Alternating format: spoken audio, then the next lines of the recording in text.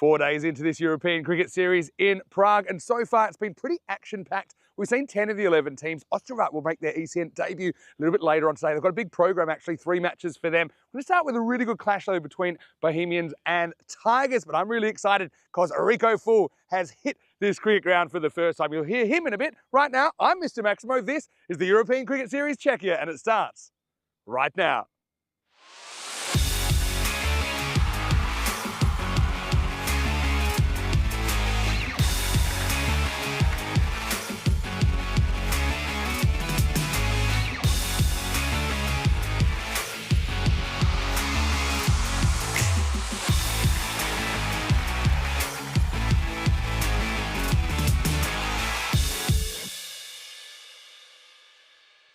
This European Cricket Network event is proudly brought to you by HCL Software and Paramatch.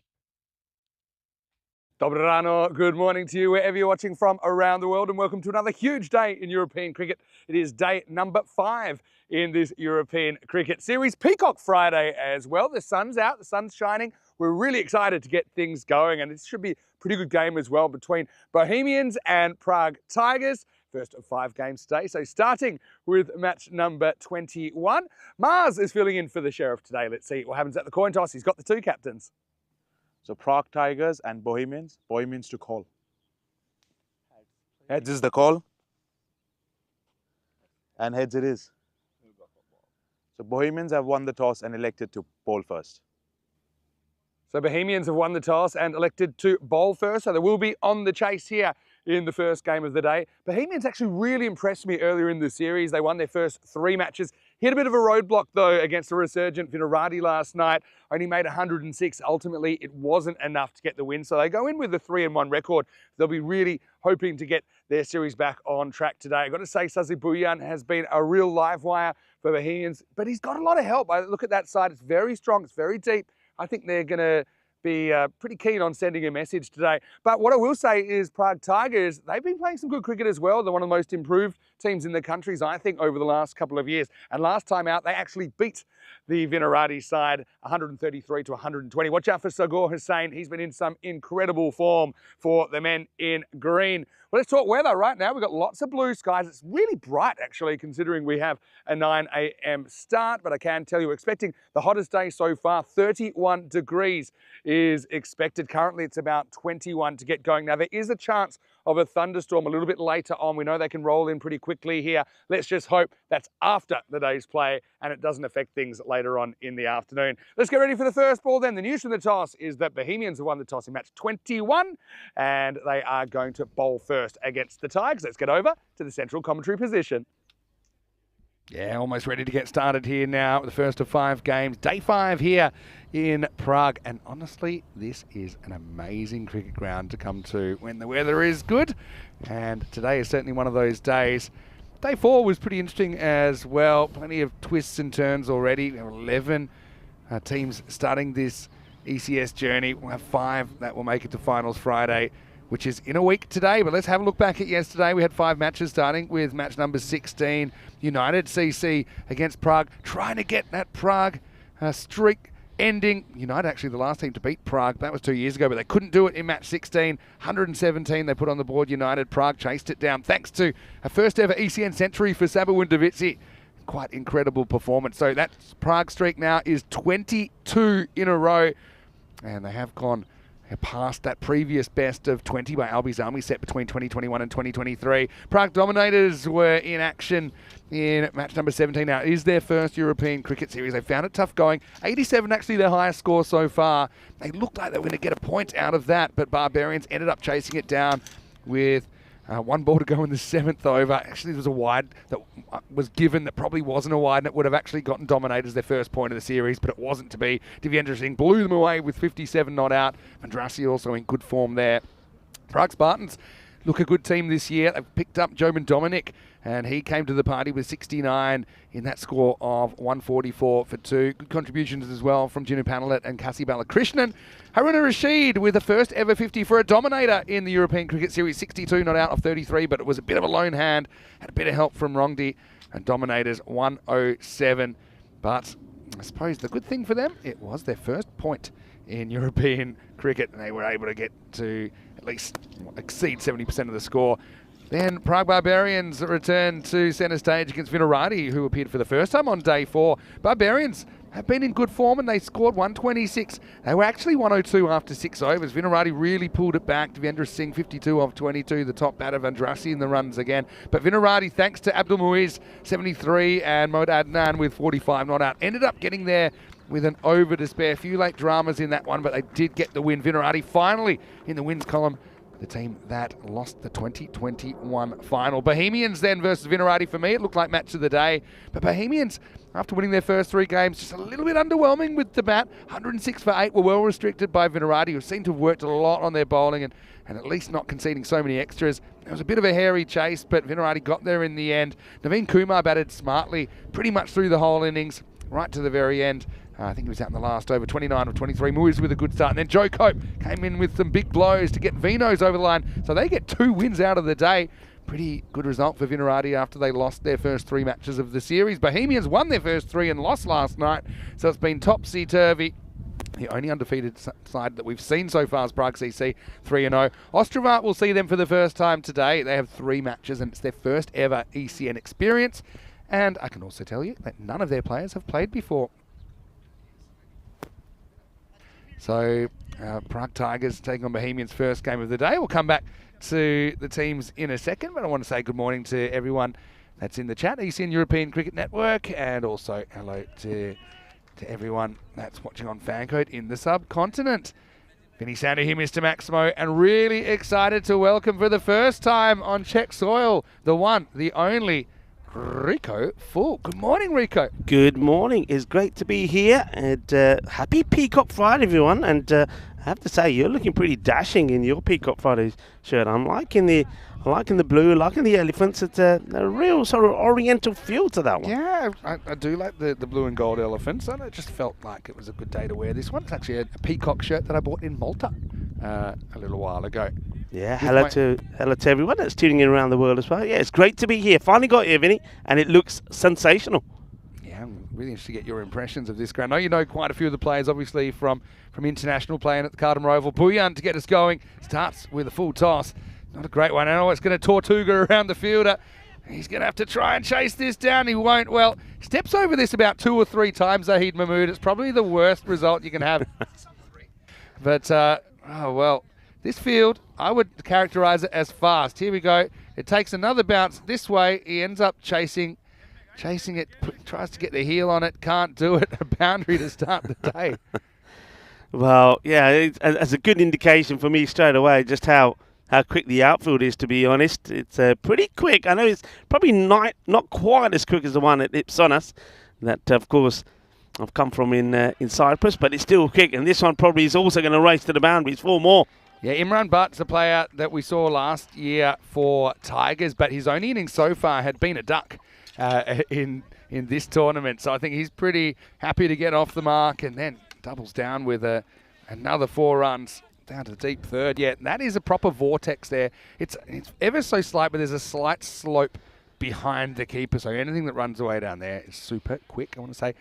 Big thanks to Phil G as well for his help in the commentary yesterday. And Danny is still off today, but he'll be back tomorrow. Now this is up in the air and is gone. So it'll be 4 for and out for Imran Butt as Kamaldeep Singh takes a safe catch. Just a bit of a miss hit. That's all you could say about it. Couldn't get it over mid-off. It was in the circle. Buyan strikes early and the Tigers 8 for 1. Yeah, he's going to be disappointed, isn't he? He said you thought he was going to have a lucky day after the first one went for 4.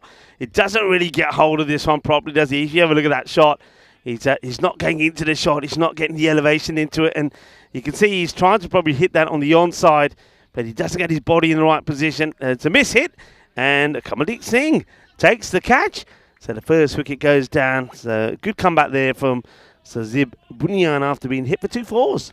I suppose what you would say, you like the approach there from Imran Butt. He's not wasting time and obviously just didn't quite get in the middle of the bat. One thing that Tigers have improved, I think, is their depth a little bit. When they first came into ECS cricket 2 years ago, there's really only 1 or 2 guys you could rely on to score runs. I think it has improved along the way. As you'd expect, they've been promoted to the second tier of Czech cricket now. Buyan flicked away off the stumps and partially knocked down. It'll just be a single. No one. Tariq comes in at number 3. Takes a bit of a risk there, heading across a straight one. Now, this pitch as well, Rico, I've got to tell you, it's not quite as flat as some of the other pitches we've seen this year. I'm thinking of pitches like probably Cyprus, definitely Estonia, that we've seen runs and runs and runs and runs. Now, here you can score runs, but there's just a little bit in it for the bowlers. Plays a lot like a natural turf pitch, actually. As Buyan sprays this one down the leg side. Sago Hussain facing up. Now, you would have seen him playing for the Czech national side in the Spain-Czechia series a little bit earlier this year in Barcelona. Yeah, I must admit, I was a quick eye on some of the scores over the last couple of days, and they weren't all particularly high, but then having a look at the outfield is quick, so that would suggest that there is something in it for the bowlers as well. So it'd be a good competitive wicket to have a bat on, really. I think if you get in, I think Sabawun Divatsi showed that yesterday. If you get in, you can go on and score big runs, but there's something in it for the bowlers. Yeah, definitely. That's pretty well bowled. Just knocks it on the head. You've got to watch for the odd Tortuga here. Yeah, I think the actual run rate over the first 4 days is around 12. It's actually exactly 12 and over. Now, that's my happy zone, I think, in ECN cricket. 120 pars. I know sometimes it gets kind of out of hand, 150, 160. Actually, there's the numbers there. End of the first over here, and it is 11 for 1. But 12 and over. Now, one thing I noticed as well, a lot more 4s and 6s. That tells you the outfield's really quick. And, the 6 rate and the maximum rate a little bit low with 6 per 10 overs. But 4s rate, I mean, talking up 12.5, 12.6 per 10 overs. And the wicket rate, actually, that's pretty low. That's in the 4s, 4.6. Normally, I'd say average is about 5.5 or something like that. But already we've had plenty of action, as you'd expect, over 4,000 runs in the series. Yeah, absolutely. The other thing going back to the wicket is it's that the actual surface is actually pretty coarse, isn't it? It's not one of those smooth ones. This is well timed. It's a good shot to play in the power play. Beautifully timed there by Hussain. And he picks up his first boundary. So Hussain just not trying to hit it too hard. It's a nice shot. Gets himself in a good position. You see there, gets underneath it. He does really what you saw Imran Butt not able to do, getting right underneath it and getting it. Hitting it nice and straight for 4. These are the two teams as well, players to watch. There's plenty on both sides. Bohemians, watch out for Buyan. Obviously, you've seen him already with the ball. Sahil Grover, he'll be very keen to score some runs. He's leading the side from behind the stump. Zahid Mahmood is probably going to be the other member of their top 3. Prague Tigers, Imran Butt, we've seen him go already. Sagor Hussain out there at the moment. Captain Ajur Alam is very, very clever cricketer as well. Sajid Mia had a good time last time out as well. They had a 13-run win over Vinoradi. As this is Shahaz Farhad, who's bowling the second over. He gets it full straight, but this is a bit of a dirty inside edge running away again. This outfield so fast, it will get to the boundary. Some teams do play without a fine leg because they almost kind of give up on that area. And this actually isn't the worst ball from Farhad, but it ends up being squeezed away to the boundary. Yeah, I mean, there is that, if you ever look at the pitch, there's that gentle slope, isn't there, going from left to right. And so anything, I think, going to the right-hander into that sort of 45 on the fine is going to race away, as it will if it's pretty fine going third. So those are the areas which, yeah, you're right. If the ball goes over there, I think the chances of catching it is going to be nil. And he goes the same area again, but this time he goes aerial. This will go all the way, and that is going to be, the umpire's just checking, but I think it's gone for 6. Yes, it has. So Manos, arriba, arbitro, porque es 6 carreras. Yeah, Farhad just getting it wrong. Got to say, I'm not loving the round-the-wicket tactics from Shahaz Farhad. I actually thought maybe they'd keep him for a bit later because he's got a very good change of pace, and I think he's quite effective at the end of the innings. Often they will leave him one over later in the innings, but yeah, the round-the-wicket, if you're going to do this, I think you've got to get the ball outside the off-stump. That's where most of the fielders are. They've got a 6-3 field at the moment, and then almost a straight hit, so it's kind of 6.5, 2.5 to be honest. Once again, it's pretty straight. It sets a bit of a task for that straight hit, and it's going to be in the hole. It's going to be 4. So Hussain has come out motoring. Tigers making a strong start in this power play despite the loss of the early wicket. Yeah, 2 fielders here. I think one of them had to make a call on this because they're both going at it 100%, and they could have collided here. One has to step back and let the other try and make the stop, and in the end, you saw there was almost a collision, almost captured there by Diana Ora's wearing her Peacock Friday outfit as well. A few ducks on the back of that shirt, I noticed. Well, that's a Gundy ball, really. It hasn't been a good over from Farhad. He'll be the first to admit that. It goes magical now.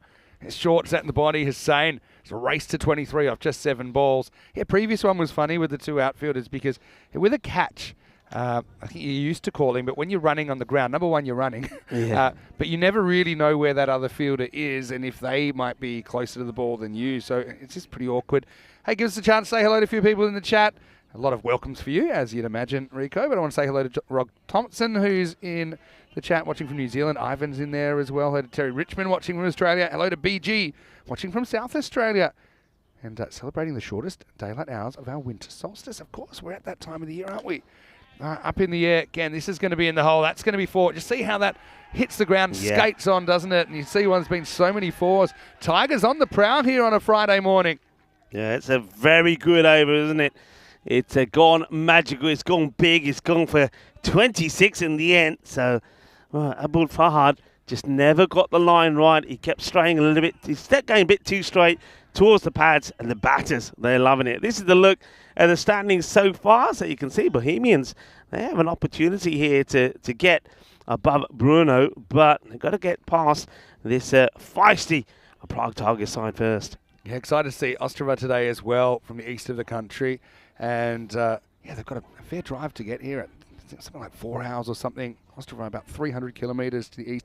Brno, top of the table. We see them tomorrow. They're also a fair bit out of the city here as we start over number 3. Oh, now we have a bit of a Dizzy Wizzy. Oh, yeah, Dizzy Wizzy. Let's get busy. He's all over the place, is the non-striker. But Sagar was saying somehow it does get back. He needs to take a little bit more water with it, doesn't he? Look at him go here. He's all over the place. He's running on that edge of the pitch area where it's not completely flat, so that's probably the first mistake of a couple. But at least he does get back. Hate to get run out at this stage. Tarek faces up. Hit straight, hit long. Maximo! Bullion gets banged, and man, they bring him back here in the second over. For his second over, I should say, in the power play. Searching for this breakthrough. Not a terrible ball, but a good clean hit there from Noman. Yeah, a wonderfully struck, powerful hit. Vinny, I got to say, I mean, I do like, of course, me cricket and all formats of cricket, but it's good to be back watching T10. T20's okay, but you have to wait for the last 5 or 6 overs to see a bit of real action with the bat. But it's good to be back to T10. Yeah, this is going to be 4 more inside half of the bat. Just look how far this rolls, actually. When it's off the field, it just continues going. Yeah. Sometimes, I'm not kidding, I've seen about 150, 200 metres that the ball will roll here at Vinaj. Of course, you've got the Banks field, the second field here as well. But, yeah, so far, Tigers have been absolutely on fire. A lot of our Bangla viewers are very excited about that, supporting the Tigers right now. Buyan. There's a few things to think about. I want to say a quick hello as well to Saurabh Kakaria and hello to Martin Gleaves. Also want to say hello to Velapan Devarajan, who's saying hello to everyone. This is a better result. Yes, that last over from Farhad, I mean, he's a pretty good bowler as well, someone we've seen with Czech national team experience. But he never really tried anything different. He stayed around the wicket, persisted with it, hoping for a different result. Just didn't seem like the best mode of attack.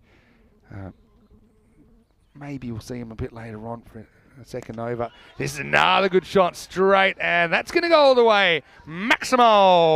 Oh, Tariq at number 3 brings up the 50 for the Tigers within the power play. Very, very strong start. They are motoring, and the beauty about these shots are it's all timing. We had to look at that Maximo count, didn't we? And I think around about 6, we're used to seeing it hovering around 8 or 9. And on a pitch like this, with good, strong batters, that's what I expect. Well, maybe this will be the change round because they're certainly starting to elevate the run rate here as well. I think, me personally, if this was my first day here, Vinny, and I was having a look at the cricket so far I've seen today, I'm automatically thinking 135, 140 as your past scores here. Well, just to start, that's what I will say. I'll give you an example that as we get to the end of the power play, 53 for 1. After 3, very good power play for the Tigers, not wasting any time.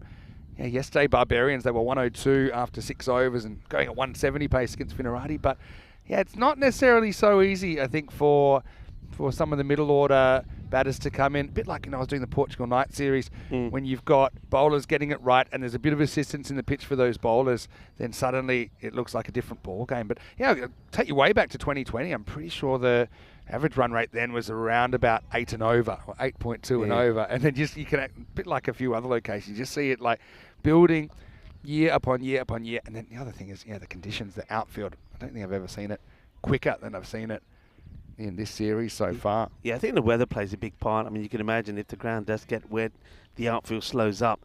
But yeah, if you follow the pattern of what's happened so far this year, everywhere we've been, the amount of runs has gone up. And Cyprus was a great example of that. Remember, we were there in just January, and we saw just 1 century from Akila Kalugala, and yet this time around, so only a few months later, 5 months later, we go back. And I think in total, if you include those T20 internationals as well, we saw something like 17 centuries. It just goes to show just how quickly batters are getting used to their surroundings. And when the weather is hot and the ground is hard and the wicket's not giving too much assistance to the bowlers, runs are flying at the moment. Batters are on fire. Kamaldeep Singh coming in and getting whacked away out of the ground. Maximo! Well, Kamal's got this technique now where he kind of hides the ball behind himself. Well, it's a bit of hide and go fetch, isn't it, as Tariq puts him up and over the long on for 6 more. The sound of that willow and that ball is music to my ears on this day, which is International World Music Day, Vinny. I know we both like our music. Yeah, World Music Day today. Well, that sounds like music to my ears as well. Rico, Kamal. He's gone 1-6 so far. This game's suddenly a 50-50 proposition. That's another 6. Dragged. A lot of bottom hand in this. Oh, didn't know Tigers could fly. What a start to Peacock Friday.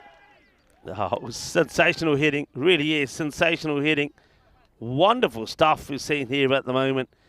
Power hitting at its best. And timing. It's all about timing. Not losing the shape here. Numan Tariq holding his shape. Keeping the upper body pretty straight. Making good firm contact on World Music Day. So, come on, folks, watch the cricket, but have your favourite tunes playing. What are your favourite tunes? No, I was listening to a little bit of reggae this morning. First thing, that's got me moving and out of bed. And while I was in the shower, what about you? I know you like a bit of music in the mornings. I like a bit of everything, actually. I went a bit of a power ballad mix this morning. Oh, this has gone completely wrong. At least it's kept in the, I was going to say in the infield. It keeps creeping away. They'll just get one extra. Kamal is going to go no ball off the pitch plus a bye. Wow, this is such a turnaround for Bohemians. Honestly, I said actually before they played yesterday that performance versus expectations, Bohemians have been the best team in the competition. But since then, they've had a bit of a shocker. Steps across and accesses this one. Will be caught, but it's a free hit. Probably would have been a wide if he just left it alone, but maybe Bohemians get a bit of a break there. Yeah, I think when it's a free hit, batters get drawn to trying to get something from it. It just slices. It probably gets the right shot in there. Just needed to go a little bit wider, but that ball was so wide. Nice catch taken, but not out. And the good thing is everybody knew as well. So not going to capitalise on that, but Tariq will be looking to capitalise here. What a good start this is at the moment from the Tigers. The Tigers are roaring. The Twins out there, 29 of 10 each. That will change now as this is pulled away, and that's going to be 4 more. So just these infielders or outfielders, they don't have too much lateral range. They can't reach too much that's around them. That's another one that's maybe 10 metres away from the deep mid-wicket, but absolutely no chance. The boundaries just keep on coming for Prague Tigers. Yeah, stays deep in his crease. Is a little bit too short. That's probably the one thing, really. The bowler's just been a little bit too short, which have allowed the batters to go back foot, get right underneath the ball and clobber it away. So got to go fuller, got to try and get a Yorker length in here to Singh. Otherwise, he could be going magical. Like the way he hides the ball behind his back so it can't be seen. Never look at that. He's literally hiding it there. Look, here he goes. Said, I'm not letting you going to see what I'm doing. Hides it. And then at the last moment, just here, the arm comes through. Reaches and gets off the end of the bat to finish the over, but it's another magical 120 coming off that. In fact, 21 if you include the bye. It's the end of 4 overs and 74 for 1. Incredible start from Prague Tigers. I mean, I look at there's a team, Prague Dominators as well, which actually kind of born out of Tigers, which is a bit of a trend here and across other countries as well, where clubs almost get too big, or teams get too big, so they have to make another team. So Prague Dominators haven't won a game in the series so far. And I remember Tigers, even though they had that miraculous defence of 60 in the first year, they had a tough time in the European Cricket Series. But just look at them here. A couple of years later, you really see the improvement, the belief. And essentially it's great for depth cricket when you consider the Tigers. They're in the second division and they're still really serving it up to a side here from the tier above. Reaches again for this, but will just get a single. And yeah, it kind of gives me that feel a little bit of, the football system in England, how you have obviously the different tiers. You have the Premier League, you have the Championship, you have then the third, the fourth, and below. But just showing that teams can compete kind of above their regular level, and over time clubs can grow and improve the level that they're playing at competition-wise. It's nicely stroked away. It's a slightly better length here being bowled from the new bowler. This is Prasad who's come on, and I've noticed that the first few balls have been pretty full. Also noticed there that Tariq, when he played the last one away, he was really hobbling. So maybe he's got a bit of an injury. Doesn't seem to be running too freely. This one again pitched up nicely. So bowling to his field, the first 3 balls have just been singles. So a nice start from Prasad. Yeah, Prasad comes on and has stopped the bleeding so far. Can he keep it up? Tigers now ahead in this game. Cracking shot. That's so well timed. No chance for Kamal out there. That'll be into the rough. And there is a golf course that surrounds this ground as well. I remember when I first came here and when we first started showing cricket from Vinoj here, the golf course was kind of out of action. It was kind of a little bit in disrepair. There were issues around the financing and everything. But now the golf course is actually helping out with looking after the turf, trying to keep it in as good a shape as possible. So you will see some people actually now playing golf, which is a bit of a novelty, because before this was like a like a ghost golf course. All right, that one's short. That's going to be more runs. It's going to be 4. Geez, this is such a dangerous partnership at the moment. 85 for 1. We're not even at the halfway point yet. Well, it's World Music Day, and this shot has a little bit of the Michael Jackson. Oh, and as he swivels this one to the boundary. What a glorious shot that is. I'm liking what I'm seeing here from Sagar Hossain. This is a very good and a very productive partnership. Question is, though, Prague Tigers, are they going to be able to maintain this pace all the way through the innings, or are they, like we see so many times, going to fade away towards the end in the last 5 overs? But what a cracking start so far. 85 for 1 with a ball to go in this, the 5th over. So 11 off this over now. Well, if he doesn't get into the boundary here, it's probably an average over. Looks like it should just be 1. So, credit to Prasad. He's been one of the better overs so far. That'll be the end of the 5th. And Prague Tigers, after being sent in, they're 86 for 1. They are flying high. Let's welcome you into the Cube. Great to have your company, Vinny Sandy, Mr. Maximo, on Peacock Friday. Looking sensational as well. Rico Full with me in Prague for the first time. What do you think? It's beautiful. What is there not to like? We've been to some fantastic venues, and this seems to be the shape of things to come. Beautiful field, lovely greenery surrounding it. It takes you back to those olden days where you get up to a ground, you pitch up, you get the deck chair out, you sit down, and you enjoy some wonderful cricket in good weather and a lovely location. Yeah, it really is. And it's not too far from the city either. It's around about, I think, 16, 18 kilometres from the centre. But as far as the location, I think it's pretty accessible. Also, yeah, just some really interesting things around. There's like a brewery down the road and a beer here. We'll get to food chat later on, but beer is like a religion here. They take it very, very seriously. I have heard. There is I think there's some sort of law that beer can't be more expensive than water or something like that. But what I will say is, yeah, in this time of the year as well, just coming out of spring into summer, you do see, a lot of colour in the countryside as well.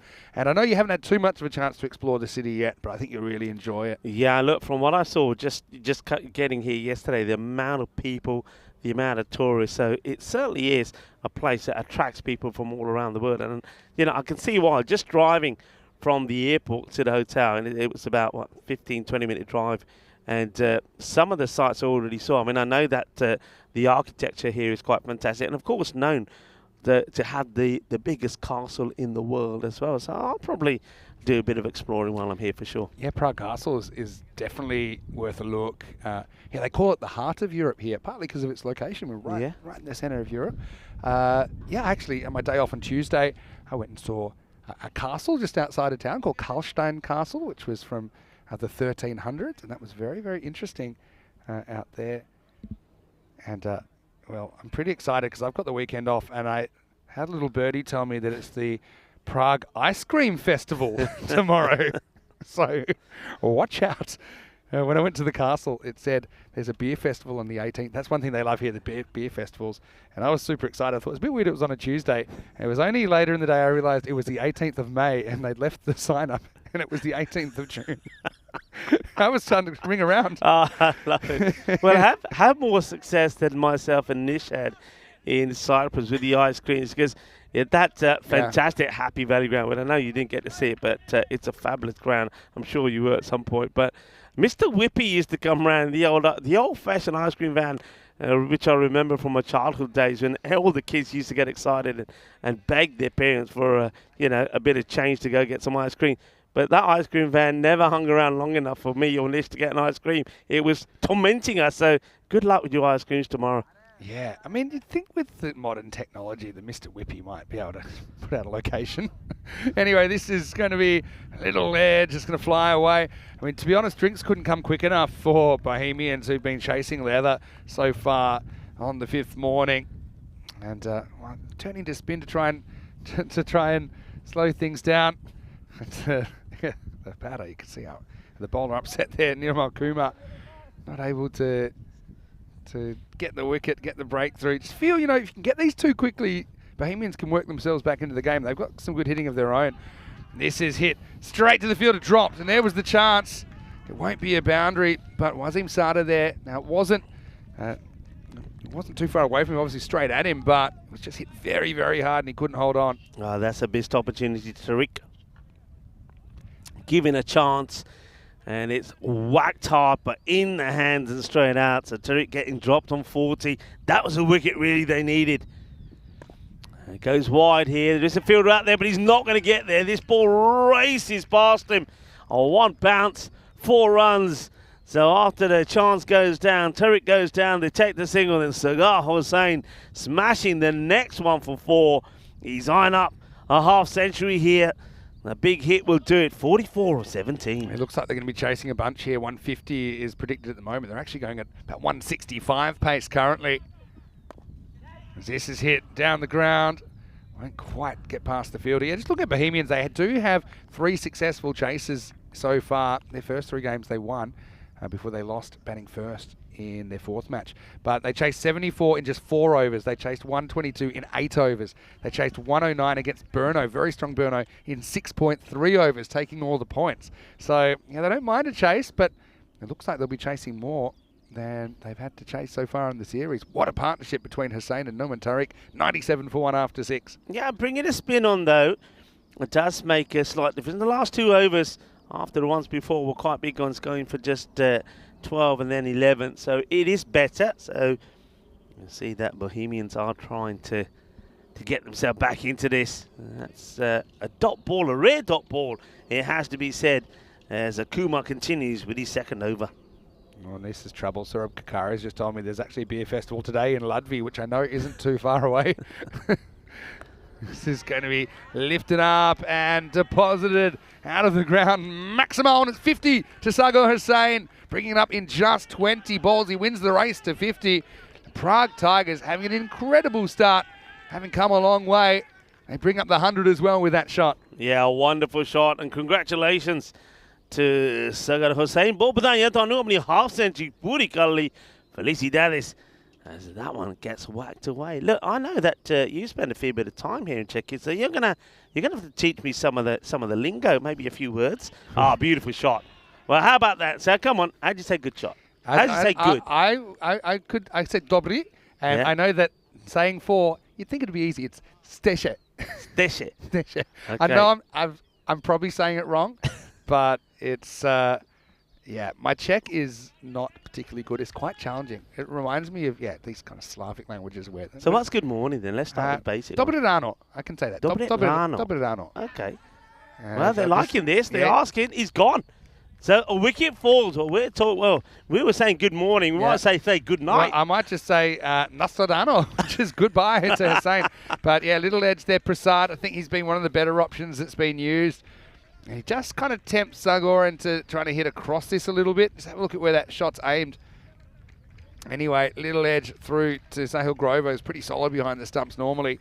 So Bohemians finally have got that breakthrough. That partnership, though, was worth 99 in just 37 balls, and now they score 107 for 2.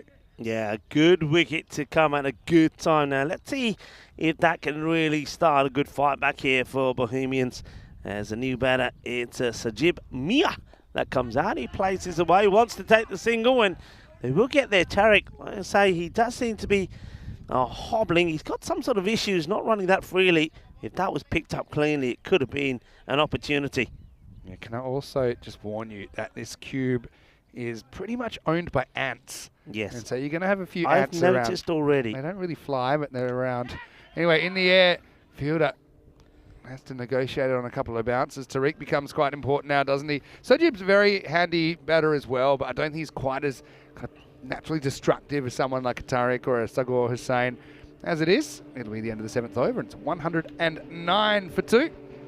Yeah, plenty happening here in this series, and yeah, interesting also just to see kind of statistically what some of the trends are in this European cricket series and how they match up with what's been happening around Europe. But the interesting thing for me, actually, in the first 20 matches, we had 14 wins batting second. Now, that just might be one of those things, coincidence, I don't know, but average score batting first, 113. But, yeah, I'd say that there haven't been as much of a variation of scores in this series as you might see sometimes.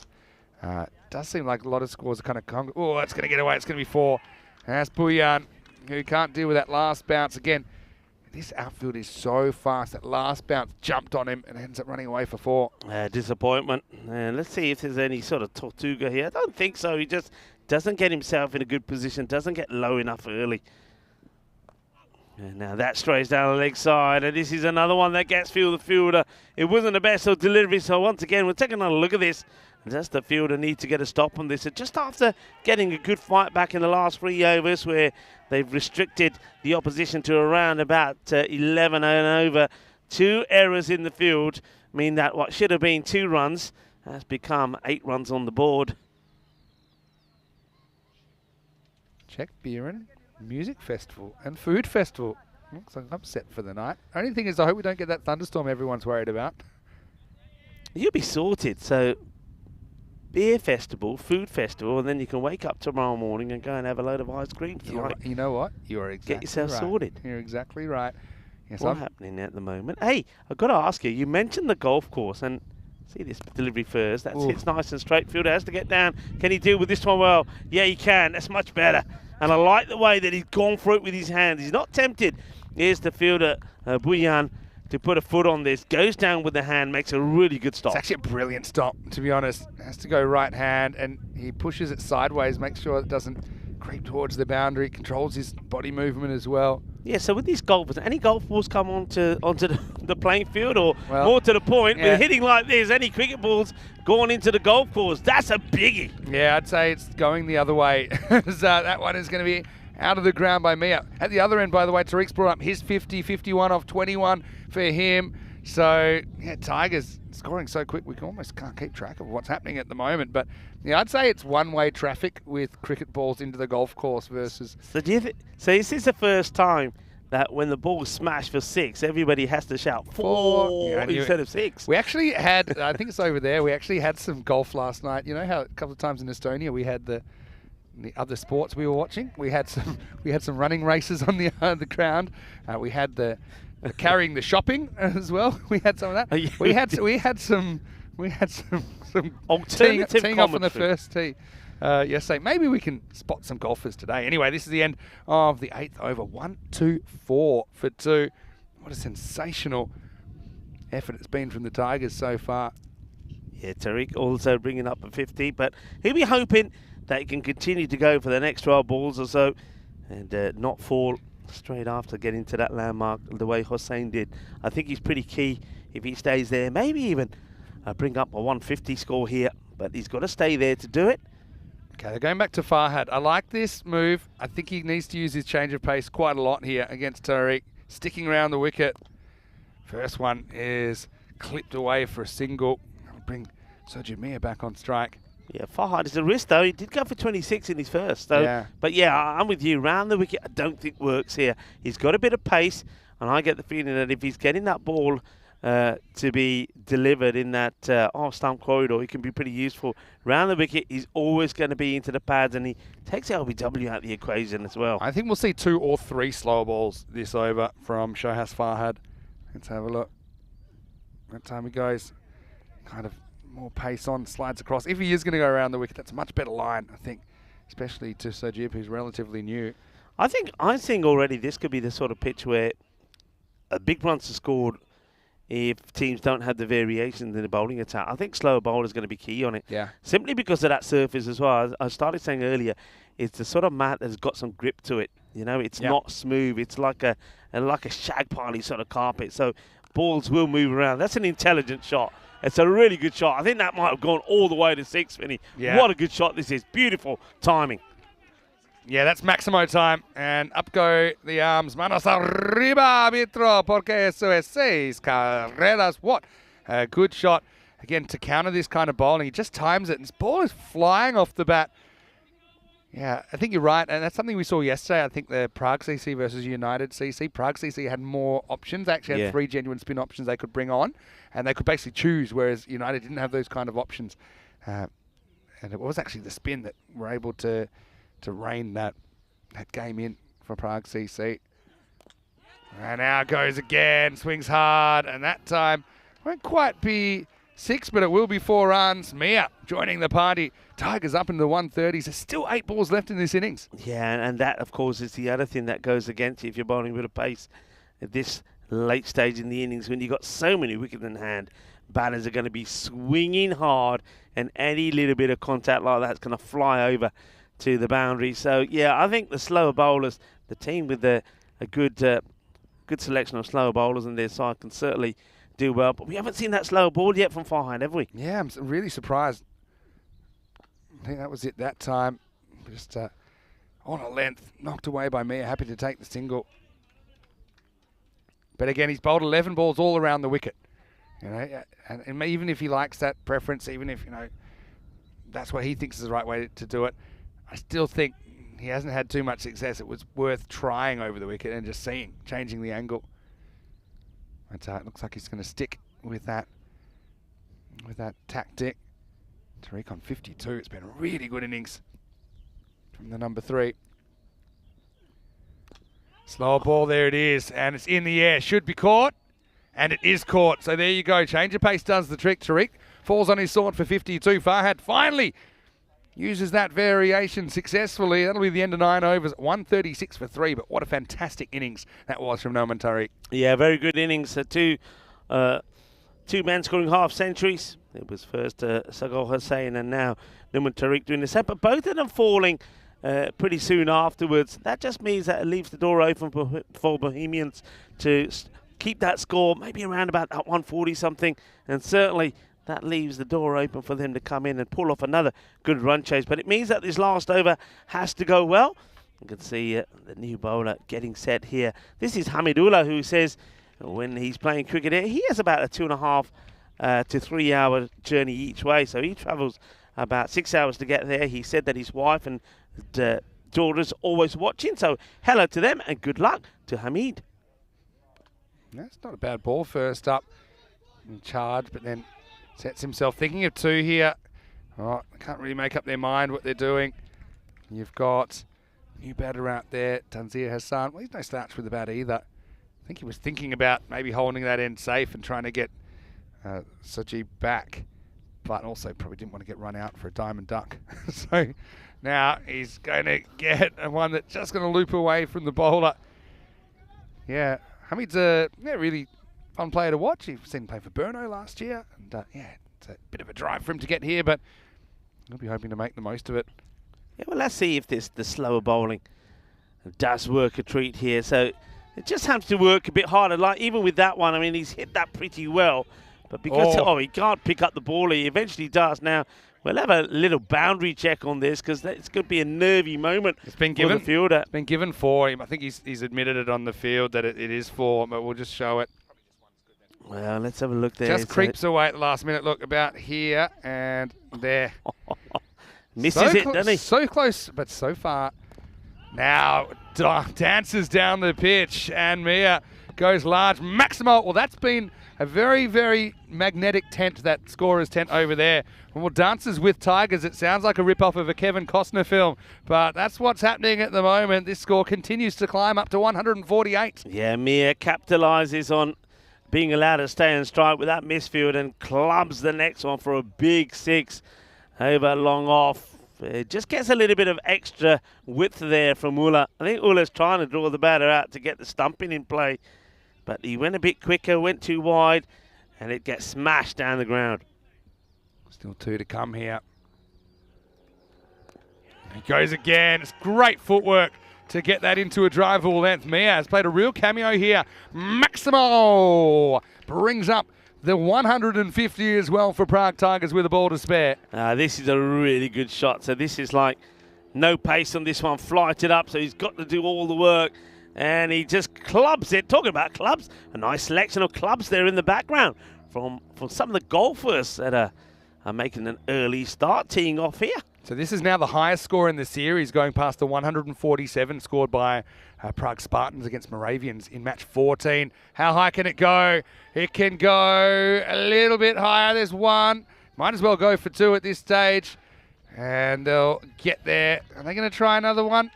Thinking about it, but I think they're happy just to take the 2. Mia will take the red inker. 37 off 12 for him. And Hassan just facing the 1 ball in there. It'll be 156 for 3 off 10 overs. Just repeating, that's the highest score in the series so far. Bohemians, such a form team early, winning their first 3, but they've hit a real roadblock. And although it's not out of their grasp, we'll have to see.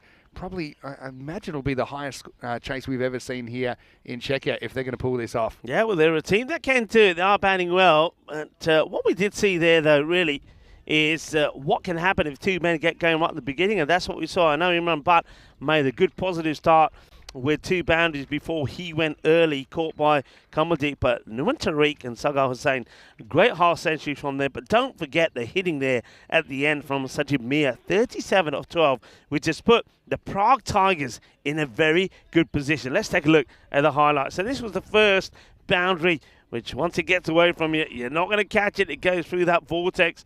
And the second one also, we got played to the boundary, but not the third. It was a nice safe catch from Kamaljit, but then after that, we saw a partnership with 99 of 37 deliveries. Yeah, it was just an outstanding exhibition of hitting, and couldn't find a way to stop things. Of course, they had that early wicket. Sago had to scramble a little bit.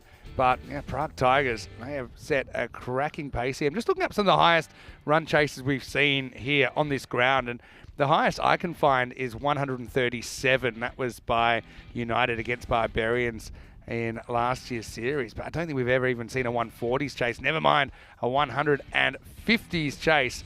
So I think we'll need to see a bit of history if Bohemians are going to chase that down. But hey, this is the ECN and we're seeing history made all the time. Yeah, we certainly are, and batters are coming to life and coming into their own. And with a day like today, this is a good day to have a bat, isn't it? The only thing is, they have got the pressure of the run chase on them, but they needed to go at over 15s. It's definitely doable, but a lot depends on the line that is bowled by the Tigers. If they go too short, they'll get punished. If they pitch up, there's always a chance of a miscue or 2, but some of these hits, no miscue in there from these batters. That was another glorious shot from Sajid Mia. He played some wonderful strokes. Yeah, he really did. And I think he kind of just kept up the pace. Always the question is when you have a big partnership and you lose those 2 batters, who can step up? He did. That one ended up crawling into the rope. Bohemians, certainly not the plan after they won the toss and elected to bowl. But I just think they've pulled off 1 or 2 big chases already. Don't worry, those clubs in the background will probably be used to hit the balls back soon. But it's a brilliant effort by Prague Tigers. The first time we've seen 150 brought up in the series, and they are in the driver's seat. It'd be a great win for their club if they were able to do this. Half centuries for Sago Hussain, 55 of 22, 52 of 23 for Numan Tariq as well. Just the 3 extras, so if you're looking for a positive, I suppose that's one thing that if that had gotten out of hand, maybe they're chasing 170s or more.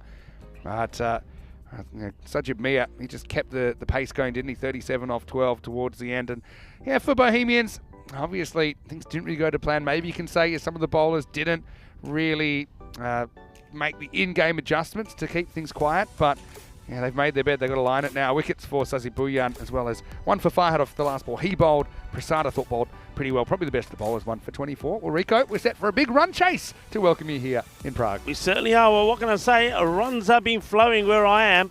Maybe they're coming with me here as well. The batters will be happy. 156, as Vinny said, the highest score that we've seen so far in this series. And we could see the highest run chase that we've ever seen here in Czechia. Well, that'll be something. But it's great to be back watching T10 cricket.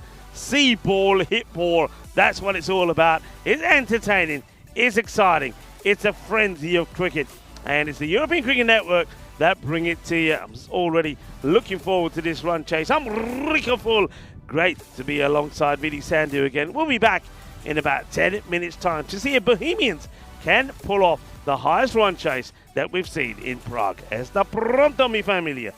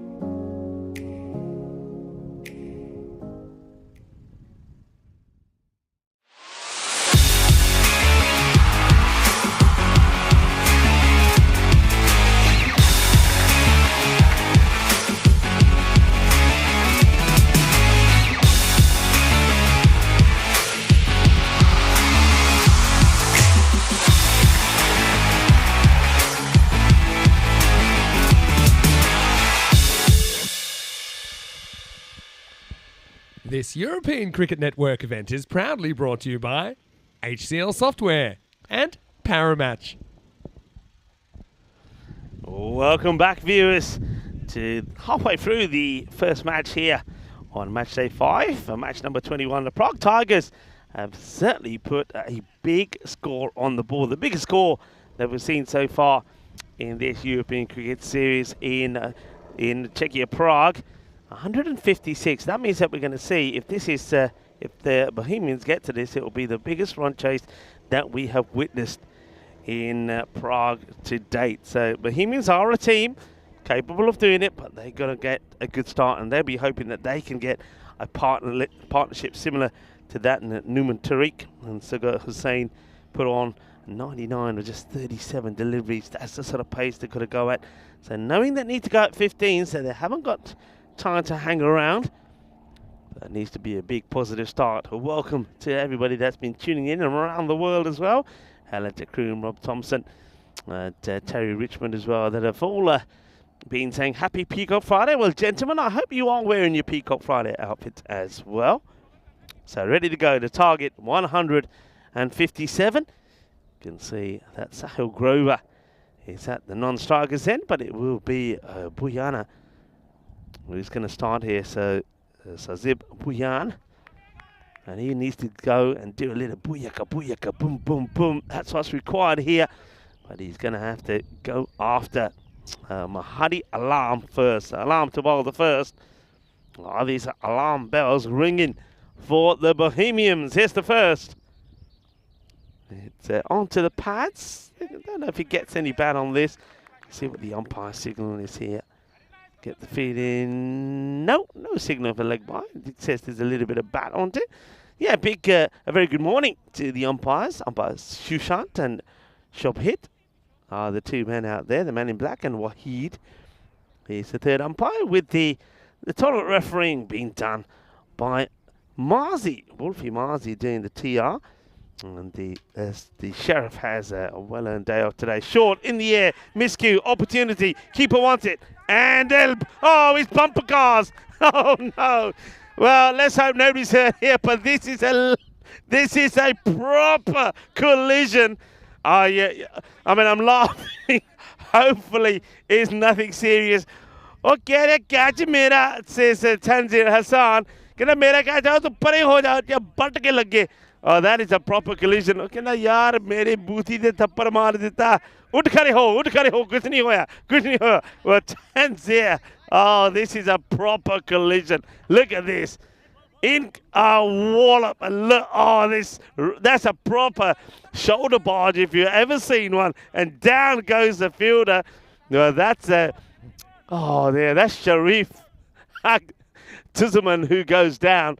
Gets clobbered there by Tanzir Hussain. But at the end of all that, the key thing is somehow the wicketkeeper does manage to keep hold of the catch. So well done to Hassan. But Sahil Grover is going to go for a golden duck. So all of that excitement. We didn't have time even to get Derek in, but that's a golden Derek. And it's not the start that Bohemians wanted. Grover goes without scoring very first ball. Oh, wow, that was a little bit of argy-bargy action. And now, Alarm just doesn't get his run right, so that's going to be signalled a dead ball as he goes back to his mark. Well, what a start that is. It's Buyan gets off the mark, takes a single, and then going for the big shot. Grover on the short ball gets it completely wrong. Hassan eventually takes the catch after knocking out Sharif Akhtuzaman. And at least both players are back on their feet and able to continue. In comes Alarm.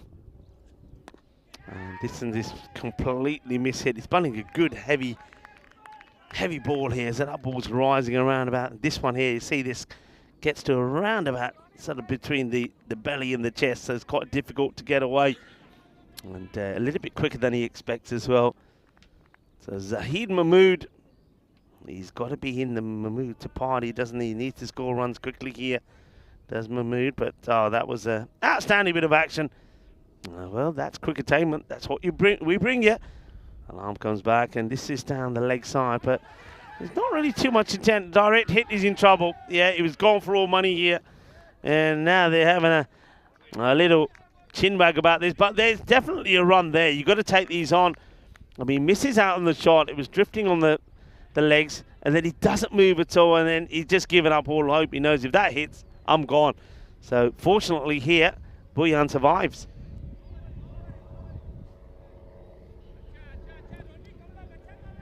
Not the start that Bohemians needed in this run chase, that's for sure. Mahmood yet to get off the mark. And he swings and misses at this. Well, he doesn't want to take the single because he feels that he's able to smash the ball to the boundary, but he's missed another one. So that's 3 dot balls. Still no runs to his name. It's the perfect start, this, for the Prague Tigers, defending 156.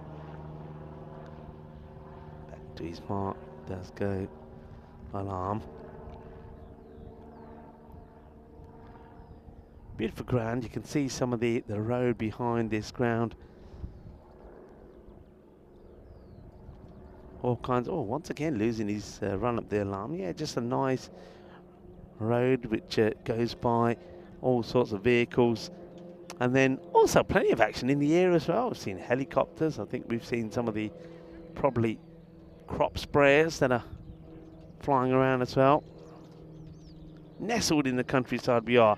Well, that is the one he's looking for, and it will go all the way.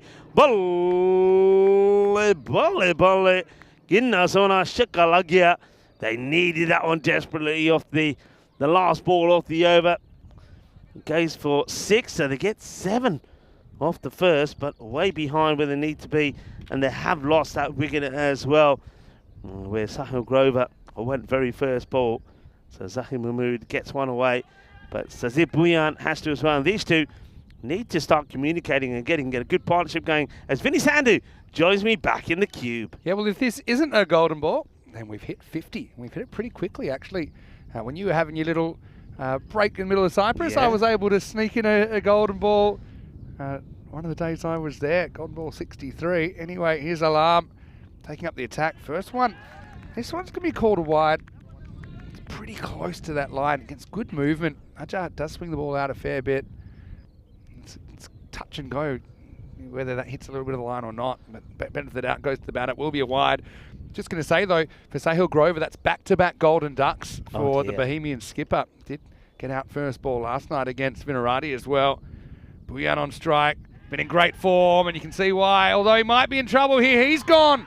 Out for just one. Big moment here as Buyan fails as well. The Tigers, well, they are beside themselves right now. They've got Bohemians 8 for 2. That's a good catch. I mean, he strikes it. He sort of anticipates the shot he wants to play beforehand. It's probably not. You see a little shuffle across. So he probably would have. He wanted probably to go down the ground. He sees he's not there and goes across the line. Hits it pretty well, but he doesn't get it past Shoaib Mia. And Mia, what a match he's having so far. A good catch and disappointment as Buyan also goes just for one. Tigers are roaring here at the moment. I will say that they do have a long, fairly strong batting lineup, Bohemians, but they're a real corner at the moment. 8 for 2, chasing 157. The highest ever chase, I think I mentioned earlier, was United, who was successfully able to chase 137. That was against Prague Barbarians in match 56 last year, 27th of July 2023. And so this is what's that? Kind of 20 more than that. Prasad faces the music. Oh, beautiful shot. This one doesn't really straighten that much, and he flicks it away. I think this has gone all the way. Maximo! Prasad bites back at the Tigers. Bohemians still trying to build something in this power play. Yeah, Surinder Prasad, that's a nice shot. The nice positive strike, and that's what they've got to be here, despite losing those 2 wickets. Be nice and positive. And well, it's a Jahar Alarm here now. So 2 alarms have started the bowling. Mahadi Alarm got a wicket in the first. Can Ajah Alarm also get another one here? 2 down so far with the alarms, but bowling here, and the score 14 for 2. Alarm bells are definitely ringing the Bohemian side, but they've got some firepower still. That's a delightful shot all along the deck, through the covers, through the gap, 4 runs. So they've still got to pick up a few more wickets. The danger men are still not out of the equation. Yeah, don't count them out just yet. I mean, just saw it was one key partnership that built most of that Tigers score in the first place, and these two are very capable. It's a very beautiful looking cover drive there. Perfect footwork, perfect balance. I want to say a quick hello to Oktay Galami, who I think is watching from Sweden. Hello, Oktay. Nice to see you. Hello to Kroom watching from the UK. I know that we've got Adore in there. Hello, Adore. And Shohag, just mentioning to everyone, it's Peacock Friday. Oh, well, gets on the pool here. Gets a bit lucky. Mistimes it. Just look at the enthusiasm from the Tigers. And sometimes it can kind of bobble over. But we saw the catch and collision to start. Collision catches seem to follow you around, I think. But luckily that one was held. Also, I don't think we have it today, but quite a lot of the time our lunch here comes from the Down Under, which is the Australian pub in Vinarati, actually. And they are known for their meat pies. Oh, I like a good pie. So, yeah, it won't be every day. It used to be every day, and now it's kind of, I think, every other day.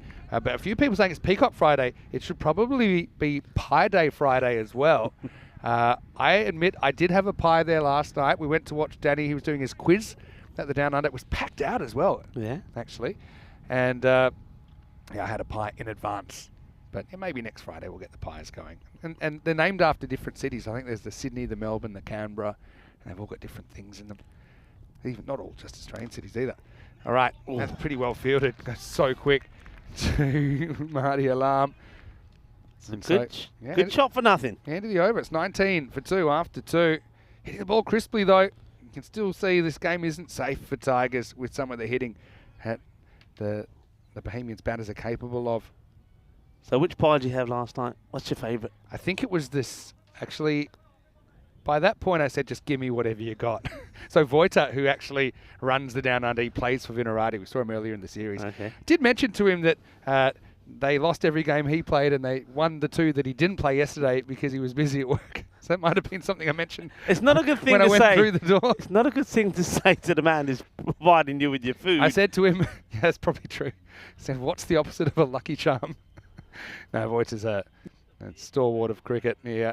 I'm just talking about people about the road in the background. We see some really amazing transportation going by. Some sort of what is that then? What does that do? I've got to admit, my lack of knowledge of agriculture does kind of. We're still debating whether that's barley or wheat that's in the background. Sometimes they'd have canola and they'd have the yellow flowers there. That's very nice when it's 10 season by season. In the air. Well, unreachable. Might have pinged a hammy on the way. It'll be 4 runs. No one Tariq. You mentioned he was hobbling a little bit when he was batting, and he was after that. But to be honest, no one was going to catch it. It'll be 4 runs. Akhtar Ruzaman, the new bowler. Yeah, got to try and make the most of this over, haven't they? After this, then the Prague Tigers will be able to spread the field a bit more. But we are still in the power play, just the 2 men out. So this has got to be a big over, really. You'd expect Bohemians to really go after this big.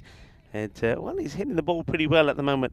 Is Surinder Prasad. So now I'm off till Tuesday, right? So in that time, I want you to work out whether that's barley or that's wheat. All right. Because no one I'm on it. has a definitive answer. Okay. Let's this one go outside now. That's very good heads-up play from the batters. I don't know if this was a chance or not. It's, they'll get 2 wides for the price of 1. Yeah, I don't think Sharif will be too happy about it. I'm glad to see Sharif has recovered, though, from his after he got bulldozed down. Good awareness, though. I mean, I'm surprised how many times we see batters getting out like that. I mean, it's a pretty simple thing just to make sure you get back in your crease. You've normally got heaps of time. Sharif. Fraction short, and he turns on it, and he pounds it. That's going to go for 4 runs. Mahmood's been in really good form. Hasn't really gotten going yet, but yeah, if these two can bat together for the majority of the innings, I can certainly see Bohemians giving this a shake. Yeah, too short from Akhtar Ruzaman. And he latches that away pretty quickly. I mean, you just mentioned that we've seen some sensational scores on the ECN recently. What about that world record then from Sahil Chauhan? And I've been seeing news stories from around the world about it as well. That's going to be absolutely mowed over long on that 6. Maximal for Mahmood. And this score is climbing pretty quickly, despite the loss of the 2 early wickets. Okay, those 2, Grover and Bouyan, didn't waste too many balls. There's plenty left on the table. And that is an authoritative strike. It was in the slot and put away. Yeah, I mean, every time I think I'm looking at the social media at the moment, whether it's day or night, there's something about Seher Chauhan. There's a big article about not just him, but also about the rapid growth of cricket in Europe that I saw yesterday, which are all great signs for not just some of the players, but also for cricket in Europe at the moment. It's finally looks like all the good that's happening is being recognised. Is that one just a little bit too wide? Yeah, sometimes it just takes something. And obviously to get that record is not just an international record, but an all recognised men's T20s. It's a record. So, and the next name on the list is probably, I'd say, right up there, one of the most famous cricketers in the short form ever, Chris Gayle. Well, that's a pull, but there's nobody back at long on. That's going to be 4 more. So Akhtaruzzahman has his overgo magical, and the score up to 40 in pretty quick time. You can see here you've actually got 2 cricket fields here. So this is the Scott Page field. So Scott was a guy that did a lot in Czech cricket and was kind of instrumental in the growth of it over the last few years. Unfortunately, he lost his life in 2020. And so that's why this field is named in his honour. You've also got the Banks field, which is the second field here. And I think, the 2 fields have been in operation together for about 4 years now. So apparently the first time we showed cricket on ECN was the first time they used this field here. That was the Czech Super Series in June 2020, just after was the first cricket we were able to show after that lockdown period. Apparently the field used to be over a bit further towards the car park there, but I think luckily the car park's a bit further away now. That's going to be 6. Great striking. This is right out of the middle. Akhtaruzzahman probably not quick enough to even drop a fraction short. And it's horns, baby. End of the 3rd over, and it's 46 for 2. That's the one they needed. I said it was the last one in the power play. They're going to go for it. They do. 27 come off that one. So Akhtaruzzahman just never got his line right. And Zayn Mahmood, well, he didn't want to run the singles, did he? He said, no, I'm going to hit boundaries, and he has. And just have a look at that. They're more or less there, aren't they, with that big over? 46 to 53 are the power play equivalent scores. Incredibly consistent striking in the first innings, though, and the lowest overs 11. So whenever you get 10 double-figure overs, you're guaranteed to get a good score. And a couple of magicals in there, pushing the score up to 156. But have a look at Bohemians. They're on the pace, aren't they? That 15 and over. They're above it at the moment. One thing we've had a lot of kind of bonus point thrillers, I think, over the first 4 days, but not that many kind of real close finishes, like not a last ball finish or anything like that. This is shaping up that way at the moment. Sagor to bowl the next over, and he gets a false shot out of Prasad and tries to fetch that one from outside the off stump. Sagor was saying, made a good impact with the bat, didn't he? 55 of 22, and now he's trying to break this partnership before it hurts them even more. And field can be spread back now. We'll talk about the field after this delivery. And, he's missed out on this one, hasn't he? He's trying to hit this too hard. And, well, it ends up being a sort of a full toss on the legs that he needed to just clip away. Yeah, straightforward field. 3 men on the leg side. Square leg, mid-wicket, and a long one. And long off. And a sweeper out the offside. So nothing too snazzy at the moment. No deep cover, which is probably something to watch for these kind of balls outside the off stump. Rather than drag across them, if you are confident being able to hit through the cover region, you've just got more chance of a boundary there. But I think also because the pitch has a little bit of up and down, you don't see people getting away with kind of just hitting everything across the line, fetching it the way you might see in like in Estonia, for example, where the pitch is a lot more predictable, I think, in the amounts of bounce. Down leg side, pretty well taken by Tanzir. Stop it going for extras. This is a really good game at the moment. Very batting heavy, and they're not all this way.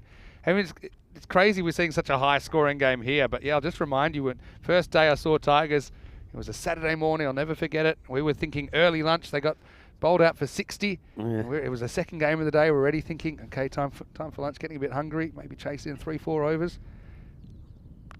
As that is another fraction short, and that's going to be lifted up over the top. Maximal to Prasad. Bohemians are completely confident at the moment, I think, with these two. they can get the job done. It'll be the biggest chase ever here.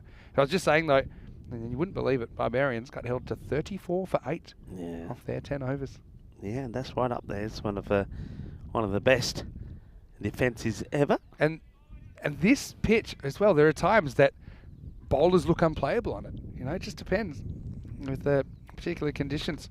Right now, batter's looking pretty confident. This is up over the top. And that's that cover region I talked about. There's a gap there. So if it's in that channel, obviously if you've got that ability to elevate over the offside, you're going to get value there. That's a really nice looking shot.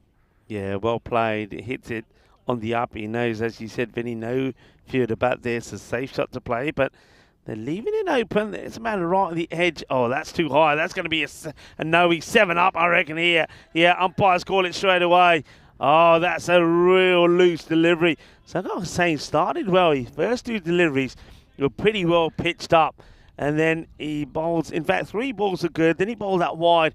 Then after that, he just lost the plot slightly, a little bit too short. And now he goes too full. That's a 7 up. So no ball, free hit coming up. And this could be another big over here. 18 off it already. It was going so well for Sagor, but that one completely gets away from him. I think it might have been an attempted variation. Ends up kind of shoulder high. And what a great shot by Prasad, who's got a free hit here now. And he's going to put it up and over the leg side again. It's more work for the ball retriever.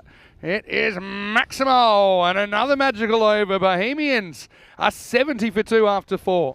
Yeah, and they remember what's on the line here, the highest run chase that we've ever seen in Czechia, in Prague. And, well, the way they're going here, it's on because at the moment, the bowlers, Prague Tigers, are just not getting the line right. It's too short, and both these batters have showed that they've got the ability to bat deep in the crease and get after the ball. Just have a look at the graphic there. Yeah. They are right there now, just behind, but on the way up, and that's the difference. They're going up.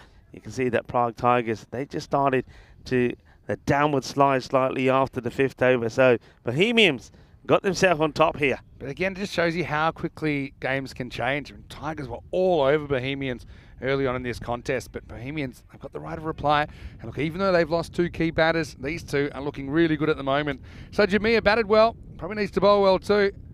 Oh, the first one, I don't know how that misses the stumps. That's the other thing here. Occasionally you get these balls taking off. You would have sworn this was going to crash into the stumps, but it just climbs over the top.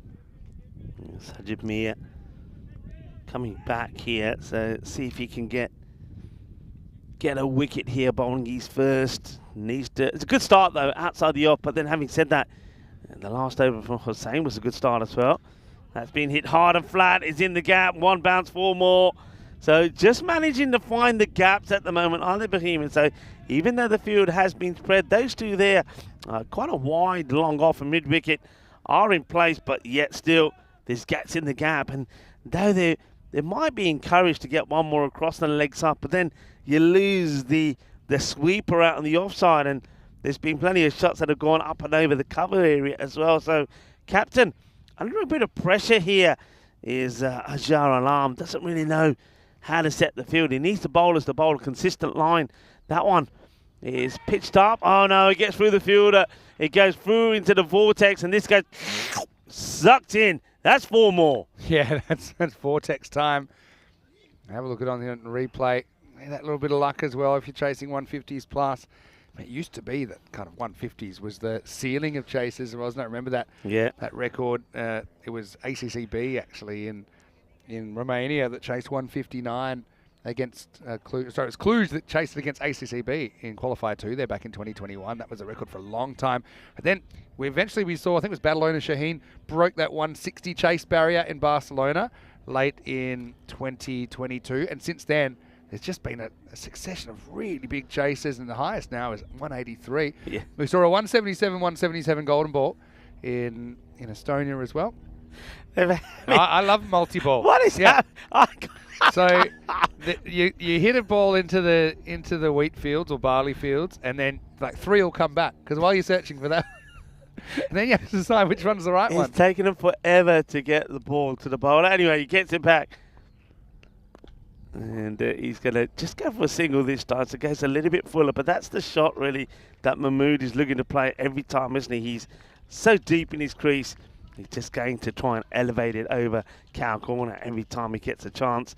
Yeah, this is definitely a sort of pitch that you can have a proper cow corner, couldn't you? I bet you there are some cows around here somewhere. That was down leg side. It's going to be a Gundy ball. It's going to be all right. I've seen a few horses around. I haven't seen too many cows. Depends how far out of the city you get. I can say for the most part it's been a decent over here, I thought, from Sajib, who's decking the ball back, getting a bit of sideways movement off the pitch. Hey, I want to say quick good morning to Phil G, who's popped into the chat. Hopefully you're well. Come back to you in a sec there. Driven.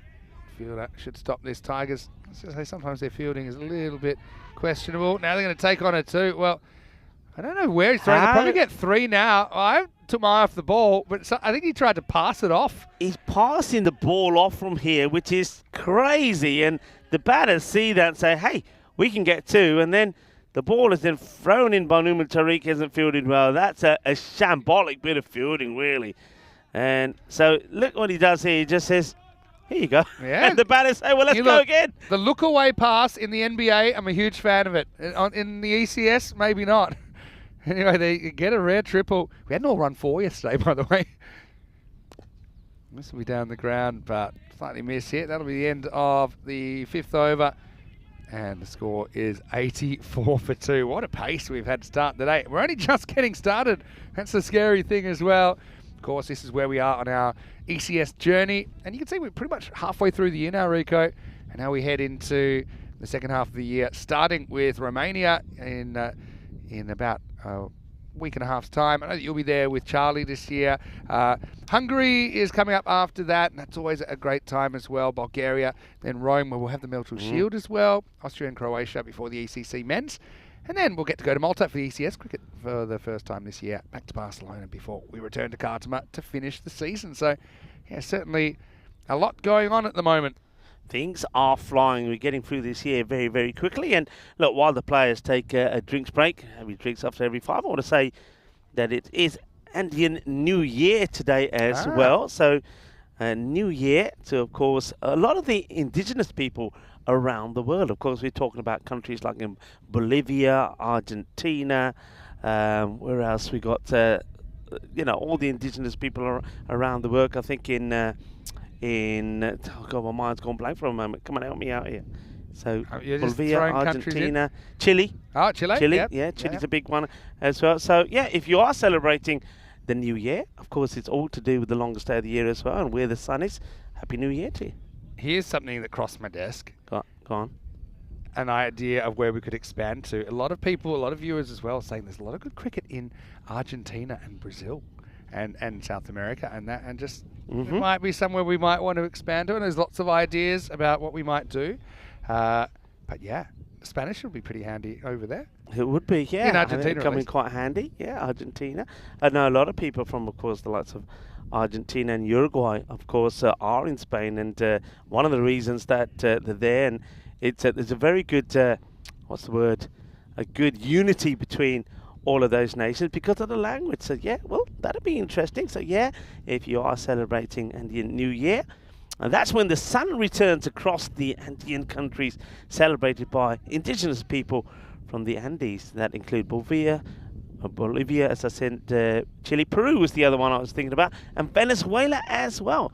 I was going to say Venezuela, but I should have backed myself. It's also You're the one with the facts. It's also a day that's celebrated also in Canada today. So it is National Indigenous People Day in Canada. So enjoy your celebrations and, of course, get the music on because it is World Music Day as well. I know Canada have their National Day on the 1st of July as well, so that's coming up. 4th of July, of course, in the US before too long as well. Yeah, Phil G was just in the chat saying a big Praha welcome to you, Rico. Great to hear your voice live from Viennoge. Yeah, thank you very much, Phil. And I've got to say, Phil, it was great to hear you yesterday as well, especially after your great stint there in Portugal as well. I love it. Yeah, good old-fashioned Mexican standoff here. Cue the music. It is World Music Day. We need music to this.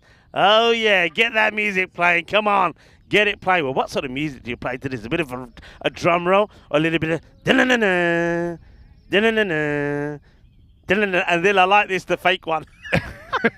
I like it. That's brilliant. Anyway, Now he puts the ball back in his hand and he will get cut away for 4. Let's get back to the middle because I want to see the interaction here.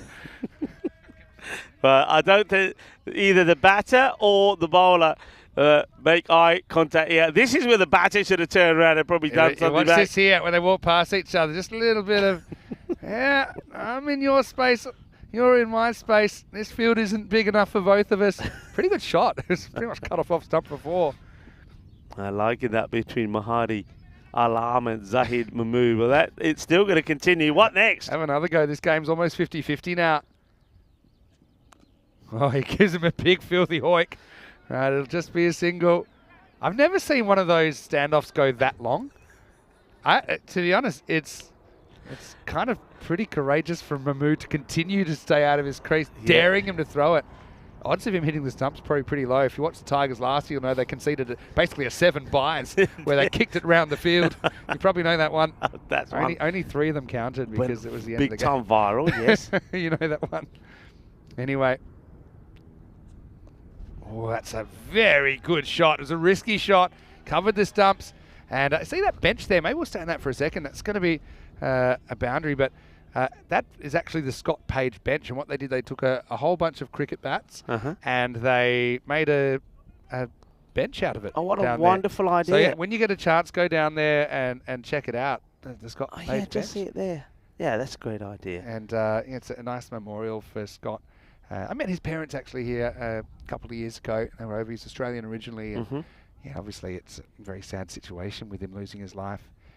But his memory lives on. He's a real character. He still gets talked about all the time here in Czech cricket circles. Meanwhile, Prasad has casually moved to 46. He can bring up his 50 here.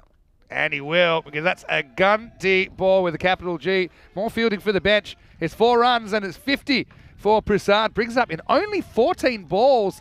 Bohemians 99 and actually now ahead in this cricket match. Yeah, well, wonderful shot. It was a wonderful moment. Prasad gets his 50 and that ball, that Grizzly ends up, I think, at the foot of that bench. Bench that you were talking about there in memory, of course, of the late Scott Page.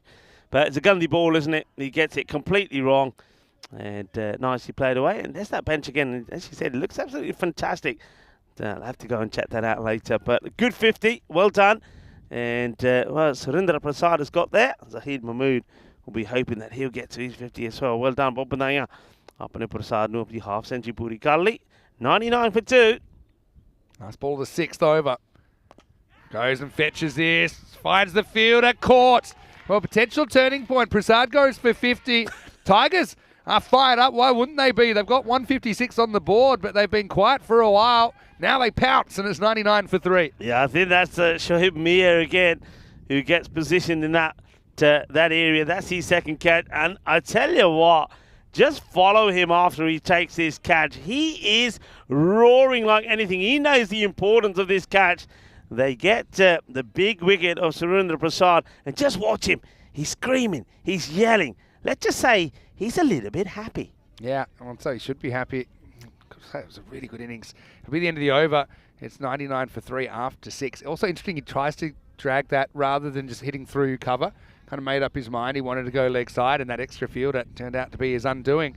Yeah, the other thing, which I haven't really mentioned yet, is it's the longest day of the year today. Yeah. So, technically, I think it was in Europe time, the solstice was 10:50 last night. But typically the 21st is considered the longest day of the year, or the shortest day of the year if you're in the Southern Hemisphere. Yeah.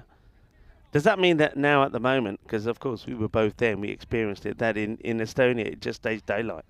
Pretty much. Yeah, I'll tell you what. They'll probably get, what, an hour or two? It's got Alex with us today. So hello, Alex. And Alex is saying the same there. Alex, of course, there in Latvia, saying that. So how many hours of daylight are you having at the moment, Alex, there? He can tell us. I can look it up as well. By the way, that's pretty nice pull shot to get started. This is Zahid Mahmood, who's continuing because it was the change of over. He's been joined by Kranthi at the other end.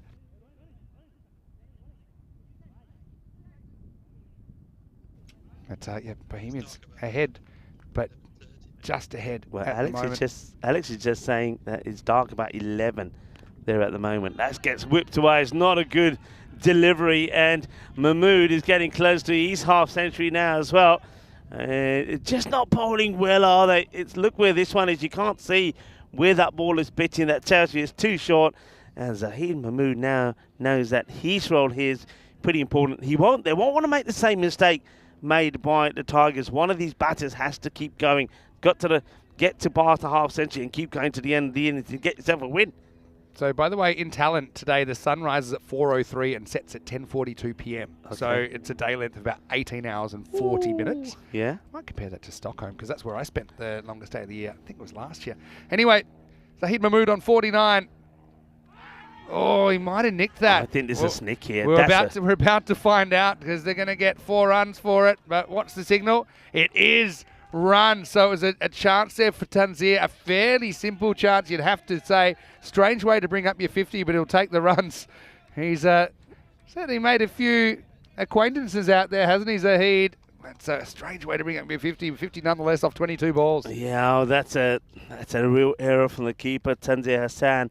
I think he's one of those that's probably straight. But just looking at the way he went with his gloves there, I just think he doesn't go sideways. He doesn't have the fingers pointing down. He's in an awkward position, but it allows the 50. And now this one is a delightful shot.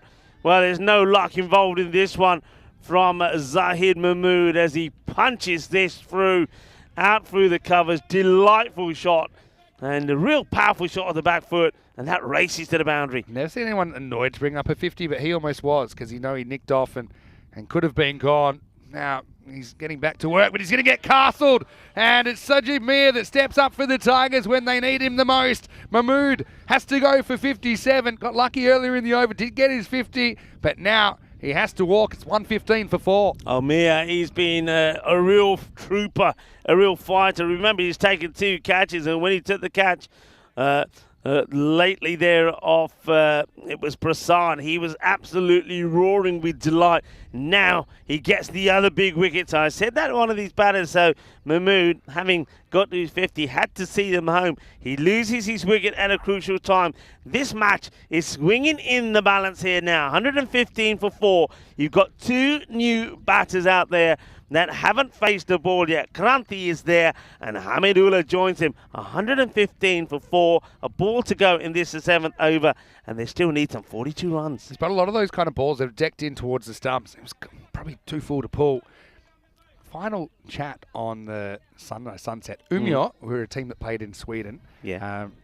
And you probably remember them as well. They were a fair bit north of Stockholm. Today the sun rises there at 2:15 a.m. and sets at 11:07 p.m. Oh, wow. So that's about 19 hours. Yeah, I do remember they're a lovely bunch of guys. And they were saying to us, weren't they, hey guys, you've got to come and do a series where we are.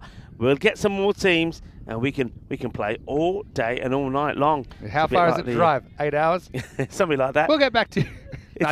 You can fly there though as well, right? You can. It's more for the other team. I wouldn't mind, but the other teams have to get got to travel a fair bit, haven't they? 116 for 4 after 7. This is a cracking game. So you've got Kranti out there with Hamidullah now. 41 required off the last 3 overs in this game. Next game coming up, Ostrava. Really excited to see them for the first time. And they're led by Gautam Raj Alam. They've got Arun Ronald behind the stumps. Dominators, well, I can tell you that is not their record because they are 0-6. That's something we'll probably have to fix up. But I can tell you that that game is starting in around half an hour's time right here on ECN. Ostrava. So Ost means east. Okay. So and they're east of the country. So they're about 300 kilometres east of Prague. So it's about 4.5 hours for them to get here. Okay, high in the air, but has he got enough of this? Fielder watches it go over him. It will be 6 runs. So big hit from Hamidullah. We're talking about travelling. Hamidullah, well, he has got a nice sort of round about a 6-hour journey door to door, back here and back. So and while he's here, he wants to make it count. So he starts with a big 6. His first boundary. Oh, that's a lovely looking shot, but to the fielder. Gets away from him, but they will take the single. Doesn't go into the boundary, so just the single there. That's Kapil Kumar makes a nice stop. Interesting, the Bohemians are still given kind of 74%, and that's because of the batters that they still have available. But yeah, I don't know if it's that one-sided. 71-29 changes second by second, of course. Nice breeze has just picked up here, which is quite pleasant at the moment. The bowling sort of blowing into the batter, so that could just stop a few straight hits. That's well bowled. Good comeback there from Hussain. Gets it a bit fuller outside the off as well. It's Kranti tries to get a bit of ban on this to get off the mark. He can't do so.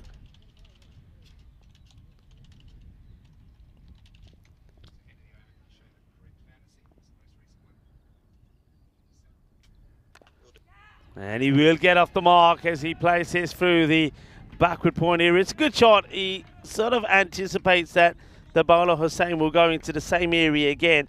So this time he waits for it, goes deep inside his crease and plays a lovely line shot. Look at the wrist that get into play there. That's beautifully played as he carves that through into that backward point area for 4. So, yeah, Kranti's a very good player. Had some issues with run-outs last night. Ran his partner out, ran himself out. Right now, he's trying to get his team out of trouble.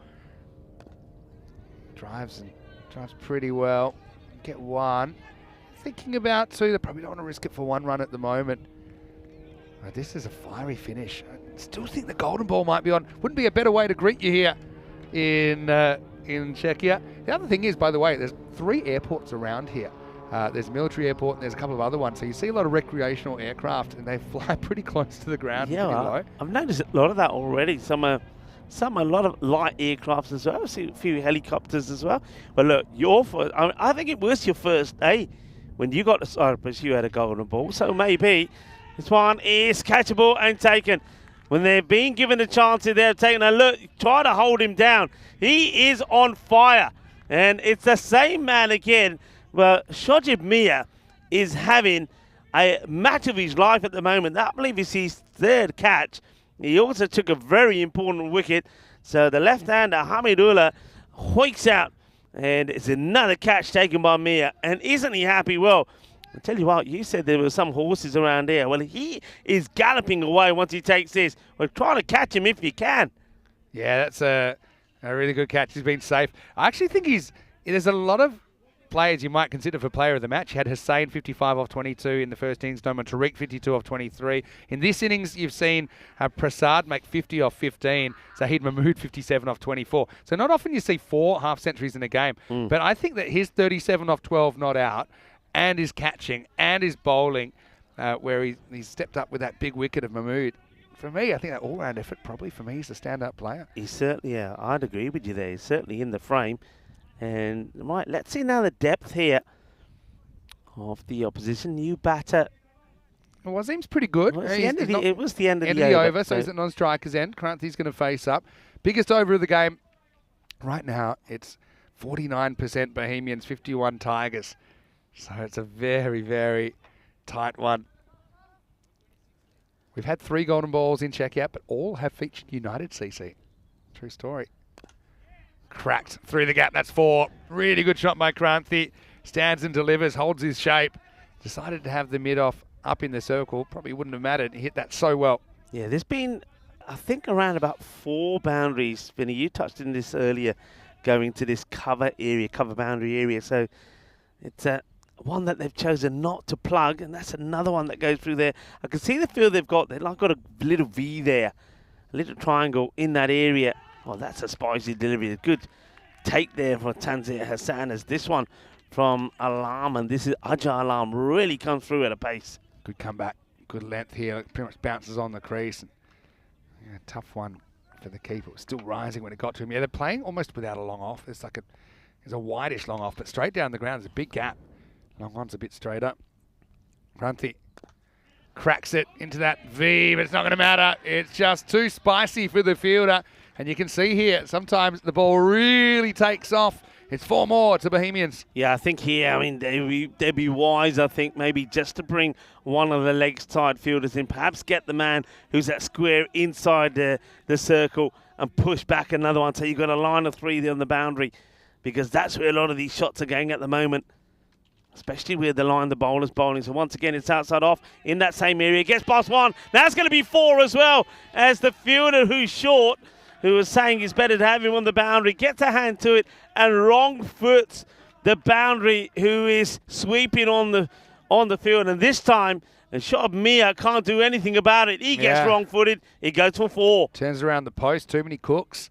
Covering that same line. That is the line a lot of balls are going. But, yeah, unfortunate. Kranthi to 17. Now it goes. Opens the face. Gets 4 more. Bohemians in control now. Kranthi on fire. All happening in the 9th. Well, it's our saying it all happens in the 9th.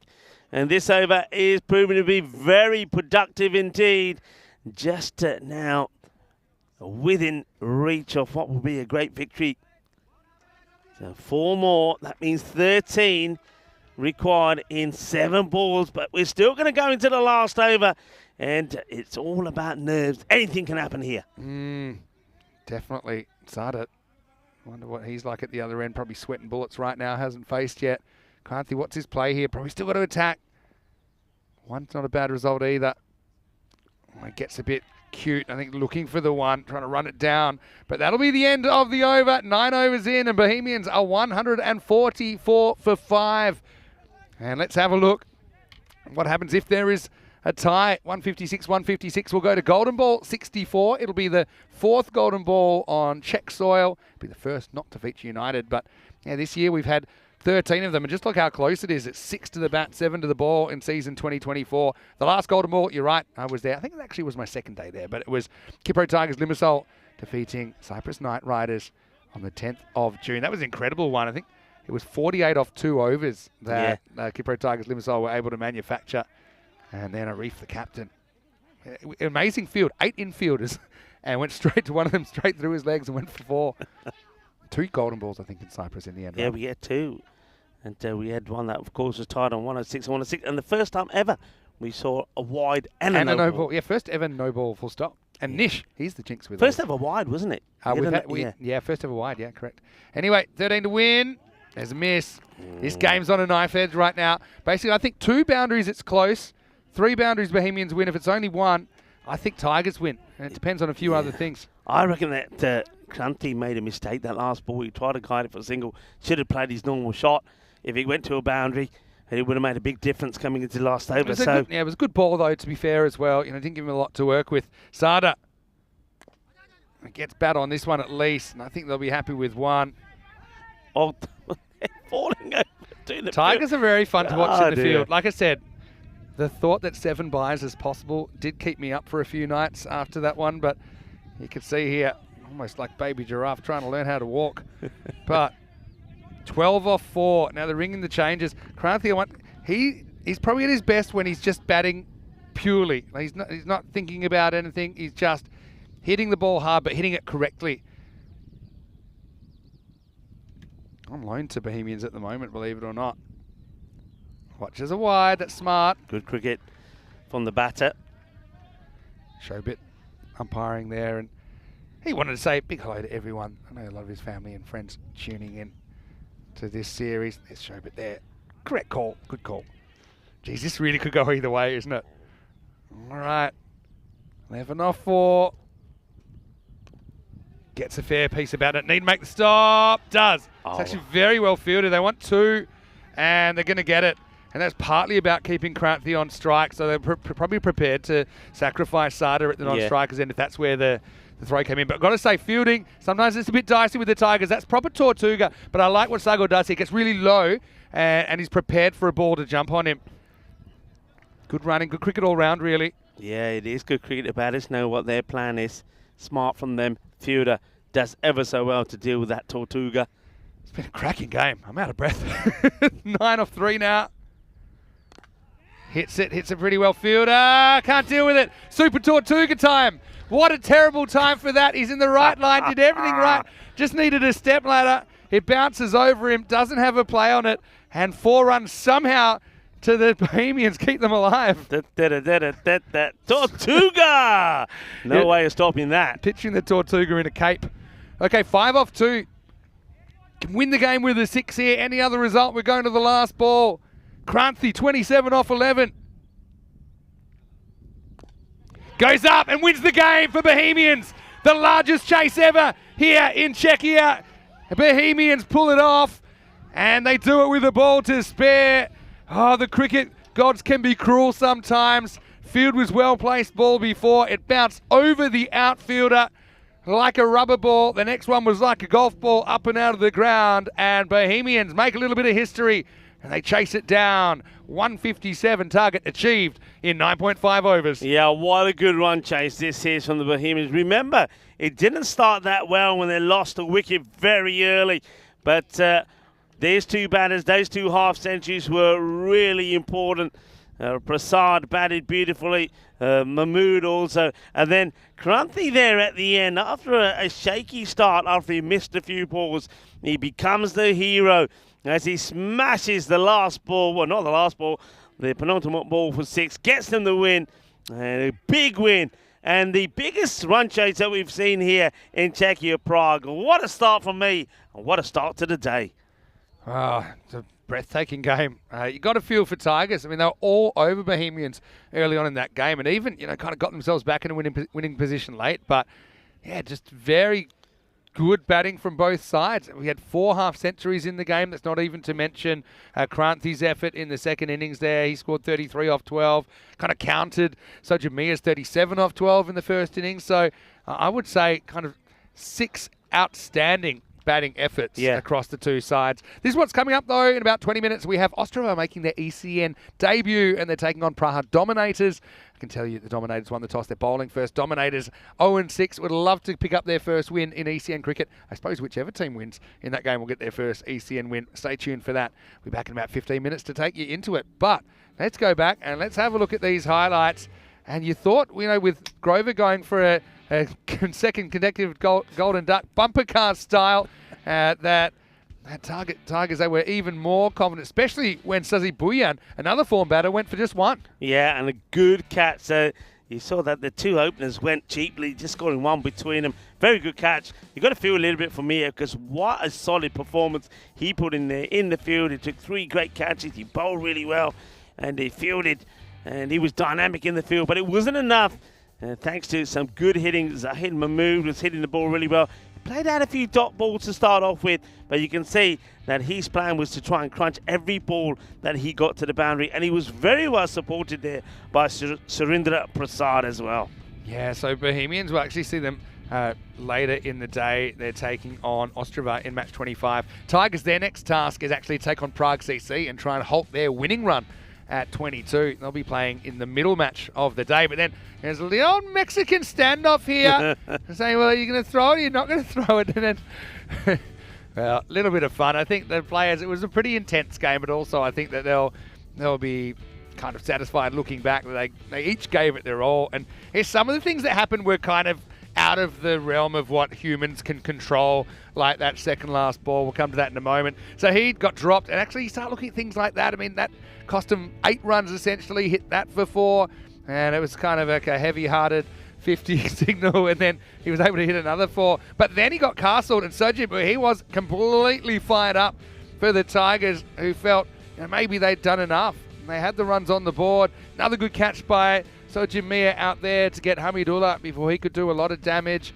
But then there was some brilliant stroke play. But then also, they had the field right, but pushed away from another fielder. The Super Tortuga was the worst possible time, wasn't it? And then Kranthi lifted it up out of the game, out of the ground to win the game. And after all that, you know who the player of the match is? Well, no surprises. Go on. It's Kranthi. It's Kranthi, and I think he deserves it, because with the game on the line, he was able to get his team the victory. Yeah, well done. Two teams. I suppose it's fair to say that both innings were very similar. They were like carbon copies of each other. 2 batters in both sides scoring 50s, both probably losing the wicket at the wrong time.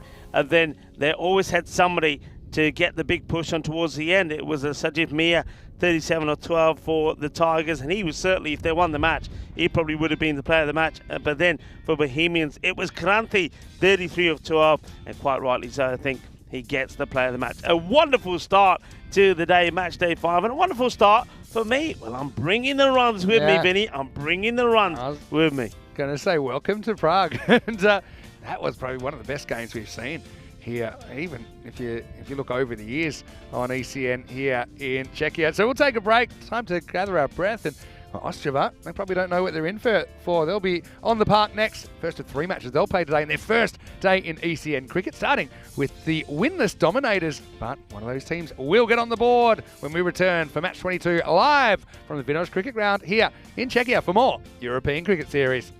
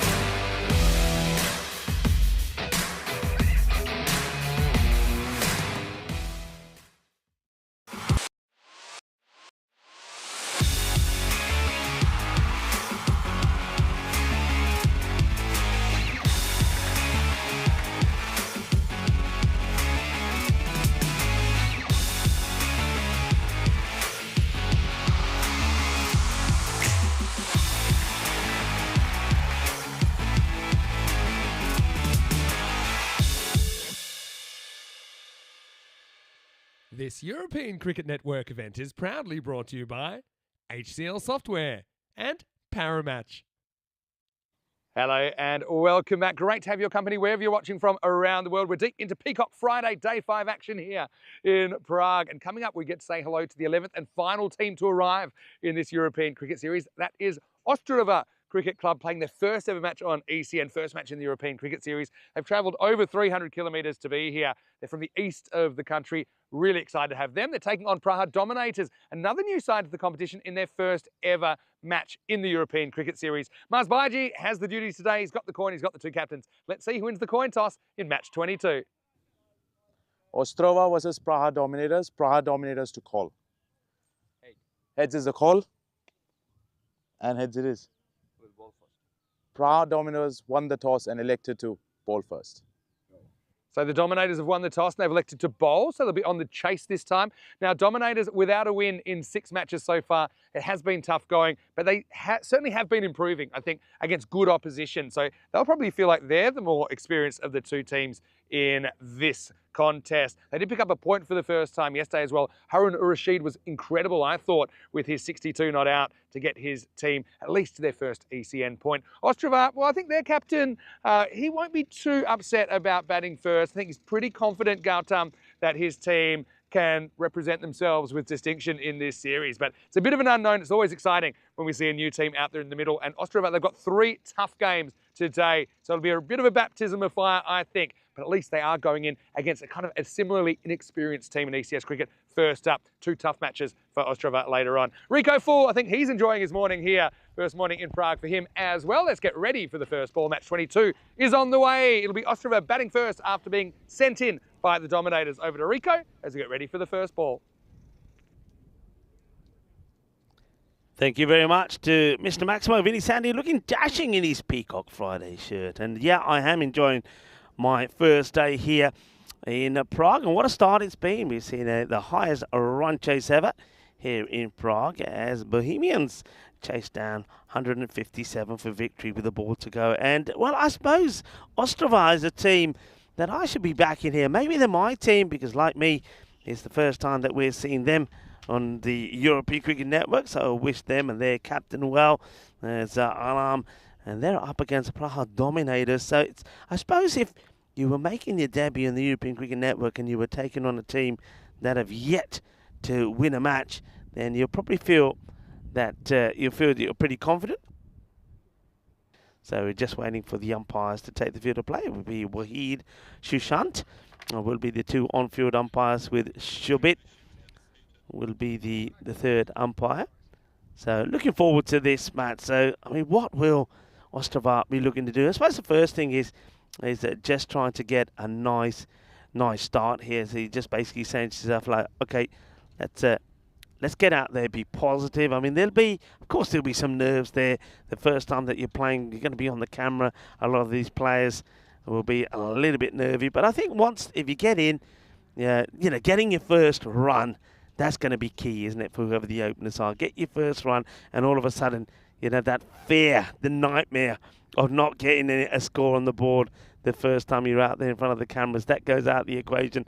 And as soon as you hit your first boundary, you're probably thinking, yeah, okay, I feel pretty confident here that I can go on to put a big score on the board. So that's what they're looking to do. Well, what about, though, Abdullah Al-Mahmoud? Of course, he's hoping that the Dominators can pick up their first win on the network as well. So whatever happens here, it will be a first for one of these two teams. Ostrava, can they get a win in the very first time they play on the European Cricket Network? Praha Dominators are hoping that they can register their first win. So this is going to be, I think, a pretty close and yet nervy match. It can go either way. The players are out there now in the middle. And Praha Dominators will be looking, I think, to see if they can keep the Ostrava maybe around about the 90 to 100 score. I don't think they'd want it to go any more than that, really. They've had some issues with their own batting. They are ready to go. So I'm loving the look of this ground. The sun sort of disappeared a bit now. We've got some hazy sunshine coming across, a bit dewy. I know that there were some talk about maybe some showers and some thundery showers later on in the day. Hopefully they'll be much later and won't interrupt the cricket, but sunshine's disappeared for a moment. But take a look at all the greenery, nothing moving, which tells you a story. The breeze that I talked about a bit earlier has also disappeared, so very calm at the moment, very little breeze, and so it's a warm, muggy one. I just wonder if that means that we might just get to see the ball move around a little bit as well. I might see a little bit more movement, a bit more swing in the air as we get ready to start. News is coming through from the openers. You'll see the non-striker standing there is Srivasan. As this one gets through, the umpires are quite happy about this one. Let's have a quick look at the fantasy dashboard. And you can see that issues for the dominators there, 0 and 6. Ostrava, their captain, hoping they can get to a good start here. Gothamaraj Alam.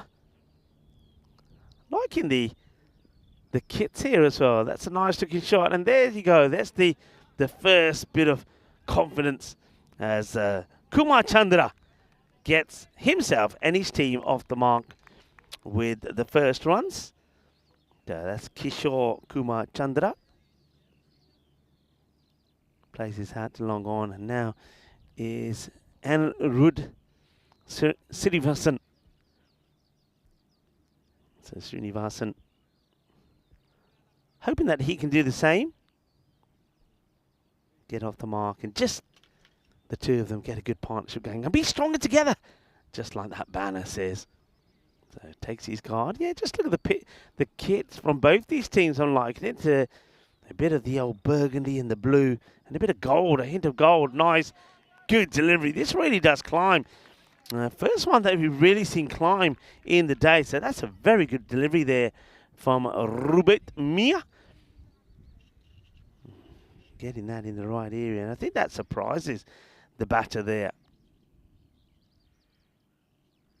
Rubate maybe setting the bait. Can he do it again? And that's well struck. Oh, great bit of fielding. That's an outstanding stop from the fielder. He's checking his fingers now. That has been, oh dear, unfortunately, it's then just thrown away. What a great stop this is. I mean, the numbers, I have to say, are a little bit difficult to read on the backs of the dominators. I can't tell you who the fielder is. If he gets a little bit closer to me on the camera, I'll be able to tell you. But it's a fantastic save. Same area again, but this time it gets past him. He's not able to stop this. And that's going to be 4 runs to the first boundary from Ostrava. Playing on the European Cricket Network. This is a nice shot. Look, plays it into the ground. There's that little Tortuga bounce again that flies past the fielder. So 4 runs. Good start here for Srinivasan. That just gets nicely tucked away. A leg glance. Beautifully played. Gets into position really early. So Srinivasan making a good start. That's a really nice shot. And the bowler straying on the leg side.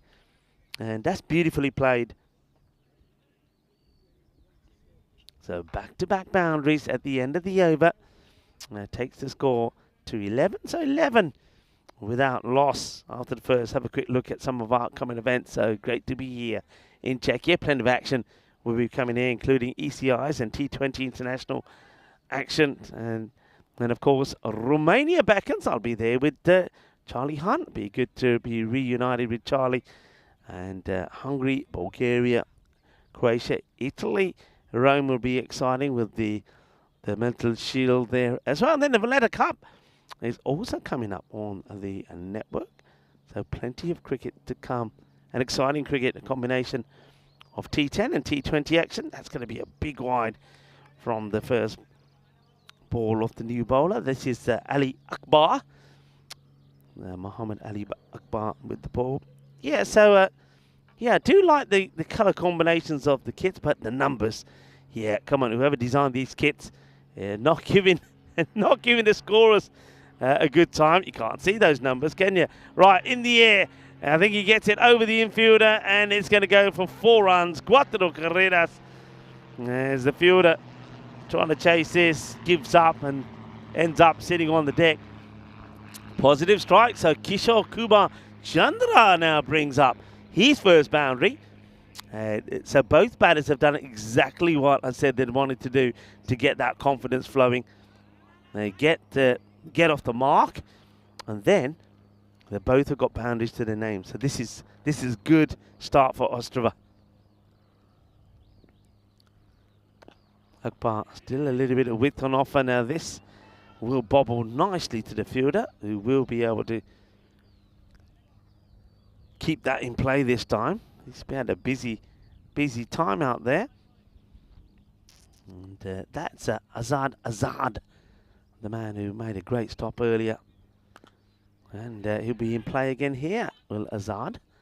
So he's a busy man. Yeah, interesting colours. I don't think I've seen too many kits in this colour. It's a sort of a combination of like a cherry type of pink and burgundy combined together with a little bit of blue. Of course, got their partners at the back now. Up in the air, Azad doesn't carry. He is definitely the ball magnet at the moment. He almost throws this one away as well, and could have been some overthrows there as well, but not to be. This time it is well backed up.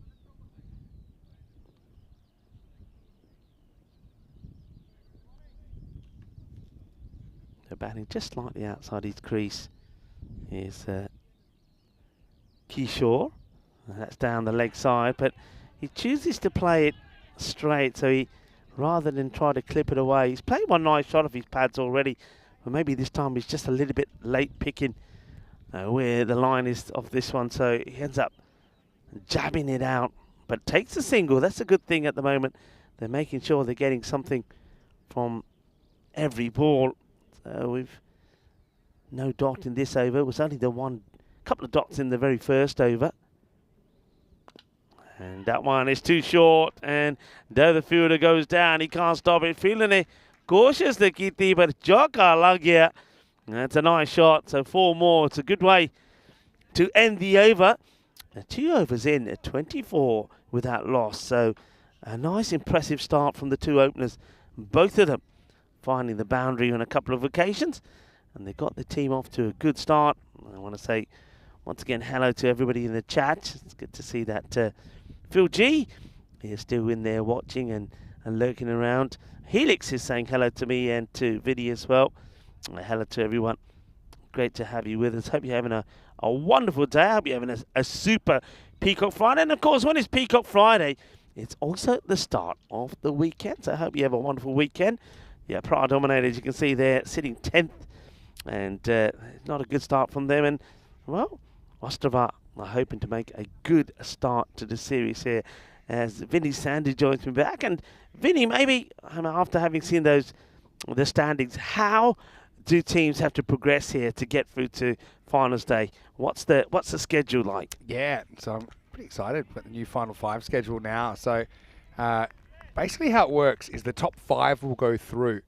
Now, the top 3 are guaranteed spots in the semi-finals, but the 4th and 5th will basically play an eliminator first game of finals day to work out who is the other team that goes through to the semi-finals. So, obviously, top 3 is you're feeling a bit safer because you just have to win a semi-final and a final. If you finish 4th or 5th, you have to win an eliminator, and then you'll have to win a semi-final and a final. Now, what I like about this format is that it still kind of rewards teams for finishing higher up the ladder. So, for example, if you finish top, you do get to play the lowest ranked semi-finalist, either 4th or 5th, that have already played that day.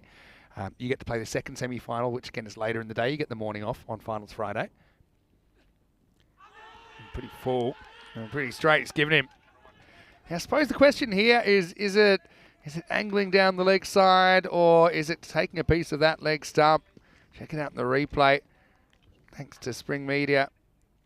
And it does hit him kind of in line with middle and leg, and it is angling that way.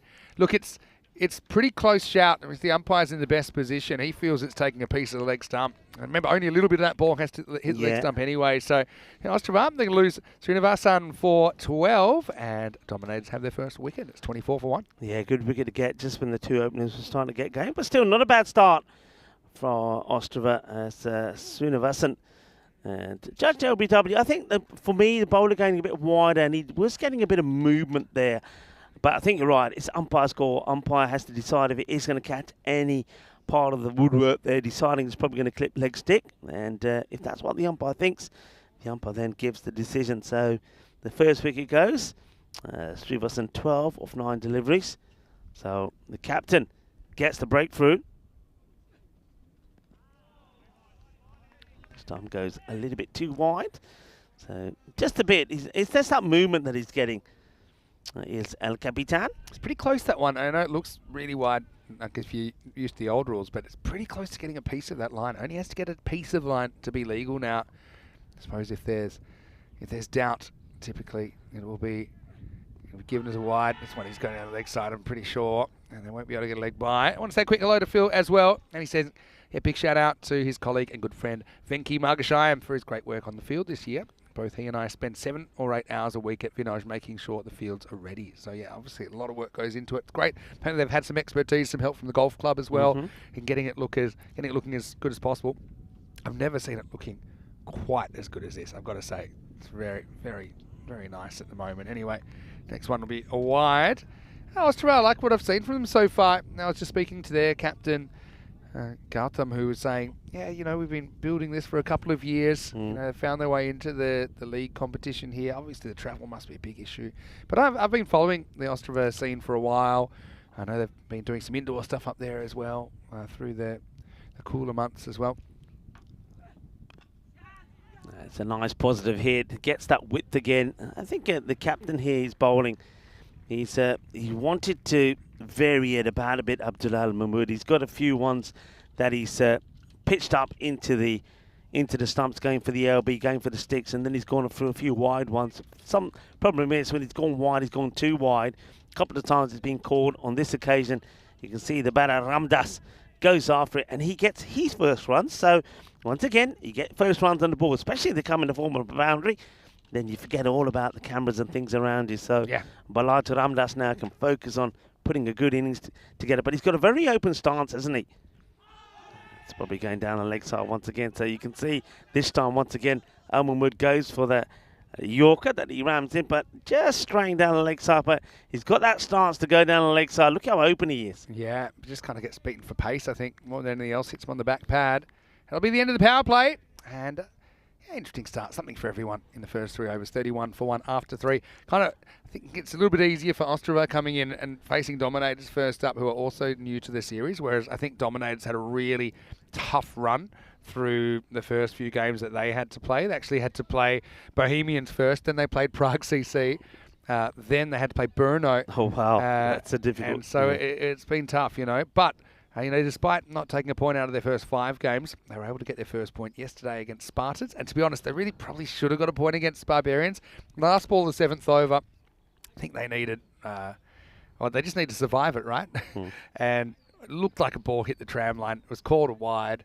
Then there was a no ball +4, and then in fact they ended up losing in 7.5. So it was just a bit of a tough one to watch because you felt like they deserved a point. You can definitely see the improvement already. And remember, they're from the 3rd tier of Czech cricket, so to basically compete at this level is a real challenge for them.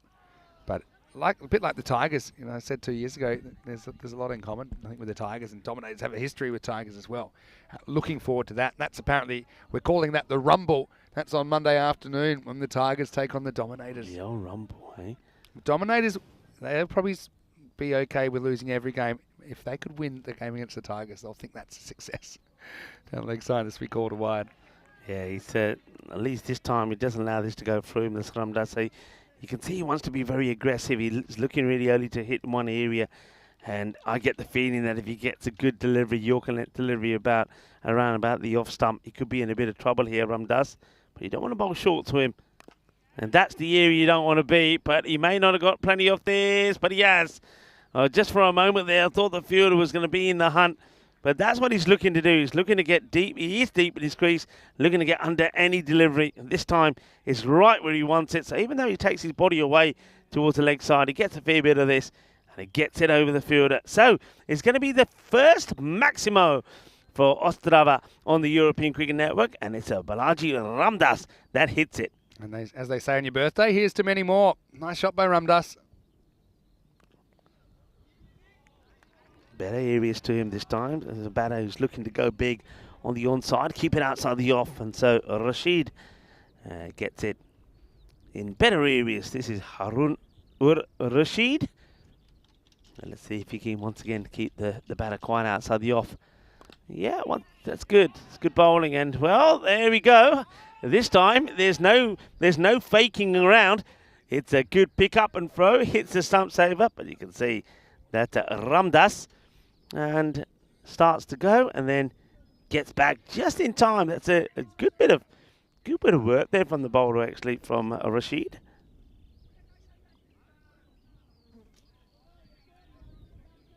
Yeah, Ramdas not quite getting hold of that one. I'm sure that a lot of the Ostrava family, friends and fans will be tuning in as well to see what their first day is like on the European Cricket Network. So far, holding themselves pretty well. That struck beautifully well, you said, and here's to many more. Well, there's the next one from Ramdas.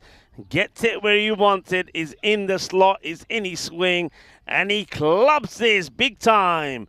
It's another big shot down the leg side. And big long levers as this one sails over for 6. Yeah, nice shot. Just went with the natural angle there. And it's Harun Rashid. He was great yesterday, like I said, 63 not out. Got the Dominators their first point. First player to score a 50 for them as well. Right now, he's in trouble, but this could be out, and it should be out, and it is out. So Ramdas goes for a swinging 16. It's well caught by Himal Rongdi. And Ostrava lost a second wicket, ended the 4th over, 44 for 2. Yeah, Himal makes no mistake, and well, after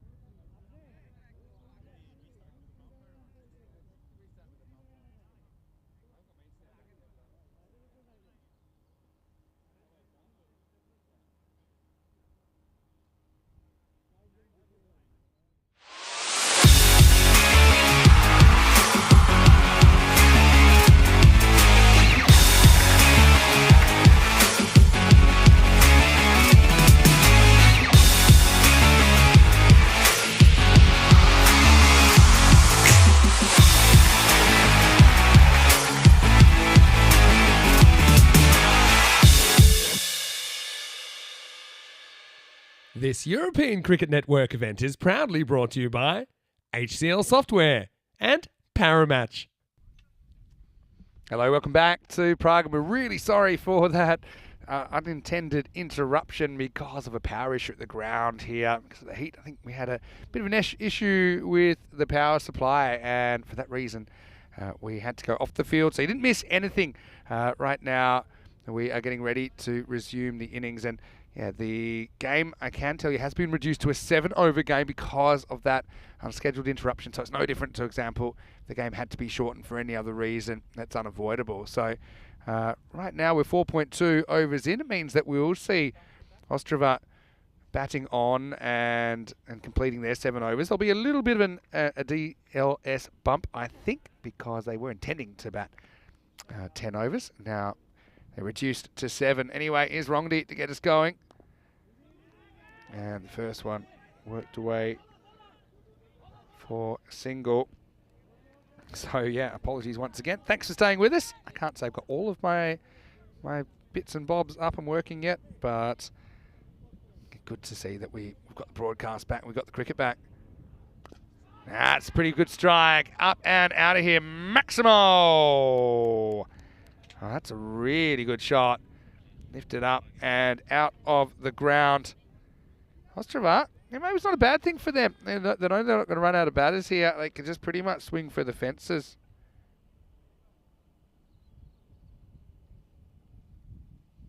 Brilliant shot.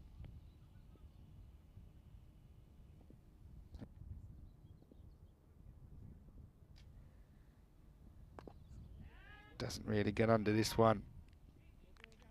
And it'll just be a single. Oh, don't speak too soon. Gets through 2 fielders, and that's going to be an overthrow. The one thing I will say is now that we've gone below the 10 overs, does mean that both teams are guaranteed to take a point out of this game. The winner will get 3, though. Good heads-up running play there.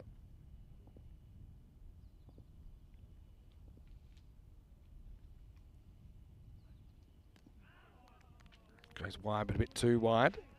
I want to welcome back everyone in the chat, and again, I want to say thank you for your patience while we were down. Again, don't really want to reduce overs anytime. Oh, that's a real good strike. Alarm has come to the party. The skipper showing that he's ready to lead. He's ready to put that ball out of the ground. Maximo for Ostrava. Rongdi tosses it up. I do like Rongdi's bowling. He mixes up his pace. He does genuinely spin the ball left to right. That was well picked up by Alarm. Let's push through a bit quicker. It's on the back foot. Just be a single.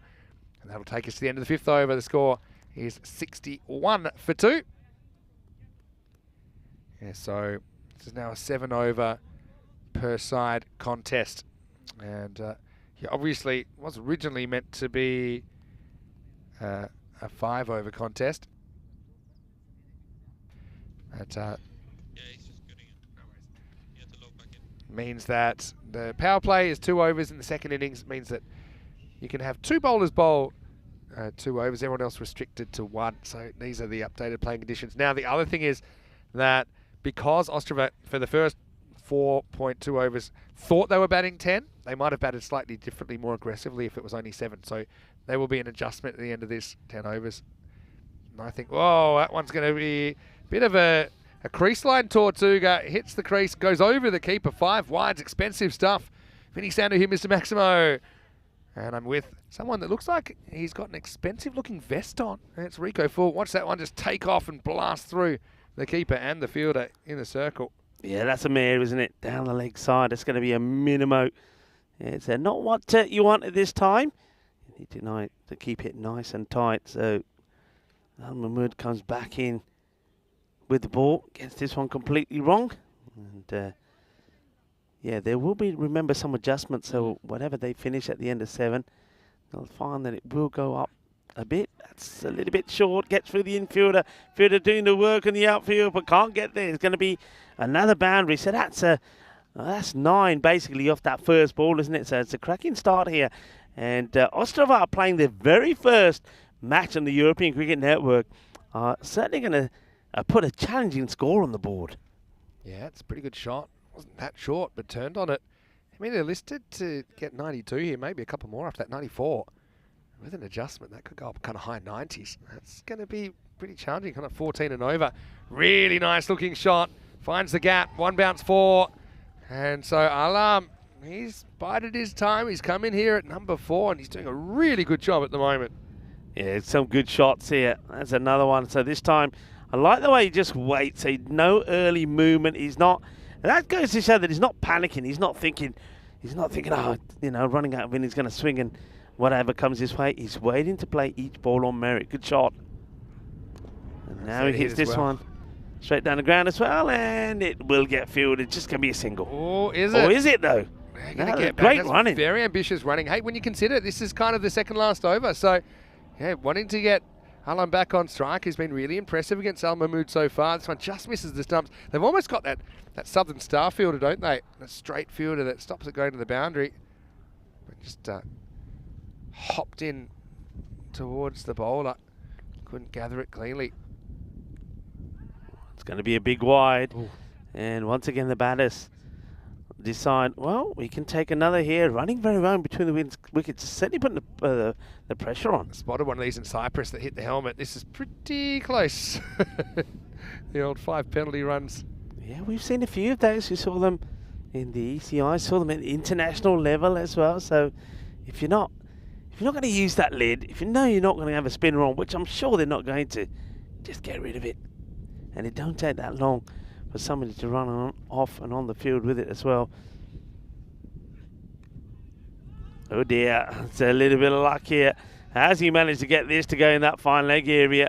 The bowler can't believe it. This is an expensive one here from Al Mahmood. The batter gets a bit of suerte, eh? Mucha suerte. Hay 4 carreras, 4 más. Yeah, a bit of luck. You said it. That's Ostrava. They've come out and I think they were looking pretty good before the break, but they've just got the license and they've been able to come up with a big amount of boundaries since we got underway. Al Mahmood has kind of lost the handle on this over now.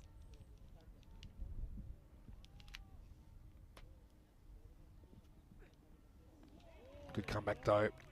So, yeah, Al Mahmood's bowling out here, and they basically get 4 bowlers that have bowled 1 over, so it's no issue with one of them having a second over. So, sometimes when you get games reduced, for example, if you bowled out your openers, for example, in a 7 over game, you can only have 2 bowlers bowl 2 overs, so then you're restricted to who might get a second over after that. But, yeah, it's going to be a bit of a chase here. Last ball of the 6th. Played nicely down the ground. They'll take the single, so a good over, productive over. So it does go for plenty. It's going to be a magical one. So then looks like they could, get another good over in here, another magical to put 100 on the board after 7 overs for Ostrava. That'd be a great start for them. And overcast come to an end, 83 for 2. So we're going to the last over here now in this 7 over a side match. I say it all happens in the 6th. In a 7 over match. Kind of did, didn't it? For Abdul Al Mahmood, and Alam will be pretty keen to make the most of this last over. Kishore Kumar Chandra will be facing up though to start the last. He opened the batting, he's been outscored now. Here's the last over. Up and over, fielder's got work to do, makes a good save. And batters will come back for 2. Good cricket all around here. It's not the worst of deliveries, gets it nice and full. The batter makes good contact, and then it's down to the fielder to make the stop. And he does very well patrolling that boundary. He gets hands to it, pushes it forward. Nice work. Good bit of fielding.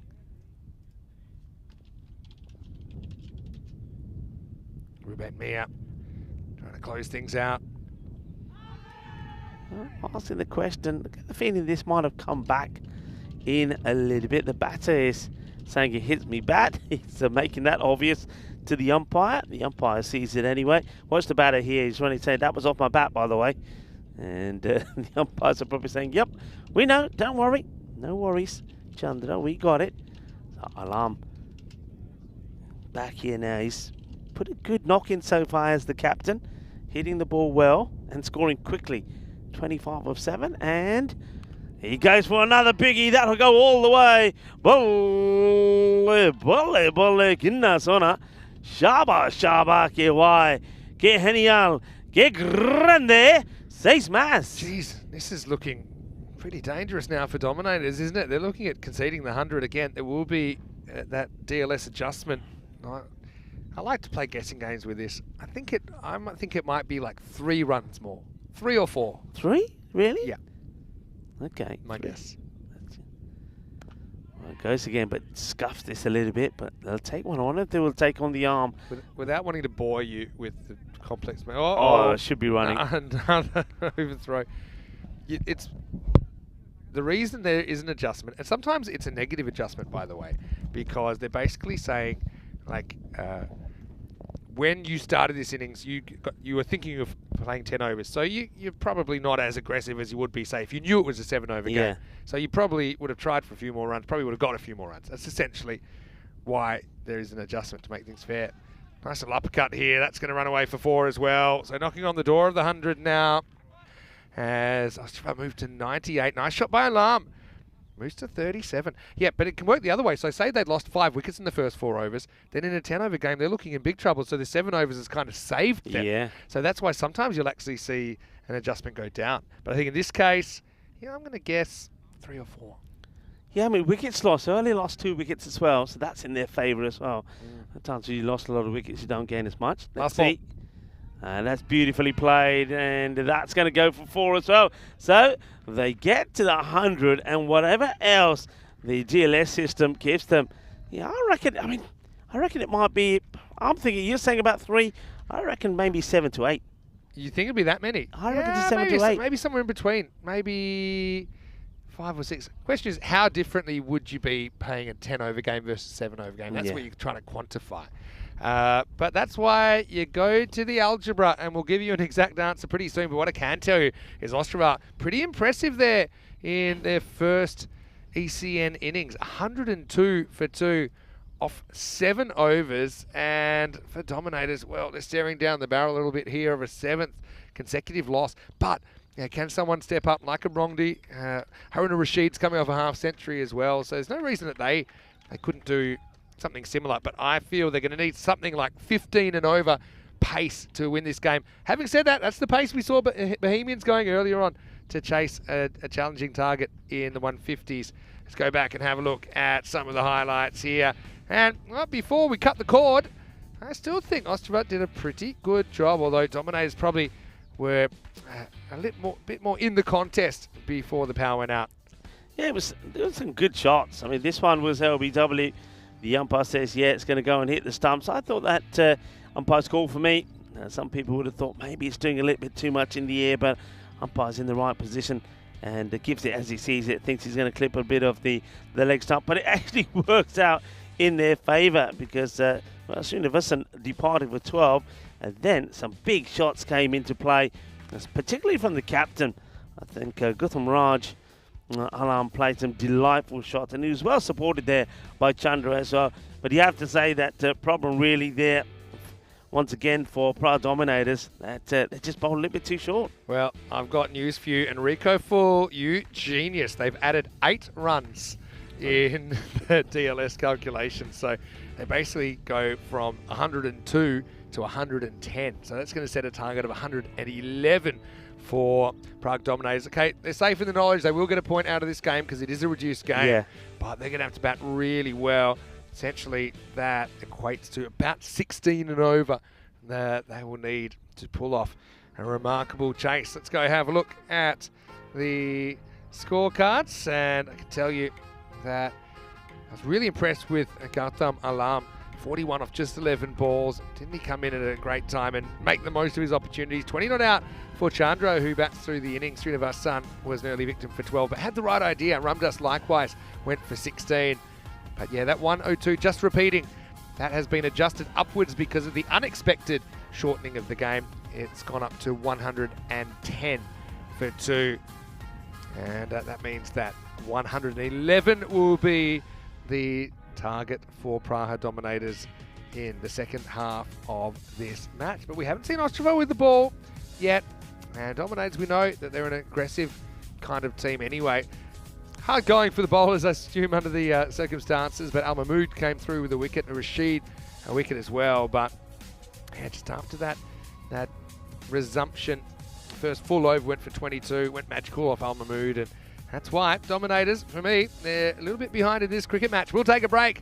7 overs smash on the cards when we return. It'll be 111 for the Dominators to bring up their first win in ECN cricket. Otherwise, Ostrava, who have travelled from far and wide, they will be winners in their ECN debut. Vinny Sander here, Mr. Maximo with Rico Full. We're back very shortly with more European Cricket Series.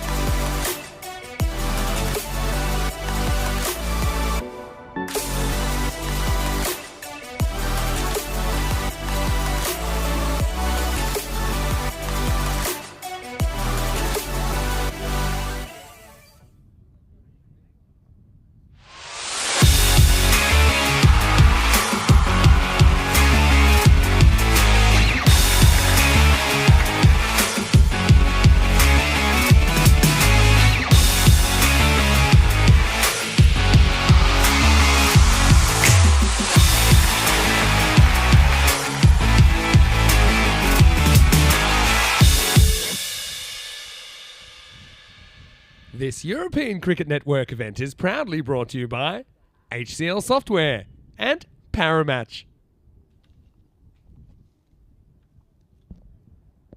Hello and welcome back as we return this contest between two teams searching for their first win. Ostrava playing in their very first match of the European Cricket Network in a 7-over-a-side match. I put a good score on the board, a 102, with the DLS method coming into play, meaning that 110 is the score. So that's going to be some run chase for Prague Dominators, who have played 6 matches and haven't been able to get a win so far. In fact, only on one occasion have they managed to get some points on the board. So you would say that the new team are probably in front here, but we haven't seen them bowl. Here's the first one, and it's not a bad delivery. It's into the body of the batter.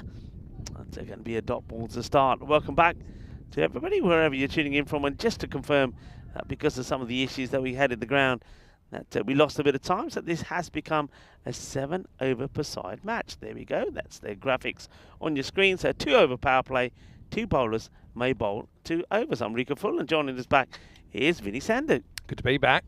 7-over smash time. Well fielded there. Rongdi's coming out. To be honest, Rongdi, like I said, in their division, he's the leading run scorer and wicket taker at the moment. And also, surprisingly, or not, puts him ahead in the All-Rounders Award, Champion Player Award. But that's only early in the season. But Rongdi, obviously, he's found the competition a bit next level this week, and he still has competed well. But I think this is a great opportunity for him to play a good innings. Maybe he can bring up a 50 or something and get close to this target. That's been dug out. They'll take the single, and I think, yeah, you don't want to be frying anything. Look, that's exactly what's talking about. Now, this is going to test the field. They're going to come back and take a couple, but you don't want to be throwing balls away unnecessarily. Singles are a win for you here. Yeah. Singles are a win. Yeah, definitely. It's something we saw a bit of in the first innings as well. It's a wild throw. Got to be a few nerves out there. I mean, Ostrava, I think they look pretty well put together. But, yeah, I mean, first time in this kind of a setting, I'm sure. Well, this is sliced up in the air. Third comes across and can't get there. I had visions of this one really spinning away viciously off the pitch, but just once again, whether it's the bounce or not, fielder's done an excellent effort to get there, but yeah, it's a bit of a just spin back into him a little bit, so he ends up overrunning it, not accounting for that the bit of top spin on that one. So the first boundary in the innings comes fortunate or a bit of good luck from Azad, who moves on to 6. Yeah. Azad sometimes keeping. Today they've got Kozwami doing the job. Now he gets a slower ball. It's really well bowled. It pretty much hits the tram line. Joyce and Sam, my new favourite names here. Yeah. We've had some good ones in Prague. Yeah, gets a bit of the tram line, gets a little bit inside as well. One of my favourite names here in Prague was Innings Magazine. No, really? Yeah. I think it was Zimbabwean. Magazine. I think it's not exactly how to say it.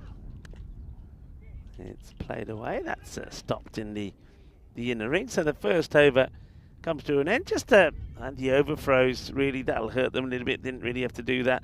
But 8 come off the first, and they've got to try and contain this. You know that they're needing to go now at around 17. So singles don't hurt you. It's all about protecting those boundaries. It's the last over the power play.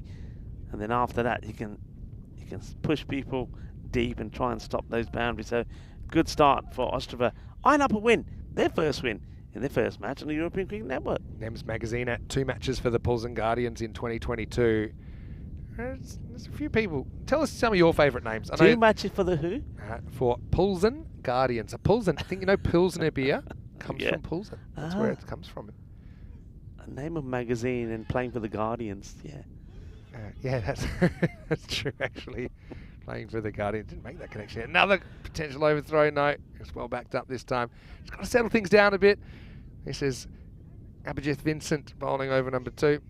And we're 50 matches since the Golden Ball. Time to raise the bat. Yeah. It's unbelievable that's 50 matches ago, really. Because it was it just last week? It was 10 days ago that I did a Golden Ball. Edged and dropped. That's the keeper, Aaron Renal. Pretty sure there's bat on this. Wait for the umpire. Don't think he'll do anything. No. Little bit of an edge and put down behind the stumps. Yeah, it's could have been the first wicket on the network for Ostrava, and the bowler Vincent's going to be disappointed that he's not the man to take it. That's an opportunity that goes down, and he's sticking to the outside off. Now the umpire might have a few difficulties seeing these because the bowler wants to come around the wicket, but does seem to be running right in front of the umpire here. Just watch where he finishes here. So Yeah. that's not where to be, and you'd like to see the umpire just having a word. This time it's not so much. Azad swinging wildly. I think also in a 7-over game, you've probably got less of a leash. If you're not scoring, you got to step aside. Azad wildly going for the leg side. See if he can open up that offside maybe. It's good areas though, isn't it, from Vincent, who's kind of found a chink in the armour of Azad and is exploiting it. Yeah, very good bowling. Liking the kits of Ostrava. I just like that. I think it's you don't often see the name written from top to bottom here, so it's a bit unique in that way. And well, he's bowling very well as well. Here's Vincent keeping it nice and tight. And well, they're going to have a good look at Azad here because that's 8 balls, 7 runs. The captain will be having a look, Abdullah Al Mahmood, and say, you know what, this is hurting us, and he might want to be pulling him. He gets hold of this one though, so he will get this one away. That will go to the boundary, and I think the pressure was on for him to put this shot away. Otherwise, he definitely would have been in the position of being yanked off the field for batting too slow. But gets a boundary at the end. It is the end of the over, and falling further behind this rate. 15 without loss after 2. Yeah, need a huge over really to get back in it. Dominators just can't seem to take a trick. Almost like they walked under a bunch of ladders on the way to the ground every day. They had that kind of 50-50 wide call go against them yesterday. That cost them a point against Barbarians. And you can see these two at the bottom of the ladder. It's not really Ostrava's fault because it's their first game. With some of the teams that are travelling, so Ostrava, obviously one of those, they have 10 matches to play, so they essentially, the fixturing has them playing in blocks of 5. So you'll see Ostrava playing 3 matches today, 2 tomorrow, so they play a kind of a Friday-Saturday block, and they play again Tuesday, Wednesday. They'll play 5 games in that. Brno were the same, we'll see them on the weekend, and Moravians as well come from that Brno area. So this first one I think just stays on the pitch. It's Bupathi who's bowling the 3rd over now. Remember, we're out of the power play now, so we have up to 5 outfielders in place. So that one also drifts a bit wider the crease. Yeah, I mean, it's going to be another wide. So Bupathi, the bowler, Sibikuma Bupathi. That's better. That's a good shot as well. There's going to be 4 runs, beautifully played. He's allowed the batter the width that he wants, and Rongdi plays that beautifully. Nothing wrong with this. It's a lovely shot. Yeah, well, with all the swing and missing at the other end, Rongdi hasn't been able to have too much of the strike, has he? And it's kind of shown up a little bit. He's only faced 4 balls. We're into the 3rd over. He's the one guy you'd imagine, perhaps him and Harun Rashid. And considering Rashid, he scored the first half century for a dominator yesterday, I'd be considering getting him out there strategically just to see if he can turn this around. The rate required's gone out over 18 now. Well played. Keeper just snatches at this, does Arun Ranal. I don't think there was a stumping opportunity, but it's got to take this a little bit cleaner, and spills the ball. Tries to force the issue. Good footwork, and that's been hit pretty well, but well stopped. Very good defensive fielding. And that's Joyce and Sam who makes a stop. And oh, their disappointment really from the field, because they, once again, they've allowed the batters to sneak in an extra, and they would be far better off, of course, bowling at the moment to Azad, who hasn't really got going as yet. So Rongdi gets himself back on strike, goes for a similar shot this time. And, well, once again, it's still fired in. They're just not listening to the call of hold it, and the batters, they will get back, will they? Yeah, they will. You can see there when that ball goes to the fielder, and I think it's Mani. Everybody is saying, hold it. Mani's not listening. And Nandakuma still fires it in. The wicketkeeper hasn't got anything in his gloves yet. Everything he's trying to stop, he's missed. From catching, from stopping to run out. It's just not happening. Been a bit of a chaos start for Ostrava, really. Power out, reduced game, overthrows. But the thing is, they're guaranteed a point. So they've got nothing to lose here, Dominators, to just have a dip at this. And I think they will be. Rongdi facing a bowler. It's a little bit like facing himself, to be honest. The off-spin of Sibu Kumar Bupathi. Umpire's just having a few issues getting those barrels to sit on the top of the stumps. But you haven't had the Prague wind yet, but this is a very windy area normally. That's why there's so many airports around, because it helps the planes take off. True story. No way. Yeah. Is it really? That's why they chose this area, yeah. Well fielded. Once again, bowling to his field. So nice stop there by Alarm. Another overthrow. This one could be pretty close now. They might go upstairs and have a look. So let's just see if on this occasion they get lucky. I got a feeling he doesn't get a great bat slide in here. I like the fact that they're taking it on. Says, all right, come on, let's go. But he doesn't really extend. Oh, he knocks into his teammate. Yeah, you don't see that here. We'll shot in a second. Oh, yeah. I think he's gone. Look. Yeah, there he doesn't slide the bat. No slide. And Bale's gone. It is out. Yeah. And the bat then disappears. He's going to be run out here. Flying bat here. Look at that. Crazy stuff. Yeah, why? He's not sliding the bat in. That will be out. And not sliding the bat. We'll see it one more time from side on.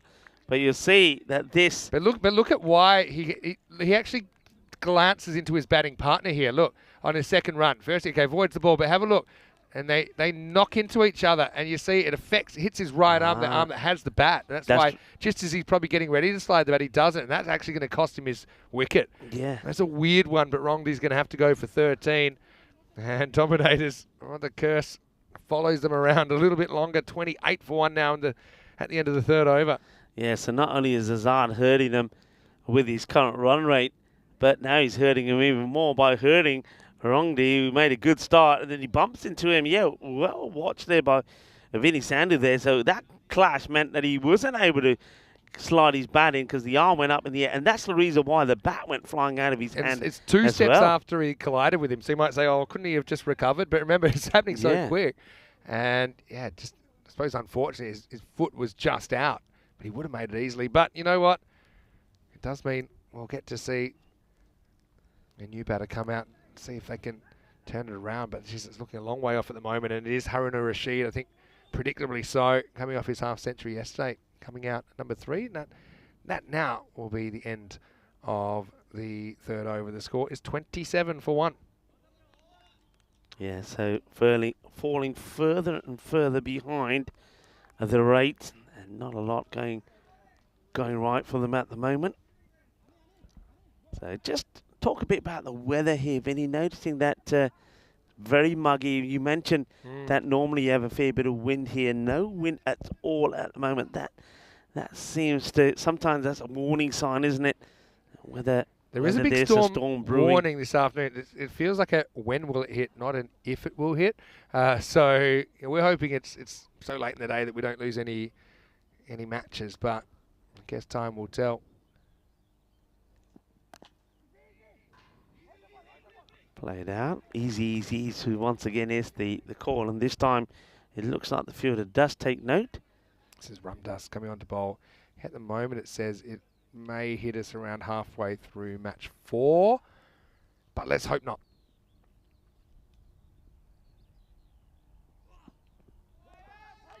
Hit some of the pad down leg side maybe. It's a pretty good take by the keeper, but it'll go down as a dot ball. Dominators just can't get anything going here. Flicks the very bottom of that pad.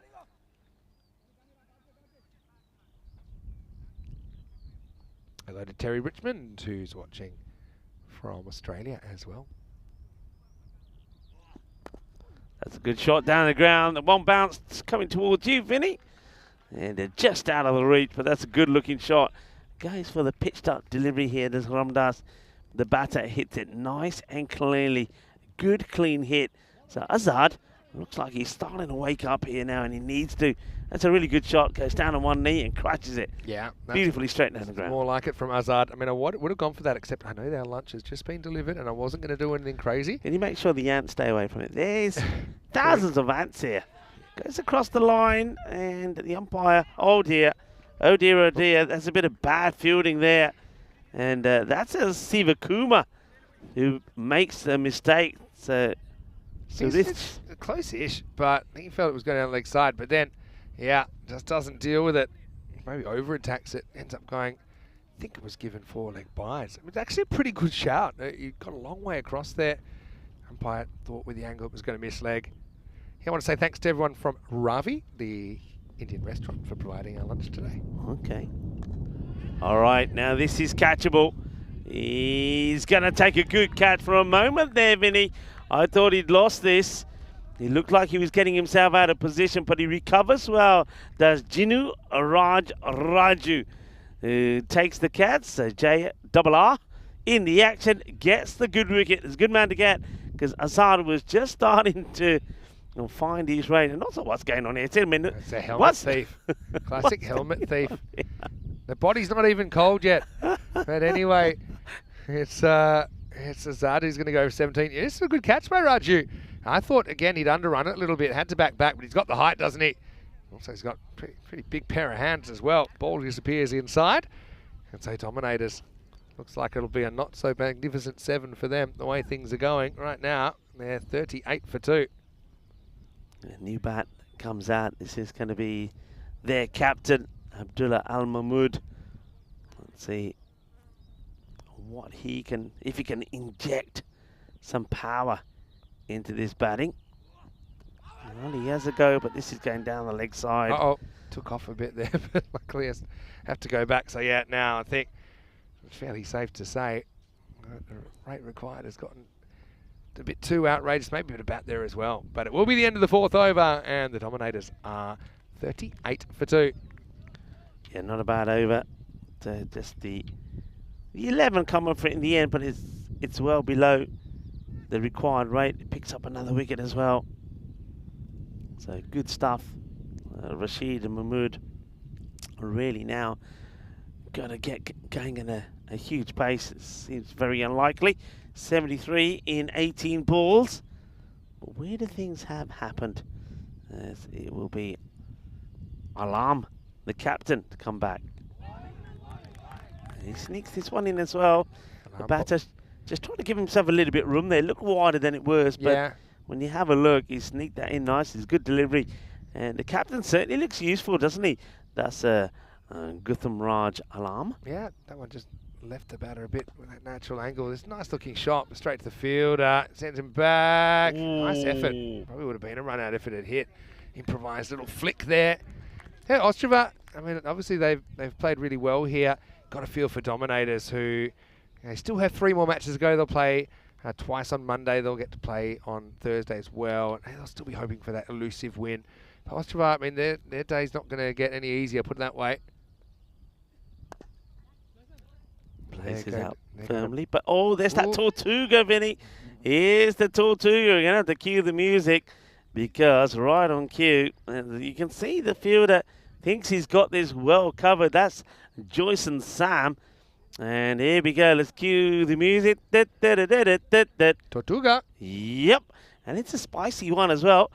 Yeah, rope always just seems to be a little bit too close, doesn't it, when you get that Tortuga banging into you. Catching chance, fluffed, and we'll go for 4.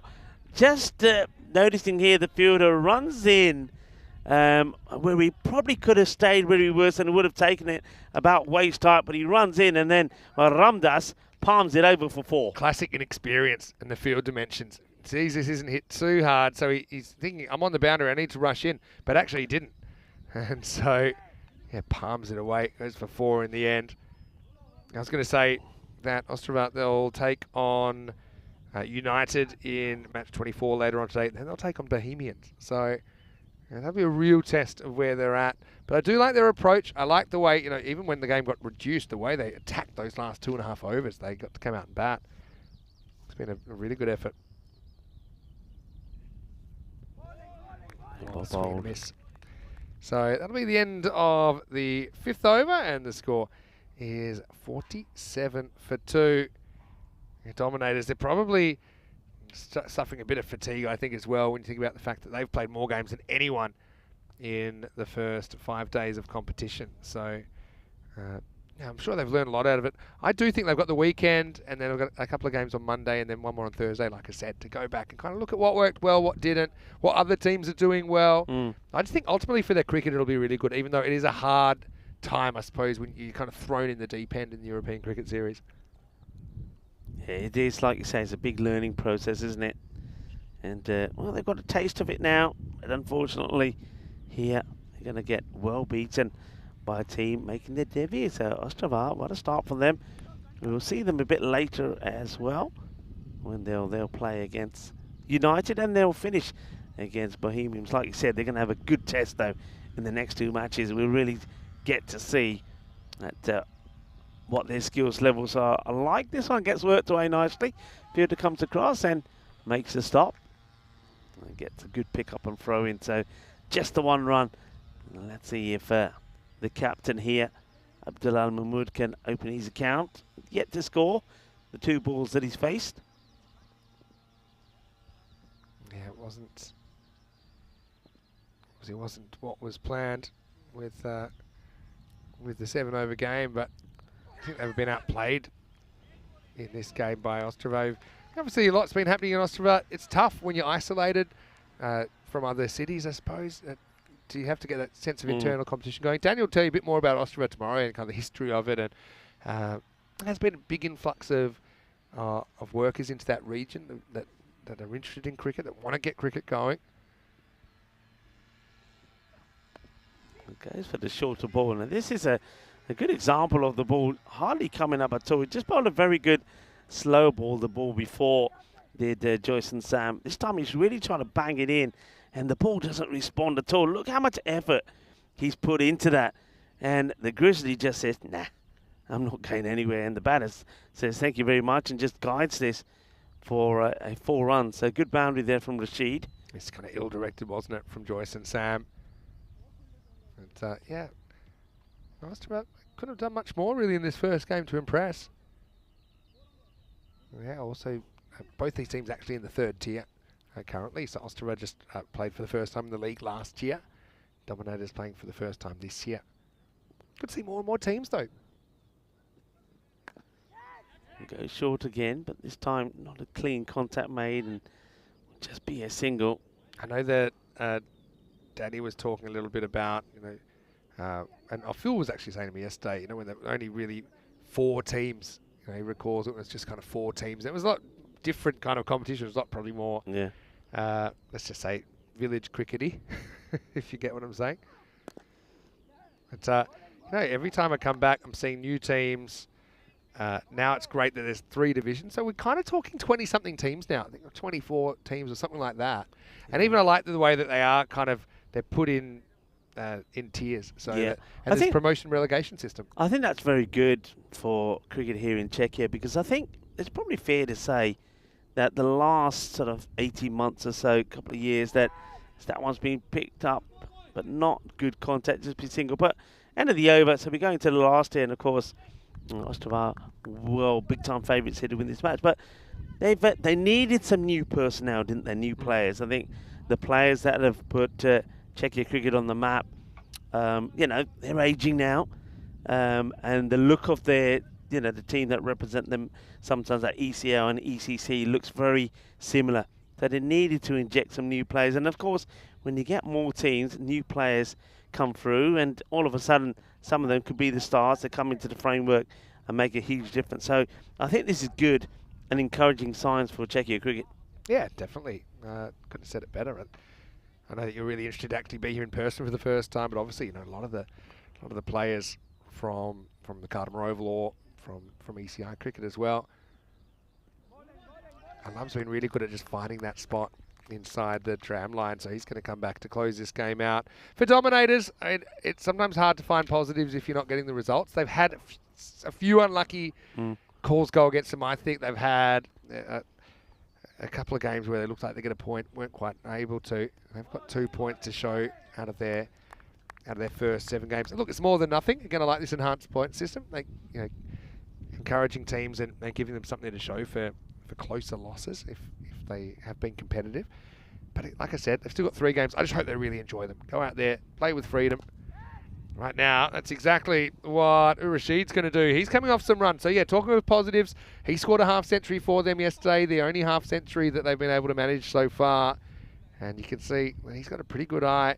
This one, the captain, Gotham, gets a little bit closer to the batter and he pays the price. Yeah, he goes, as you say, more for the stumps than trying to go just outside the off-stump. Yeah, Rashid, I suppose in hindsight, when you look at this, it's a shorter match as well. You would have thought that he should have really come out there opening, and this time he pings this big as well. That's going to crash into the sight screen and vibrate all the way up to the tower where Dennis is standing, the cameraman. What a good shot. So, yeah, I mean, a little bit of personality. You've got to open with your best batters, and Rashid certainly should have opened. If he could have made a good positive start up there when, Assad chewed up a few deliveries before he got going. So there's good signs there. Rashid looking good. And I'm with you.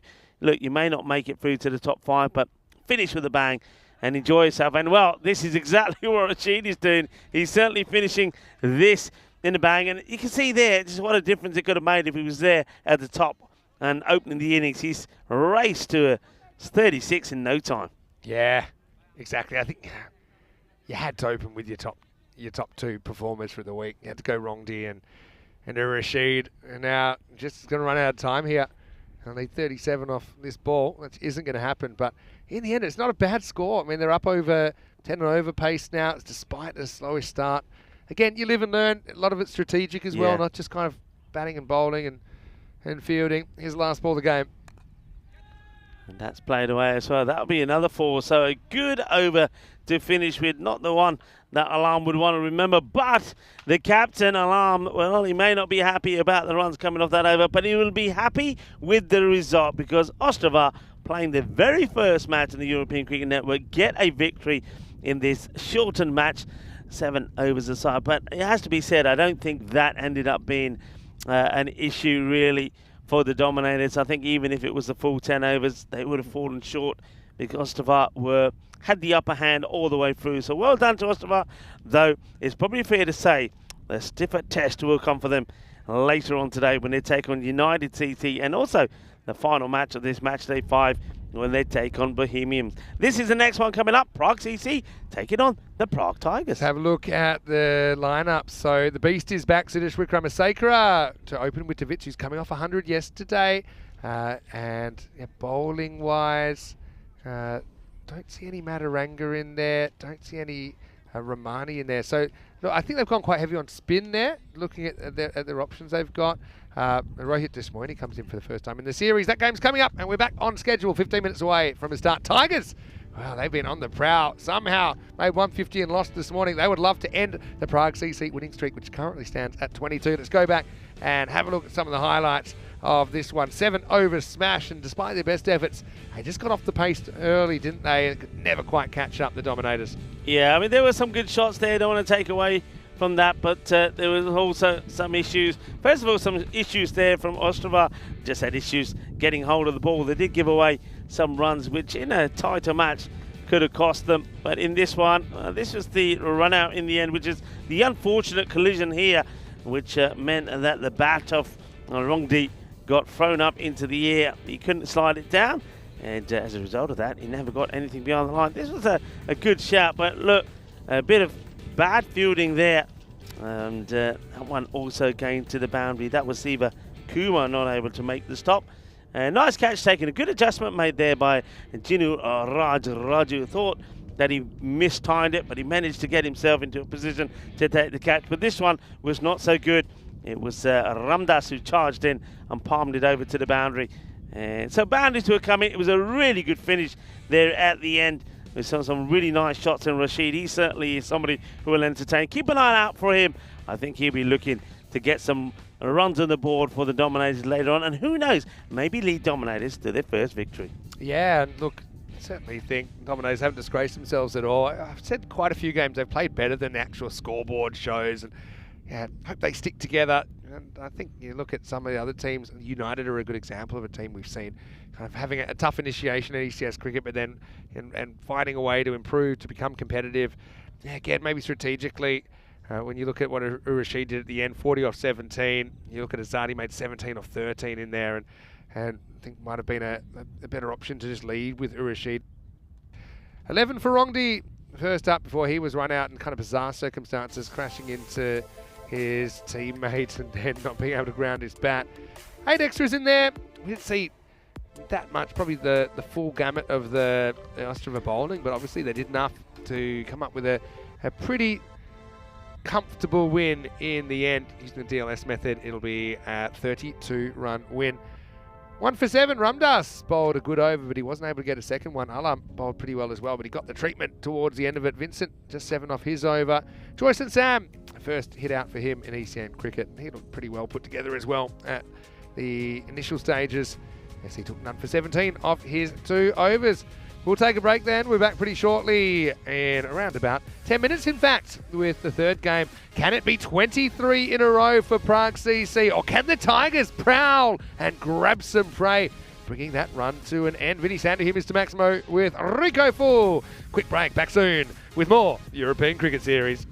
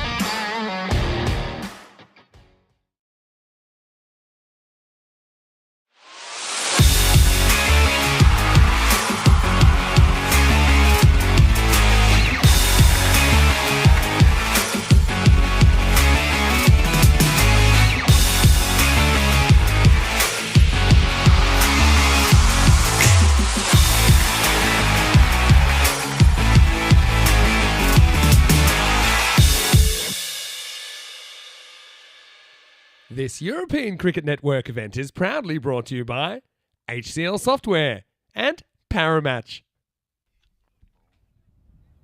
Hello and welcome back. No matter where you're watching from around the world, it's always great to have your company on the European Cricket Network. Right now, we are in Prague. Scott Braidfield here at the Vinož Cricket Ground. And coming up, we have Prague CC, the reigning champions. They've won the last 4 European Cricket Series here in Czechia. Taking on the Prague Tigers. These are the two teams. Do have some news from the toss as well with Prague Tigers winning the toss, electing to bowl first. A little bit interesting. I think Prague CC, they like batting first. I think you're giving them what they want.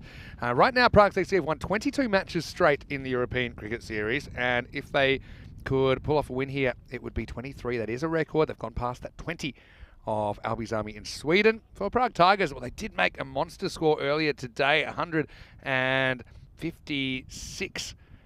I think they scored first up, but it went a little bit off the rails, unfortunately for them, as Bohemians were able to chase it down. Yeah, 156 didn't hold up. After the second last ball, Bohemians got home. As far as the favouritism here, no surprises that Prague CC do go in as huge favourites. Exactly how much, I'm not quite sure. Let's see what the supercomputer has to say. I want to say thanks to everyone from Ravi for providing us our lunch. We were able to get it down in the 10 minutes or so between the last game and this game. Hello and welcome back to everyone in the chat as well. I want to say buenos dias to Monica Ramos Acosta, who's watching from Colombia. Nice to see you in as always. No, Phil G's been in there too. Richmond watching from Australia. Jeff Mobbs likewise. But PCC, who can stop them? Sabo Windovitsi is coming out to bat, and he scored 100 yesterday. Quite amazing because the target was only 120, and he came out and absolutely monstered the ball. Now, having said that, he had a really tight appeal for LBW against him. He got that decision going his way in the end, and yeah, gave a life on the way to the 100. But still, big moment from him. And look who's back! It's the beast, Sudesh Wickramasekara at the other end. So this is a really powerful top 2. And you look at Sridhar, who's listed at 3. So he's obviously fairly new to ECS, but he looks like a very accomplished player. Aaron Ashokan, former national skipper at number 4 and former Prague CC skipper. Ritik Tomar has been leading PCC in this European Cricket Series. Okay, well, Mahadi Alam's going to bowl. He'll be left-handed to left-hander first up. Any chance for the Tigers? They need to get this top 3 before too long. Here we go. And loose shot outside the off stump. First up, Davitsi misses out.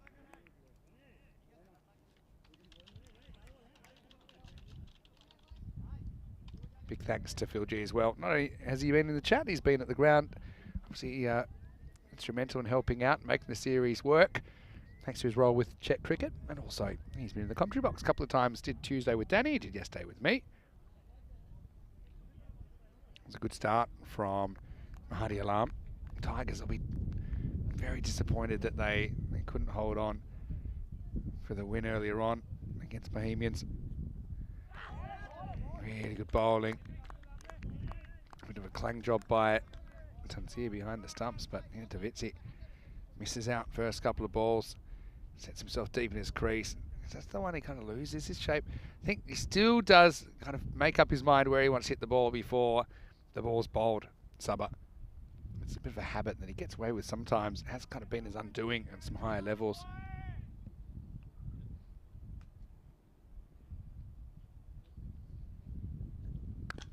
This time he gets one in his zone, and he doesn't try and hit it quite as hard, but he hits it well. Navisi gets 4. And we're off to the races here in match 23. And just a little bit of a coincidence, I noticed. This is match number 23. And Prague CC are searching for 23 in a row.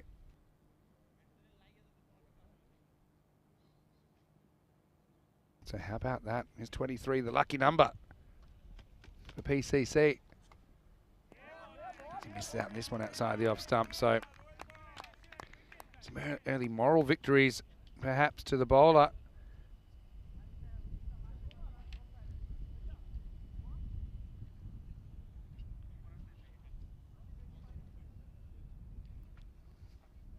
Davizzi, when he does get in and he gets set, he's very difficult to remove.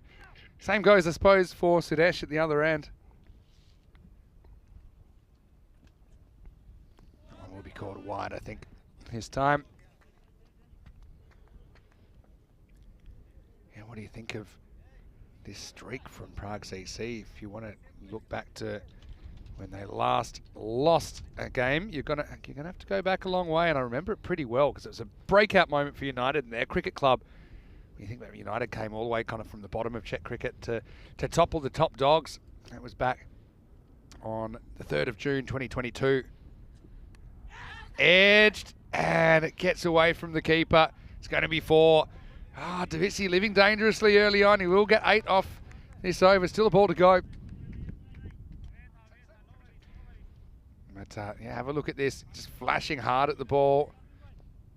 It really did go quickly to the keeper's left. Just couldn't quite make up the ground. Yeah, on that match, it's the ECS Czechia 2022 match 18. United 71 for 5. Not looking too flash, but Prague CC were bowled out for 49. And you might be saying, oh, but was it an understrength side or anything like that? Well, not really. It's a pretty good over, actually. It's a good pick-up in the field. It'll be 10 off the first over, but Mahdi Alam, I think he, to be honest, he has the better of the contest with Davizzi. End of the first, 10 without loss. It's going about that game. The PCC side had Lala, Hilal Ahmed, had the Beast, Sudesh Wickramasekara all playing. So, yeah, it's not necessarily a weak side at all. This is the ECCW, which is coming. It'll be our last tournament of the year, we think, though you never know, on ECN. 10 teams, including Czechia, will play for 2 trophies, the Challenger Division and the Premier Division. Czechia, we saw their national side fairly recently in the CE Cup against Gibraltar and Croatia. We'll also see them in some ECIs before too long. Let's get ready for the second over. Ajar Alam, the captain, is going to bowl it. Starts with a wide, and joining me back in the commentary box is none other than ECS Prague rookie, but ECN veteran, Rico Full. Yeah, it's good to be here. And good to see someone like Sabawin Davizzi playing actually on his home soil. I've seen him playing at the Cardamom Oval plenty of time. He's a talented player. And that, of course, was verified with his century yesterday, the 83rd century that we've had in this this season so far. It's quite incredible. We were talking about this a little bit off here, weren't we, Vinny? That the number of centuries goes to the wrong end as the non-striker, the Beast, starts to go down. He could have got himself in a bit of trouble. Yeah, let's have a look. Beast hasn't faced a ball yet. I wouldn't say it's the most backing up I've ever seen. Basically runs and he sees the cold shoulder of Davizzi turning around. That was his cue to head back to home base. Yeah. So Davizzi, yeah, it's good to be here. Although I think that the first over, I think Mahdi Alam would have been a little bit disappointed not to have picked up a wicket. And well, the bowler this time around, it's going to be the other Alam, Ajar, is going to be even more disappointed. He fires this down the leg side and it's going to be a minimal and not a good delivery to the left-hander. And it's a difficult take for the keeper because the bowlers, I'm noticing both the alarms here are getting plenty of movement, but they can't use it to their benefit as yet. Yeah, I mean, that went a mile, didn't it? It's going to be lost in the barley. Time for new balls. But, yeah, Alarm getting that good movement, but it's bad enough, I suppose. You have to deal with this PCC batting lineup. If you're giving them runs for free, obviously got the left-hand, right-hand combination to deal with at the moment. But, yeah, that's just going to take the pressure off. Ball comes back. Yeah, so 83 centuries already in this ECN season. It's quite amazing, isn't it? When you think of the numbers we were talking about. I mean, we thought it was big last year. That's going down the leg side. And the batters eventually do realise that the opportunity to take the single is there. So they'll take a leg bias. It's going to be Sudesh Wickramasekara who's going to go on strike here. Of course, we all know him as the Beast. And that's a nickname that predates ECN, by the way. He's always been known as the Beast. There's a couple of good ones. There's also the Tank, Ritik Tomar, who's now captaining PCC. When I first saw the Tank, he was playing for Vinarati, I think, in 2020. Yeah. Played for Bohemians as well. Anyway, Ajar Alam, I hope he can get it right here, the Beast. Well, he gets in. He can be very, very powerful. And you know that record that Sahil Chauhan just betted for T20 internationals, let's say? As Alarm comes in. Just dug out towards cover, goes on the hit, and they'll get the single. Well, there was a time where this man, Vikram Masakara, held that record, held it jointly, actually, with David Miller and Rohit Sharma, 35 ball ton. Since it has been beaten a couple of times, and most recently, it's down to 27 by Chowan. And that beat the old record in T20 Internationals by 6 balls. Yeah. And when you think he started slowly as well.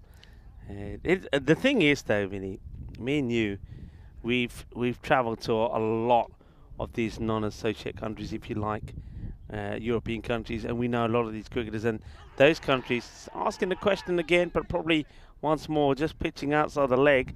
We'll have a look at it again as I carry on talking, but we've seen a lot of players, and as these teams start to play more and more T20 internationals, these records now, the same way we're finding records breaking sort of almost week after week, I think a lot of those records are there to be broken, and they will be broken. Yeah, interesting you say that.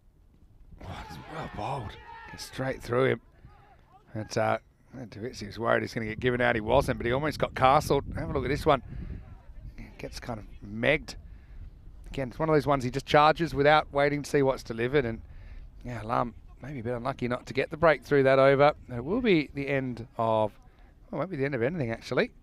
I don't think that is the over. The two umpires start to go to different ends, and I think the word must have come through to them, say, hey, gentlemen, it's not the over yet. You've still got 1 ball to go. So the battle between Ajay Alam and Davitsi will continue for 1 more ball. Here's the thing. A lot of countries that are established, they go from 50 over cricket to 20 over cricket, let's say. Yeah. Countries in Europe are going from kind of 10 over cricket to 20 over cricket. Yeah. I think 10 over cricket's a better grounding, honestly. As that is up in the air and just going to carry the field, a Maximo. So the over does finish with a bang. Davitsi is going to move to 15. And after 2 overs, the score is 24 without loss. Yeah, you're absolutely right. And, of course, I saw plenty of Sahil Chauhan in Estonia, and he was amazing there. He's a great hitter. Didn't score a century there. And he got into the 90s a couple of times, but he scored quickly. He was amazingly quick. Just same as his brother, Shakil Chauhan. But Shakil did score a century there, and that was pretty quick from him. And I just thought that these guys, when they start playing T20 internationally, they're bad like that, because that's their way. They will score quick runs. Now, Sahil Chauhan, in the interview, said that's the way that he bats. He's always batted that way, and that's true, because I've seen it. And I just think even that, 127, he himself can even better that record. Yeah. You know, so we're going to see as more and more of these teams that we know, these players go from T10 to play T20 internationals. We're going to see a lot more records broken. And different dynamics, sure, but I think we've seen a 20-ball century, haven't we? Yeah. Our record went from 24 to 21. Jamshid Khan set that mark last year. Astrid Bart, 20 balls for a ton in Barcelona last year. Okay, different kind of dynamics in the game, sure, but still, it's a remarkable achievement. I just realised one day we might have a 19-ball 100. That's going to seem unbelievably ridiculous. But yeah, records are made to be broken. I saw something overnight. I was saying a bowler in the 40 over competition, I think around 1970 or so, in England, had 8 overs, 8 maidens, none for none. And they were talking that about maybe a record that would never get broken. I was trying to think of, a lot of these first class records, like the amount of hundreds and stuff, when the amount of county cricket was played, it was played by international players as well, playing for their counties. A lot of them probably won't get broken. We had someone talking about Jim Laker, 19 wickets in a test match. Although this won't be taking a wicket at all. That's going to be Minimo time. Second time we've seen one of those. Yeah, this one the wicket keeper's got to put his hands up and say he's to blame. He gets it, but just comes straight in and out of the gloves, and you can see the reaction there from Tanzir Hassan. But he sort of walks into it. If you watch that again, he's walking into the ball rather than letting the ball come into him, and that's why that gets away from him. But yeah, that's just by virtue of being left-handed. Davitsi's actually grabbed 10 runs for his team. Must be nice. And this time he stands still and clips away. This is why I just love to see him just standing still and batting. He's so good at just receiving the ball and choosing the right option. That's maximal time. Now look, had questions about the wheat or barley. Every day we're looking at it and seeing how it's changing colour. It was green when I got here a week ago. It was my first day here a week ago. Now it's definitely turning a kind of a yellowy tinge. Nobody's been able to confirm what it is. You go over and have a look a little bit later, okay? Have a taste. Have a taste. Danny thinks it's barley, but we think that he just gets excited about it being barley because that's how they make beer. Yeah.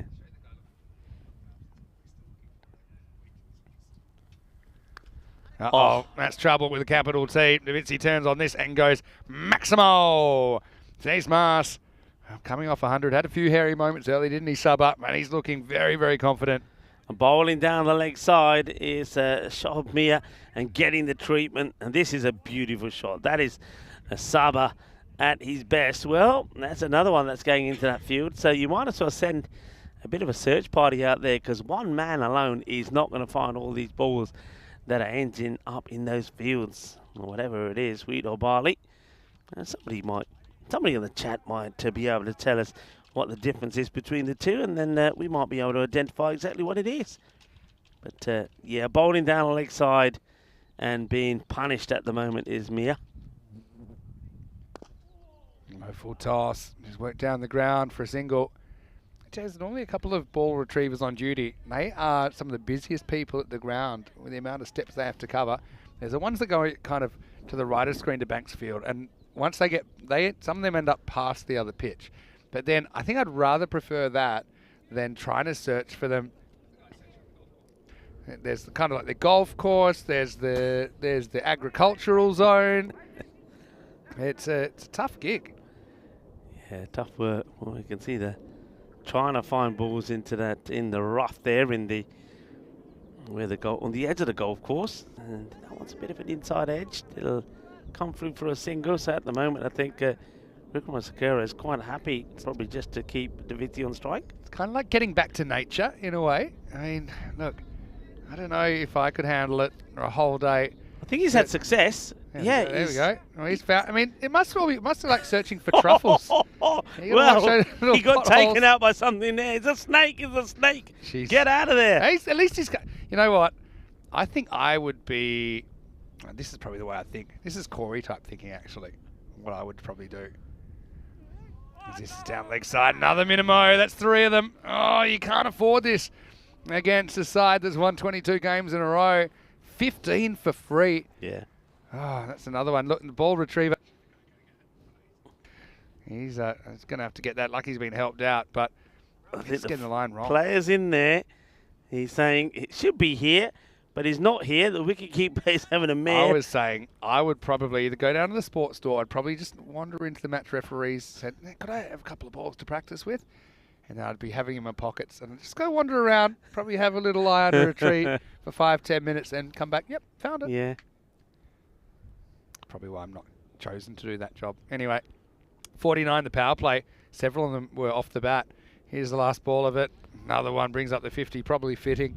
Tigers, I mean, they were on fire this morning, but you just feel like it was a bit of a kick in the guts to lose despite scoring 156, and now they haven't delivered their best. Okay, they'll get 2 good players, sure, but look at that. 19 extras in, it's not good the enough. 50 partnership. Yeah, it's not good enough, and that one's another one that probably should have got punished. And this is where Saba sometimes lets himself down. He's moved so much here before the ball's come to. Just look at him. He's charging down, walking down the pitch. When yet he's played some nice shots who had just stayed in his crease. I think also because of the way that Prague Tigers lost the first match by putting big runs on the board and seeing them chase down, they've changed their strategy slightly as well. They've chosen to chase. I just think that's not a good move. You should have gone with what you did well last time, bat first, and tried to bat Prague CC and put some pressure on them. So that over in the end, courtesy of all those wides, goes for 26. 50 on the board at the end of 3 overs. Now I'm really digging deep into what's barley and what's wheat. And you know what? I'm happy that he's finally got a chance to sit down. For how long? I don't know. He's probably getting all the prickles out of his shoelaces now. He's got that ball there. Maybe he's going to play your trick. That's the one he's going to plant. He's saying that. Next time he said, you see this one? Hang in there, buddy. This back. Oh, it's pretty warm. Like, it's strange. We've had kind of sometimes it just depends if the sun's out. We've had 18 degrees that felt 28. We've had 28 degrees that felt 18. Really depends. And the weather can change quickly. Again, some concerns that we might get a thunderstorm today and maybe during the afternoon. Hopefully not, but I guess time will tell. 50's up. The Beast has done a lot of watching so far, not a lot of hitting. So I often say if you face the first ball, the first over, you're more likely statistically to face more of the power play. Davitsi faces 15 out of the 18 balls. Anyway, here we go. I like they've gone back to Mahadi Alam. He troubled Davitsi in the first over. But I don't think the Beast cares. He puts him up over the offside. And guess what? It's going to be out of here. And good luck finding that one, Maximo. Beast is up and away, and so's our friend over there. Didn't get to sit down for long. Yeah, I notice he hasn't got that other ball with him, so he's not going to plant this one just yet. Where he said, which way? Yeah, to your left, think it's to your gone left. Further. Around here somewhere. Yeah. We've got a bit of help. Oh, there's getting a bit of help here. The golfers are getting involved as well. Well, yes, that's a very good one. That's good. He said, it's over there, buddy. It's over there. Well, no wonder the golfers keep an eye on it because they don't want this grizzly coming through. This teamwork begins at home, and we're talking about the impressive coordination between the golfers and the cricketers here. That's a point of a man that knows how to look for a ball in the long grass. Yeah, I reckon he's hit teeing off. Plenty of golf balls in there. His experience this time. Sudesh just places away from a single. That was amazing. What great camera work. I'm going to keep an eye on this guy because if he hits one into the grass, then we should help him find his ball. We should be saying to him, it's over there. Oh, dear.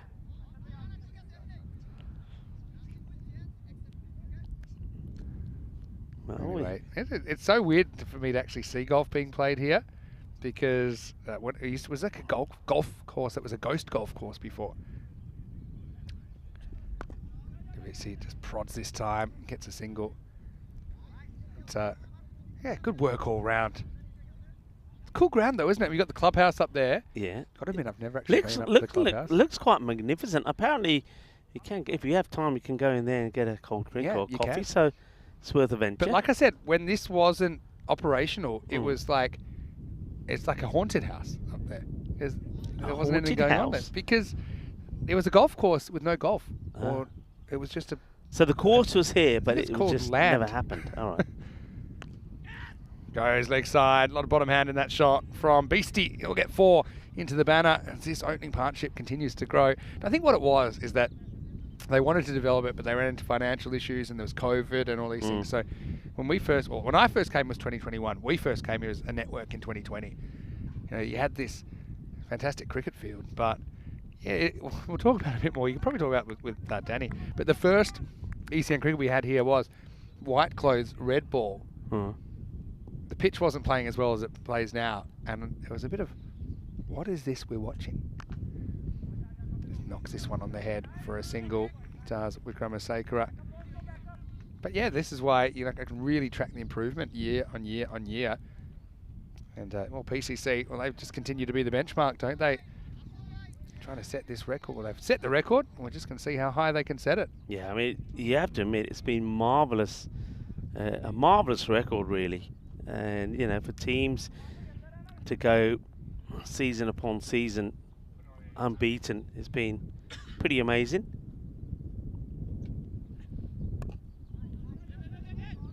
I think that Saba's a little bit careful about against Alam because he bothered him in the first over, Mahadi Alam, and so doesn't want to get out to him. Again, he goes that makes up his mind before release. That's a good little kind of rolling slow ball, I think, but Saba goes deep in the crease, just keeps it out. That's the end of 4 over 63 without loss. Time for some golf. I think our friend might be in the bunker there. All right. So let's watch him throw one out.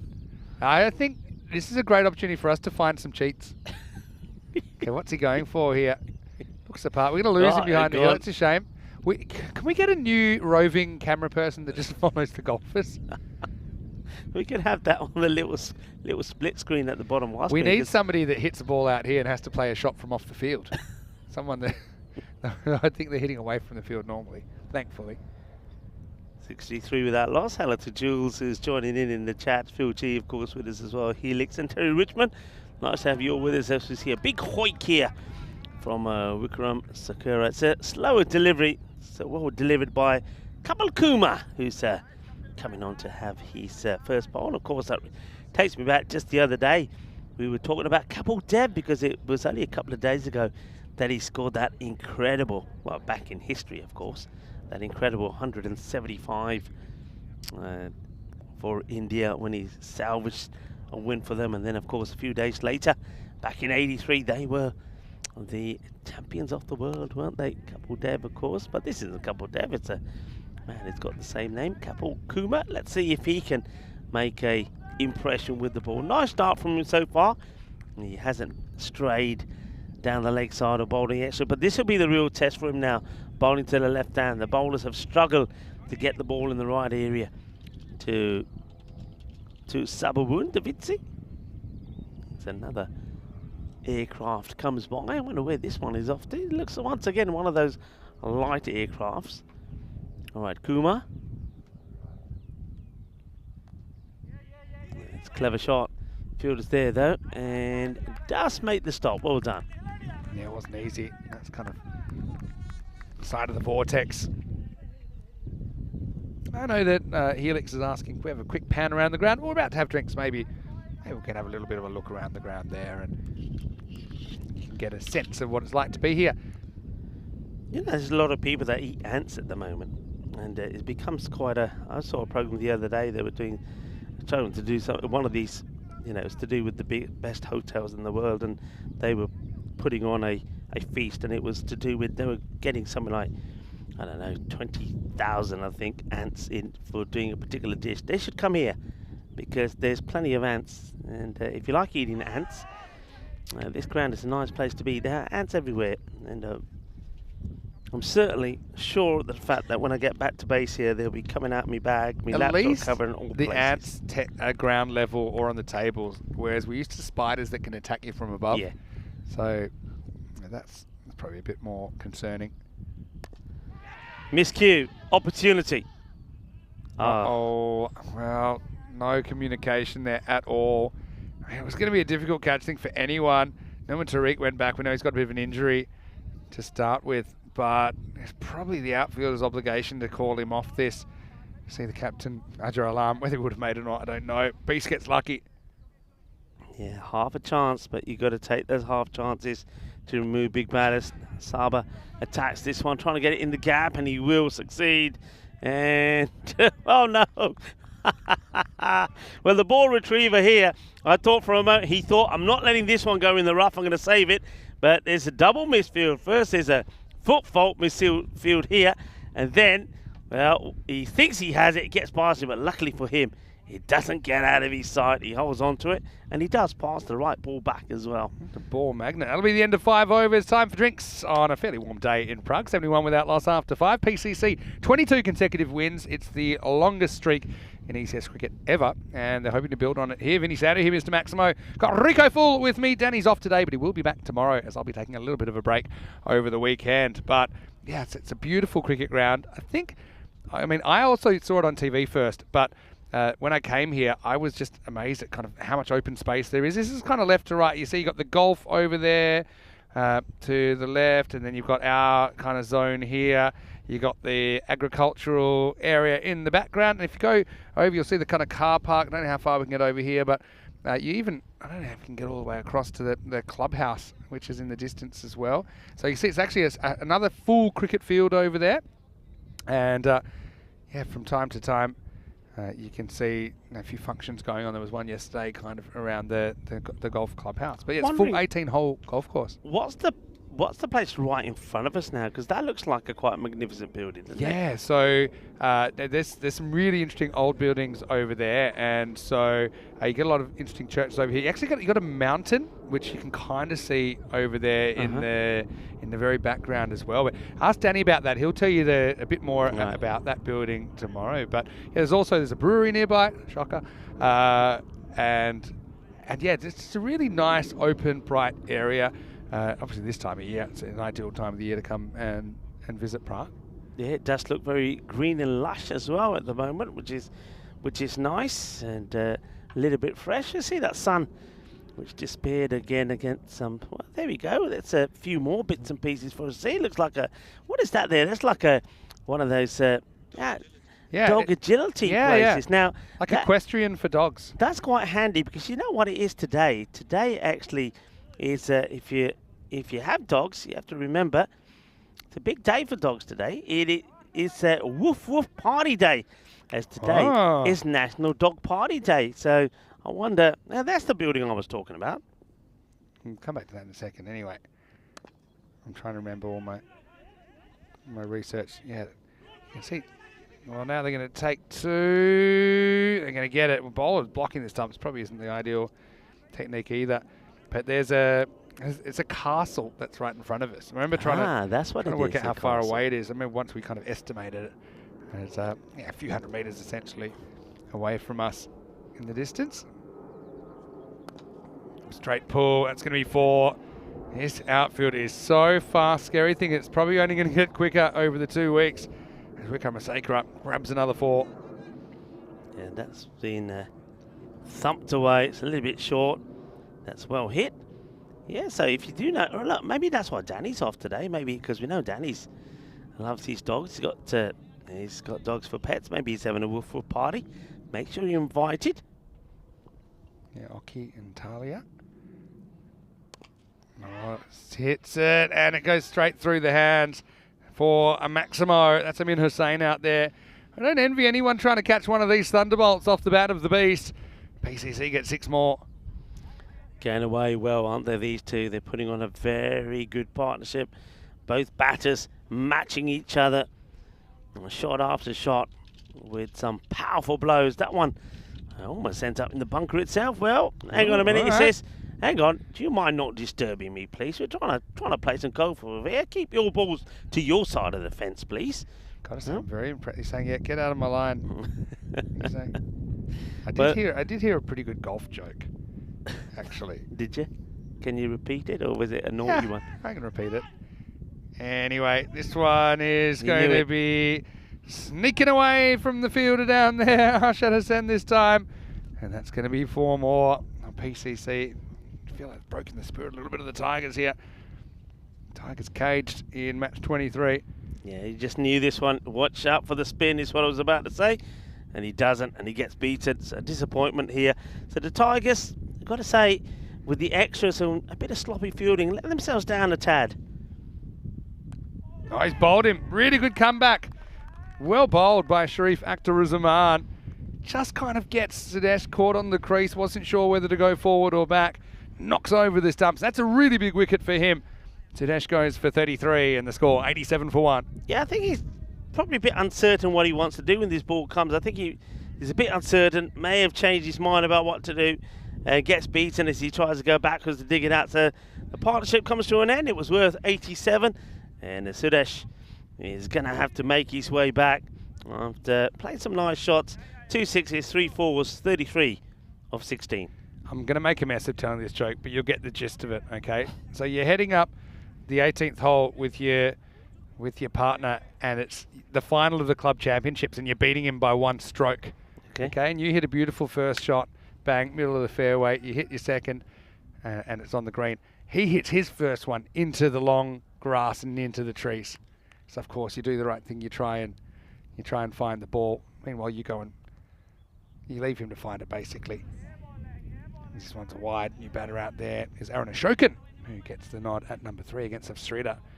So basically, you then walk towards the green, and so you've looked for it for a while. Then you've given up. You've given him a bit more time to find it. You've gone off to play your ball, right? Aaron doesn't mind taking it easy, just turning the strike over first up. These two had a good partnership together yesterday. Anyway, so as you're approaching the green, then you send his shot come in within 3 feet of the pin. So like an easy tap in, basically. As this will take us down to the 6th over, 89 for 1. And then you've got the dilemma. Do you call the guy a cheat, or do you pull his ball out of your pocket and expose him for sure? That is a fairly long-winded joke. I think my favourite golf joke might be the 2 guys were playing together, and on a weekday, and they saw a couple of ladies playing in front. I think I can tell this joke. And then one of them, they hit it a bit too close and it says, "Oh no," and quickly runs back and says to his playing partner, "Oh, you'll never believe it. I've just seen my wife and my mistress. They're playing golf together in the next group." And says, "Don't worry, I'll go and get your ball." And then the other guy goes and comes back, "Oh, you'll never believe it." Fill in the blanks. Anyway, this is up. It's in the air. Ajar Alam has got room. Oh, not quite. It's going to be 6. Maximal, great effort. I just tapped over the line in the end. And so Aaron Ashokan gets his first 6. Yeah, so anyway, the other guy comes back and basically says exactly the same thing. You'll have to fill in the blanks there. Wasn't there a footballer that thanked his wife and his girlfriend recently in an interview? It was more of a language barrier thing, but you get the idea. Looking like they're flying a bit close to the sun for time here. I think partly that might be the amount of wides that they've delivered. They haven't had those minimo problems. There's been 20 runs in wides. Having said that, there's only actually been 8 wide balls. In the air, it's just carrying, not quite. And it's going to skip away from the fielder. Davitsi will move to 38. Run still flowing for PCC. In fact, that will bring up the 100 for Prague Cricket Club. Yeah, placed right in between the two players. Davitsi once again down on one knee. Fielder comes across, but disappointingly can't get a hand to it. The ball hits the surface and skids past him for another boundary, another 4 runs. So Davitsi, after a fine 100 yesterday, showing good form here at the moment. And, well, this is, well, 4. Well, it's not, but I'm just letting the golfers know that's another one coming their way because that is gone away. Well, they were there a moment ago, and good job they're not there now. And that means that our ball retriever will have to go and find this one. And he's got he's going to come back with more bits and pieces in his shoes. Yeah. Because that's gone a long way. Look, there it is. Well, now we know, thanks to the great camera work, this is the 4th hole. Yeah. Over here. Yeah, well bowled. Basically, he sees him coming, so digs it in and tries to give him something difficult. Shortens the pitch. Davitsi again. He's so good, but I still think he can be better if he just... It's almost like he gets bored doing things the easy way. Yeah. Charges a lot of the time. But anyway, that's the end of... Well, it's not, is it? Yeah, it is the end of the over. It's 106 for 1 after 7. Yeah, you're right about Davitsi. Sometimes he's just charging unnecessarily. For example, we know he's very strong on the leg side, so he doesn't have to charge it. He could have played the same shot that he did the ball before. Once again, we have a look at our 2024 calendar.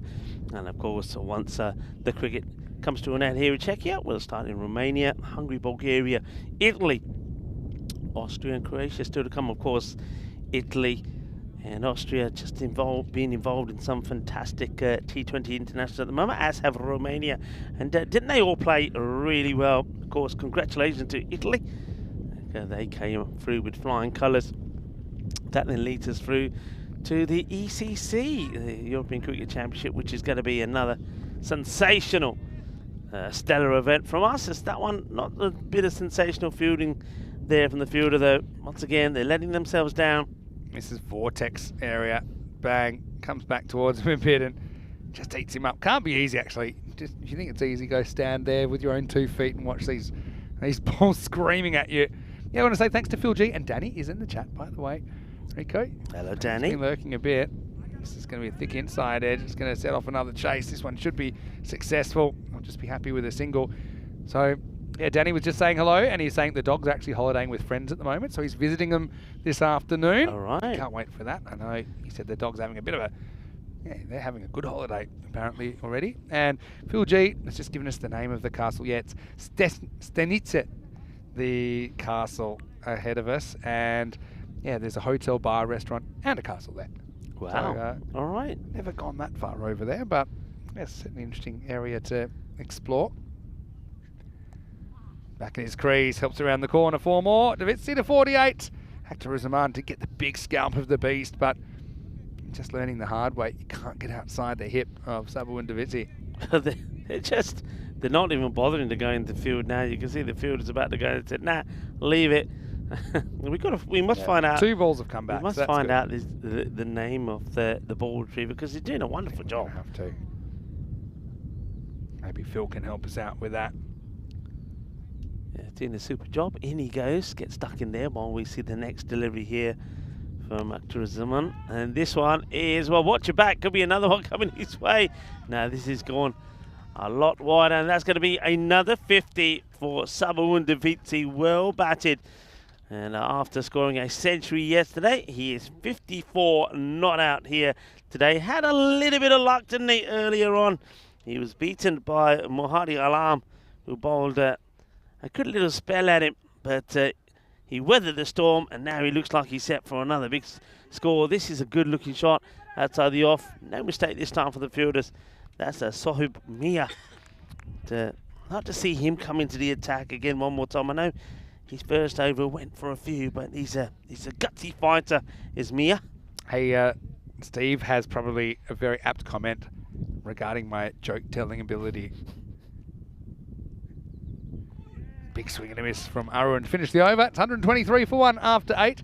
He says, Vinny, about your joke-telling, you're great at cricket commentary. Well, I appreciate that. I'll take that as a compliment. But let me tell you something, that I went to stand-up comedy on Wednesday night. Yeah. Amateur stand-up comedy. It was great. Yeah. I think Paolo came. I think Danny was there as well, actually. And yeah, it was really good. The person next to me, it turns out they were from Perth, just by coincidence. They thought I was joking. No, I was. But the amateur stand-up comedy, I always love it because there's a couple of people go out there and they die a cruel death. Right? But actually, there was no one that was that bad the other night. Probably 15 or 16. So it's Wednesday nights, and I'm going to drop a bomb in a minute. Just wait. All right. First, we'll watch Davitsi hit another 4, which he's been doing with alarming regularity. He's gone past 50, and he wants more. He's going to get more. Probably doesn't have time to get to the 100, but still, it's been a very dominant innings from Sabah. Yeah, so pass it away. Come and drop it. Our Let's see. very own. So it's open mic. Anyone can go up there. Yeah. And next Wednesday, our very own Mars Baiji apparently will be performing. Is that right? Yeah, that's what I've been told. Meanwhile, Maximo time says Mars. Well, that one's still running away. Some of the camera work today has been sensational with trying to, I suppose, help with tracking these balls. And so he's gone into the 60s now. I tell you what, he's not exactly sprinting after that one, is he, our friend over there? He's got a lot of ground to cover, hasn't he? And yet, there he goes we've got again. one guy on the offside Yeah. who's also a helper, who's sat on the chair. You might as well, I don't think he's moved. Give him an ice box. He's probably got a Meanwhile, little cocktail mixer over there. Let's show what you're talking about, Rico. That there's pretty much There we go. him. He's sat there doing nothing the whole time. Yeah. Yeah, there you go. Oh, he's a Tiger fan. Yeah. He definitely is. You need him on the other side as well. Official soft drink of the Oh, Pride hang on a Tigers. minute. He might be called upon. No, he won't. He's not in that far. Doesn't seem fair, does it? I haven't seen any rotation yet either between those two. Not a toss you want to lose. But I said I'd rather be the guy sitting doing nothing over there. At least when he has to go get it, he might have to cover some distance, but at least he's finding it. He's not having to sit there. Nothing worse than looking for something and not being able to find it. It's a good delivery. Yeah, pretty good. Good death over from Ajar, but it's just been tough going for the Tigers.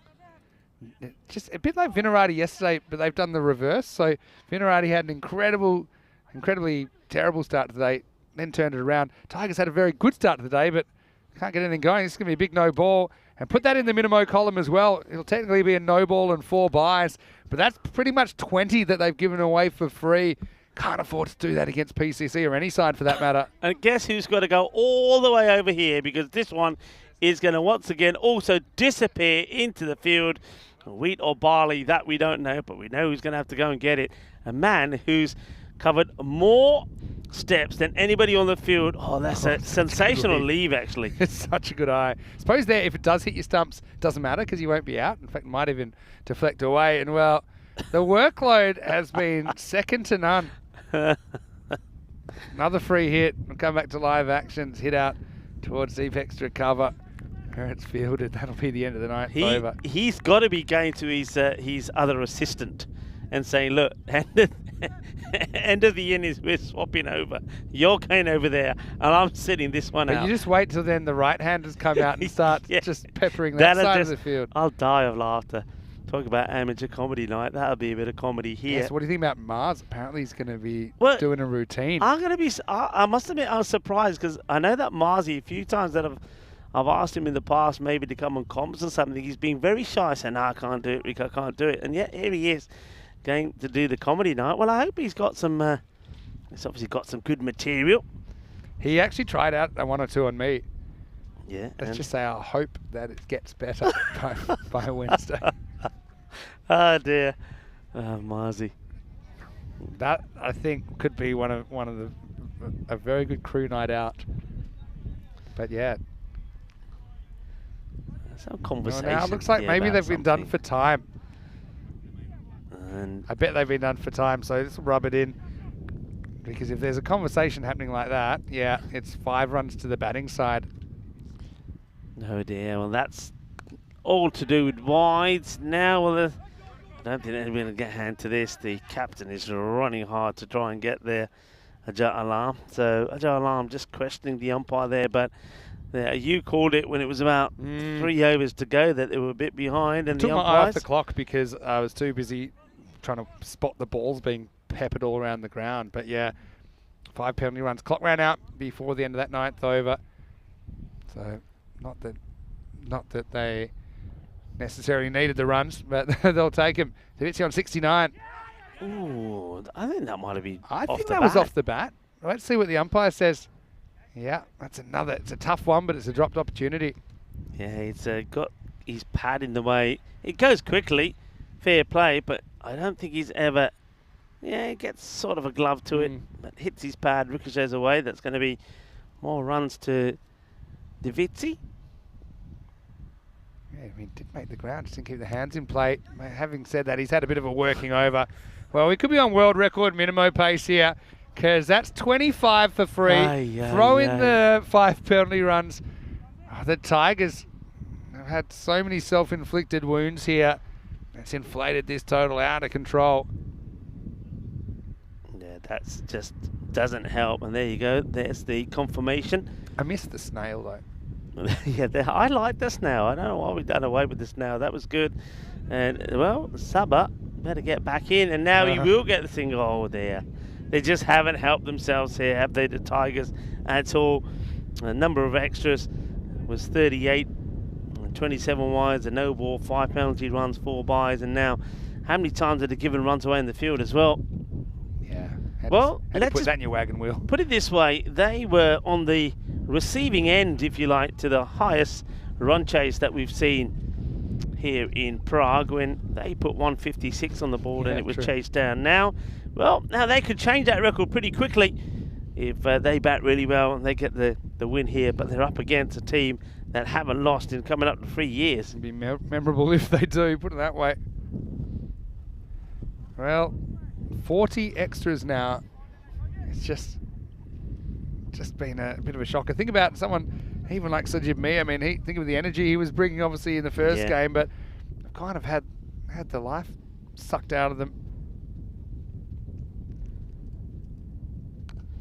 That's going to go the distance, is it? Well, actually, it's going to be probably more 4 than 6. Yeah, 4 signals. Is the captain again involved?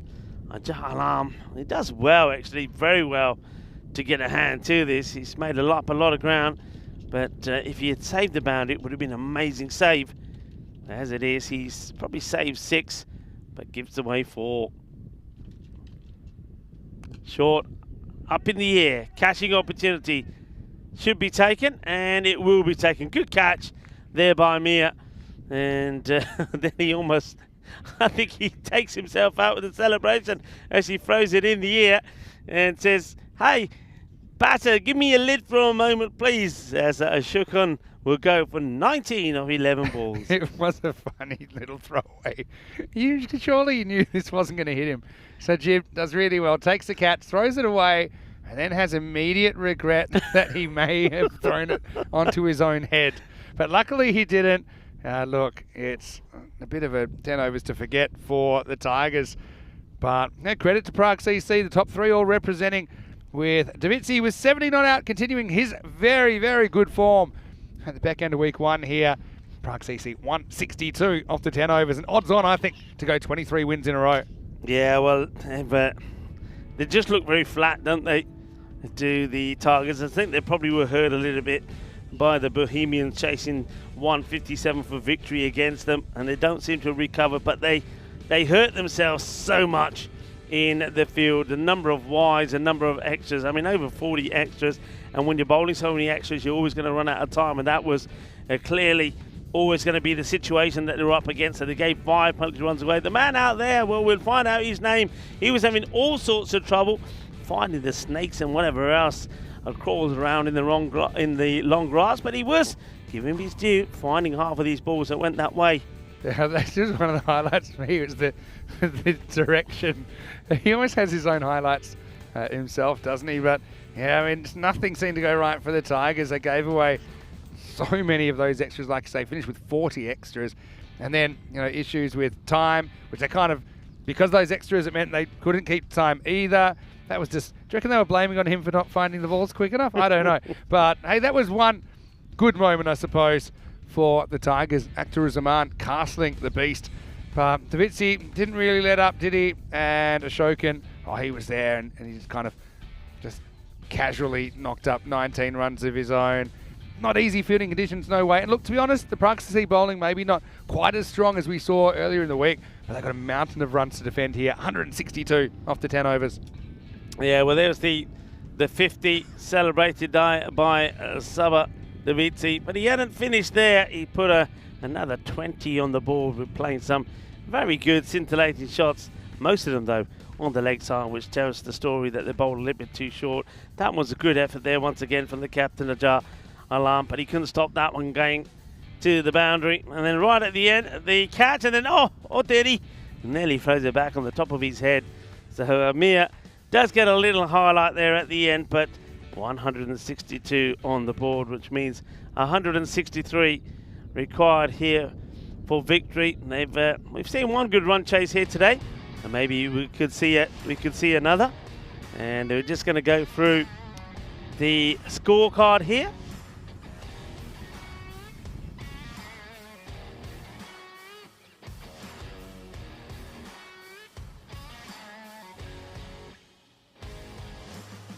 So there's that scorecard, 70 from Davitsi. And I'll tell you what, I mean, another highlight there was from Monish. That is the name of the young man who's finding all these balls. So Monish, I certainly got a few highlights in himself as well. But Sabawun Davitsi, 70 of 34, 33 there from the beast. And then Arun Ashokan also getting a 19 before he was caught and bowled there at the end. The bowling figures, well, let's just say the bowlers didn't help themselves, did they? Sohab Mia did take a wicket towards the end there, but he went for 40 runs. He gave away 5 wides. There was also wide issues there for the captain of Alam. He went for 28. And also, Akhtar Uzman, even though he did pick up a wicket, also went for 35 runs. So we're going to take a break.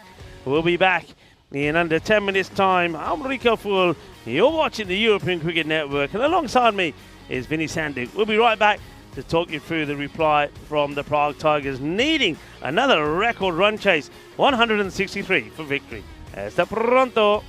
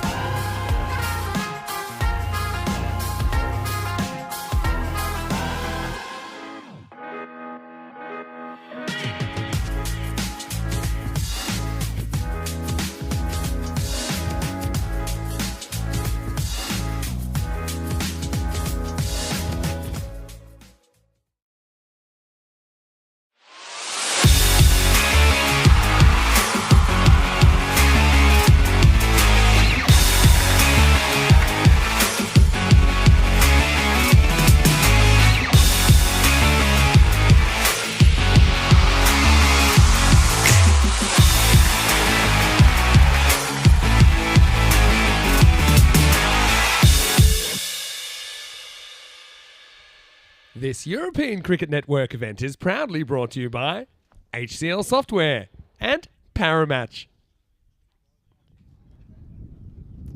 Hello viewers and welcome back. And Prague CC, a team that have broken plenty of records, continue to be the team to beat as they've gone out there. And once again, thanks to a very good knock from Sabu and Davitsi, put a good score on the board, 162 for 2. So we saw though earlier today the highest score in this European Cricket Series put on the board from the Prague Tigers, but that was knocked off. So Bohemians got that win, chasing 157. So Prague CC, they have the opportunity to break that record that was set against them, but they're going to need to score 163. If they make a good start, it definitely is possible. The likes of some of their key players are going to have to click. Sagar Hossain was very good with a half century, as was Numan Tariq. Tariq, though, I wonder what his fitness levels are like. He was hobbling around a little bit, and then, of course, we saw a very good knock from Shoaib Mia as well. So those three are going to be pretty key. They will need to get a good partnership to start them off, and remember that they've got batters that can do it. So they've got to believe, but they look very flat with the ball there. It's almost like they were sort of intimidated a little bit there by Prague CC. They didn't bowl well, and Sababoon in particular cashed in some loose deliveries to him on the leg side, and then a number of extras. Was just far too many extras. I think you've got to really bowl well and keep it tight against a big team, but to give 40 extras away, 28 wides, a no ball, 4 bites, and 5 penalty runs was a bit of a shocker really for them. It could have been a very different story if they had kept the extras down. So we're ready to start. The first over will be bowled by Sudesh. Wickramascara to bowl the first. And let's see how this goes. Imran Bhatt to face the first delivery. He plays it nicely. He's going to get 4 runs straight away. There's nobody at mid-wicket. It's a little bit short, and Bhatt gets going 4 of the first. A nice start. So not the worst of deliveries, just a little bit short, but Bhatt prepared to stay back in his crease and play that away nicely. So Imran off the mark straight away. He's got Sagar Hossain, who's the non-striker at the other end.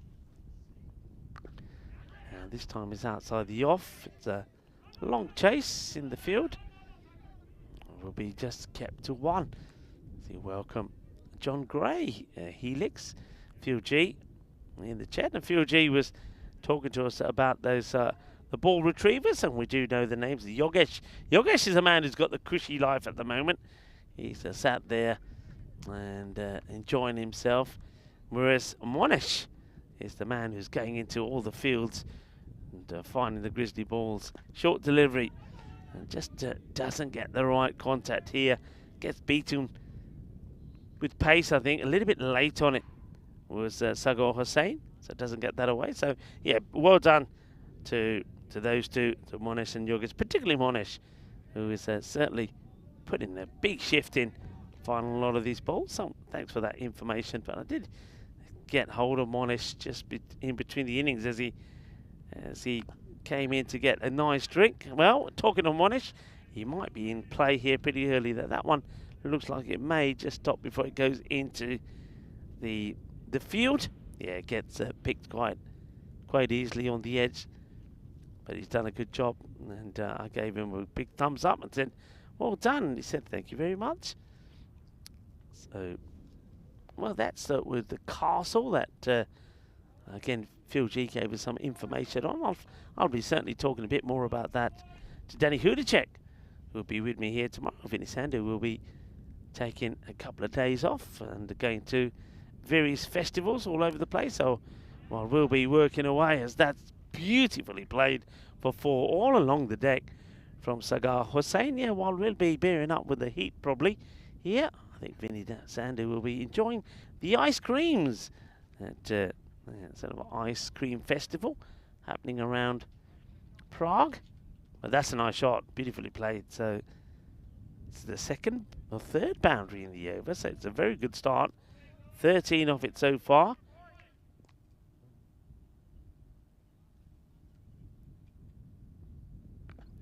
Short once again gets tucked up. It's the second time that the ball's been banged in short to the batters, who haven't been able to put the short one away. So we'll finish with a single. So first over comes to an end, and 14 come from it. So it's not a bad start. Haven't lost a wicket. Number of matches without the golden ball goes to 51. As Benny Sandhu does join me back in the... Well, it's nice to be back in the cube, I would say. Yeah, you had a so bit far of it's still cubeless standing. time, didn't you? Cubeless. Cubeless. Cubeless in Cyprus sounds like a movie. Before that, I think we were in England together, weren't we? Yeah. Yeah, I know you left just before finals day, where we saw the NCCA 11, pretty much England 11, come and towel things up. But we see plenty more of those players, I'm sure, in the ECC, which is still to come later on in the year. Anyway, yeah, right now, obviously the Beast got a little bit of his own medicine there. 3 boundaries in that first over. The Beast is just known for kind of bowling, let's say medium pace, but if he really wants to, he can let him fly. You get the occasional one that has actually flown over the keeper here again, so that's that variable bounce. Hey, good to see this guy back in for season 2024, Rohit Deshmoini, to bowl over number 2. Gets a little bit of bat on this. I think it's the toe end off the bat. No runs. You're just talking about the English players that we're likely to see at the ECC. I just saw the post, of course, on our social media. The number of players that are played on the European Cricket Network and are out there at the moment playing in the World Cup. It's and we couldn't even fit them into one number team. Of names. Couldn't even fit them into one team. We showed an 11, but there's actually more than 11. Plays that teacher Nidamanuru is one that I noticed wasn't even on the list. But it just shows. We talked a bit yesterday about kind of worlds blending. Obviously, you've got this real grassroots movement. But that's more than what we're doing now. We are doing more. So, for example, the Netherlands, Ireland, Scotland, full internationals. Yeah. And we didn't even include, for example, in the Irish, pretty much the whole team's played on ECN, right, in that tri-series just before the World Cup. Gives himself a little bit of room, but it's a good pick up and throw. Smith Patel is a really good fielder. It's one thing that has always stood out about him. You see the way he's ready thinking about what he was going to do with it. Came to his right. Okay, it was a tough throw, throwing off balance, but if it does hit the stumps, I think he's got a good chance of pulling off a run out.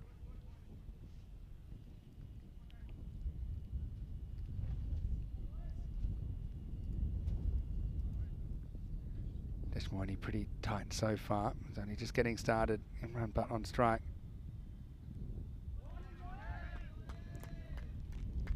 Good delivery, sneaks this in. Just watch this one. So just starts to cuts away a little bit, but it's gone past that line before it does. So nice ball, nice full length delivery. And well located by Deshmoini. Imran Butt searching for that leg side, maybe that easy option.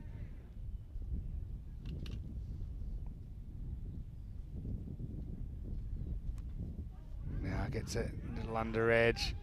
Well, they're going to go the long way. Oh, that would have been an incredible run out. Decided to go for the long throw and almost pulled off a sensational run out. I think that's Lakshmi Selvan down there, who basically uncorks a half-court miracle shot.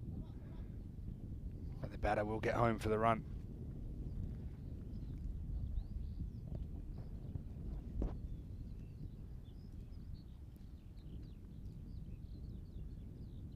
Deshmoini gets lifted up this time, but they've got a fielder back there. That's Wundavitsi. Hitting the foot earlier in the week, caused him a bit of a discomfort, but his foot might have regrown and become even stronger, because since he's gained full fitness, he's been impossible to remove for opposition bowlers.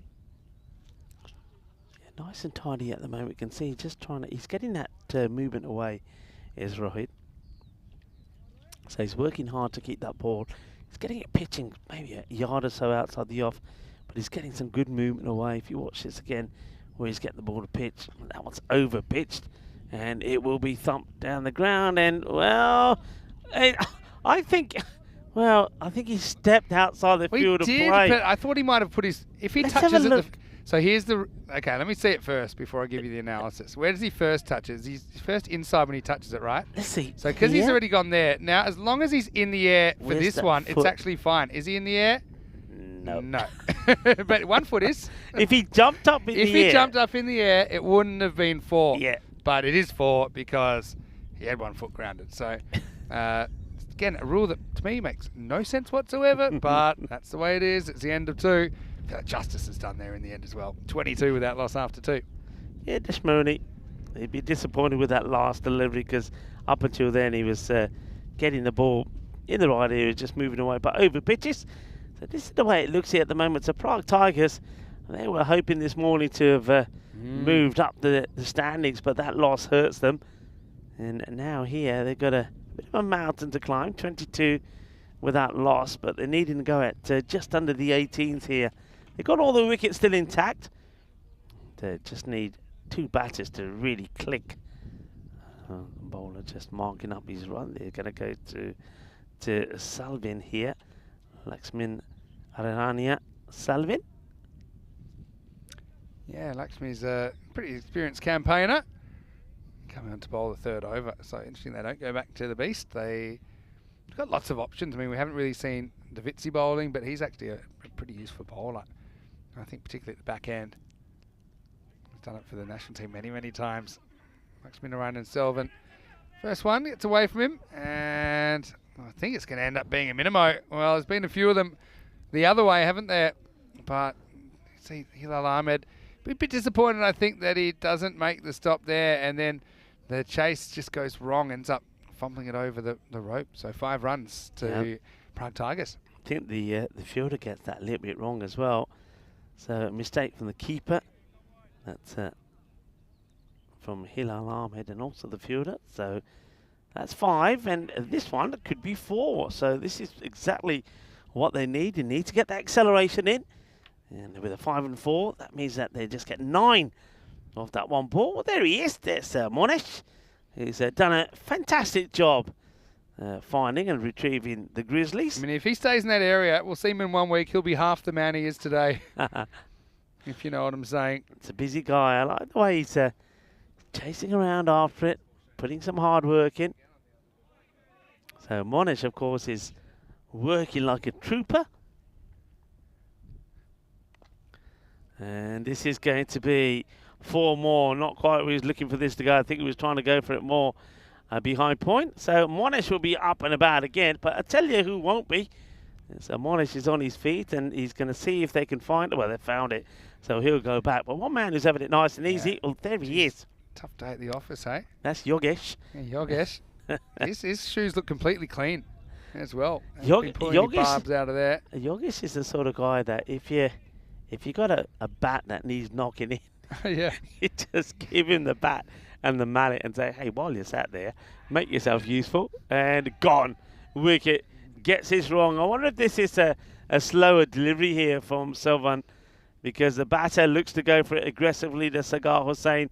And I think he gets beaten with a flight. Let's have a look at this again. I think it was, was it a slower delivery? Yeah, it was. And when Takes you slow the down pace that off much, it certainly is. But I think he just tries to drive one as well. That's not quite full enough to drive. Smith Patel's not dropping too many catches, but Tigers, they're going to lose Sagar Hussain for 19 and the score 35 for 1. Yeah, Yogesh over there, he's making social distancing cool again. And back in the days where you couldn't have anyone near you, he's just sitting there in an open field, just a man and his stump. Yeah, he's just probably got his thoughts to himself. I wonder what he's thinking. Hasn't offered to switch, has he, though? He's pretty comfortable over there. Yeah, I think that's definitely the way forward, isn't it? Switch over at the interval. Maybe the next game. But then having said that, I think Monesh likes someone around. He's probably thinking, look, I'm here, I might as well enjoy the cricket and also get a bit of exercise in at the same time. Hey, here's Norman Tariq, batted well this morning. Misses out the first time. Be caught a wide though, so he'll get it again. Good call by Shobit. The umpires have been very good as well during this series. Been a number of different umpires, but again, more series we play in location, I think the umpires improve a lot every time. In the air and gone. Sabawundavitsi can't keep him out of the game. Tariq's going to go for a golden duck. And Selvin has 2 in the over. It's 36 for 2. Yeah, it's going to be a goldie here. It's a very good catch. He times this to perfection. Tariq doesn't really hit it. He thinks that his timing alone is going to get it and get enough of this, but it's going to be disappointment from him. He's going to go back and nurse that wound. There's Derek. He's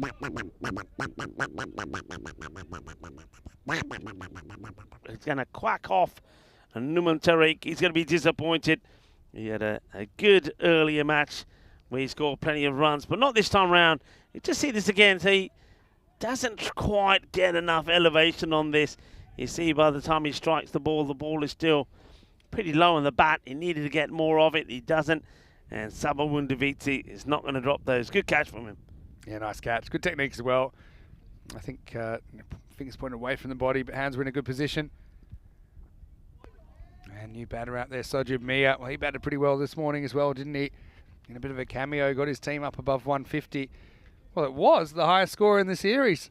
And it was that way for about 45 minutes until Bohemians chased it down. Yeah, this over certainly is hurting them. From Salvan, and that's another one that could have gone anywhere. A big shot attempted by Mia, misses out on it. And it's a fine over. Salvan picking up 2 wickets just for 14. And the power play score is going to be 36 for 2. So way behind where their opponents were. Might be one of those games, even if you get a point out of it, yeah, you can chalk it up as some sort of a victory when you think that Tigers are probably one of a number of teams that might be around that middle. I just see the middle being really congested, so even being able to pick up 1 point in a game against an opponent that's outplayed you, I think is really important. Deshmoni is going to come back and bowl out here in the 4th over. Yeah, like what he did in the last one. He was, apart from that last ball that he bowled where he just overpitched and went the boundary, all the other balls other than one wide was just either a single or nothing. So he'd be keen not to overpitch, just make some adjustments to the field as he comes in. Of course, now that field can be split, and that's been whipped away quite nicely. That's going to be 4 runs. It's a nice shot.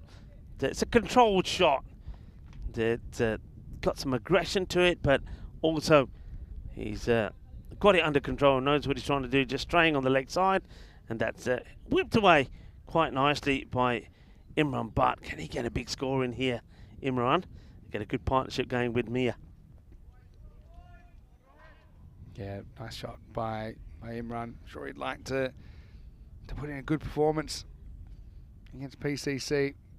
Benchmark here in Prague Cricket. Like, we've seen a couple of times he's tried to fetch balls from outside the off stump, work it to the left, or to his left, which is the leg side. But yeah, the late movement Rohit made that very, very tough. Yeah, that one really did swing big. That was a real big away swinger that gets himself into complete trouble. Does Butt ties himself up in a bit of a knot, looking to work the ball away on the leg side. This time gets a bit of bat onto this. They will take a single. So yeah, he's looking to play on the onside. So you can see what wow, that's a direct hit, and the batter's thinking about taking on the keeper. Yeah, should have gone there, I think. I think they were both ready. Just you could see that they weren't ready to pull the trigger. Just hits the bottom of the stumps and bounces away. See there, Sajib sees it, and so for some reason didn't trust himself, but that's why he'll be facing up next. So Mia, 2 balls, not got off the mark yet. We know he's a aggressive player, hits the ball very well. You saw him score an electrifying 37 or just 12 deliveries, not out as well. Let's see if he can make a good start here. Oh, he doesn't have to play at that one, as I think that Deshmoni gets a little bit too carried away. We're trying to get that big movement outside the off. We see some of the other teams have turned up for the next match, where we will see United against Ostrava, and United are liking their sky blue outfits, as they. United were actually, they're a team, we first saw them really playing in 2020 and they didn't win a game. And, I look at, where the Dominators are now. And that's where United were back then, but they came back. They were actually the last team to beat Prague CC 2 years ago when they bowled them out for 49. But United, they are card-carrying certified golden ball magnets. They've played in 3 golden balls, one of only 5 teams to do so. Oh. So Jib faces up to Deshmoini. Again, swings one away. And actually, Hilal, a bit disappointed that he hasn't gloved a few more in this innings. Probably doesn't hurt him too much. It'll be a bye. But United have, I suppose, through their performances in ECS cricket in particular, and their league performance in the last couple of years, they've thrown up a few guys for the national team, like Ruturaj Magare, for example. Pramod Bagoli's in there, Ayush Sharma, Piercing Bagel, and Ruturaj Magare, for example, he was the player of the series last year here in Czechia. But look, I think it's going to be an interesting game because Ostrava, they did impress us, didn't they, in the first game? It was a 7-over game. I was just chatting to their skipper, he's saying it was a bit of a shame it was only 7 overs. I said, well, see if you still feel that way at the end of the day, because they still have to play back-to-back games. Got a big day against United and then against Bohemians tonight. Well, this is in the air. It's going, and it's gone. Maximo!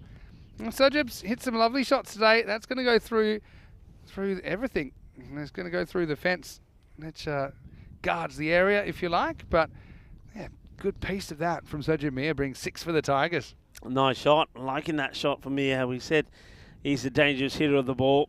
And he's certainly more than capable of getting good partnership going here with Imran. But, of course, the concern is that the 2 men that did score half centuries in the last one, Sagar Hossain and Numan Tariq, both are already back in the dugout. So these 2 have to go big. 50 comes up with that shot, though. At the end of 4 overs, it's 51 for 2. It's either above the blue line. The red line seems a long way off at the moment. Well, we've gone past 2 o'clock local, and some people were thinking we might have the thunderstorm interrupting us. At the moment, still seeing a lot of blue skies, but it can roll in pretty quickly, I will say that. Seen that happen before. Or we might get super lucky and have it miss us, or at least come through after the day's play. I've got to say, because you can't really water this ground, I'm pro-rain here, as long as it rains at night. Okay, here's Aaron Ashokan. He's going to start around the wicket. And one thing that I noticed yesterday, they were able to call on a number of spin options, and Ashokan, for me, that pitches outside the leg stump, but they don't have Ravi Solanki in the lineup, the left-arm spinner. We saw him at the ECL. K. Ramita, the off spinner, he's not in the lineup either. So, of the spin triplets, they've only really got Ashokan playing here today. And one might have hit him in the, what's the word? Well, I was looking up at the castle. They had the crown jewels. I didn't think it was that high. I thought it hit him right on the pad. I don't know his personal business. Let's have a look at it again. I mean, let's see if we missed something here. Well, I tell you what. I don't think it missed something. Well, it took a while, the batter, but he goes down. Come on. Like a... there he is. He's saying, oh, yaar, badi sat lagiya, pani pila de thoda ya. Yeah, that's going to hurt. And you can see the impact, and yeah, I thought it hit the pad, but it's not the pad. That hit right in the middle of the box. And he goes down. He's taking his time. He's had some water. Just making sure that everything is where it should be. Just a quick inspection. Apne gulab jambu check kar lama theek hi hai ki nahi. Well, it's nice to see that he's smiling, but at least it wasn't the quickest of deliveries. Otherwise, it could have been even more damaging.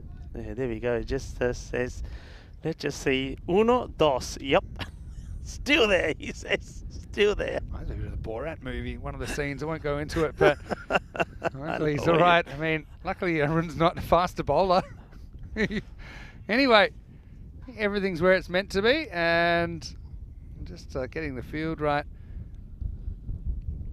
Imran, feel like he's composed himself now. He's ready to go. Maybe it's time for him to unleash, or has Arun softened him up? Well, that's the question. Arun Ashokan. I tell you what, our umpire, he's tiny, isn't he? That's a sharp hit. Yeah, that's the thing with Shobit. I'll come back to that in a second. I appreciate you saying that. Down the ground, it will just bounce in front of a Saba. One of my favourite comments of the first week has been, I can't remember who it was, but this umpire would make Corey look tall. That was the comment. Shobit packs a punch. He's actually a pretty good cricketer as well. Keep it back.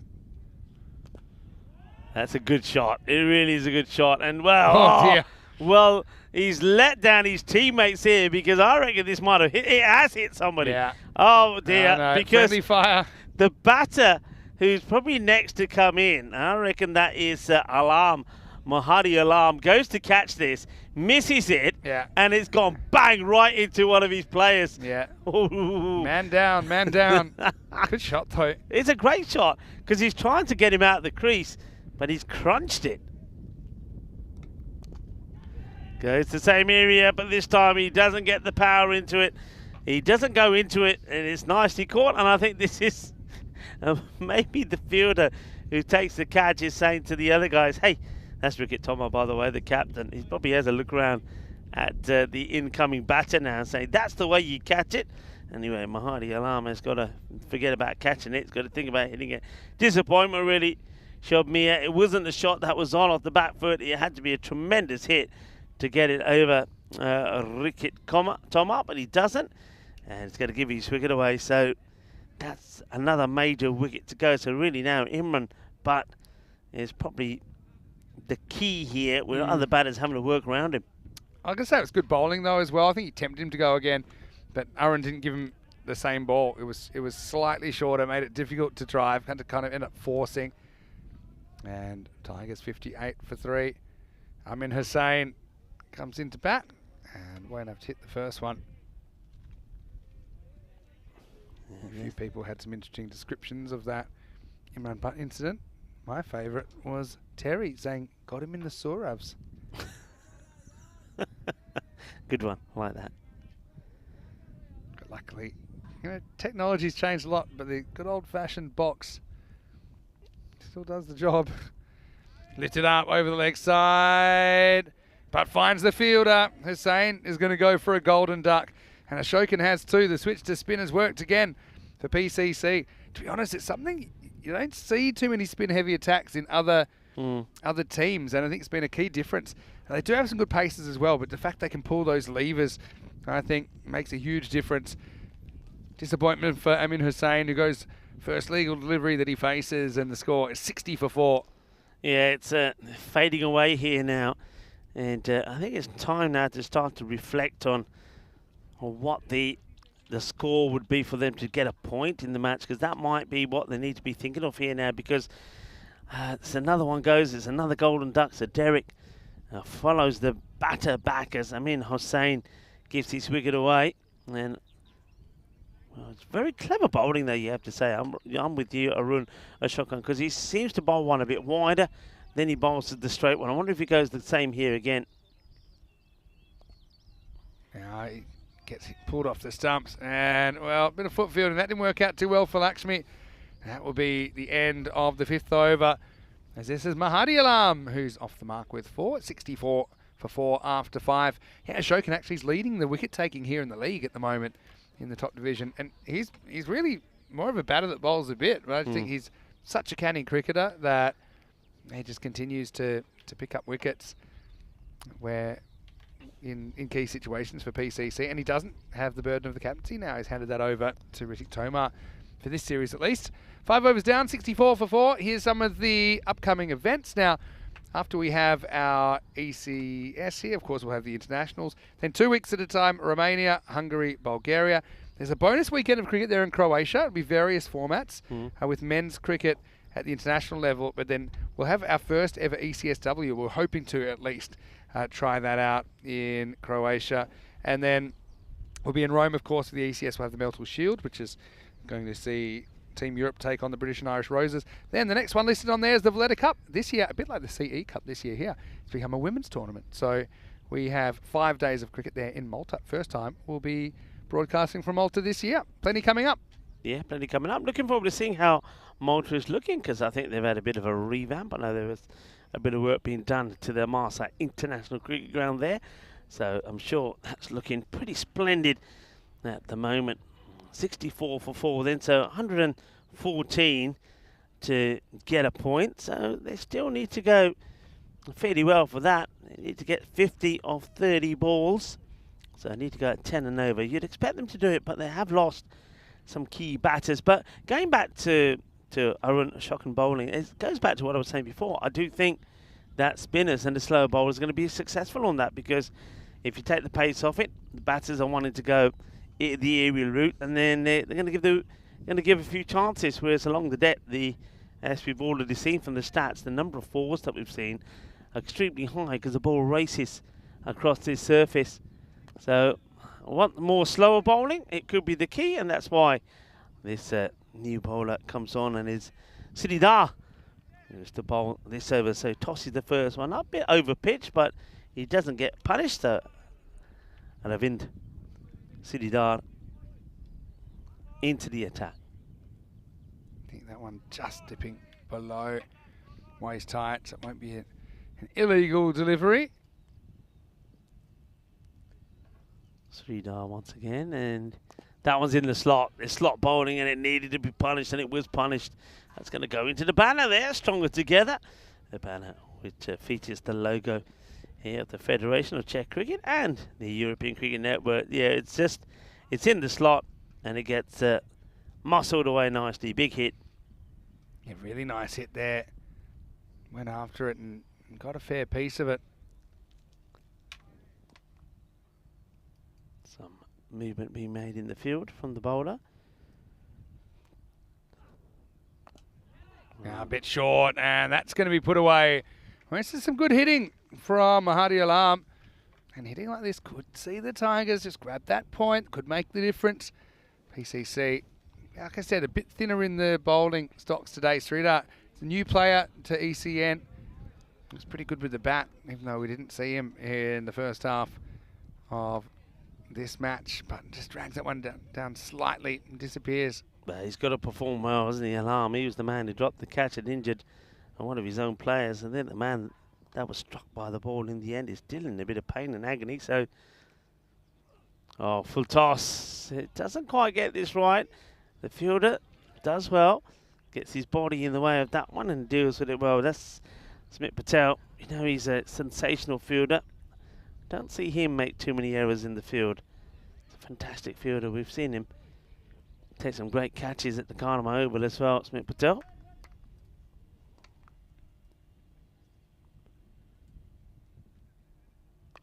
Leg spinner this time, but I suppose we'll never know how much it would have spun. Turned out to be a full toss. Imran Butt will get a single. Imran looking to, at some point, I suppose, see if he can get some big-time acceleration in. I suppose the plan would be make sure of the point and then try and go bananas and pull off what would be a good victory here, but they seem to be a little bit behind. Well, I just cooked him, didn't I? I just cooked him. Proper pucker commentator's curse there for Smit Patel. And there's our man, finally. Yeah. Yogesh, he is with us. Yogesh is off his chair as Smit Patel gets this completely wrong. Happens to the best, though. This is a good lesson. You know, you can be the best fielder in the world even. You're going to have issues from time to time, especially on a field like this. Anyway, well done to Yogesh for getting into the game. It's 83 for 4 after 6. And suddenly that point total seems a bit more reasonable. With 19 coming off that over, they need 31 off the last 4 to do it, Prague Tigers. Like for like, though, Vinny, this is interesting. I mean, they're 83.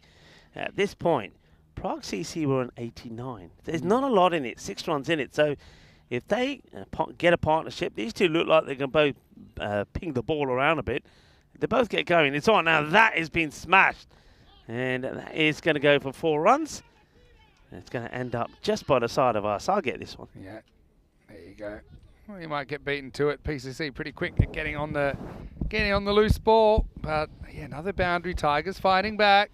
Smit Patel comes on and maybe a little finger on that, slow it down slightly, but this outfield is so fast. Yeah, this is the moment. Attack. Get back in this. Don't let it get away from you. And start to bring that rate down from 19. Bit by bit, chip away at it. And even if you're needing 15, 16 off the last, you're in the match. It's a bit wide. I know he makes a movement there, but we've loosened up the wide rules, and the flip side of that is that the line won't move. Now, that's your first kind of Prague wind gust, but it's not the last. It can be completely calm, and then we've seen the slide screen get blown away out of nowhere. Anyway, that's hit hard, but it's hit straight to the fielder, and it's Ritik Tomar, the tank, that pulls that one in. Well, the tank receives a bit of fire here, doesn't he? But he holds on, and that'll be the end of Imran Butt for 23. It's 88 for 5. Yeah, he'd be feeling himself a little bit unlucky, but because he struck this pretty well.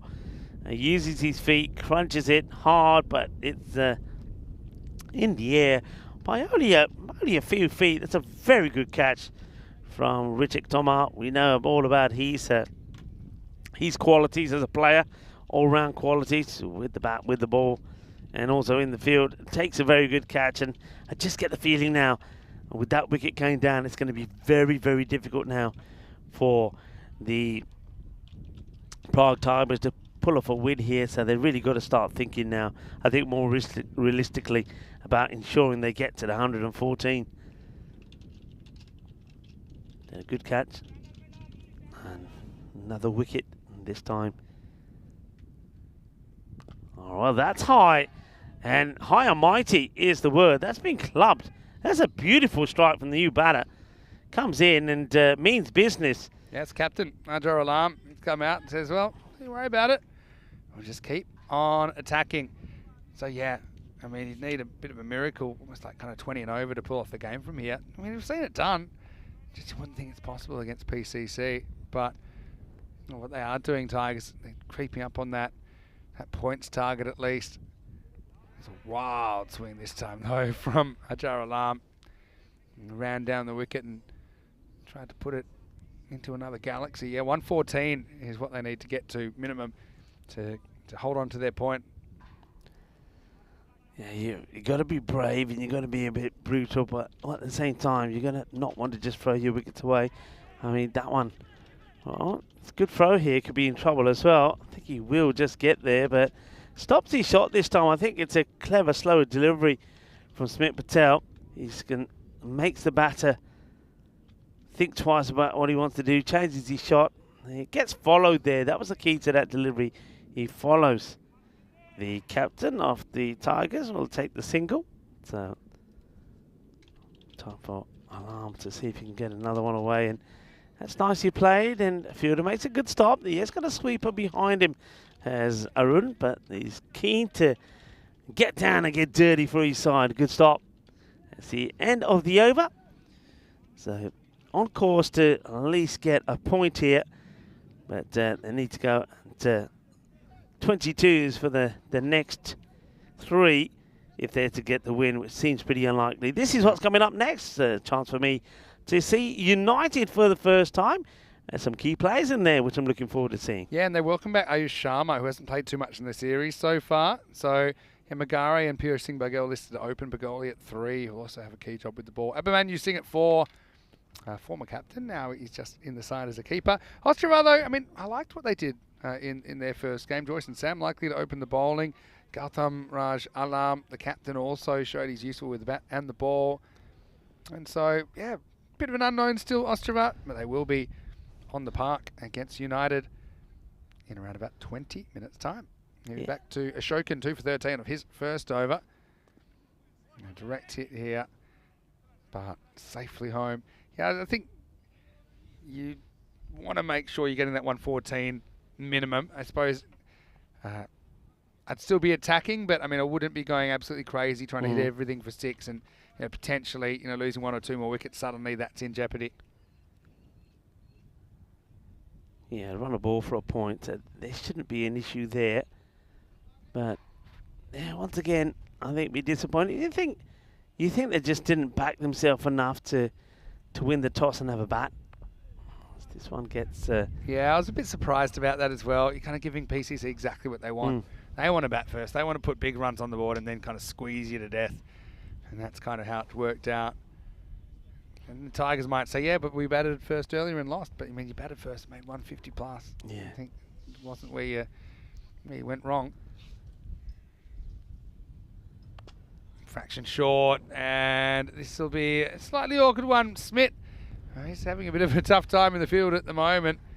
Had to deal with an awkward bounce and couldn't keep it in the ballpark. 4 runs. Yeah, it was well struck. It sounded good, didn't it? Sounded like it was sweet out the middle, sweeter than a bowl of rasmalai, as I like to say. Well struck, and then I think the bounce was always going to be the problem there for Smith Patel. Can't stop it. Now that one, well, nobody's stopping. That's going all the way. It's a gundy ball, really, from Arun Ashokan. It's too short, and if the one before sounded good, this one sounds even better. So Marty Alarm smashes another one, and maybe, who knows, a few alarm bells ringing as well. As Alarm here, with those 2 shots, starts to bring his team back in contention, perhaps. Yeah, I was looking for a while that they may be a bit shaky keeping their point, but it seems like they'll do it easily now. That's well bowled, though. Maybe a tough call. You be the judge. Is this completely outside the line or not? Yeah. Difficult one, those ones going across. Well, if that last one was, then this one has to be as well. So I suppose this is consistency. Well, I don't know. This one for me is a lot further in. But anyway, we're going to give you some sort of postmodern look at it, and don't worry about it. Just trust your eyes and trust that probably won't make a huge difference. Hello to Alex there. I know that he's having a good time up there pressing the buttons. He's been a fun button pusher, hasn't he, Alex? Alex, he pushes the buttons, Yeah. doesn't he? All right, goes for it, but doesn't get it out in the middle. He gets very lucky here. That hits the toe end part of the bat. Doesn't go into the shot. He's reaching for it, so he's not getting any power in it.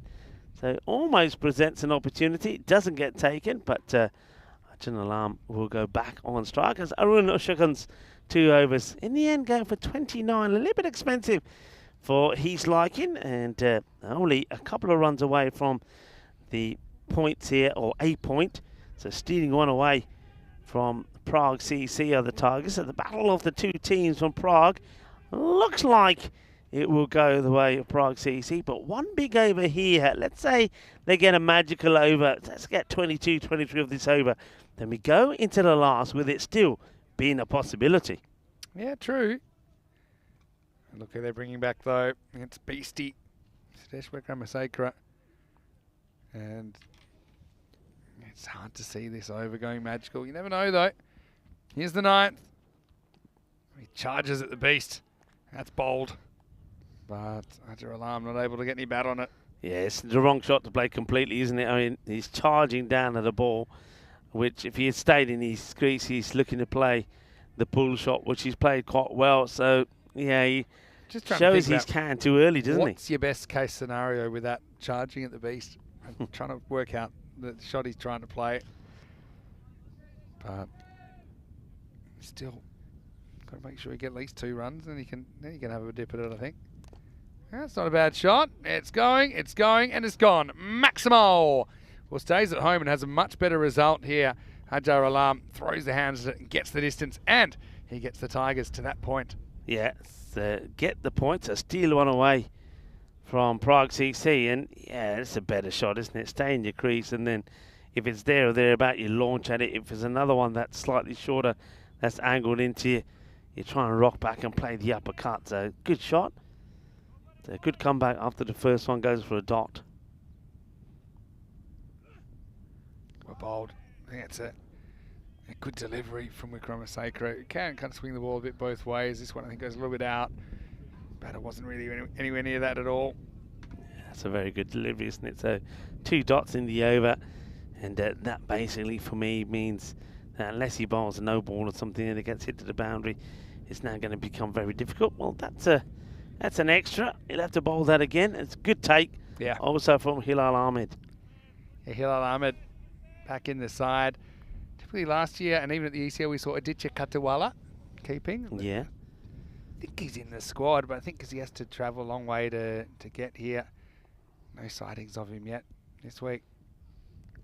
The other thing is Prague CC's schedule is a little bit strange because we have those 3 kind of out-of-town teams that they have to play their games in blocks. So they'll play a block of 5, 3 one day, to the next. So Prague CC, typically we've seen from them that they will just have 1 game a day. So then it means, create some availability issues. They do have a big squad, but yeah, they occasionally play 2. Other days they just play 1. So that's why, for example, if you had to make a several-hour drive, you're probably not going to do it for 1 game. Maybe you kind of save it for when you've got multiple games. Yeah, I think some of those teams that are travelling a distance like that are obviously staying over a night or 2. So I've got to tell you about that. Bowled him as the Beast is going to go bang to knock over Rajar Alarm. Last ball of the 9th, and Prague Tigers 119 for 6, although they do get past that 70% mark in the over, and that's why they will take a point out of this game. Yeah, Brno. So Brno's about 2.5 hours away from Prague. You can get there by train or you can drive. And so the Brno side came up, and they've actually a really good rivalry with Prague CC now. They've typically been battling for the ECL spot. Obviously, Brno actually got it 2 years ago. But yeah, some of the Brno guys camped out overnight here at the ground. Seriously? Yeah, they were here on, I'm going to say it was on Monday. That was the first day. First day, Monday night. They played one of their blocks Monday, Tuesday. They play the other one actually tomorrow and Sunday. So I'll miss them, but I made sure I told them I'd be watching. And yeah, Dylan Stain, I think they come out. I was a little bit worried about their performance first game the next day, but actually they got the job done. I think they did run out of steam a little bit. Bohemians blew them away, and Brno on top of the table, but last game they didn't take a single point out of their game, having to play 5 in 2 days. But yeah, and Danny was telling me the first Czech Super Series, he actually camped here at the ground as well with the dogs. And you can see the groundsman's shed there. So he had a blue tent that I'd be a bit worried with the wind that it would actually blow away. With you inside it. I think if I was doing that, I'd have a nice word with some people at the golf clubhouse talking about. That's a good catch, very well taken catch. This one is. The catching has been very good, hasn't it? They haven't really made a mistake. If it's gone in the air, if it's catchable, it has been taken. So another wicket will go, and that's a key one, isn't it? There's Mahan Al-Alam, who's played a good innings, 34 off the 11 balls that he faces, but just takes himself a little bit away, loses his head, loses his shape, and a very good catch taken by the fielder. It's a little bit away from his body, but I like the way he gets in good position and reaches up and takes the catch. So well done by Gludson. There's the groundsman shed. So it was just behind there.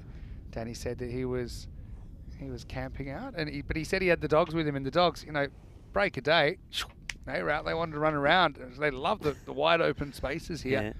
That's the other thing in Prague. And I know you love your dogs at home.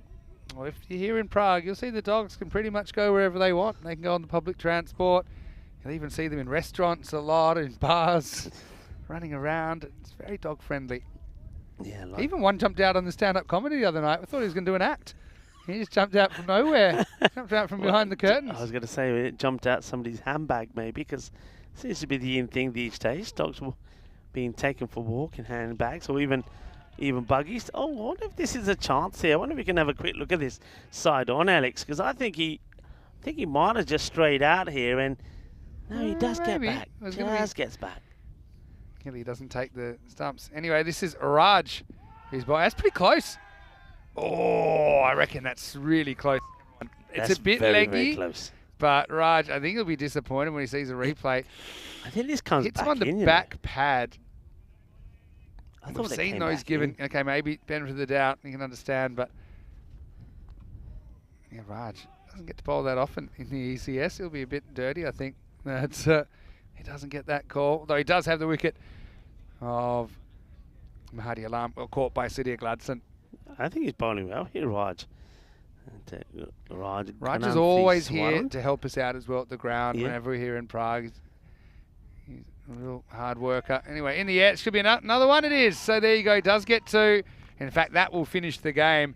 Tigers that do get 1 point out of the contest, but they will go down by 40 runs. The final score, Prague CC 162, Prague Tigers 122. And the Prague CC streak will increase to 23 matches. That's an amazing winning streak. But let me tell you that they've got a really tough kind of block now of 4 games that I can see. Taking on Barbarians, then Brno, then Bohemians, then Spartans. So I think that these next 4 games will be probably the toughest test yet for Prague CC. But they passed that one with flying colours. I think they were happy ever since they lost the toss and were asked about. They said, yes, no problems, we'll do that. And they end up running out with the winner. They will have to settle for the 3 points. They remain the only undefeated side, I suppose, except for Ostrava in this European Cricket Series. Yeah, it's a good victory. But I do think they were helped a little bit by the Prague Tigers, who were probably a little bit sort of underconfident going into this match, winning the toss and deciding to put Prague CC in, allowing them to do what they wanted to do. And then after that, really, they did dictate the game after, once again, another very good knock there from Sabawun Daviti, who probably will find that he may once again pick up the player of the match performance with that 70 of 34 deliveries. In reply, I think losing the likes of Sagar Hussain and Numan Tariq without really getting too many runs on the board. Hussain got 19, but Tariq got a golden duck. And then Imran Butt batted pretty well before he was taken by a great catch there from the likes of Ritik. And then also we saw some good hitting from the captain, went out there, played some nice shots, as well as Ahmadi Alam. But in the end, it wasn't enough. So it will be Prague CC who continue their impressive spell. 23 matches now undefeated on the European Cricket Network, undefeated this time. United CC were a team that did beat them some 2 years ago. Will they find that sort of form going into what would be an interesting match? I'm interested to see how Ostrava go about this one, because there's a slightly different standard of opponents with United CC they take on. Yeah, I think so. And the other thing is the weather. Hopefully it stays good. So far, so good. United winning the toss there, and they want to have a bowl, so they want to be chasing. Let's get ready for that one. Quick turnaround here. That first ball will be in 10 minutes' time. Let's go have a look at the highlights. And look, Tigers, they had the right idea, didn't they? Imran Butt came out there playing his shot. Sagar Hussain, likewise. That was a funny attempted boundary stop from the Beast, but ended up being 4 runs. But I suppose with PCC, they knew they had the confidence of that 160-plus score on the board, the highest score so far in the series. Smith Patel able to grab that one to get Sagar Hussain. And then when Tariq went first ball, it was alarm bells. And despite some of those efforts from the Tigers, guys like Imran, but guys like Sajid Mia, Mahadi Alam and Ajra Alam towards the end just never quite looked like they were able to reel in the 160 score. But you got to say you are happy that they are able to get at least 1 point out of the game. Yeah, I think they did enough to deserve that, if I'm honest. And of course be very disappointed the way that their day's gone, especially after that loss early on when they put 156 on the board against Bohemian. So a mixed day for them. They have played some good cricket. There's been some good signs from them, but once again they're not able to get a victory that they want. So back to the drawing board a little bit for them. But Prague CC continue to remain dominant. They come in, they play the one game, they get the points on the board. And now it's time to see if United and Ostrava, what they can do. Ostrava, remember, they're a team that the first time we see them on the European Cricket Network, they got to win. But they did have to play a 7-over-a-side match because of some technical problems. And I know, Vinny, they're very keen to get out there and play the full quota of the 10 overs. Yeah, no doubt about that. I think, at the end, Raj chipped in with a couple of wickets. Nice work from him, finishing with 2 for 3 off his over. So PCC enjoying themselves. Obviously, they've had to have that squad mentality with their fixturing, but they still keep that unbeaten record alive, winning 4 out of the first 4. Bit of housekeeping because of that late finish. They are going to start the next match 5 minutes later, so we're actually around about 12 minutes away from a start instead of just 7 minutes in match 24. Looking at the scorecard, Mahadi Alam ends up top scoring, 34 off 11 from him. Imran Butt had some interesting moments out there. He ended up with 23. Also double figures for Sagar, 19, as well as Ajra Alam, the captain, with 15, and Sajamir with 12. A couple of golden derricks in there. Not the worst score. I think it's about an average score, 122 for 8 in the 10 overs. PCC, they'll probably be a bit disappointed that they give away as many extras as they do. They had 17 runs in extras. But I mean, if you look at the first innings, the Tigers really gave PCC, I think, 40 in extras. A couple of twofers in there. In fact, 3 bowlers take 2 wickets. Lakshmi Selvan with 2 for 14. Aaron Ashokan with 2 wickets for 29. And Raj Nanathiswaran with 2 for 3 in his only over. The other wicket went to the B, Sudesh Wickramasekara. And yeah, PCC, well, they'll just keep on keeping on. But like I say, they've got a really tough 4 games ahead, I think, to see if they can protect that winning streak. So, quick break then, back in around about 10 minutes, take you into the next one. United on the park for the first time today, taking the brand spanking new Ostrava, new to the ECS, that is anyway. Vinny Sandy, Mr. Maximo with Rico Full. We'll have a quick break. We'll see you shortly right back here in Prague for more ECS Czechia.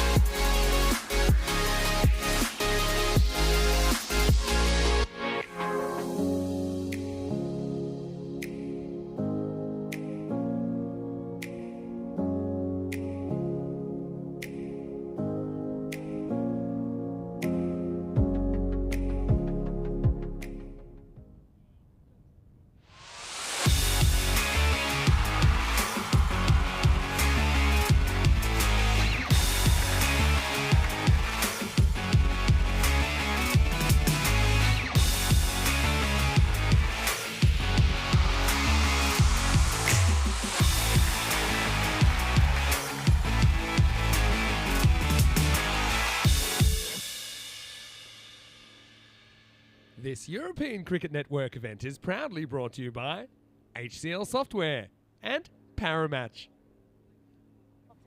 Hello and welcome back. Well, we still have two more matches here in the day and really looking forward to seeing more of Ostrava, who are playing their first day in ECN cricket. Well, it doesn't seem that long ago that United were playing their first day in ECN cricket. That was back in 2020, but right now United are, I suppose, the more experienced of these two sides. United CC taking on Ostrava in match number 24. Now let's go over to Mars Baiji with the two captains for the coin toss.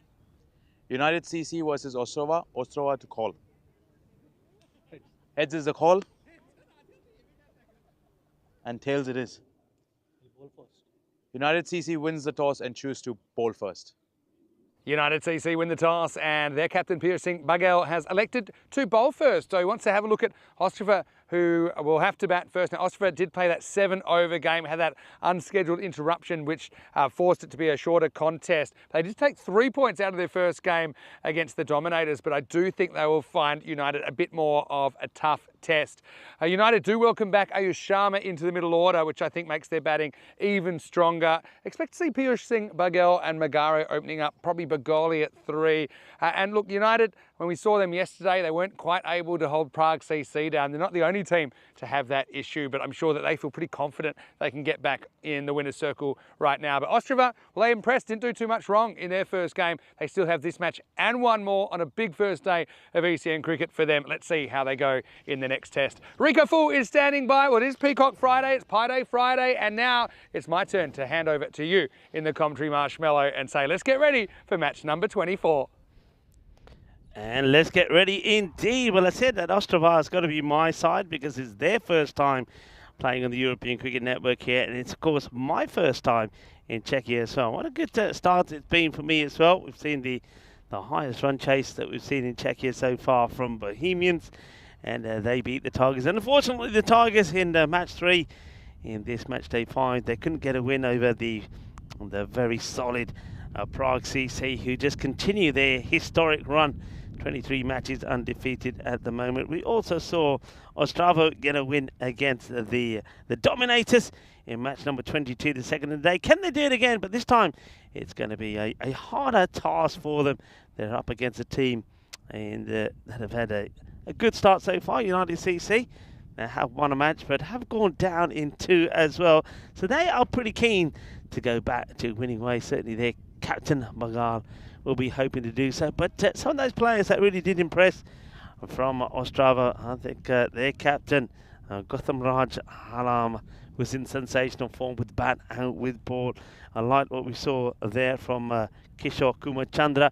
Then with the ball and also in the field, Joyce and Sam and also Balaji Ramdas was certainly ones to watch as well. So plenty of cricket still to come. We've got this match and one more to come, of course. It will be Ostrava. They're going to have a big, hard first day here as they will finish up against Bohemians in the match number 5 in the day. 59% to 41% to United here. So a pretty even thinking at the moment from the wind predictor. Let's see how this goes. On the weather front, it's got very warm and very muggy at the moment. A lot of people saying that it's probably the hottest that it's got here this time around so far. But every so often we do get that gush of wind, and of course there is always still that threat of some of those heavy thundery showers still to come. But hopefully we'll miss them and they'll come at the end of the day. Certainly the rain, as far as the ground is concerned, will be appreciated. We are ready to go, and we're going to start off with, it looks like the man with no numbers on his back, Amardeep Singh. The 2-0 is going to start with the ball. See if he can get a good start in here. So Amardeep.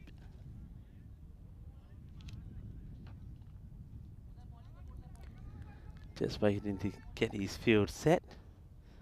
Umpires for this one, there's umpire Sushant. And Chobjit also. And Wahid is the 3rd.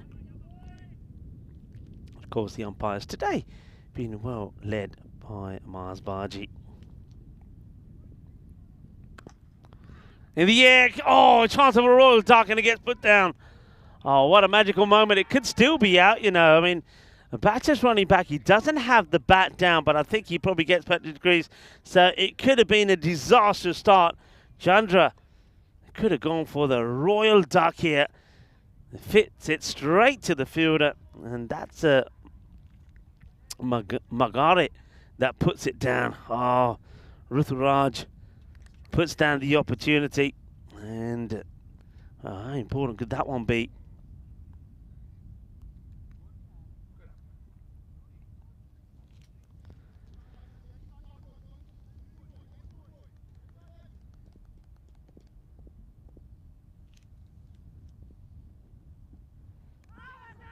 Down the leg side, it's going to be a wide ball. I think that's an appeal to try and put off the umpire from doing his job. But Amardeep, yeah, he drifts down leg side. So wide ball means the first runs come on the board courtesy of a extra. But yeah, Amardeep's going to so disappointed that catch is not taken. And now taking it on, hit, and he's gone. Oh, well, surprisingly that he goes for the wicketkeeper's end here. I thought Baghel, the captain, Prashur Singh, had an option here to go to the non-strikers, but you can see that the batter's struggling to get back in there, but he doesn't go at the bowler's end. He tries to fire the throw into the keeper, which he does do, but the batter's always making it there because the non-striker was set off straight away. So a nervy start here.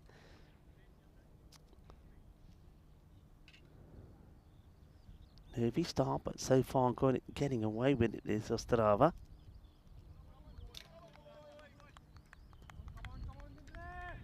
Batter taking his time.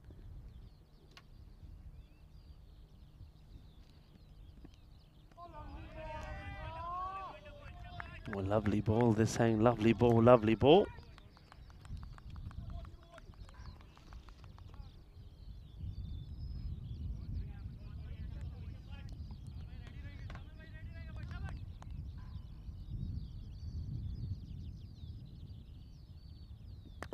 That one just gets through. Stays a little bit low. Batters. Oh, well, that's a wild throw. And, well, the communication from the two batters seems to be a little bit astray at the moment. They're not communicating well. That's an example. No, it wasn't a good throw here from the fielder. That's Baguli again, who throws quite a wide throw back to the keeper. But the batters, I mean, it's good that they're looking to run, but a little suicidal. That's a nicely played shot, but the sweeper comes into play and gets the throw in.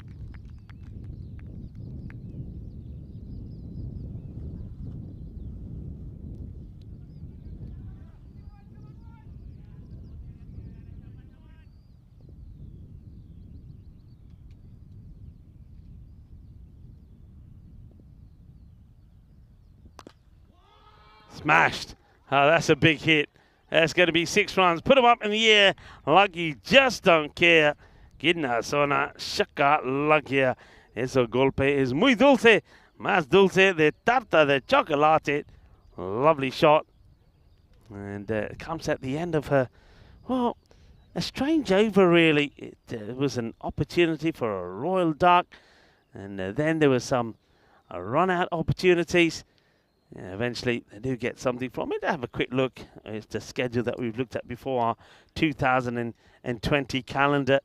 And make a note of it while it's up there, because we are going to have an extremely busy year ahead. And there's some, I mean, keep a look at some of the places we're going to. I mean, that's just the ECI calendar. There's probably be some night events coming along, some more T20 internationals, and probably a few events that may also crop up along the way. So I reckon we're going to have a bumper record year.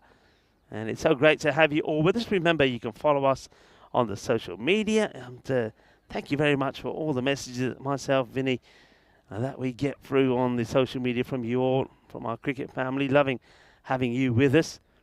And you can go onto our website as well, europeancricket.com, and follow the action there as well. I know that that all of the social media has gone wild at the moment after some of the action that we saw in Cyprus, some of the centuries, some of the partnership stands there, and of course the world record from Sahil Chauhan. It really has put European cricket on the map, and people are starting to stand up and listen and watch to some amazing cricket that's being seen around across Europe at the moment.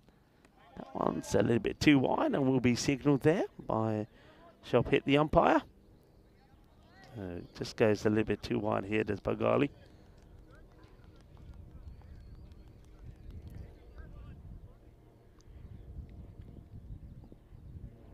First over going for 9, but Amardeep Singh will be so bitterly disappointed that he didn't take that wicket earlier on. And that's another one. There's a good bit of swing here. It'd be worth just having a look at this again. Does it catch a bit of the line on the way through? Let's have a look here. I suppose we can't see from that angle. What that does show is that there's certainly plenty of swing there. So Pramod getting the ball to swing around the batter, losing his shape completely.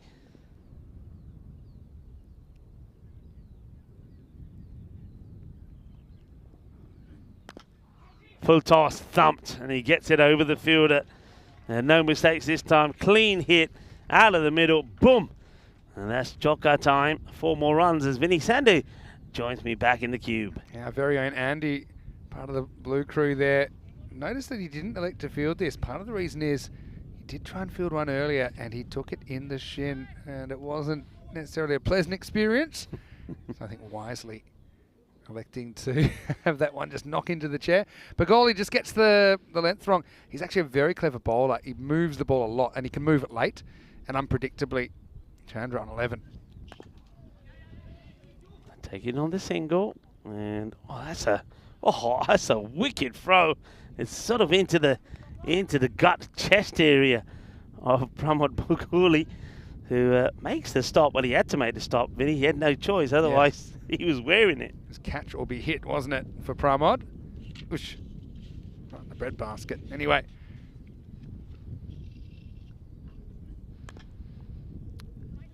Yeah, they striked away nicely. So there seems to be a better understanding between the two batters here now as they stroke the ball around. So Ostrava looking to, once again, get off to a good start, a good partnership.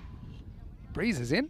That's Yeah. nice. And look, I'm still fairly bullish about our chances of getting the program in.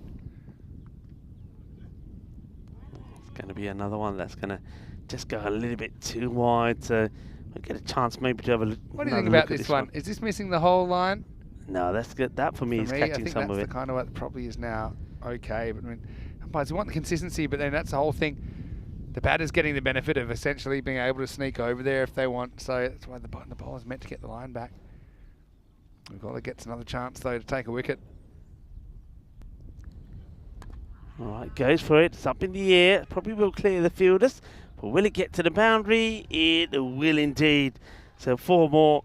I think this is one where Chandra, after seeing those ones just go past the line, he thinks, well, he may get one that doesn't go his way. So he'll throw his bat at it, gives it everything, and he's going to get a boundary. So Kishore Kumar Chandra made a good start, didn't he? I liked his batting in the last match. He scored 20 runs not out of the 13 deliveries. Remember, it was a 7 over a side match.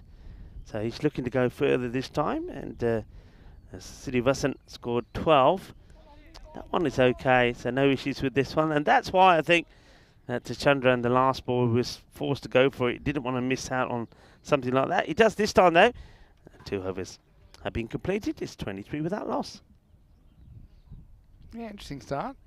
UCC got a lot of energy, which you can understand. I mean, they find themselves in the situation. They've played 3 matches. They only have 6 points in there. So they still have plenty of games to play. Don't get me wrong, but yeah, they'll be feeling like this is a bit of a banana peel game for them. They'll be hoping to get back on track. Last year they finished 4th. They actually lost to Prague CC in the 1 versus 4 semi-final. This is where they're fair at the moment. So you can see they've still got a few games to play. Some of those teams above them have played 5. Oh, that is really wild. Well, where has this one come out from Amardeep Singh? He's given all his apologies to everybody, but that's a Gandhi ball. This is, I mean, there's getting it wrong, Vinny, and there's getting it wrong. This is getting it wrong. And the thing is, he's normally pretty accurate, but yeah, occasionally one will go completely awry. I think that's just a kind of wrist position thing. But anyway, there'll be a free hit coming up, and Chandra will be hoping to cash it in.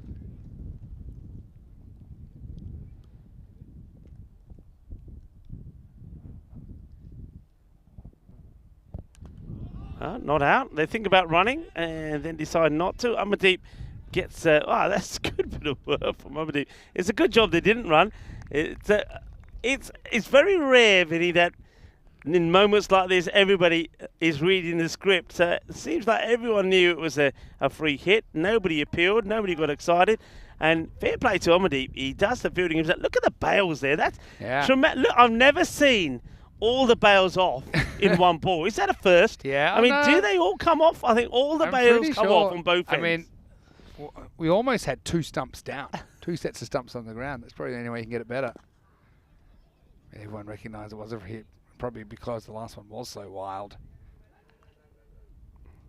That's a better delivery. So he gets away with the free hits. A fair play to Amardeep. He was the guilty man, but after that, he makes sure he doesn't give too many runs away. I'm having to put a few, it's like I'm building things here, build a little wall to protect things getting overheated. That's nicely struck. It'll take the single because the sun's now starting to come around. And I had it in the morning. The laptop just died for a moment. It overcooked. Yeah, I had it in the morning, yet in the afternoon. But we do like to keep the sides open here of the cube because you get a bit of airflow through here, and also we can kind of see what's going on with the players area and around the ground. Well, it helps to see the boundary, doesn't it? Yeah. That's the other thing. But yeah, we need that air because it is coming in from that area, so we do need the side open. But yeah, the problem is that I think during this innings that sun is going to play a big part. They're trying to hit each other the last couple of times, haven't they? Magare, who obviously dropped that catch first ball, would have been a royal duck. Normally a good fielder.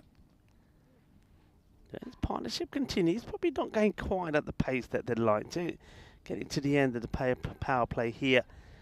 And maybe they'll get to 30-something with 2 balls still to come. So you'll be probably looking to be around about the 40 to 45 mark, I think it's a pretty good power play.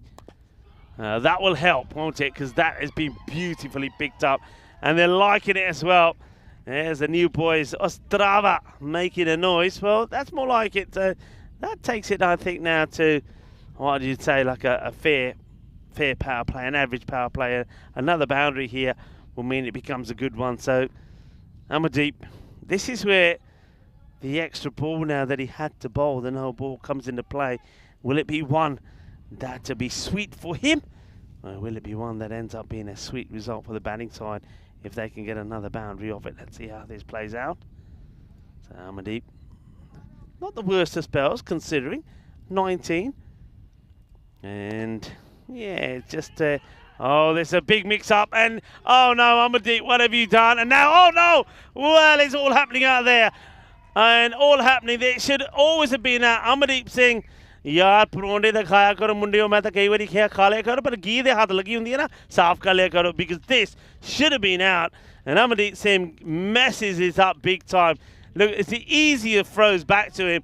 How Amardeep doesn't control this, I've no idea. He gets it all wrong, and then he almost takes out a batter. I thought he was going to hit the batter on the back of his head.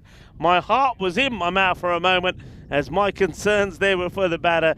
But they do survive. The over comes to an end. It's 34 without loss. Yeah, it was a crazy one.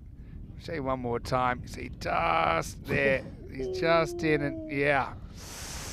Pretty incredible looking replay, but yeah, shades of Phil Tufnell back when I think he fluffed something similar against Australia back in Australia, which was always entertaining when an opposing player would do something like that. But anyway, 35 without loss after 3. Yeah, opportunity. So the couple of opportunities to remove both batters now. Chandra was dropped very first ball and could have been back in the shed, and should have been back in the shed really for a royal duck. And now Srinivasan survives her run out. He'll go back on strike, and he's getting ready to take on Kumar with the ball. There's Ghanshyam Kumar, wicket keeper, just getting that field set, getting the third in the right place. No power in the shot really. It will just be a single. Let's have a quick look at the field and have a look at 3 players out there on the leg side. So very straightforward. We've got a sweeper out in the off, so nobody really at the cover or the extra cover boundary. A field that we've seen deployed by a number of teams. Kumar flights it up. That's well struck, and that's where that field position is pretty key. Now once again, the batter's just not communicating well, so that I suppose this is Chandra's call now. If he's calling it and wants it, and bear in mind that he's running to the danger end, I think you've got to take it. Srinivasan doesn't take it. That's that field I just talked about there. Thanks, Alex, for it. And it could come into play sweetly, straight down his throat. Thank you very much. That will be the end of Kumar Chandra, and that's another reason why you take those singles. He wouldn't have been on strike. It would have been Srinivasan. So the first wicket will go. 36 partnership between the 2 openers, and Kishore Kumar Chandra this time round. It's the first time he's been out. He made 20 not out in their first match, but he goes for 18. He gives them a start, but he'll be disappointed with the way he finally has to fall short of that mid-wicket boundary. Nice clean catch taken in the deep. Yeah, just didn't quite get the kind of power he wanted, and United just needed a bit of a steadier, didn't they? I don't think the run rate is kind of out of control. In fact, if anything, it's probably a little bit unders.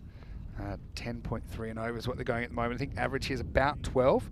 So, yeah, Ghanshyam Kumar just has a bit of a knack of picking up wickets. He had a really good match earlier in the week, took 2 for 2 one game. But I also think it's not so bad for Ostrava to get some new blood to the crease, see what they can do. Remember how good the captain was, Gautam Raj Alam, in that previous game, although they have gone for Joyce and Sam here at number 3. Yeah, he gets plays that one outside the off. It's good delivery. He doesn't give him too much width. Didn't see Joyce batting in the last game either. Shot. Well, maybe he's a hidden gem because that's a beautiful shot at the off. And they like it there, don't they? The Ostrava dugout. They're up and down, bouncing up and down with joy. Good shot because it's Joyson. That brings him some joy.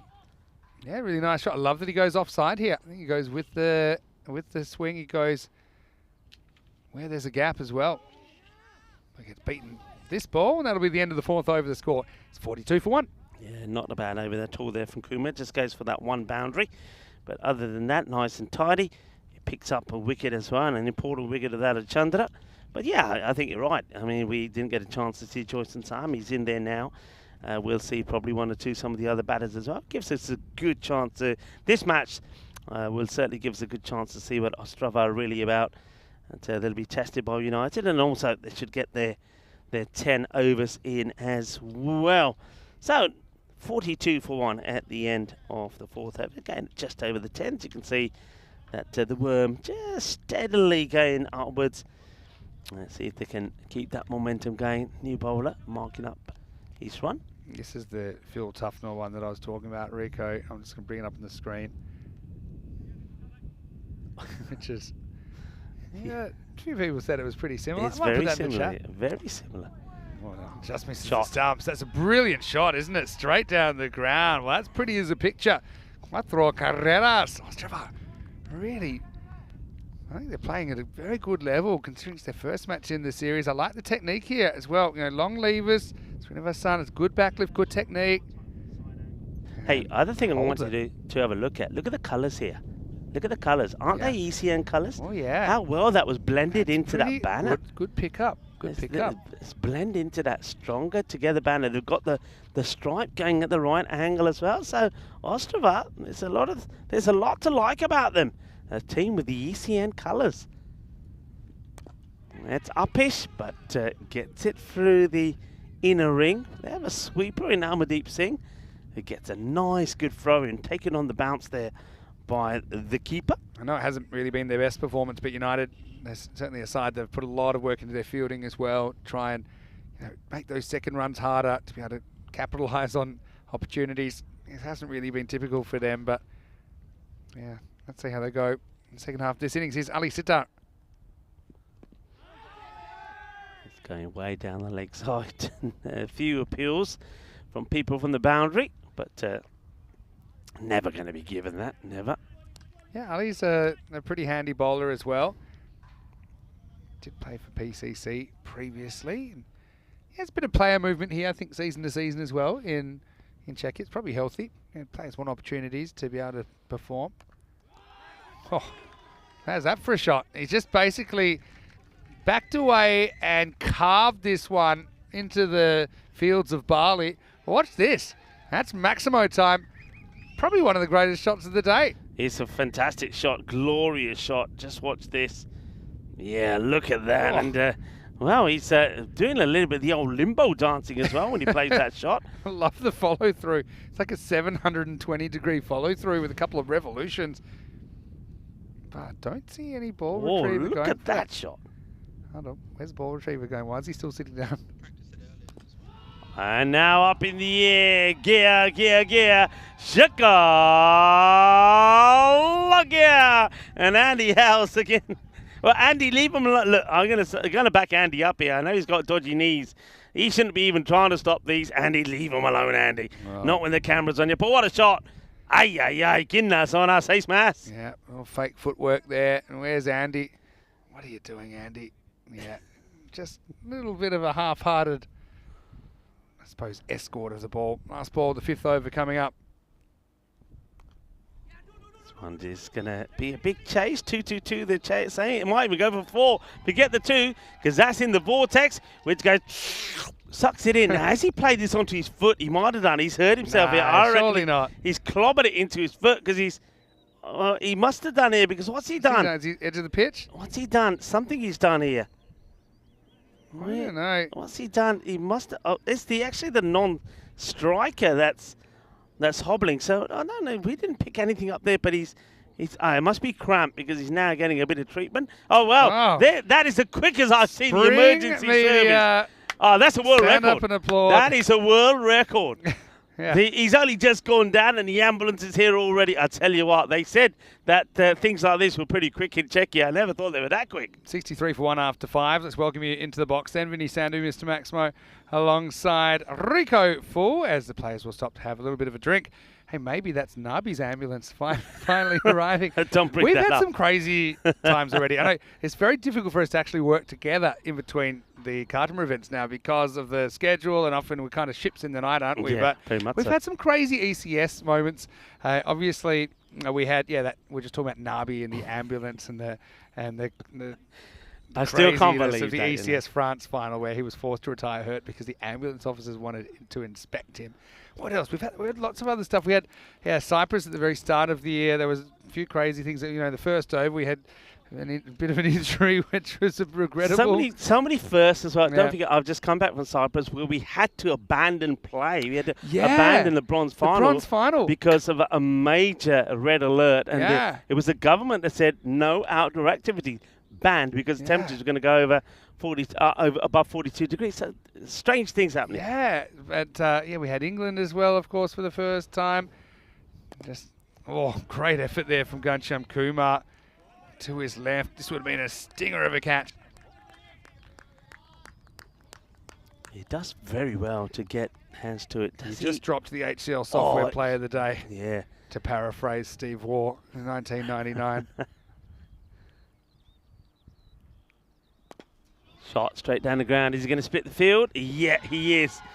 Good hitting, straight hitting. And this time it's Srinivasan who gets into the play. These two, unlike in this partnership, and they're scoring their runs pretty quickly. But you see that when this ball hits the outfield, it's almost like it gains speed and it just blasts past Magare there.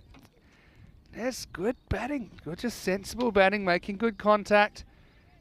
I just think, Australia have really impressed me so far. But it's only a start. UCC is still ahead in the game, according to the computer. Right, now this is a chance. It's got to be, wicketkeeper wants it. It's come a long way. Oh, well, it would have been a tremendous catch. It really would have been. Look where he starts from. And that's Singh, isn't it? Yeah, Oh, what a chase this is from Abhi Munya Singh. Yeah, I mean, it's probably closer to the fine leg, but I can see why Abhi puts his name on it, takes responsibility for it.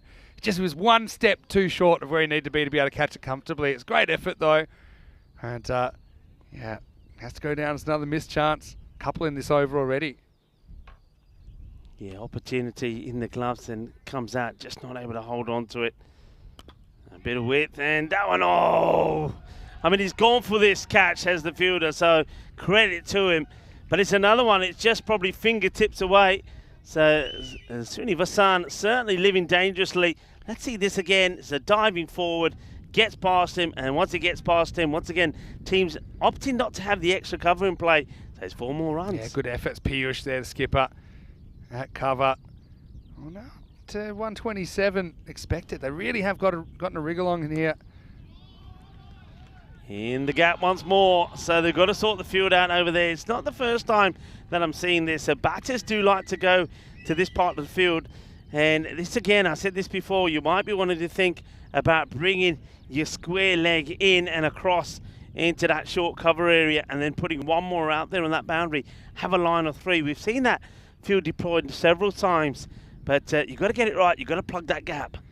But the 4s rate, you can see why it's off the chart here. Yeah. So many 4s. That wasn't too far from Begorley either, but he pretty much had no chance. It's 12.8 4s per 10 overs. So that's very high. I'll tell you what it was, for example, in Cyprus. Cyprus is comparable.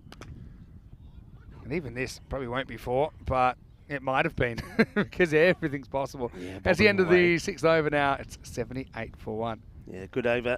That one goes for 15. They're still going along nicely here and on course maybe to get to something like that 130, 140. I mean, I would say straight away 130, but I mean, that for me is a pass score between 130 and 140. You've come on a good batting day, though. I will say that. I'll tell you what the daily run rates were. What's it been, about 120? Yeah, about 120. So in Cyprus, the fours rate was 11.6. So we're even above that. And think about Cyprus. Yeah. That was a fast field. I'll think of another field. So if I was going to say England, right? So the one before that was England. Now that was a slightly slower outfield, and I think we saw more sixes than fours in England, right? So in England, the fours rate was 9. All right. How does it compare to Estonia? Estonia, good question. Because Estonia was probably fairly similar to this, I would say. It wasn't too slow, though we did see a lot more sixes probably. Yeah, I think that's the thing. We had a high proportion of sixes in Estonia, but Estonia, fours rate was 9.9, Maximo rate 10.8. Okay. So I often look at proportion of fours to sixes as a kind of measure of the outfield. But anyway, it's been a good little run, hasn't it, for Ostrava here? And to give you an idea, they've really come to life in these last couple of overs. There were 42 after 4, but then the 5th went for 21, the 6th went for 15. Here's the 7th. Cut away. Fielder is not going to get there. It's going to be 4 more. They're not getting this field right to the offside. I think if you were to look at the percentage of boundaries from on the offside to the onside, there's been more on the offside now. They are bringing the fielder across now, and finally it happens. They had to make that move. And I think you've got to be thinking of, for me, I think you're thinking of bringing everyone around from the leg side one. Have a very straight long off, and you sort of have 2 long offs, a straight one, a wide one, and then that extra cover, 3 in a line. Good back up, like might cost him a run. Does, but at least doesn't go to the boundary. Yeah, but then we've also seen sometimes when teams have packed that area, they all kind of get in each other's way as well. We had the deflection away 4 runs earlier. Yeah, there's the field there. I just think in this field, don't worry about the field too much. Hit it hard, hit it correctly, let the field do the work. Because even if there are fielders over there, you'd have to hit it pretty much straight at them to not get 4 if you hit it well. So I'd say it's more important to play the right shot to the ball delivered than worry about trying to exploit a certain gap. Yeah, Ruthuraj Mangari coming in, so gets a couple of dots. This one shouldn't go to the boundary, so that's that change in the field now with another man that's come across on the offside. So sweeper makes a stop, but just be a single. It's nice to see that they're starting to move around a little bit more in the field as well. United just keen to stop these extras that they're giving away. Well bowled. Sees the early movement from Joyce and Sam, who wants to once again give himself a little bit of room to play that favourite shot of his. It looks pretty explosive when he pulls it off, but when he doesn't get it right, doesn't look so good. He can hit straight as well, remember. And, well, now, interesting one because they're giving it out. Now, let's have a look at this. Does he go into his action or not? I don't think there's any chance he's gone through his action. My actual question is he out? Yeah, is he even out of his crease? He's had 2 attempts, so let's have a look here. So at this point, not out. I actually don't think that he's out. At this point, not out. Now let's see what happens on the way back, because he then also does it on the way back. But I think by then it's dead. I think everyone had stopped by that point. So I think the bat is still down. Yeah, I don't think he's left his crease yet. So I think this will be reversed. Yeah, look, here the bat is still down. He hasn't gone, and look, the bat is still down. The bails have come off, bat is down, so that's not out. I don't think that's out, and they're going to have a look at this. So I think, and then he goes for it again here. Now by this by this point, it's happened, and in my opinion, the ball's dead. I know he hasn't regained his crease or anything, but he's been chatting to the umpire. But also by this time, has he knocked the stumps down? Don't you have to knock the stumps down? Yeah. I think by the second time, if the bails are dislodged. So yeah, it's in the end. Has it been given out, has it? Yeah, you've got a new batter out there say it was given out after all that. All I can think is because it's obscured that the umpire's call stands. The umpire's score was out. But yeah, it's a funny one, isn't it? Yeah, nobody's a fan of it, particularly when there's no attempt to make an advantage. Well, I don't think he's actually out. Yeah, and he wasn't out. That's why I think it's I suppose if you're going to be technical, see, then he is out, and now he's basically appealing. And okay, there he has lifted the stumps up. He's out. If you're going to be technical, I suppose I feel like it's a dead ball, but the batter should have just put his bat back in his crease. I think he would have been okay. So I think technically it probably is the right call. But, careful what you wish for. Look who's coming into the crease. It's the captain, Gautam Raj Alam. He batted really well earlier. And, welcome to the European Cricket Series. But, yeah, it's not really sure what prompted that, really. Because, like I said, this is where... again, I think if the batter had just put his bat back in his crease, after the second time the stumps were hit, it wasn't going to be an issue. But yeah, certainly. Oh, gone. Or is it off the pad? Yeah, maybe it's off the pad. Yeah. I just reacted by the big deflection, but then on the second thought, that was the keeper in me appealing. But let's have a look. Yeah, straight off the knee. Yeah. Tell you what, then it's a pretty good shout for LB, then, isn't it? It's just outside the line, but take your yeah, point. maybe that's the only thing he had going against him. He's trying to give himself a bit of room. The batters will go, that's not out. You can't use your backside, especially when you ain't got the ball tucked in your cheeks. So that's not out either. I'll try and get a clarification for you about... I think it must have been given out for the second time that he breaks the stumps. He's holding the stumps and he lifts them up with the ball in his hand, which is breaking the stumps. You can either knock them over or if you lift them up so they're not touching the ground anymore, it's the same thing. Which I guess technically it's out. But, yeah. So if I'm going to be very harsh, I'll say, well, the batter should have just put his bat back in his crease. It would have been fine. But I suppose it had a bit of a weird feel to it, didn't it? Kapathi is the bowler. And, this is Bharat Kumar Kapathi.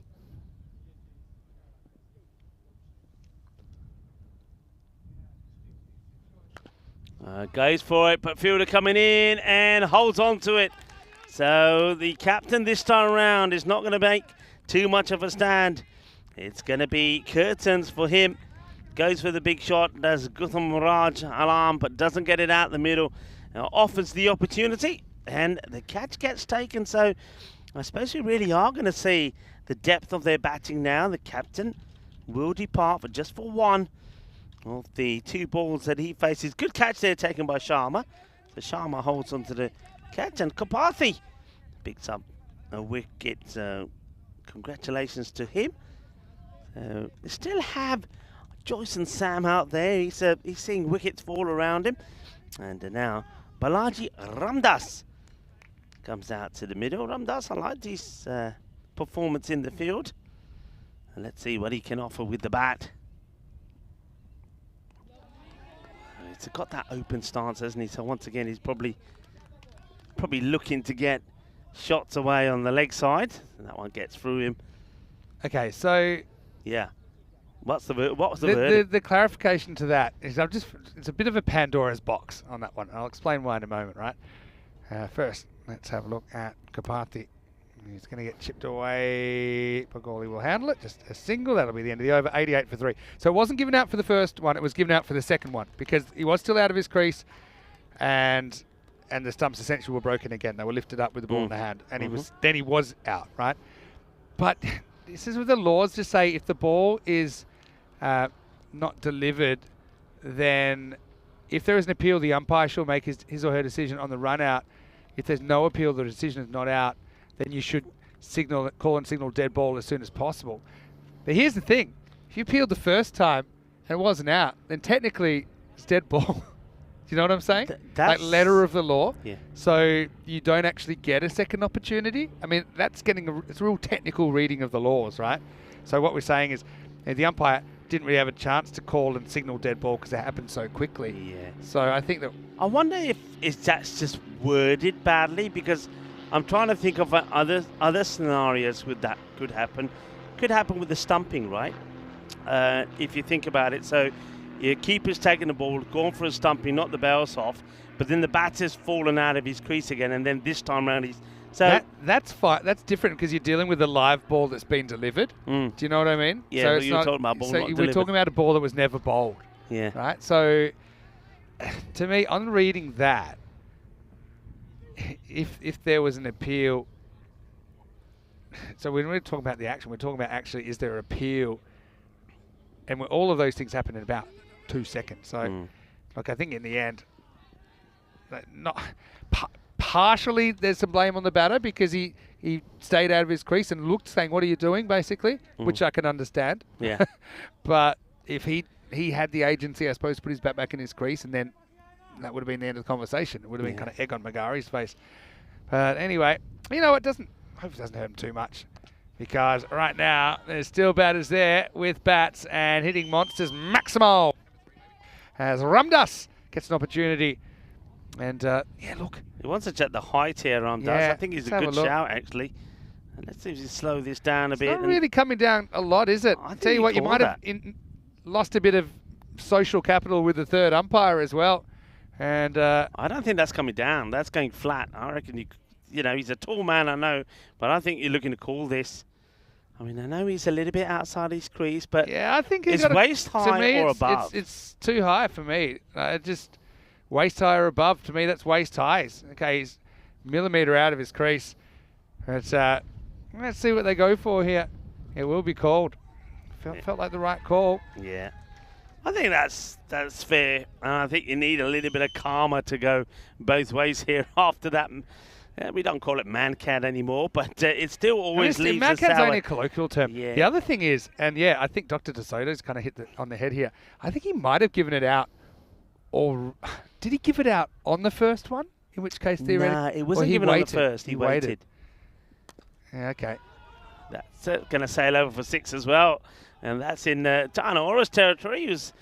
She's basically into the Peacock Friday feel. It's got a Peacock Friday t-shirt. Lovely I like that t-shirt. It's got a few ducks on it. And we've seen a few ducks today. A few of them in golden. But that's a nice, powerful blow from the batter. So Balaji Ramdas gets another one away. There's Diana Ora's with her little ducks on the back. 100's up for Ostrava. Probably won a few neutrals over, I think, in the last couple of overs. Oh, he's missed out on this. It was a juicy full toss on the leg side. And I think the attempted slower delivery from McGarry gets it wrong, but so does the batter. And that's unfortunate because this one, well, this had 6 runs written all over it. And he's missed it, clobbered him on the pad, but fair play. At least to get the leg by from it. All right, Justin Sam hasn't had a lot of the strike, actually. And he's had strike here, but he just goes a little bit too low here, doesn't he? Ramdas is having words with McGarry. You can understand that. He's basically trying to punk him a little bit. And then I think he gives him a little bit on the way back. Rudraj has kind of opened himself up for that, to be honest. Yeah.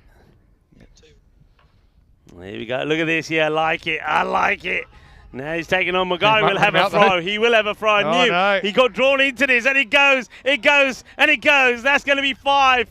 I knew he was drawn into it, and this is all about McGarry getting into his head the way that he's at the non-strikers, and he's saying, come on then. He's probably saying a few words. You just knew he was going to go for it, and you had a feeling it was going to turn out nasty. Here we go.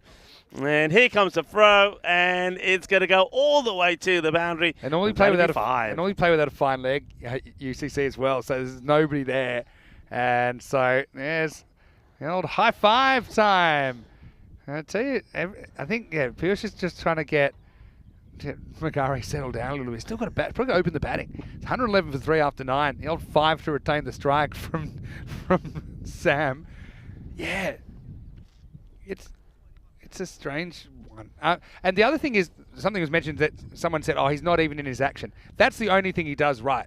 That's the whole point of it, is you can't basically go through with your action. Yeah. You can't basically fake it. Yeah, you can't fake bowling, right? So you have to do it before you swing your arm over, essentially, right? Which is what he does right. It's just at that point, I don't think he was out. And then I suppose he got him second time around, which is, yeah, like I said, it's not something you see very often. And because normally the batter would... yeah, I'm actually thinking of that serious. Normally the batter would say, were you serious? But normally you would do that from out of your crease, because by then you probably have moved out of your crease, right? Genuinely hey, you know what? Hasn't hurt him that much. I mean, he gives him 5 back, so maybe It's a little bit of natural justice there. Turning out calmer.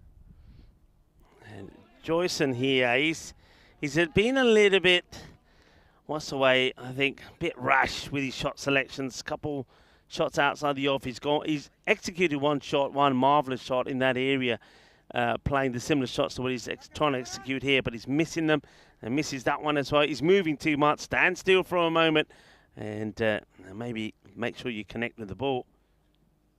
I've got to run now. He fumbled anyway, but Abimania deals with the second bounce. I think Ramdas has been one of the more entertaining non-strikers we've seen in the European Cricket Series this year. But it's put a bit of spice in the game, hasn't it? I mean, United, maybe it's a sign for them things aren't going the way that they've wanted. They wanted to. They're a team that have kind of been making the final stages last couple of years. That's very good delivery. It really is a good ball. I mean, he's got it full Yorker length. Well bowled. Tell you, Joyce, and there's no chance of him getting man-catted. Look, he's just sitting there on his bat. Saying, I'm quite happy with my 27 at the moment. I don't want to lose it.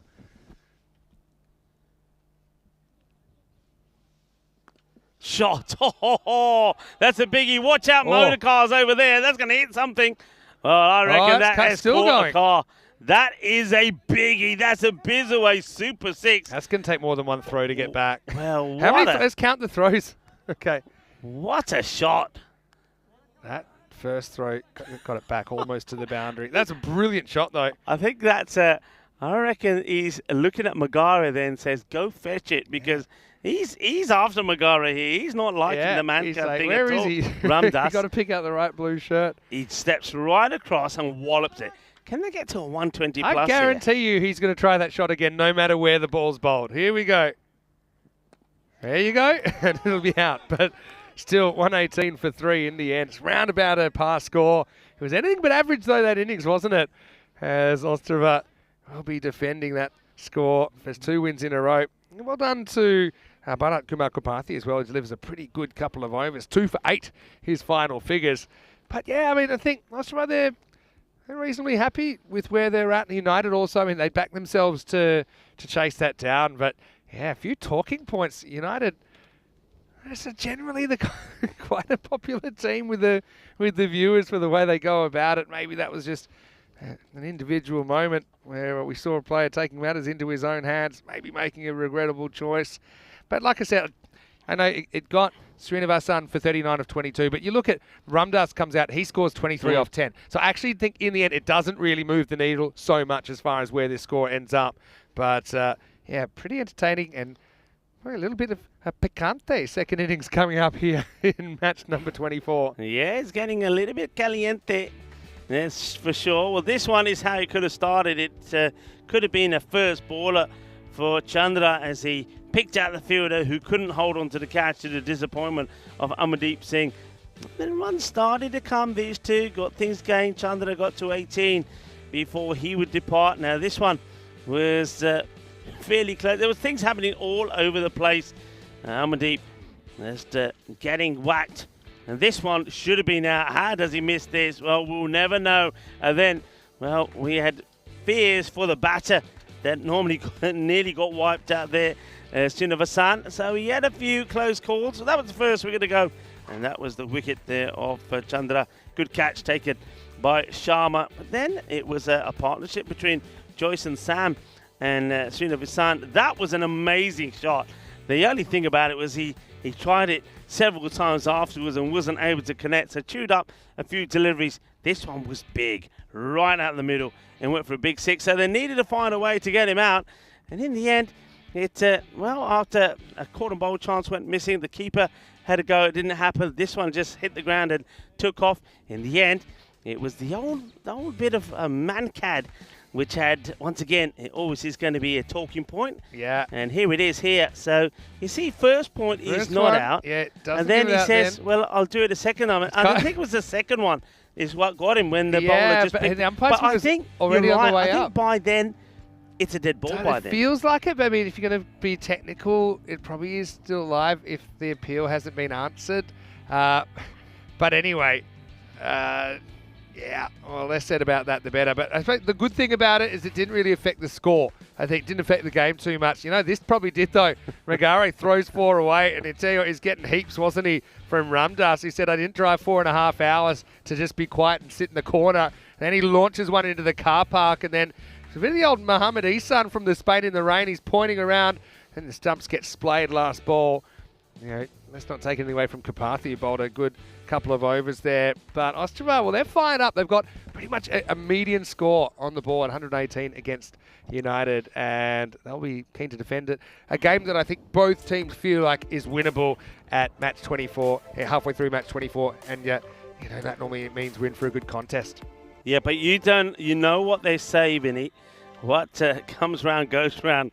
I get the feeling that there might be some attempts of man-cads coming up. It's a rookie error. If you're going to man-cad someone, you always do it when you've already batted in the game. So yes. Magare, he better watch his back in the second innings. But as far as that one goes, Srinivasan with 39, Joyce and Sam 27 not out, 23 for Ramdas towards the end, and Chandra with a pretty handy 18 up front.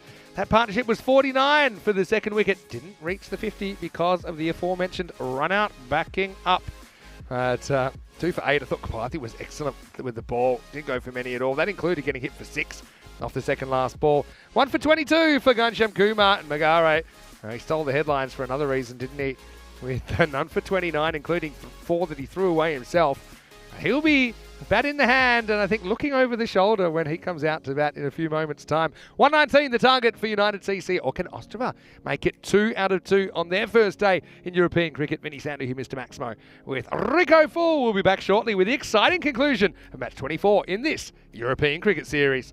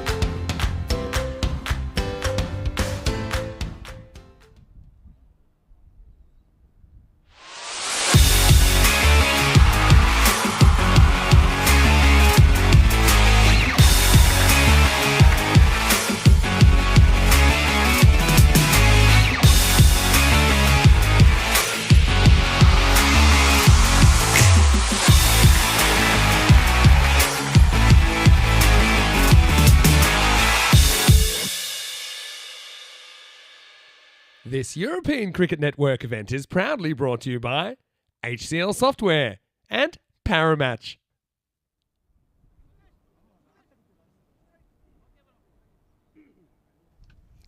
Hello viewers and welcome back to the beautiful ground here in Czechia, in Prague, as we get ready for the final innings of this match number 24, and a match that well, just had a little bit of spice added to it with well, some always controversial moments in the field.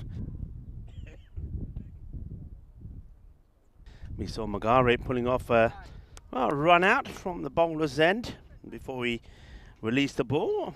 Before was known as the Mancad, and that certainly did spice things up. And I think Ostrava, I should say, are going to be pretty keen to put in a big effort now in defending this 118. It's going to be the bowling of Joyce and Sam to start off with. Joyce and I had not a bad knock, did he? 27 or 16, but just missed out on a few shots towards the end there. A few dot balls that he'll be disappointed about, but ready to come back in and start off the innings. Just have a look at this field. They've got a catcher in close, fine leg on the boundary, and the other.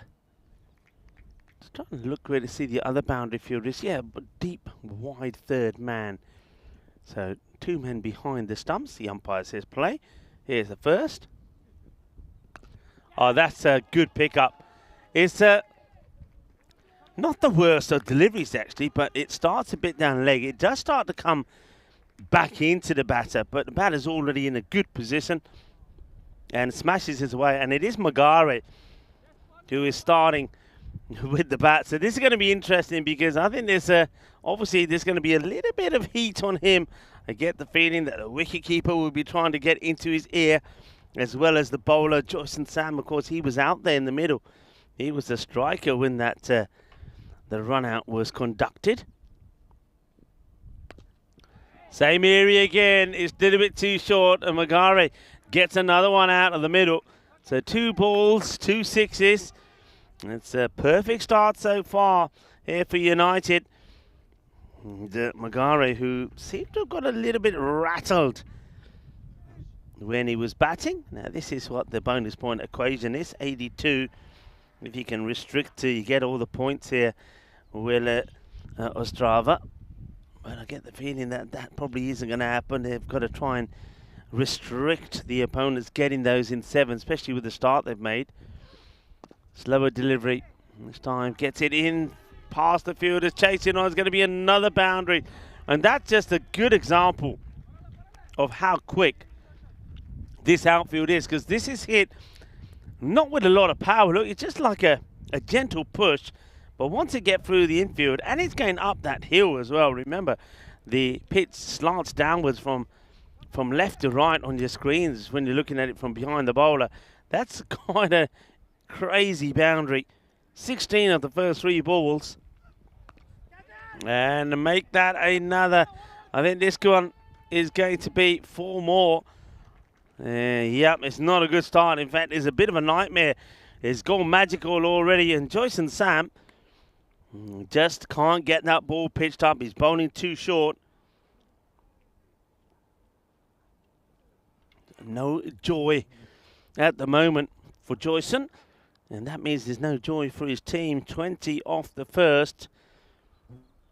And that's going to make a huge dent in the run rate. Started off obviously being around that 12 mark. Look how quickly it's going to come down. And not a good ball down leg side, and this is going to be wide as well. So that's going to be another couple. And the worst thing about that is there's still 2 balls to come in the over. So getting this completely wrong. Now Strava, they'd be disappointed with this start. They would have wanted to really make United sweat in the power play and make them work hard for their runs, but they've given 22 away quite cheaply, and there's still 2 balls to go. I suppose the only blessing is, if there is going to be one, is that the Ruthraj Magare doesn't go and strike with that wide. So Bagail gets himself set.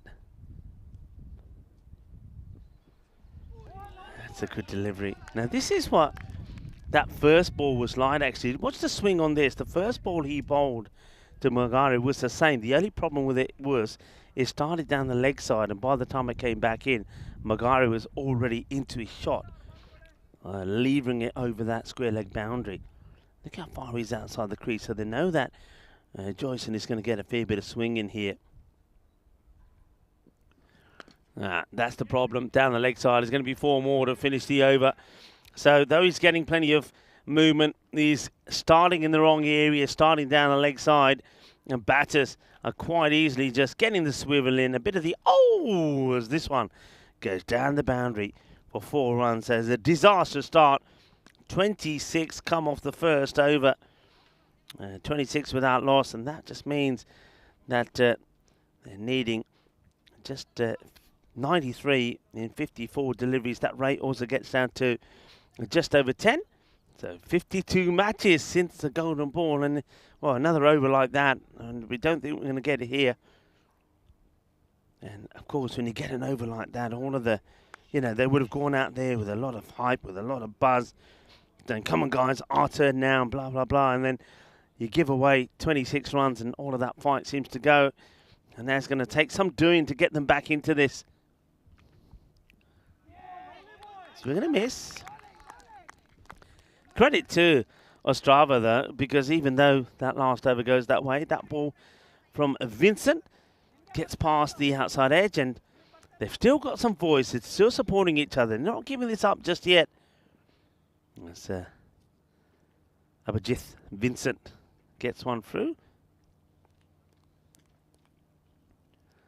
Bowling to Magari, and of course Magari, there's a few people that would like to see the back of him, especially in the, that's not a good delivery, but he misses out on this one.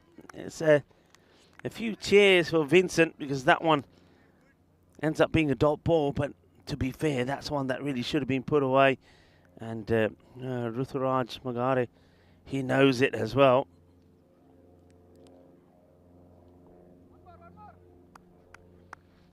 They've just been a little bit short. I think let's try and get a ball in there, Yorker length ball, and see how Magari is going down the ground. Coming with this right arm round, which probably isn't a good idea, because that's the problem. And Magari has shown that if you're going to put the ball in that area, he is going to tear you apart. So that's just an easy hit for a man that's already shown that anything in that area, he's going to put not just to the boundary, but he's going to hit it for a big 6. And that's what he's done again here. So you can see a bit of chat here as the captain, Gautam Raj Alam, has a chat there with the bowler and say, come on, you know where you got to be. And for me, the quick solution, or the easiest solution, is to just quickly say, right, I'm going to come over the wicket and make that change. Doesn't do it though. It's going to stick with around the wicket. And all right, better areas. He sneaks this one through. Ends up being in front of the umpire there, Shop Hit as well. So Shop Hit will probably eventually, he just has a chat there with the bowler, saying, look, you shouldn't be getting in my way.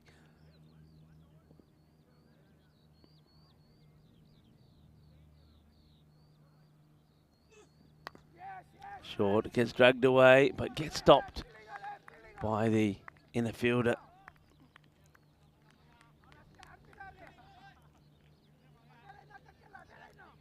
So no run this time, as Magari says no. So decided not to take on that single. It was there for the taking if they wanted it. So another dot ball. It's been only one boundary. The rest have been dot balls. Now this could be a catching opportunity. Huge moment. If they take this, there'll be celebrations. And he's going to draw. Oh, I thought for a moment that we're going to see a fielder come across and take the catch and the rebound, but they wouldn't. So that's the opportunity to remove Magari on 26. They put it down. Goes high up in the air. The fielder doesn't get into position. Just watch this here. Just there, I thought maybe when the catch gets put down, that it was Umesh who was going to read that to perfection and dive in and take the catch, but he doesn't. So a big opportunity. Magari gets dropped, and in the process of being dropped, he'll come back and take 2 runs. So end of the second over. They're flying at the moment. They're already at the same score that Ostrava were at the end of their power play. So they're well ahead. They're needing wickets. Need, I would say, 3 to 4 quick wickets here to get them back in this match. The captain, Gutham Rajalam, is going to try. He gets a nice start and he beats the outside edge of Bagal. Piyush Singh. Bagal is the batter.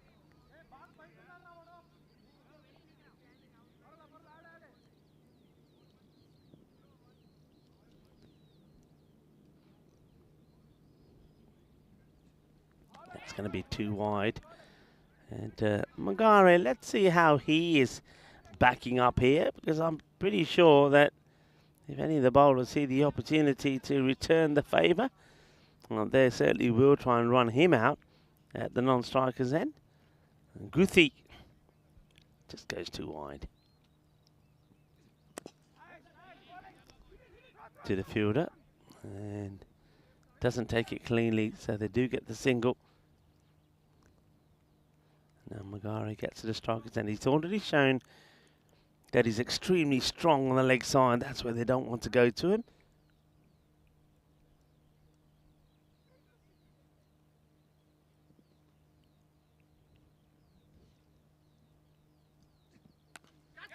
So in the air and taken. They get the man they want, Magari, and there's that celebration. Bye-bye. And you knew there was going to be some spice in this. There's the catch. It is going to be the captain, Alam, to get the wicket. And he goes offside. And that's good. They're making play on the offside. It's not his strength. And what's this? There's it. Go on, off you go, buddy. Off you go. Bye-bye. You've seen enough of you. So Magari does get dropped, remember, on 26. But fortunately, that doesn't hurt them too much. And you know that's a man that they wanted to see the back of pretty quickly. 28 of 11 balls before he gets caught there. And it's Kishore Kumar Chandra, a man that waves him off. Chandra takes the catch, and a good moment to welcome back into the cube to Vinny Sandhu. Yeah, well, Makare show finished for now. Kind of woke up and decided he was going to be public enemy number 1, Ruturaj. I do think that he's kind of like, does get a bit of that white line fever. You know, Ruturaj, Yeah. speak to him off the field. That's why I said, you know, I spoke to him. He's just a very intelligent young man and loves his cricket. But I got to admit, he's on the field. He was maybe does get a bit over competitive. And that might be one that I think probably looks back and if he'd had his time over, I hope he would have done it differently. The good thing is it hasn't affected the game at all, I don't think. You know, I think the score still ends up where it would be. And, yeah, looking pretty decent here at the moment, United, with this start. But still a long way to go.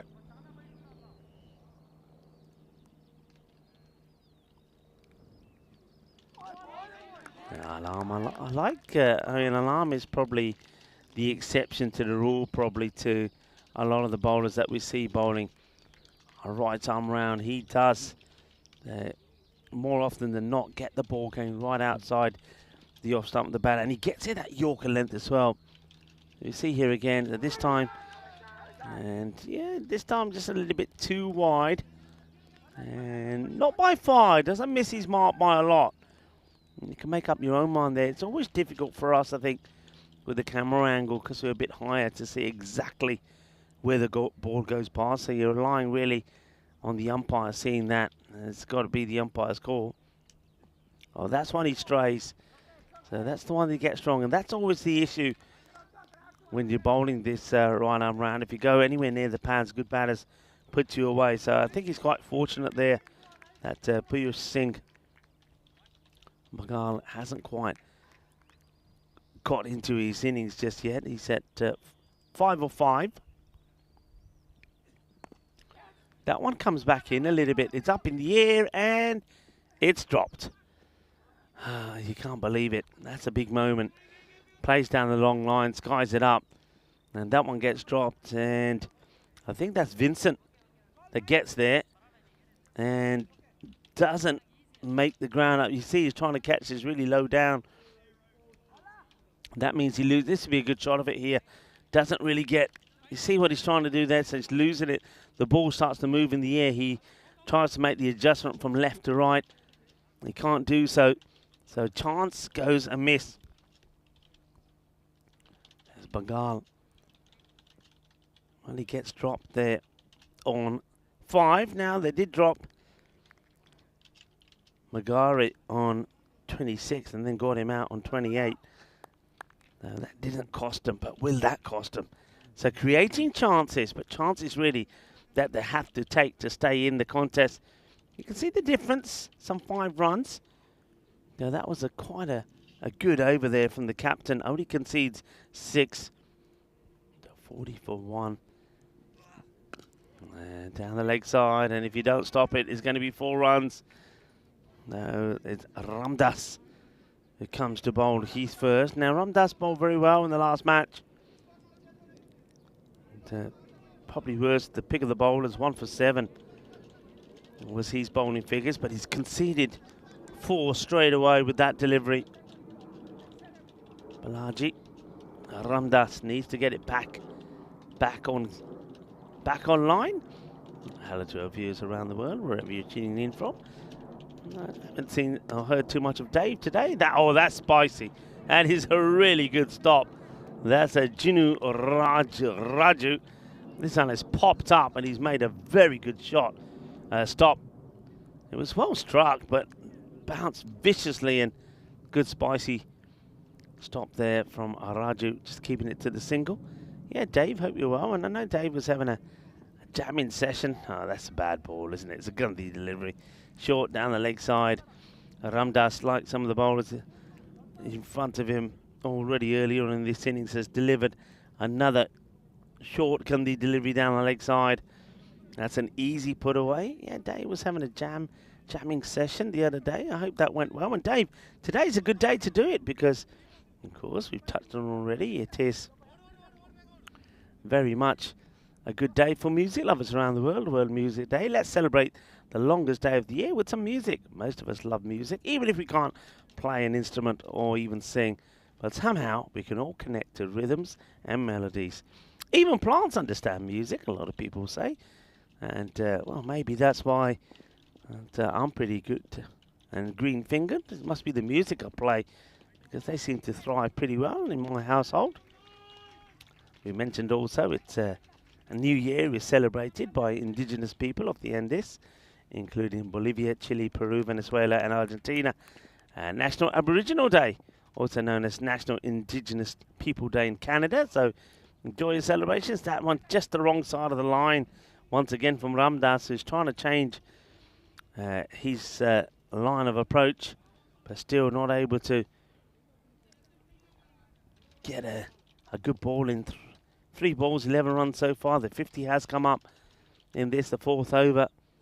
And more problems. He just seems to be falling away. If you have a look at his body, just have a look what he does here. So he stays very rigid. So very rigid, very upright, and he's falling away already, isn't he? I mean, look, he's falling. He's on the edge of the pitch as he's releasing the ball. He's got to get closer to the umpire.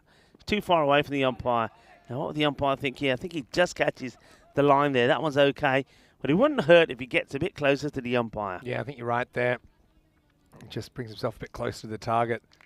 But that one, yeah, straight over the tram line. I think under the new interpretation, that's a legal delivery. Bagorli facing up. That one just misses. Yeah. So, yeah, it just... I understand he's trying to sneak a dot in there, but, you know, this also costs time. When we saw a time penalty earlier in the day as well. So, Ostrava being a new team, that's probably something they're not thinking about too much. Can catch some new teams unawares. 36 minutes plus allowances to bowl 9 overs. So 4 minutes and over. Smashed. Gone. Adios, Pelota. Maybe that's why he's trying not to go too straight, because as soon as he does, that is beautifully struck. And, well, Piyush Singh smashes this one away. That's a beautiful shot. 6 runs as it sails over. Cracking hit. Really under some pressure here. They just haven't, apart from the captain, you've got a pretty reasonable over in, which only went for 6. All the others have been too expensive. This one included. It's gone for 19. In danger of going magical.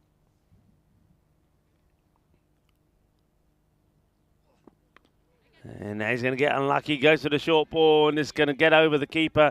It will go magical. That goes for 4. It's going to be 23 off the over. Remember, 26 came off the first, 23 of this one. And the score has moved along nicely to 63 for 1 after 4. Yeah, just having the wind taken out of their sails a little bit. And Magaro went for 28. Piercing Begol hasn't had too much of the strike so far. 11 off 8 with a couple of boundaries. Begoli riding his luck there with that top-edged hook going to the boundary. Got a Maximo in the over as well. And United already over halfway there after 4 overs, 63 for 1. Well, you know I like your shirt. You've got the elephants about you today. Of course, the elephant is one of the largest mammals in the world. But it's the day to celebrate the tallest animal in the world. Is World Giraffe Day today. The day that celebrates, as I mentioned, the tallest animal in the world. And I love giraffes. I know we have a couple of places in Spain actually where a lot of the animals they're rescued. So you wouldn't call them like quite a safari park. It's more, it's more sort of an area which animals that have been rescued are well looked after. And there's a couple of giraffes there, and they're the most popular animals. I mean, all the kids love going there and feeding them. They're so gentle and they're such elegant animals. Funny you say that. I know it's tough because you don't have too much time off while you're here, but the Prague Zoo is amazing. In fact, there's about 6 giraffes when I was last there. Straight down the ground. That's going to be 4. So Miguel is going to bang that one into the sight screen. Sonic boom time. Might have hit the microphone as well. But yeah, really nice pickup shot. Doesn't try to keep it down, but just tries to place it straight. Good enough. Almost like a 75-year-old golfer. Just knocking it down the fairway. Doesn't get a lot off the ground, but gets the job done. All right, so the zoo in Prague. Okay. Prague Zoo is amazing. And I'll tell you something else. I mean, I know we chatted about it because I came back to France just after my birthday as well. And, Prague is actually a big flood risk. So actually around the city, you'll see there's these walls that can snap into action, the flood walls, to protect things. But the zoo actually, got very badly flooded decades ago. But just think about it, it's not that easy. You just can't kind of unlock the line and put it on a leash and say, look, come and walk up the hill. It's not, doesn't really work that way. So they've actually got almost 2 levels now. They're going to try 2 here. They do like to try it on. Good throw, would have had him gone there, I think. Begoli, now they're thinking of 3rd, they'll stop with 2. But, yeah, so the 2 levels, you were 2 saying, levels. There's like even a chairlift to take you up to another level. So a lot of the kind of, let's say, hard to move quickly animals, they're up there. But it's got a big history and yeah, recommend anyone check it out. Okay, that's another thing to put on my list. That's floated up there quite cleverly by Sibi Kumar Bupathi. Gets the dot ball in there. Have you ever been a motorcyclist? And the reason I asked, it's also World Motorcycle Day. Well, I mean, if you want to count my scooter, I know that. It's a 2-wheel motorised. Oh, wow. Catching opportunity. Oh, I thought he was going to mess this up for a moment. It was going straight to him, and then I thought he was going to start doing a bit of dancing or something here, but Vishant Umesh holds on to the catch, and they will lose another wicket, and it's going to be an important one. Is Pramod Magali who's going to go here. Smashes it pretty well, does Pramod, but straight to the hands of the fielder. Umesh makes no mistakes. Another one bites the dust. Yeah, picks him up. Maybe a little window open. Abhimanyu Singh, though, is a pretty experienced campaigner. Abhimanyu Singh, I'm going to stop mentioning this every time, I promise, Abhimanyu, but he actually was involved in a golden ball, and it was a pretty dramatic one. It was 22nd of July last year. This is when he hit it to the outfield, looked like an easy 2, came back to second run, then he went back to the non-striker's end. Why? He hadn't touched his bat correctly, and it cost him valuable metres. Keeper fumbled the ball. He would have been home easily. Instead, they went down to Burno in a golden ball. United, one of only 5 teams to play 3 golden balls. Trivia, can you name some of the others? Just guess. One I can. Okay. It's Madrid. Yep. Madrid United. Yes. United. Correct. All right. Who else? Malta has to have one. Yes. Marsa. Who would you think of in Malta? Who's the first? Marsa, is it? Marsa. All right. Very good. All right. So there's how many others? Okay. So we got Madrid United. We got Marsa, and there's United. So I've given you one. So there's two more. Two more. So yeah, that's a little bit of trivia. Who are the 5 teams that have played in 3 Golden Balls? I'll give you some hints. One is on a very active streak of consecutive wins in ECS, but that's not Prague's EC. Think a little bit more carbonara. So we're talking about now in Italy, are we? Yeah. So, Rome. Roma CC. Roma CC. Roma CC. Roma And there's CC. one other that you might not kind of realise, because the first time it was in Portugal, actually, they were known as Rossio, but it's actually Gorka 11. Gorka Really? 11 have I also didn't- played in 3 Golden So what Balls. were they called before? So they were called Rossio. Rossio. Yeah. So nice chance to join us in the cube. Vinny Sandu, Mr. Maximo with Rico Full. A little bit worried about the weather. We've heard there's a violent storm coming in. I don't know if we can get any live weather shots. It's probably more behind the ground, but yeah, we've got our eyes on the prize there. But I mean, United here, they're in the box seat, but as we've seen in this series, things can change quickly. New batters coming out haven't always found it easy. So I think for Ostrava, they'll feel they might just be 1 or 2 wickets away from changing the narrative here. Well, there's the skies coming in, and some wonderful looking buildings around here, by the way. Yeah, so I was mentioning about motorbikes because, of course, it is World Motorcycle Day, a day to promote freedom off the road. So on the longest day of the year, today, bikers from diverse sections come together to express their love for motorcycles. I must admit, that's one thing I still would like. I've never actually ridden a proper bike. Really? I've had a moped, yeah, but never done the gear changes on a proper I have bike. a little bit, yeah. Have when you? I was visiting my family in Malaysia. That's yeah. one thing I It's haven't pretty fun. quite done. So I have, yeah. I guess the answer is I have. So you have. Yeah, okay. Just checking the weather warning here. Now, what if they said severe thunderstorms are expected? That would be pretty scary, right? Yeah. They haven't said that. They've said extremely severe thunderstorms. What, in are this expected. area? I think so. Okay. So are we? Extras. extras. It's pretty good It's- pitches. That's This brilliant ball is fielding. still live, you know. Yeah, That's- but I mean, that was a brilliant bit of backup fielding from Umesh. Suddenly turned into Jonty Rhodes out there. Can we get that big cloud? Maybe we can show that. That's the one that's holding it. Are you saying that I'm going to have a Bulgarian moment here? Yeah, where you say, I think it's gonna blow over, and then you've never been wetter than that day in 2021. You're just so right. Should we do random questions now, just to be safe? Can I be very honest with you, though? Go on. If it does come, I mean, I don't want any cricket to be disrupted. But if we finish the day and it comes down, I'll be standing in it because I think I'm still scorched from Cyprus because it's been so There hot. we go. That's the most suspicious cloud right now. We'll keep you up to date on Cloud Watch. Fielder probably needs to react. It's not a good delivery. I'm not going to give the bowler any credit there, but I think the fielder perhaps needs to react just a little bit quicker there to get something on it. But that's another one that gets worked away. So they've taken their rate down to under 10 and over now. So United well and truly in the driving seat, but still a couple of quick wickets could change everything. Gundy ball. Be a good time to bring out the man cat. To see who's hitting him better and see if you can catch him. And just pushing and going. So An eye for an eye. That's suspicious sounding in the effects mics. What's that? the wind is just starting to pick up, you know, and Do you want some random Golden Ball stats? Guess how many teams now have played a Golden Ball? how many teams How many have different played? teams Okay, have we've actually had participated in a Golden Ball, right? yeah, up in the air. This one is going to be a teaser, and it's going to go all the way. So once again, it's a good shot from Piyush Singh. Gets it out of the middle. The fielder on the boundary is thinking he's in play, but can't get there. So we've just got, how many we got? We've gone part, what we had now, 62, 63? What are we on? We've the had Golden 63 Ball? Golden Balls, yeah. 63. So it's got to be, we've got to be talking about I reckon 30-something, 30, what, 30? So remember, 2 teams will play every goal. Yeah, 2 teams. So we've had 63 of them. 63 of them we've had.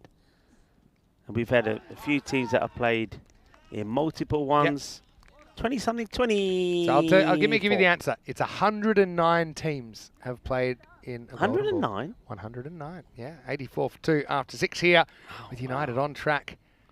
Don't think they'll be doing it in the 7 overs, but I think they'll be happy with the 3 points. 109 teams. And I think the kind of equal 100th team were when Paris Knight Riders took on Paris Zalmi in Golden Ball 58, if you remember that one. And that was the day before my birthday. And then you had that one the very next day, PUC versus Mitsu.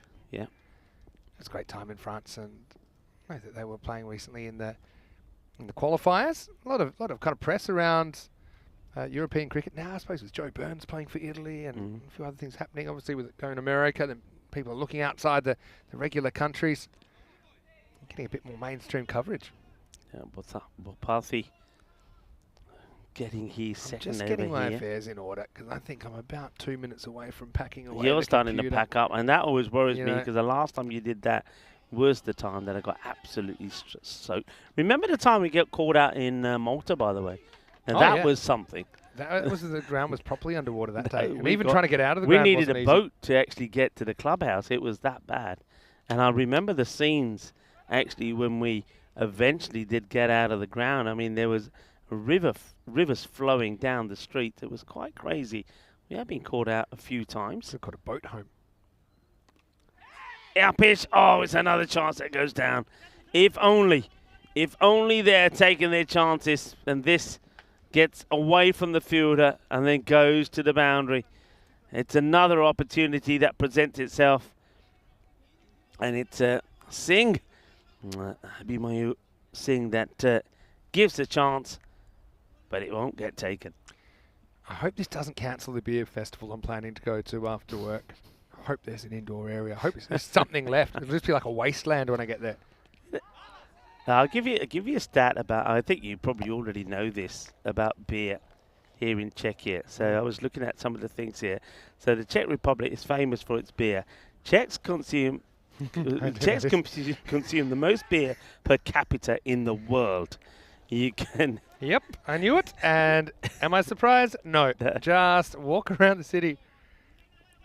And yeah, the other thing here. Now this might interest you as well, because I know you come from the land of warm, flavourless beer. But anyway, this is going to be away from the field. This is going to be for Abby. Get some closer. United have this really under control at the moment. Almost up to 100 now. Yeah, so here, you know, when they pour the beer, they'll have more foam on top, more head, more bubbles essentially on top.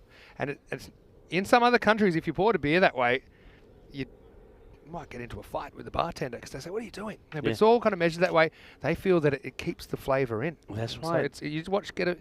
You got to have. I know you don't drink a lot of beers, but you'd have to go and sample one in one. You've of got the, to have one of the local a pubs. good head on there, don't Yeah. they? They say.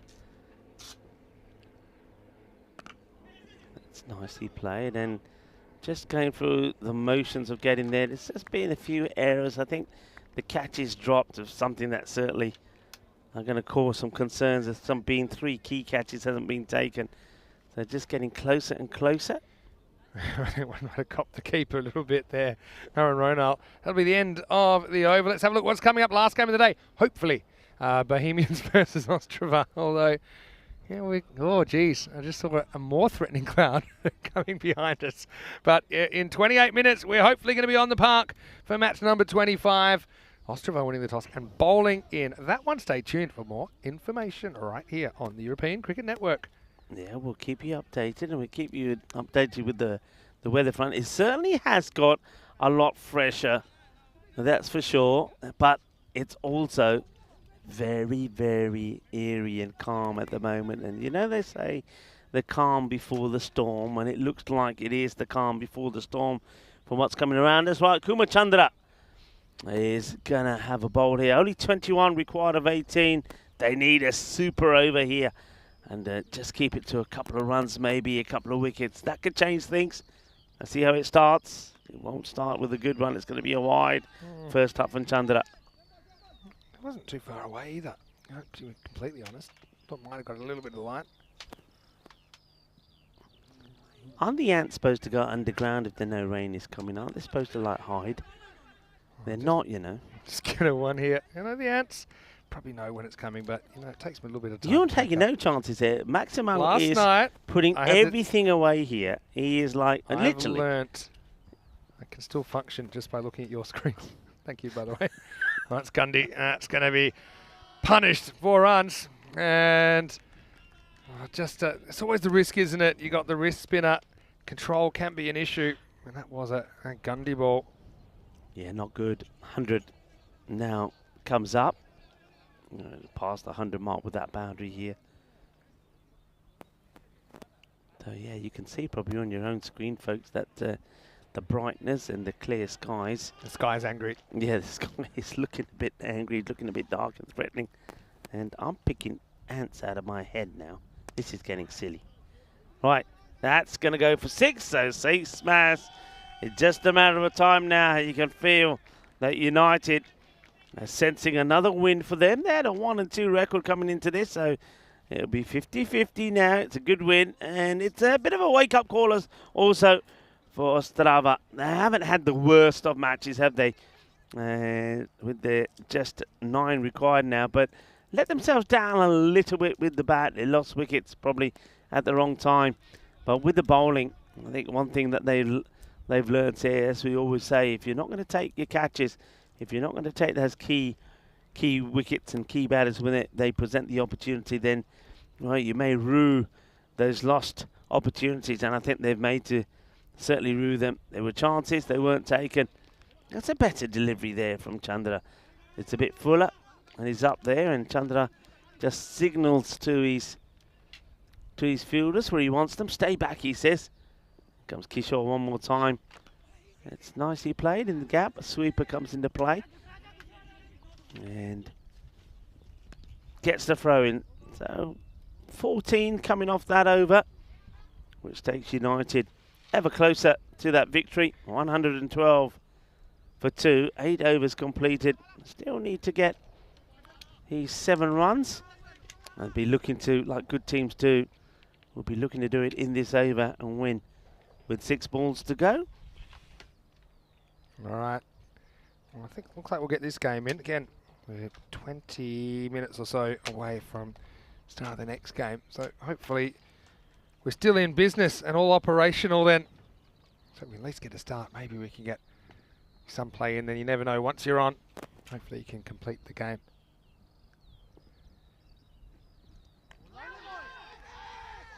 Well, I think it's a half-hearted appeal which gets sparked by the keeper, Arun Ronal. It takes a good catch, Ronal. He actually kind of hits his pad on the way through, and that's why it creates a little bit of interest.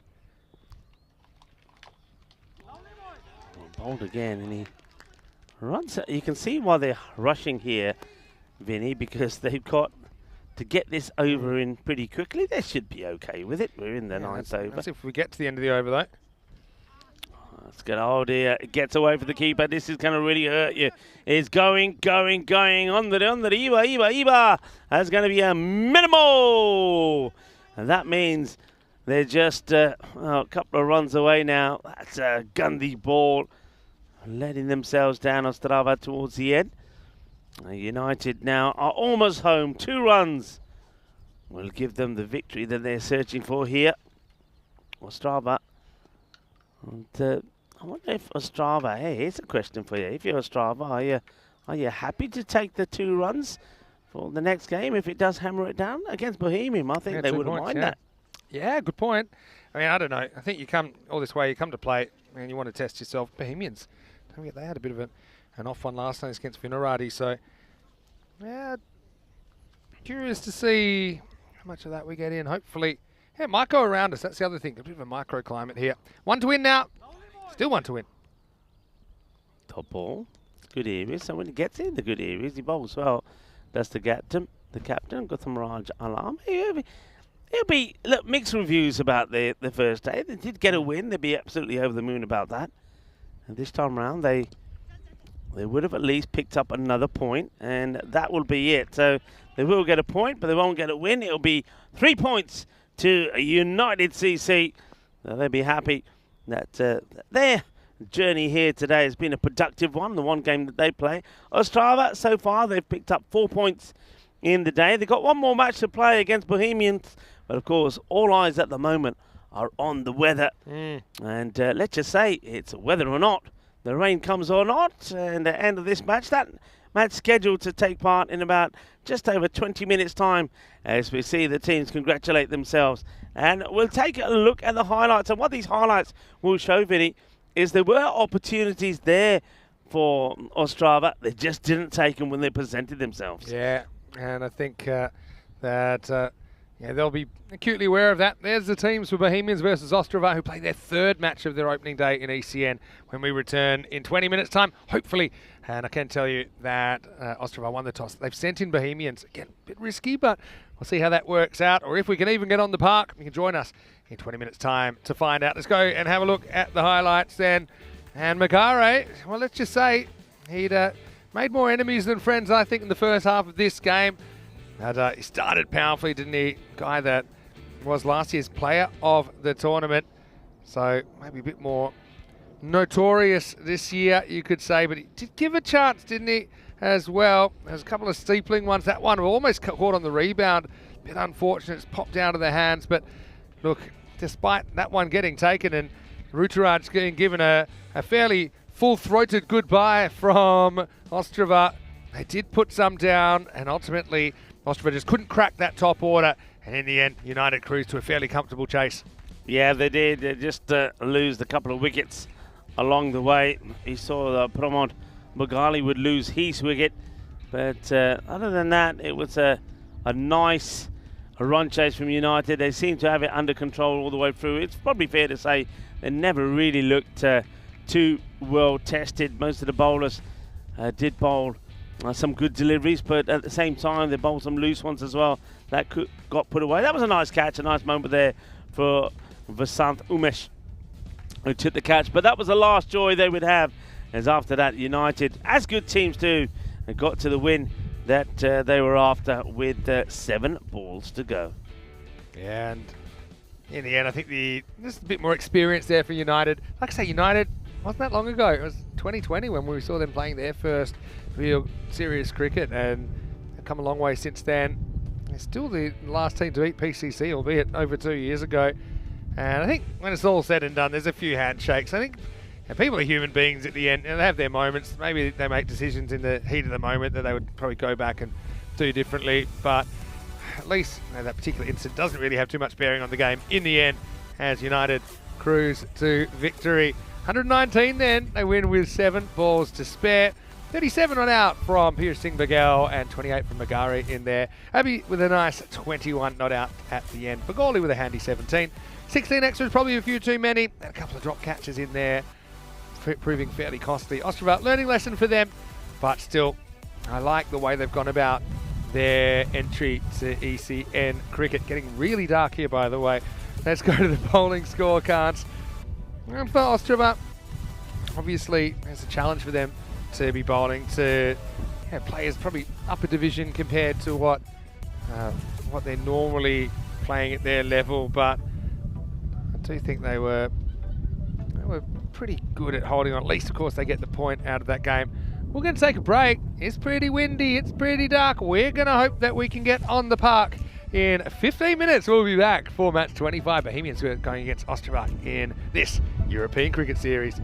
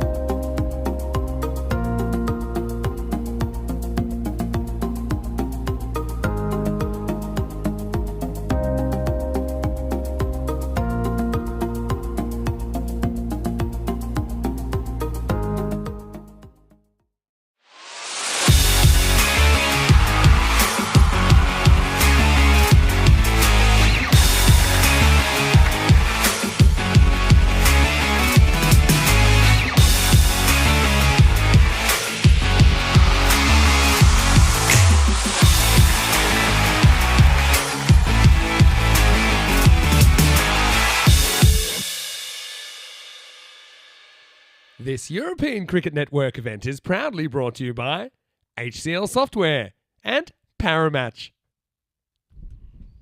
Hello and welcome back, and we've got some good news for you from the Mid-Innings Cricket Ground in Prague. We did have a pretty violent storm, but it's blown over. It was a bit of rain, but it was over quickly. It was heavy, but over quickly. And after an inspection and the fact that the rain has stopped, we are ready for play here in match number 25 between Ostrava and Bohemians. So I do have some news regarding the length of this game. It's not a 10-over game anymore. With the time lost, it becomes an 8-over contest.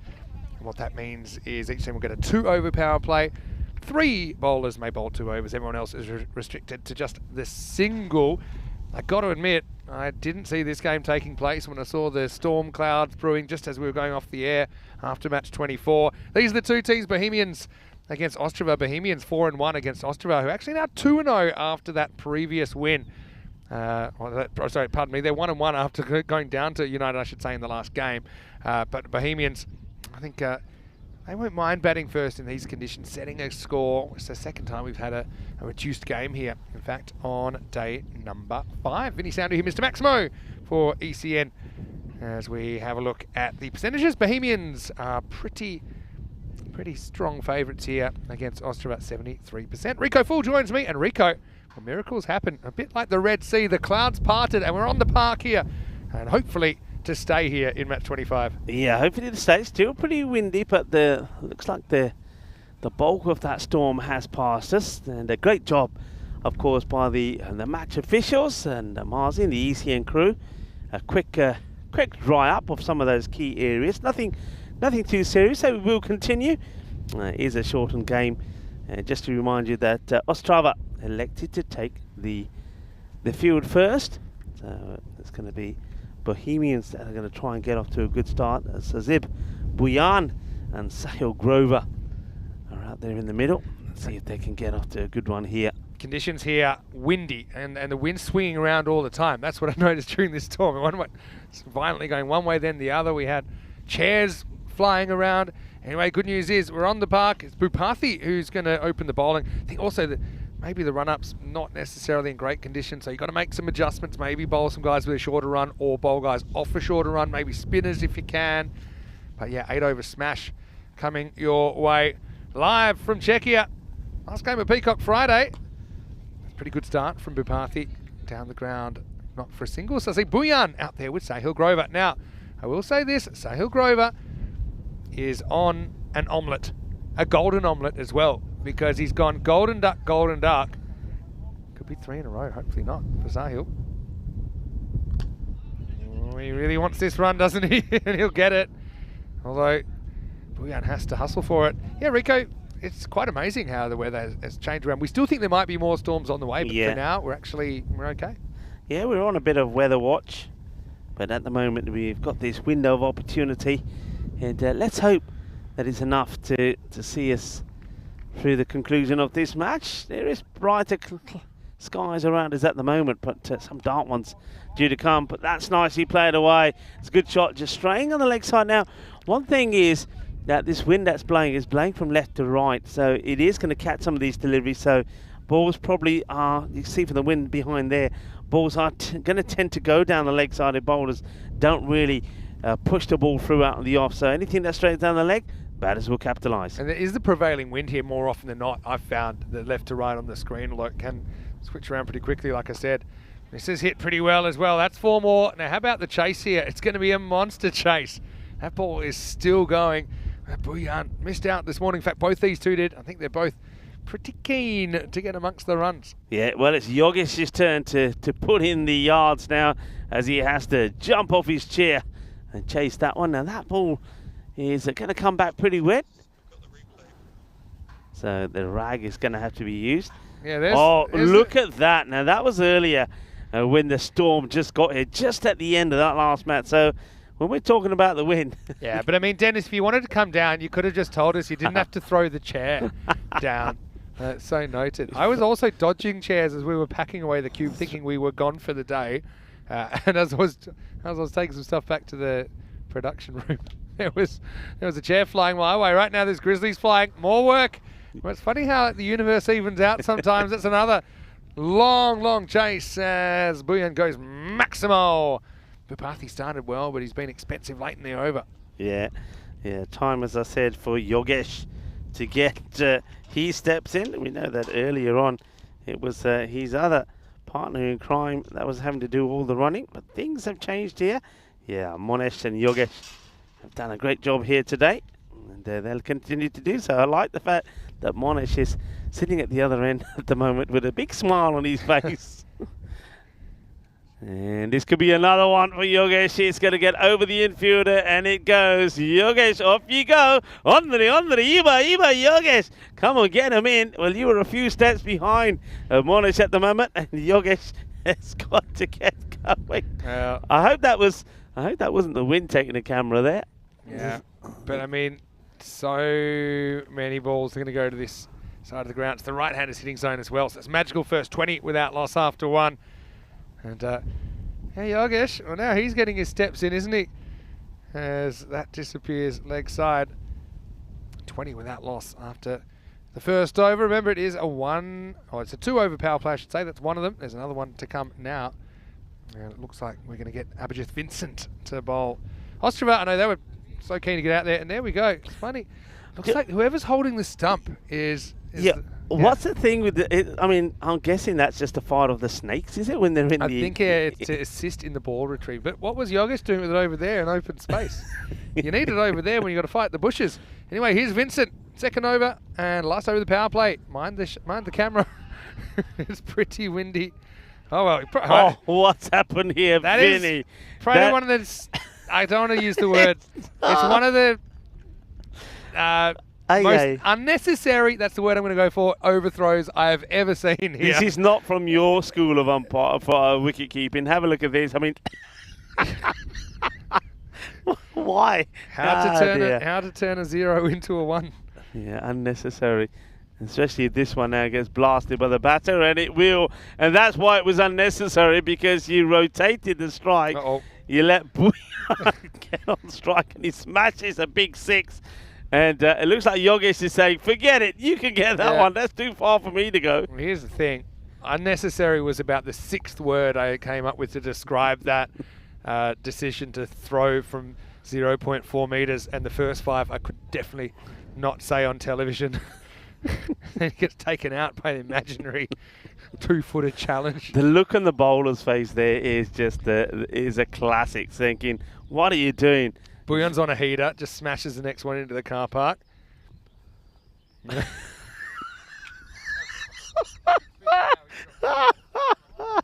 Well, the umpire...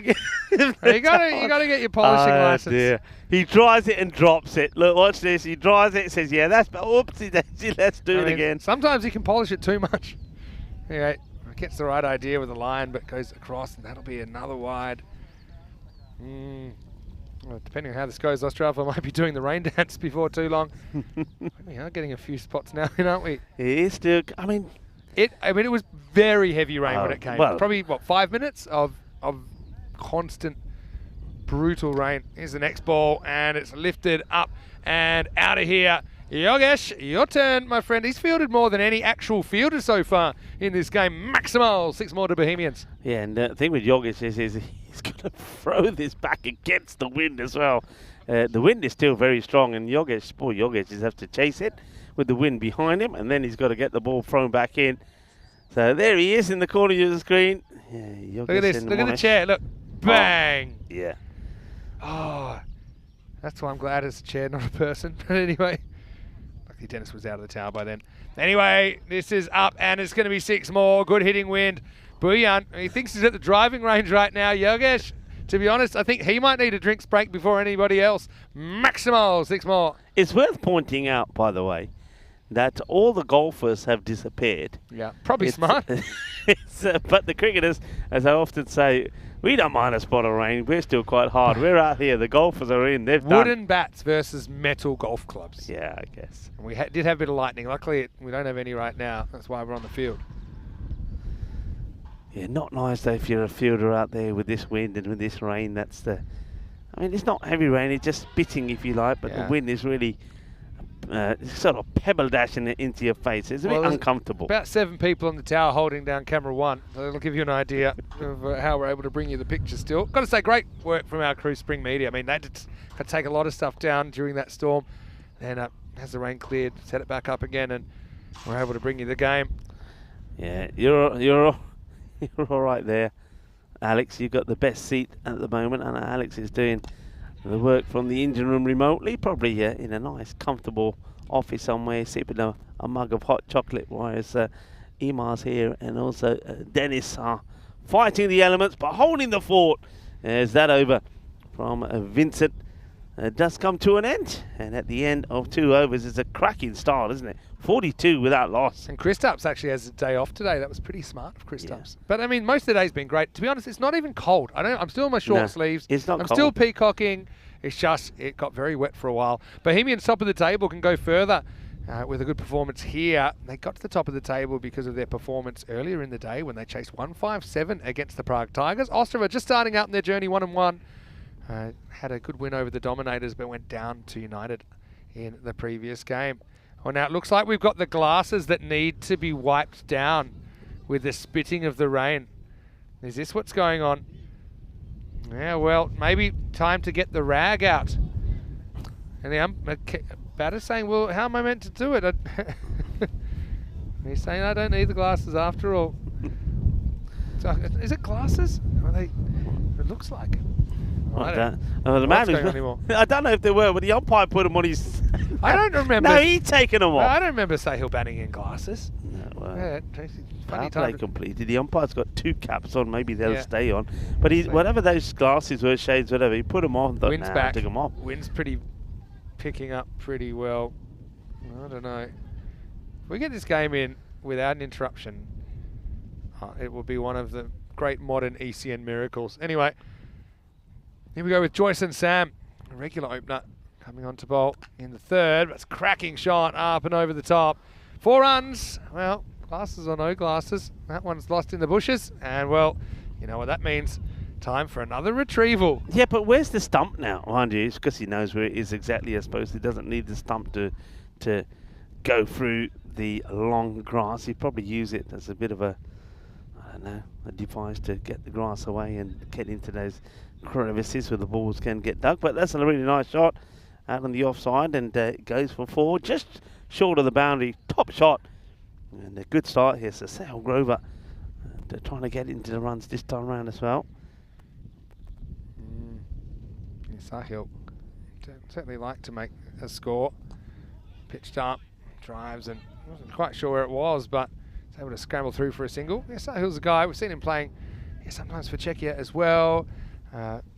He's made some starts in the series. Also made a couple of Goldens, but you know he'd love to kind of make that big 50+ score. But Bohemians, they've been picking him up. You know they've got a pretty long, strong batting order, and that's the thing. When he's gotten out, he hasn't wasted any balls. They've still generally been doing well with the bat. That's a nice little pickup from Booya, and that's going to be 4 more.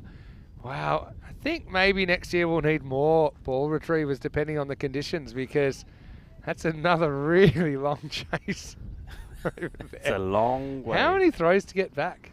Let's see his arm is. He's got a good arm. Yogesh.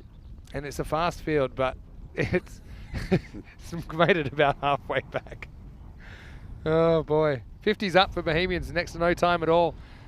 Don't know if you want to see some traditional Australian rain dances, it might be a good time for it, because they're chasing leather right now. Well, they're forcing some chasing of leather. Yeah, a couple of concerns. I'm keeping an eye on Mars Baji, who's of course the tournament ref here today. That's a cracking shot, beautifully timed. There's no way that's been stopped. It keeps going, and Vinny Sandhu is going to go after this. Yeah, but it's worth taking a note that Mars Baji TR, not only is he keeping an eye, of course, on the wind, but which obviously affects our production crew here at Spring Media, the rain, but also on the weather app in terms of the lightning alert, because if there is going to be a thunderstorm and a chance of lightning, then the players will also, for that reason, be taken off the field, because we can't have any kind of risks at all. So there's a number of factors to be looked at. And then on the field as well, the safety of the players. Mind you, at the moment, the only thing they're in danger of is the batters whacking it.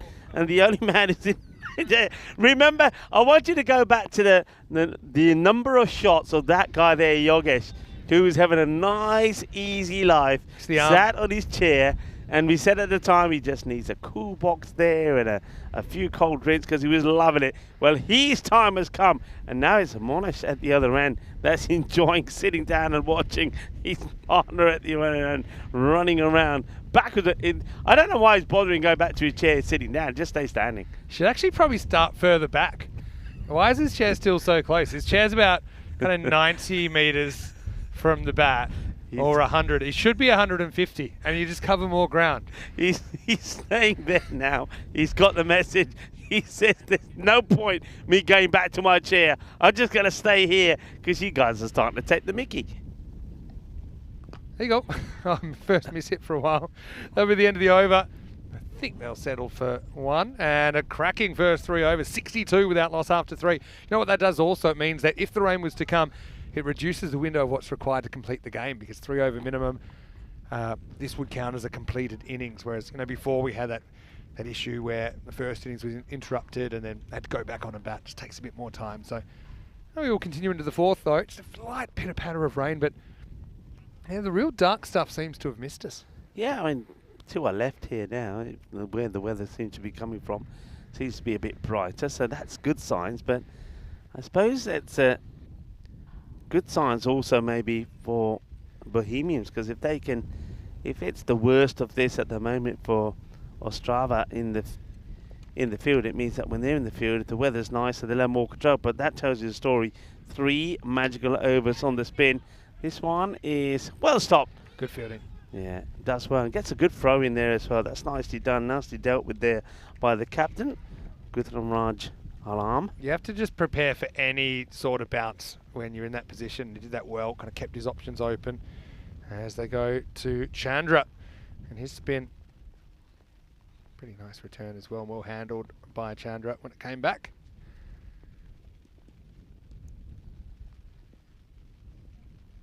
Well, that's come out the handle wrong, and that's the problem also, I suppose, with these conditions. That's really just down to the wet ball, so that's not come out right from Kishore Kumar Chandra.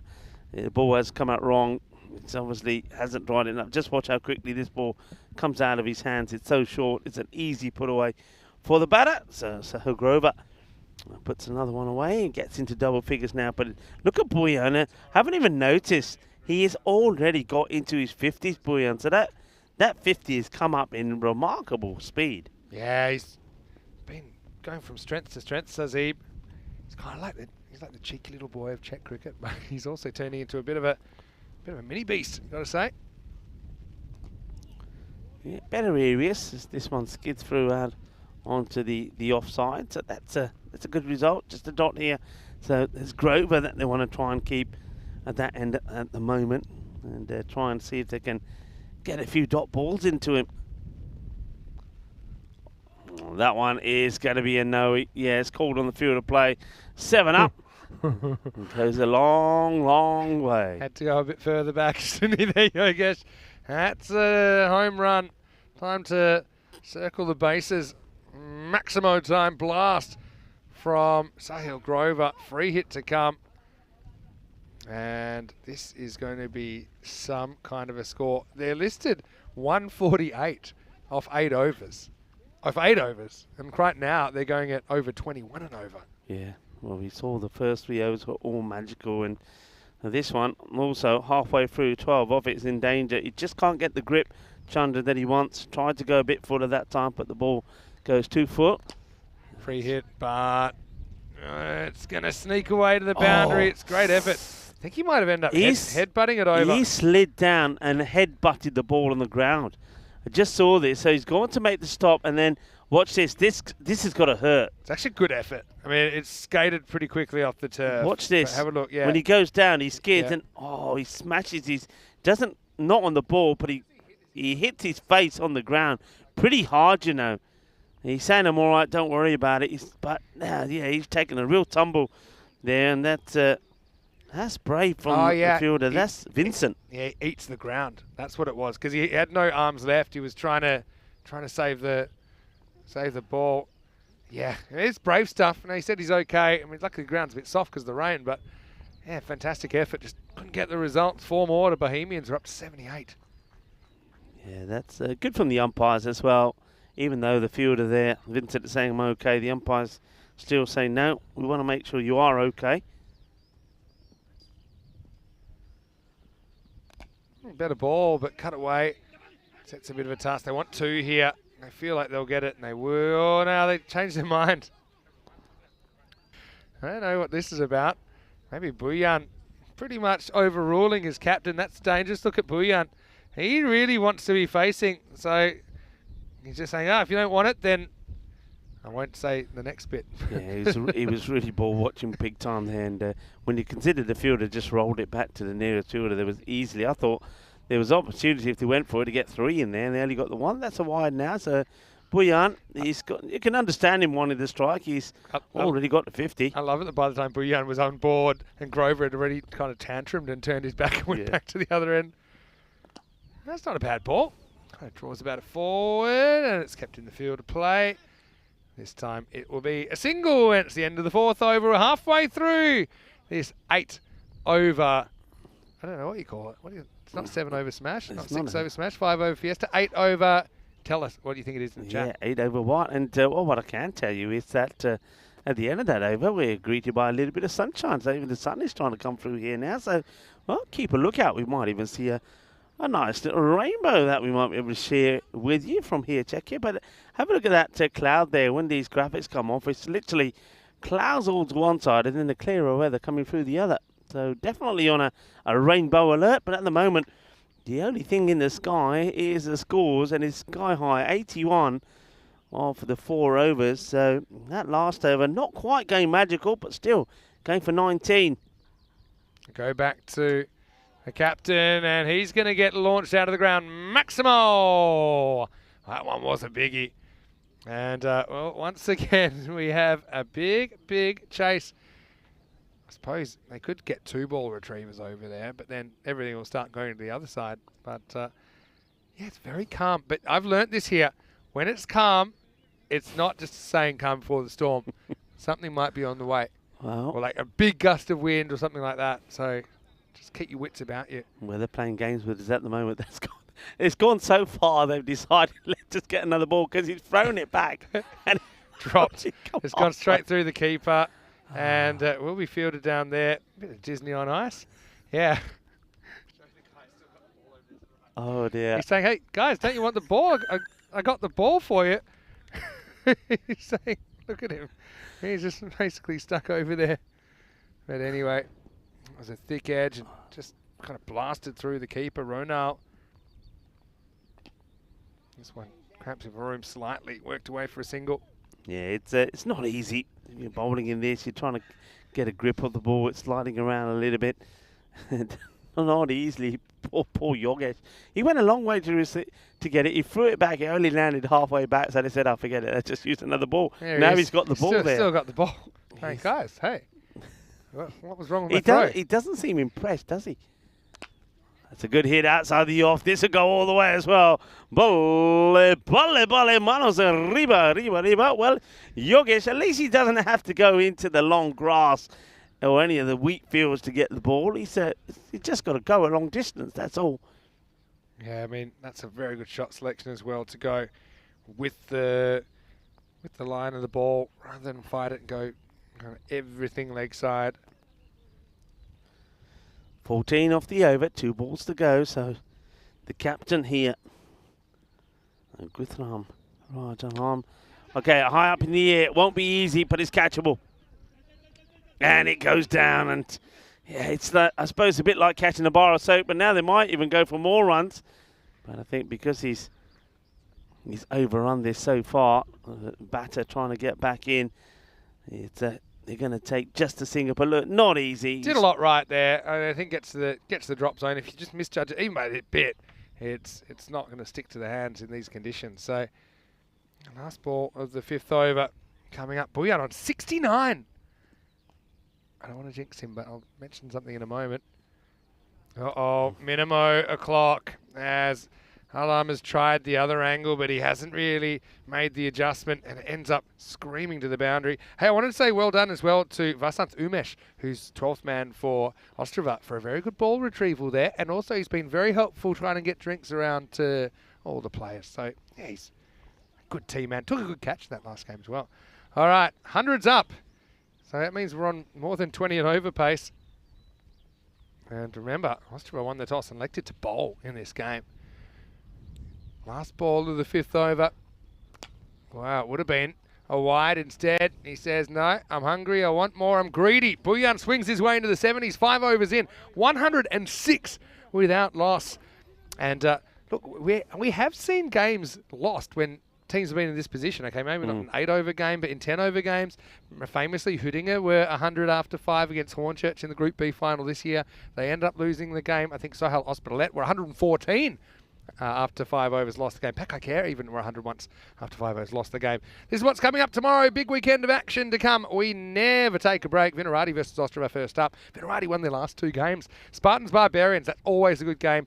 Brno are also back. They've got 2 games tomorrow. They've got 3 on Sunday to finish their campaign. Prague CC also will hope to go 24-25 in their streak, but running into 2 very good teams. You can join Rico Full and Danny Hudacek because I'm off for the weekend. At 7 a.m. GMT, which is 9 o'clock in Central Europe, and 12:30 in India. Some good games for you there, Rico. Yeah, good games. Looking forward to seeing some of those teams for the first time. Bruno, one of those. And, well, that's a decent ball. Nothing wrong with that. He just walked a good ball here. He's saying, what? Forget the conversation with your partner. That's a perfectly decent ball. Yeah, perfect. Straight over the line, which is fine. I tell you who's not happy. Well, that one will be a wide. I tell you who's not happy and he's desperate to get on strike is Buyan. Because he's on course to bring up a century in an 8-over match. I actually can't remember 100 in a reduced over game at all. So less than 10. Can you? No, I can't. That's been hit pretty well. And, well, I'll tell you who's not happy about that, Buyan, because he's not going to get on strike. I thought you were going to say Yogesh, because, again, he's got a huge... Let's see if he can get a good throw in here, because last time they just thought, we're just going to get another ball. They do get another ball. They're not even waiting. Back to the action. They're not even waiting. And Yogesh, yeah. I just saw looking at Yogesh, and while looking at him, I just saw a bolt of lightning that was, well, pretty serious, to say the least. I mean, it's going away from us, so that's a good thing. That could be out if it's straight, and that could have been out. It's all happening at the moment. Well, 2 opportunities. Let's have a look at the LB again. He thought it was outside the line. I think he moves a lot, so if you look at it from straight on, I'm pretty sure it's run out was definitely an opportunity. Yeah, it would have been, but so yeah, it hits him a long way outside, I think. Yeah, outside the line. But look at this. Yeah. He had so much time. Didn't realise. Someone had to call time. Okay, we're back to live action. This next one, hit away, doesn't beat the infield in any serious way. It'll just be a single. Yes, but Yogesh is going to end up with like 5 or 6 Grizzlies more than he can carry back, because he's just accumulating them now, isn't he? He's keeping them. What's he going to do? Where's he putting them all? Like a squirrel. All right. All right, 2 to come in this 6th over. Hit back hard. Nice effort from the bowler to cut it off, but it'll just be a single. Geez, they've had a pretty good initiation to ECN Ostrava today, haven't they? They've had a little bit of everything. Obviously starting with a win, that's always good. But they've had obviously the unplanned interruption. They've had a bit of a spicy one against United. Reaches for this. On the charge is Grover, who will retain the strike, much to the chagrin of Buyan, who remains on 74. But at the non-strikers end, it's 115 without loss after 6. Yeah, Buyan doesn't get a chance for a hit in that one, does he? So Grover, just he's 30 of 16, but Buyan 74-21. So they're doing well to keep him off strike. 12 balls to go in the innings, but look at the score already, 115. So Bohemians, they're certainly showing that they've got the firepower with the bat. Don't forget that early on today, they pulled off a fantastic run chase. Great victory for them.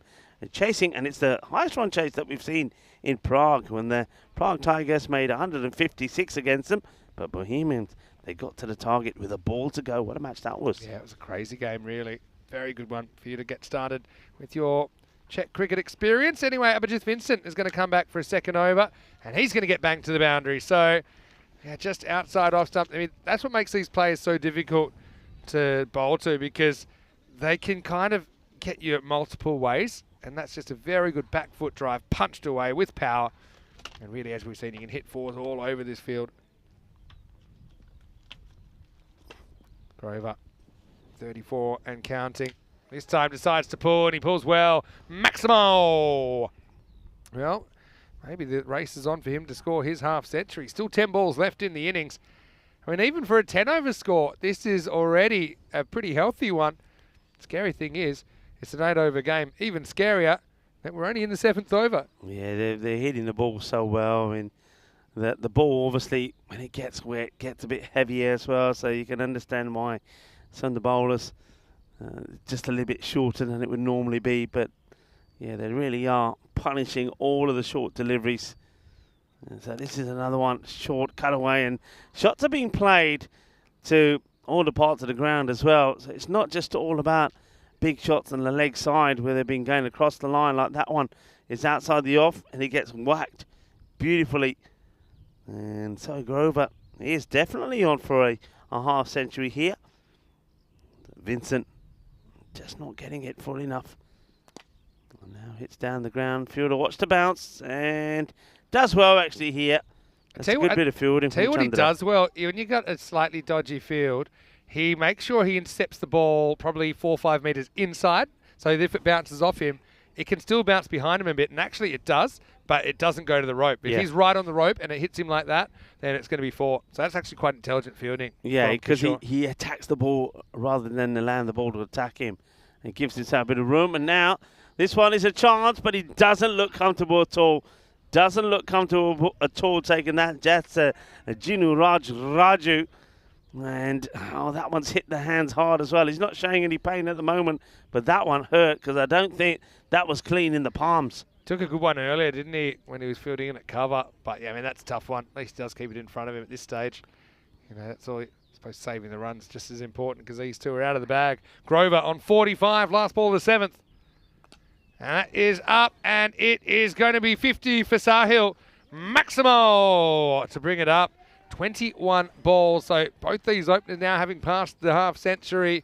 And the captain will welcome that, especially after back-to-back golden ducks in his last 2 innings. Yeah, Sahil Grover ने बहुत अच्छी batting की थी अपनी half century पूरी कर ली बधाइयां साहिल ने पर सजीब भुइयां ने भी अपनी हाफ सेंचुरी पूरी कर ली बहुत अच्छी पार्टनरशिप दोनों बनाई and well, they're looking to go even bigger yet. They've still got time, haven't they? They've still got 6 balls here. I mean, a 150 score here. I mean, expected 156 in 8 overs. That is quite sensational. You know, this is reminding me of Portugal versus the Netherlands. Remember the first ECC where there was it wasn't Portugal versus the Netherlands. It was the next day in finals when there was an 8-over game and Sean Gomes went absolutely crazy. I'm going to pull that up in a second. I'll tell you what I'm talking about. Right now, here's Alam, the captain. And he's going to just pretty much hate life for about 30 seconds here because the French cut, it goes behind. He can't believe it, but that's 4 runs. Yeah, it doesn't. I don't know what he's saying there, but he's having a running conversation with a few people, probably himself, the umpire, the wicketkeeper. He can't believe it. He beats the bat. It's an inside edge, and it goes to the boundary. So we're into the 140s here. 5 balls still to go. Bhuyan does get back on strike, and he's looking to stay up. Oh, that's Gandhi. That is a Gandhi ball. I think I'd like to see this side on as well, because this could be a no-e. Let's see the height on this. So Bhuyan, well, let's see what happens here. I mean, if this is a no ball as well, and it's definitely no ball for me. It's got to be. Yeah, so it's going to go. There we go. Let's have a look at this. Yeah, that's a no-e. It's a one-handed hit that goes for 6. So I'm sure that's going for 6. So that's the 7 up. So he now moves in the 80s. It means he's still got 5 balls here. That century is still on, Vinny. The century is still on. Yeah, he's moved to 85. There's 5 balls to come in the innings.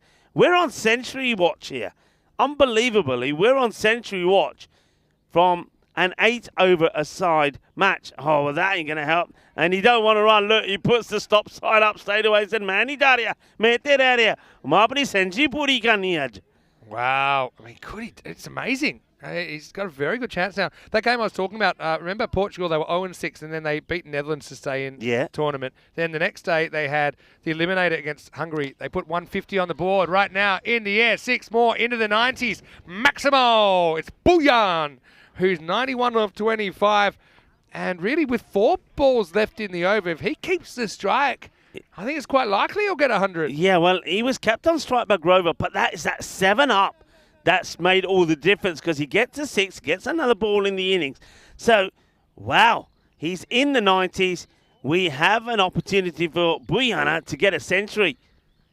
Right. He just leaves this one, and you can see he's not interested in running anything. Even when the ball goes past, regardless if the wicketkeeper takes it or not, the stop sign is there saying, I'm staying here. I'm getting the century. And one good thing, at least for Austria, they'll get a point out of this game regardless because it's a reduced game. But yeah, you can see this is now the highest 8-over match score we've ever seen, going past that 150 from Portugal against Hungary back in ECC 21. We always say records there to be broken, and he can't get a legal delivery here at the moment. You can see what he's trying to do. I get the feeling he's trying to go as wide as he can legally and hope that Buyan gets it wrong. He gets a bit of bat onto it, and it's not a boundary. He knows Buyan won't run. Would have been a wide as well, doesn't want it. Yeah, Grover, look at Grover. Can't read the scoreboard, doesn't realise what Sazib's on about. But I suppose at this stage, kind of agree with it. Could this be century number 84 of the season? You know, we almost don't have time to put them all up in time. But anyway, let's get back to the action here. Now you can probably roll the rest of that. That's another one to the total. They don't want to have the extra. Yeah, it's interesting. We never had a century here for ages and ages and ages. I think the 82 by the Beast was the highest score. But Vaishak Jagnivasan scored 100 last year. Now, since then, Sabu and Davitsi got one. I just feel like, the floodgates have opened now, and players like Buyan feeling, what?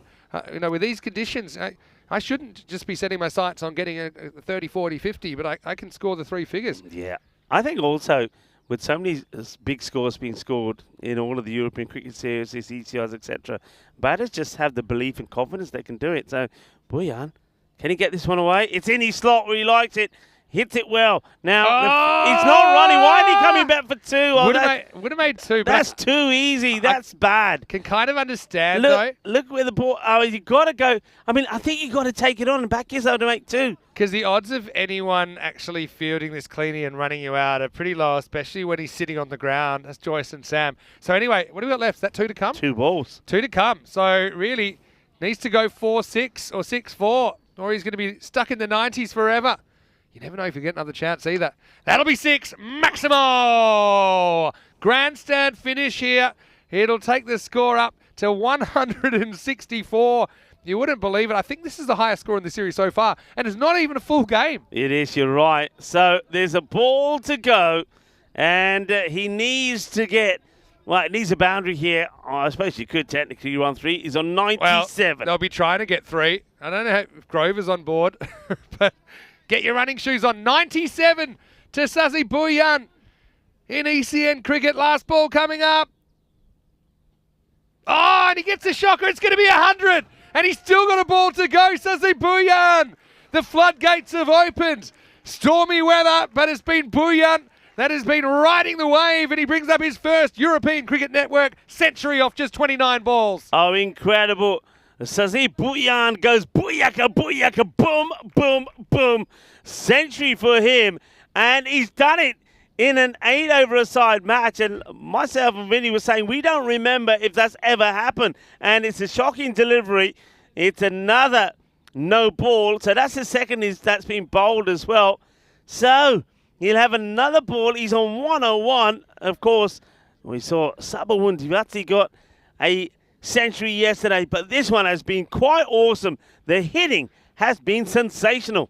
Unbelievable. And you know what? Gets like a curtain call here, and he can't even be out. So how high can he go? Well, he's going to go very high. Well, probably run 2 here. It doesn't matter if it's caught or not. It isn't caught. They'll get 2. They'll probably be happy with that.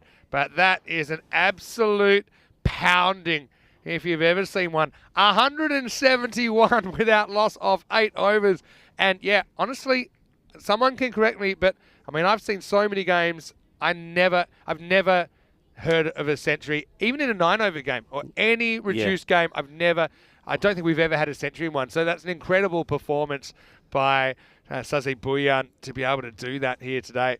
Yeah, well done, well batted. I mean, well batted to them both. Don't forget, Sahil Grover played his part as well. I just thought that Grover, because he played a few shots and kept a bit of the strike himself on his way to 50, I thought he took the opportunity away from Bhuyan. But, of course, there's a couple of no balls that came in very handy, especially one that he hit for a 7-up. And then, of course, not going for the 2 there when he hit the ball on the boundary. I thought, well, maybe that's a mistake, but he smashes the next ball for 6, and then needing to get 3 off the last ball, we thought, but it wasn't the last ball because it was a no ball that he put away to the boundary. 100 has been scored by Bhuyan there, and he's done it in just 30 deliveries, or 29 it was, the 100 came up. So congratulations to him. Let's take a look at the highlights. And, well, if you like to see big scores, you're going to see a big one. 171 without loss, but they did have some opportunities. Probably deserves to put Ronald on his Christmas card list who gave him the strike there, allowed him to get into business. I don't know who did more fielding here, the fielders on the field or poor Yogesh who covered. I'm pretty sure the London Marathon here, just trying to fetch these. But, yeah, I mean, it's a tough one for Ostrava. I mean, it is their first day in the European Cricket Series. You've got to kind of learn to roll with the punches. And okay, so it feels like a pretty big punch. That felt like a pretty big punch, I think. Head-butted the ground there. That was a little bit of an opportunity that just went down. Same one here. So they did have some chances from time to time. But look, I think when it comes down to it, Ostrava, they've still got 2 matches tomorrow. Just see how many you can make here. I mean, this is another opportunity where the keeper probably didn't realise he had so much time. But look, they're going to get a point out of this anyway. Okay, so the way it's looking, they got a win and they got a couple of points. So 5 points out of their first day, something to work with. And yeah, like I say, use this maybe as a chance. That was a remarkable shot, one hand 6 off the beamer. Yeah, use this as a chance just to get a bit more experience and against a higher level of bowling as well. But yeah, these free hits really ended up stacking up in the end, didn't they? And Bhuyan ends up bringing up his first ECN ton. Only the third we've ever seen in the 5 years now that we've been playing ECN cricket here in Czechia. And well, it's the kind of scorecard that you'd only dream of. If someone showed it to you, you would have thought it was a computer game or not real. But Bhuyan, 103 off 30. Then Grover did actually get to his milestone as well, 51 off 21 balls for him. Some problems with the extras as well, particularly the no balls, which were a lot of them were hit to the boundary. It created extra deliveries as well. So 171. So crazy, the highest score of the series so far, and it's not even in a 10-over match. It seems very, very likely if that had gone the 10 overs, that would have been our first ever 200 score in Czechia. Looking at the bowling, well, if you've got small children, maybe get them to turn away from the screen now because the captain alarm goes none for 59, including a 34-run supersonic last. But really no one had too much success, I suppose. You look at Chandra, he's none for 28, something not looking too bad. We'll take a quick break then. Rain's held off, but Ostrava, they have the chase of a lifetime here. 172 in 8 overs. So it's basically about 22 and over from the get-go. That's what they'll need. But let's see if they can put something together in response. Vinny Sandu, Mr. Maximo, with Rico Full. Join us for the exciting conclusion of Day 5 of this series. After the break, you're watching the ECS Czechia.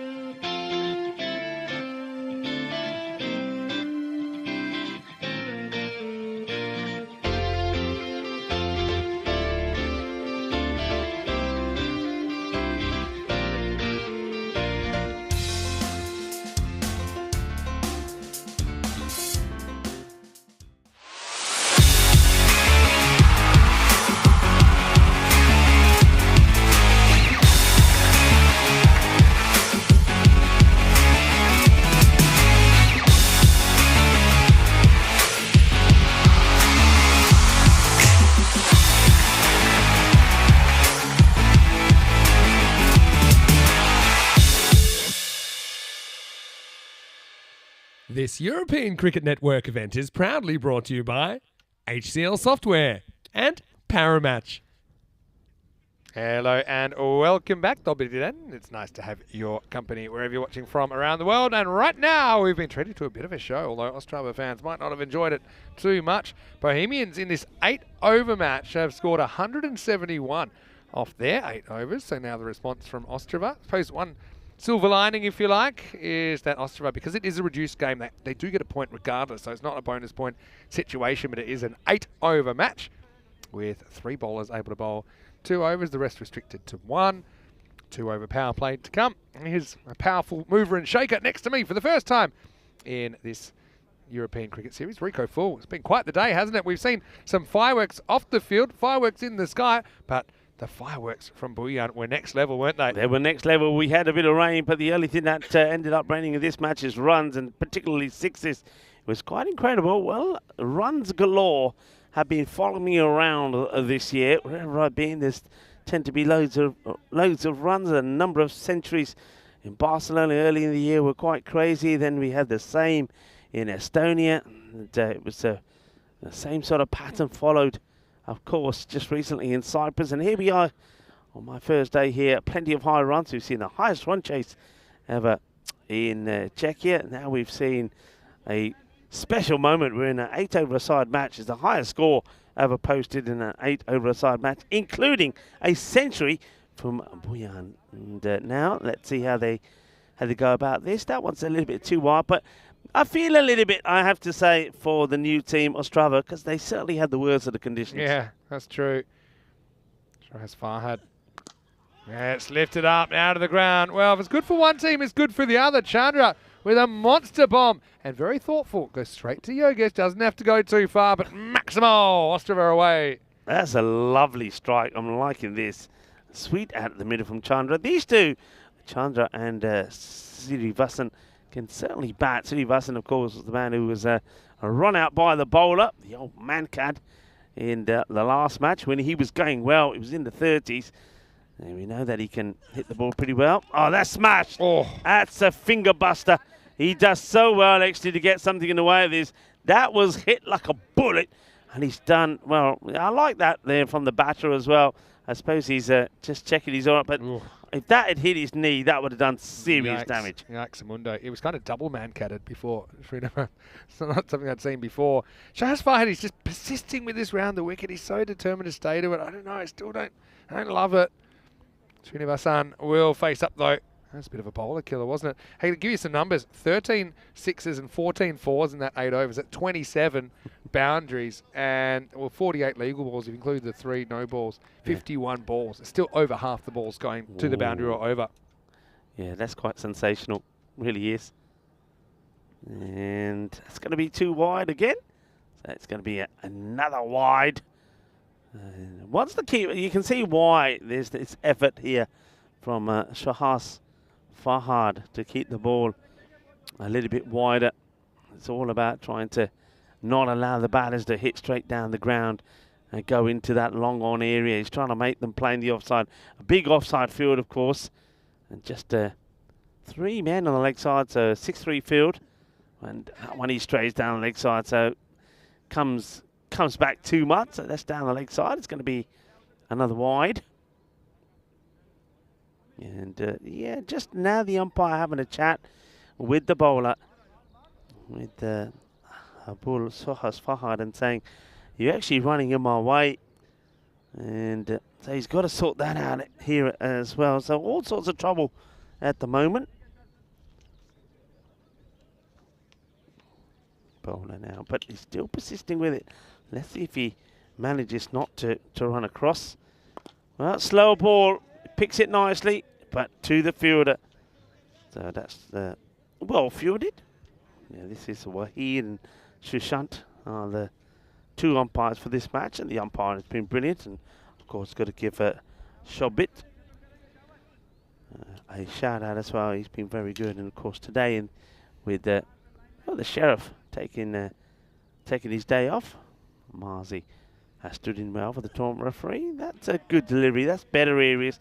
And you can see a big effort being made to run off the pitch as well this time. So That's why the umpiring is so important. You just have to sometimes gently remind the bowlers what they're doing. They're not aware of it, and as soon as he's aware of it, you see no hassle in making sure he's not running in that protected area. Yeah, it's just a habit that's sometimes a bit hard to break. And for example, in tape ball cricket, it's not so much of a big deal. It's something that bowlers get into that habit of doing. But Shoaib Farhad picked up his 50th ECM wicket earlier today, but he hasn't had too much happening in his way. But this is in the air and it's catchable. Ulla's under it and he'll take it. So it just shows you one of the key differences between the sides because, okay, difficult catching conditions, but yeah, the more experienced players sometimes find a way. Hamidullah takes that one. It will be a wicket for Farhad. His 51st on the network as the first wicket falls at the end of the first over. Oh, in fact, maybe one ball to go with all those wides, but I can tell you it is 11 for 1. Yeah, lovely moment there for the fielder, Hamidullah. I was having a brief chat with him this morning when he was giving me a hello and a welcome to Prague, and he told me that his journey is around about a 3-hour journey. He gets to train in. He'll probably be staying here for a couple of days, but he was saying that his wife and his child are always watching, so they'll be very happy to see him take that catch, and no wonder he's smiling. And a good wicket to get, because we know that Chandra, if he gets going, can be useful. The second, this man tries to go for the big shot straight away. That's the captain, Gutham Raj Alarm, but that one's just a little bit too wide for him. So obviously that line, just keeping the ball much wider, works there for Abdul Shahaz Fahad. His first over comes to an end. It's 11 for 1. And well bowled to him. Gets the breakthrough early, gets the changes. Chandra, have a look at the field there. So you can see that field. Plenty of bodies out on the offside. It's quite an interesting field. You've got a line of 3, then another line of 3. You've never quite seen that before like that. And then just the 3 on the leg side. In fact, they've gone, 3 on the leg side, 2 on the boundary, and 1 inside. So an interesting field. Yeah, 6-3 all up. You mentioned there's kind of two triplets on the offside. To be honest, I think they can put the fielders wherever they like at the moment. I think Bohemians, this is a bit of a training run for them, to be honest. Let's try and get it right. Don't hurt yourself. Bhuyan having some kind of a game. That's well hit. That's going to be 4 runs. Vinny Sandhu unplugs his headsets and will do the fielding. I might just catch him a bit on the camera. And come on, good throw now. That's not a bad throw. Yeah, he's got a good. That's all right. Good throw. Well, good pick up. Vinny Sandhu just says that's the way to do it. And Yogesh looking on is probably saying, show off. Tell you what, I want Yogesh's job. That's hurt my shoulder. Anyway, next one, probably just a wide. Nice shot down the ground, though. Now, if I wanted to be cruel, I would have thrown that back to Sazib on the full in these conditions, but I gave him a 1 hopper. It's the man who got the century with the ball, Bhuyan. And he certainly had a match to remember, or a day to remember, you have to say. And it's what we always say on the European Cricket Network. There's always a moment. There's always that highlight, a player, always that opportunity for a dream to come true. And, well, he's made it happen for him, hasn't he? A wonderful moment there for Bhuyan. And now he's putting a good effort in with the ball. If you remember, he's one player also when he's been playing for Czechia at the Carlton Oval against good opposition. He tends to step up. He can do it when the level goes up, and he seems to raise his level. So, I'm thrilled for him that he has an ECN century. This isn't going to beat the fielder. They're going to go on slight fumble. The other thing is, it was a bit of a soap opera between him and Grover when they were batting together. Remember, there was kind of, why are you taking the strike? Yeah. There was a time that Grover on the strike back, Bhuyan wasn't interested, and then Grover had a bit of a little tanty about it. In the end, they chat each other off. It's well bowled. So he's only going to go for 6 in his over. 2 overs in. Ostrava, 17 for 1. Yeah, I mean, you mentioned Bhuyan. I think there's been many a times, particularly at the Cardamom Oval, and I think was touching on this before when Czechia, they've become a bit, the recent years, a bit predictable with the team lineup. I think they need to inject some new players, some youth coming into the side. So seeing the new teams here, new players here is fantastic. But he is one guy who's, when the top order haven't clicked, he's had to come in so many times and make things happen for even the national side. And he's shown that he is a good player, he's a classy player, and probably is trying to maybe make a point and say that perhaps he should be even in that level, batting up higher up the order, because he's certainly shown here today what he can do. Seen him around the 3 spot. Has found it hard to crack it as an opener, but yeah, I mean, just shows here he's in the form of his life, to be honest. Anyway, here's Saklan Mukhtar, who's going to bowl the next over.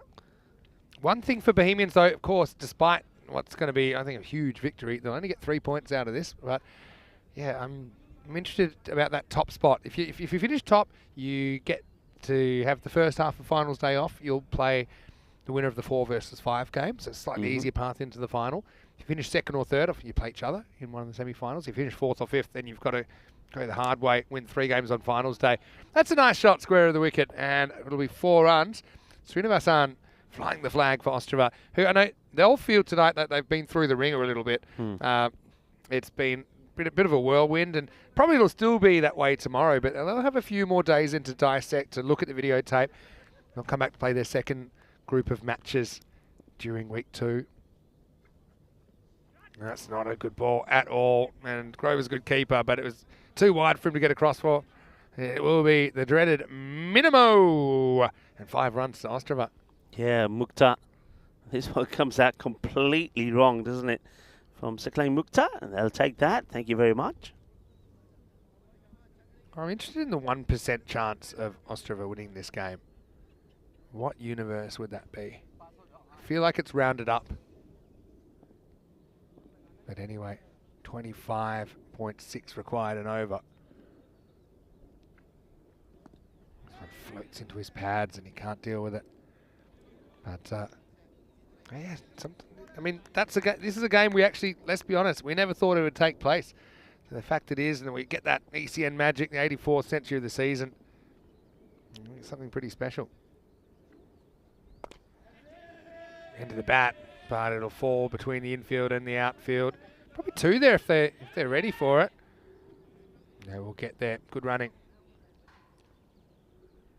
So Alarm again. He was saying to me, you know, obviously we're having a chat between the games, saying, "Yeah, geez, bowling here is pretty tough." I said, "Yeah, it is, but you kind of just got to get used to it. You got to just accept that sometimes you're going to get smashed, no matter what you do." And the bowlers. There's not one bowler that's never had a bad game in this format that we've seen. You know, it happens all the time. Just got to just try and execute that next ball, accept the outcome. I think if you can say to yourself, yeah, look, I pretty much got 11 or 12 balls where I wanted them, then you don't look at the scoreboard. You'll know yourself that you've done all you could. And sometimes the scoreboard will help you out, sometimes it won't. Yeah, that one is pretty close to being a no ball, actually. It's really, I mean, the way that deviates, sometimes I've seen umpires call them as noes. This edge of the pitch just has a little slope down on the edge, so I mean, probably it's all on the carpet. But I don't know if they want to look at this one again. No, maybe it's just that Grover needs to get something out of his glove, or maybe want to hit him on the end of the finger there. And Sahil Grover, if you look at his hands, they look like a packet of twisties. It's typical keeper hands. That was a pretty innocuous one, to be honest, but yeah, he's taking the stuff off at the moment. Yeah, well, he's got a little bit of pain there. Just maybe Sazib should wicket keep. He can do everything else. Sazib. I mean, he's just taken up. Either I'm seeing things. Is he wearing a ring? Has he got a ring on a finger and he's got inners and he's keeping? If he has, it's very brave, and maybe it's just a plaster or something. But it looks like he's got a ring on there. Because if you've got a ring and you get hit in the end of the finger, then it can your finger can swell, and then it gets quite uncomfortable. I mean, can be dangerous. Yeah, I mean, that's very... There's definitely something there, isn't there? Yeah, it does. It looks like it, doesn't it? Yeah, I mean... I think they're going to have to make a switch here. They are making a switch here. Well, Grover won't be happy. Remember what I said, main instruction to Bohemians. Don't hurt yourself. He looks like he has hurt himself. Hopefully it's nothing too serious, but yeah, I guess we'll see who's going to get the job. Well, it looks like Zahid Mahmood is going to be the substitute keeper.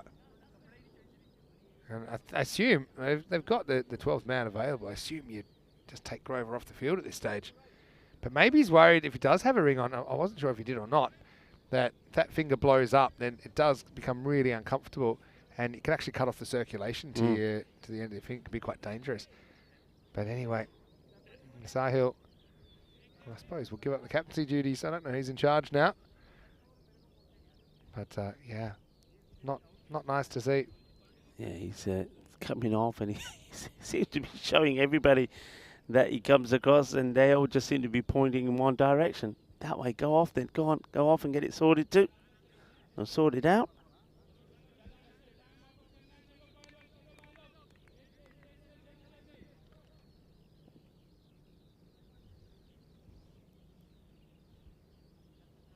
Right, so Mukhtar. It's got for 13 with a ball to go here.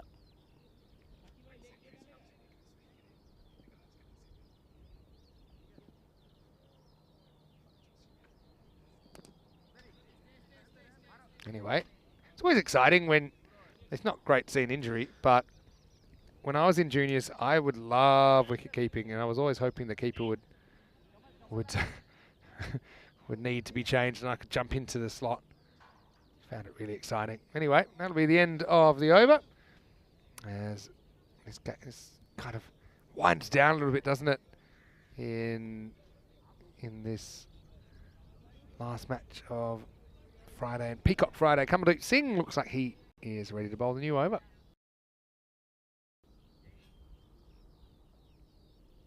So strange how we got the weather a bit, but we certainly got lucky with the rest of it. The fact we're even able to get on at all. He's over number 4. And starts with the ball jabbed up in the air. Bhuyan. It looks like he's, I mean, not quite Dean Jones 1986, 1987 in that Indian Test match, but it looks like he's been through the ringer. Sazib. Doesn't he just? Singh with the ball here now. Let's see if he can get the breakthrough. I love the way that Singh sort of, he hides that ball around his back. It's like, you're not going to see when I'm by, and he does actually hide it all the way until the very last moment. I actually think it's really effective. I think it's a good strategy because, yeah, what's the batter looking at? Can't see it until the last moment. This is hit into the leg side. Well kept in by Hamidullah. I'll just get a single. Yeah, honestly, I think it's a tactic. Maybe more bowlers could try it. I just think it throws you off as a batter because you're taught to look at the hand holding the ball. Oh, well, I'm pretty sure he saw it on the way back.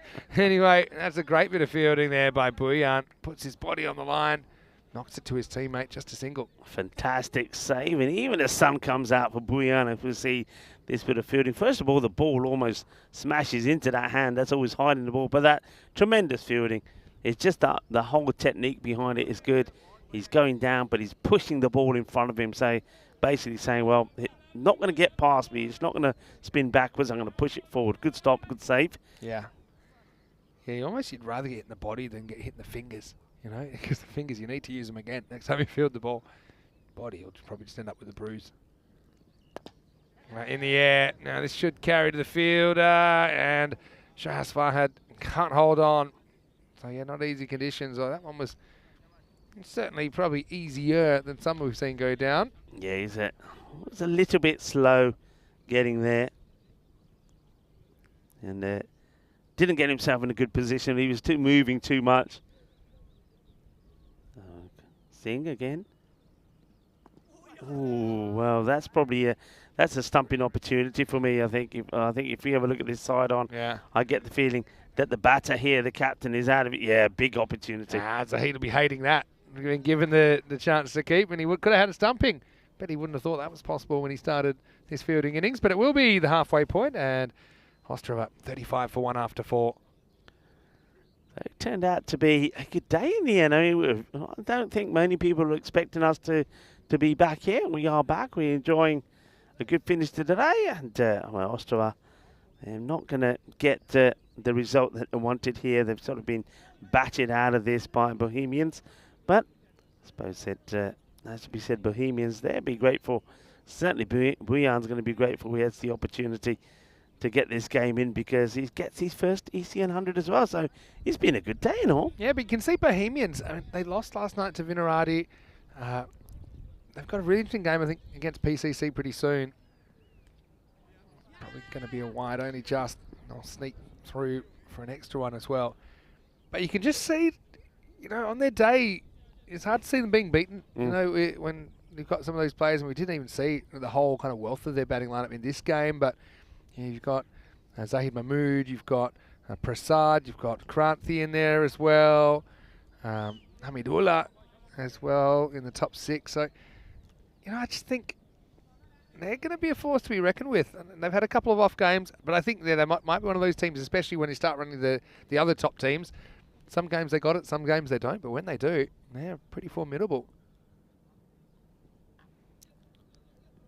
Wow, goes after that. That's a really good strike by Alam Maximo. Well, he's had a bit of a break, hasn't he, Yogesh? But now he's got time to get back on the horse. Maybe he needs the horse out there. He's covering a lot of ground. 6 runs to Ostrava. Yeah, Yogesh is up and about again. And the man who's sort of, a lot of people, I know John Gray made a good comment. That's not a bad throw from Yogesh. They had no faith in Yogesh's throw, and they'd already thrown another ball out there. But he's had time to recover, and his throw actually did get back to the boundary that time. Yeah, but he's definitely better. Yeah, John Gray made a nice comment. I'm just trying to find it here now. Oh, it's another one. Yogesh, where are you? That's gone your way again. Maximal, back to back. What a good strike that is by Gautam. Yeah, John Gray was in the chat. He was saying Yogesh smarter than the average fielder. Yeah, going with the old, of course, Yogi Bear, smarter than the average bear. And, well, he is smarter now because he's not sitting on that chair now. He just thought, I'm just standing here and retrieve the ball. I tell you, he was pretty smart as well. The other ball retriever at the other end who was saying, right, it's my turn Monash, yeah. to sit and enjoy this time. That's Monash who's out there. Yeah, but anyway, 50's up for Ostrava, so at least that's something. That's a good shot as well. So it's Maximo time. Yogesh up out of the chair. So, I mean, look at their actual run rate here is pretty good. If you look at this innings in isolation, the thing is they've just been blown apart in the first innings. Because at the moment, 57 off 28 balls faced, so they're up kind of in the 12s. Certainly got some dangerous players, Ostrava.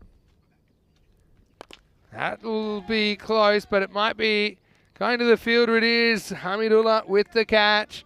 So Alam plays a bright 26, but he's got to go.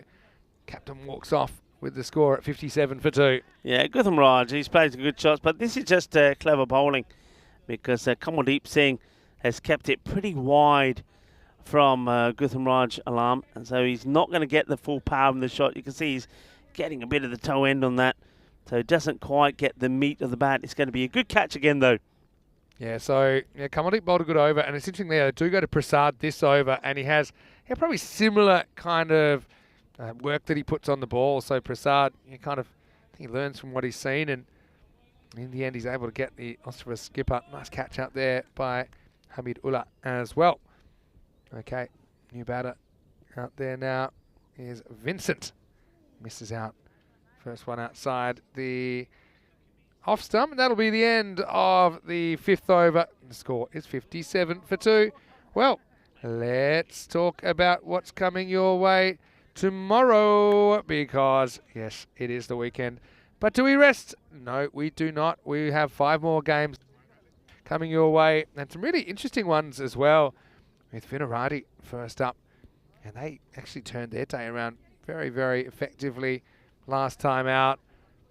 And Prague CC will get 2 chances to extend their winning streak. We'll see them towards the end of the day. Brno versus Prague CC, match 30. Hey, that's one I'll be tuning in for no matter what I'm doing, because they are arch rivals now. You got the 2 biggest cities in Prague going head to head there, and they have both got ECL experience. Right now, it's over number 6. Srinivasan will get the first one down to deep third. It's kind of one of the world's latest pull shots, but it's good enough. It's 4. Yeah, you take what you get. Yeah, some good matches coming there. I mean, Bohemian, didn't see them listed tomorrow, so they've got time to get a bit of a break in. So they've had a good day here today. So let me tell you, the last ECL that Prague CC qualified for in the T20 final, Prague CC won it, I think, 9 wickets down in the second last ball, and otherwise Brno would have gone to the ECL again. Right. So in T10 cricket, it just seems partly it's because Brno having to bring players for ECS. They haven't necessarily always played to their potential. That's in the air and gone. So nicely taken. Srinivasan will take the catch, and Buyan, well, guess who? He takes a wicket, and so Ostrava have been incredibly effective, haven't they? In some respects, but that's a nice catch by Karanthi, prowling around from point. Yeah, another one goes, and it's Silivasan turn to depart this time. So, Ostrava, like you've said, it's been an interesting day for them. It started with a good win on debut. The team that are wearing the colours of the European Cricket Network, they camouflage well into that banner, it has to be said. I think they've chosen their colours very wisely. And I do like their kit, and I think we're going to see better from them. All right, I mean, today's not, when you think about it, it's not the worst day on your debut, is it? You get a win, and then you've picked up 5 points in total, 2 more from the other games. And now, shots like that as well, that goes a long, long way up in the air, and that's going to be 6 more. So, beautiful pickup. And what a start that is from Ramdas. Yeah, I've liked the work of Ramdas today with the bat and the ball. He seems like a bit of a gamer. Yeah. He's given a bit back to United when it was all kicking off before. That's a really nice way to get off the mark with 6 runs. Yeah, Prague Burno is a good one. Yeah, I think tomorrow's going to be a good day. I think you're going to enjoy it. And I hope you have a great time with Danny as well. I know you've got 3 days together. I'm looking forward to I was trying to think to myself the last time that I worked with Danny. It must have been in one of our events in Germany. I think it might have been in Dresden, Yeah. I think in Dresden. So, yeah, he's looking forward to seeing you again and welcoming you to Prague. He's always a very, very good host. Yeah, I was going to say, it's good to have all of his local knowledge, because obviously I'm starting to find out a bit about where we are. Now, that's put away nicely. They might have a look at the height on this. I think it's a close call. It's around about waist. I don't think it's over the waist, but still it's worth having a look. Felt like this was not quite, but what's your call on it? Let's see, and the height on it. I mean, is it going Slightly downwards? crouched. Probably just going down. He's got low pant line, so that's probably in his favour, but yeah, I think it's a good call. Just below. Just looking at that, Vincent, I think, gets put off by Ramdas with his monkeying around tactic at the non-strikers end. Just have a look. He's continued his tradition of looking like he's going to back up and then trying to deke the bowler, but I feel like it's spooked. It spooked the batter who kind of, hey, what's going on? Something distracted me. Yeah, I like the way you turn around and say, what are you doing? They're still having that conversation now and having a bit of a giggle about it. So Ramdas has joined Vincent out there. Vincent is hoping that he can get off the mark here, but at the moment we know that Ramdas certainly ain't going to shy away. We're trying to pelt this ball away. He's got some good power. He's a tall man. You can see he stands right 1 foot right in front of the stump, so he's looking to go in one ear only. Shuffles across, and he's going to get a snick on this. There he goes. So not sure. I think this is all about they can't believe that the stand-in keeper has taken the catch. That's what this is about. So Bist comes on to have a ball. This is Ravindra Bist, and he's holding his head and saying, no way you took that catch. And Zahid Mahmood saying, well, what do you mean? Of course I did. Yeah, I mean, it's pretty regulation, but yeah, there it is. Takes off, and I won't say it was the cleanest technique I've ever seen. The Bart Simpson style. Oh, is it a no ball if your hat's backwards? Discuss in the comments. Anyway, it's a pretty wild shot. Yeah, eventually gets hold of it. Ravindra sees the funny side. Not so sure. Ostrava do at this stage. They have been brave in the response. I'll be happy they lose by less than 100 here. It's actually a pretty good effort, I think. But Ravindra Bist gets the breakthrough. Yeah, good areas to bowl to a batter like Ramdas, who looking to go one way. Now this one, it could be another one. It is going to be 2 in 2. So 2 in 2. Ravindra Bist gets 2 in 2. The new batter comes out, and it's a good wicket to get, but Joyson Sam is an aggressive player as well, but he just chips this up. He's going to go for a golden. There's Derek. Also well colour coordinated with the golden. Derek is a Joyson. So Joyson will have to go no Joe for him, which means there's a hat-trick opportunity here for Ravindra Bist. Yeah, there is. And so a fairly simple catch in the end for Farhad. Hat-trick drought, by the way. Do you know today is 1 month since our last hat-trick? Rutul Chowdhury in the night series. And you've got to go back even further to get one in the day series. Yeah, so hat-trick drought is real. Century drought, no. But hat-trick drought, yes. Could be a chance here. I'm blocking this. If I'm coming out, I'm playing party pooper. You're blocking. Who's I'm come blocking. out? This is Mani. Nandakuma Mani. Nandakuma Mani. Mani. Let's see. Trick ball. Pretty close, but not. And the hat trick drought continues. Yeah, so you know how sometimes I call it a Danny Hudacek when there's a wide on a hat trick ball. So that wasn't a full Danny Hudacek. Yeah. It seems to always happen when he's here. But we came up when I was with Phil yesterday, where we had a no ball on the hat trick ball. I think it's for height. Yeah. But yeah, that is now known as a filthy. I like it. Nice to acknowledge our members of our contributors to our commentary. It's fairly well played. He'll take the single. Good firm contact. So With Kranti's knee, I think, as he gives that a rub. Money gets off the mark. And let's see if Vincent can. He's only had a couple of deliveries. Hey, I tell you what. I don't know if you can smell it. I can smell food. A smell of nice food. Well, be being careful. cooked Depending somewhere. which way the wind goes, sometimes the smell gets a bit agricultural. if Yeah, you follow we me. had that already. Yeah. And we had that during the storm. But now I smell it's a maybe there's a pie factory nearby Well, somewhere. it is Pie Day Friday. Time will tell. 7 overs down, 69 for 5.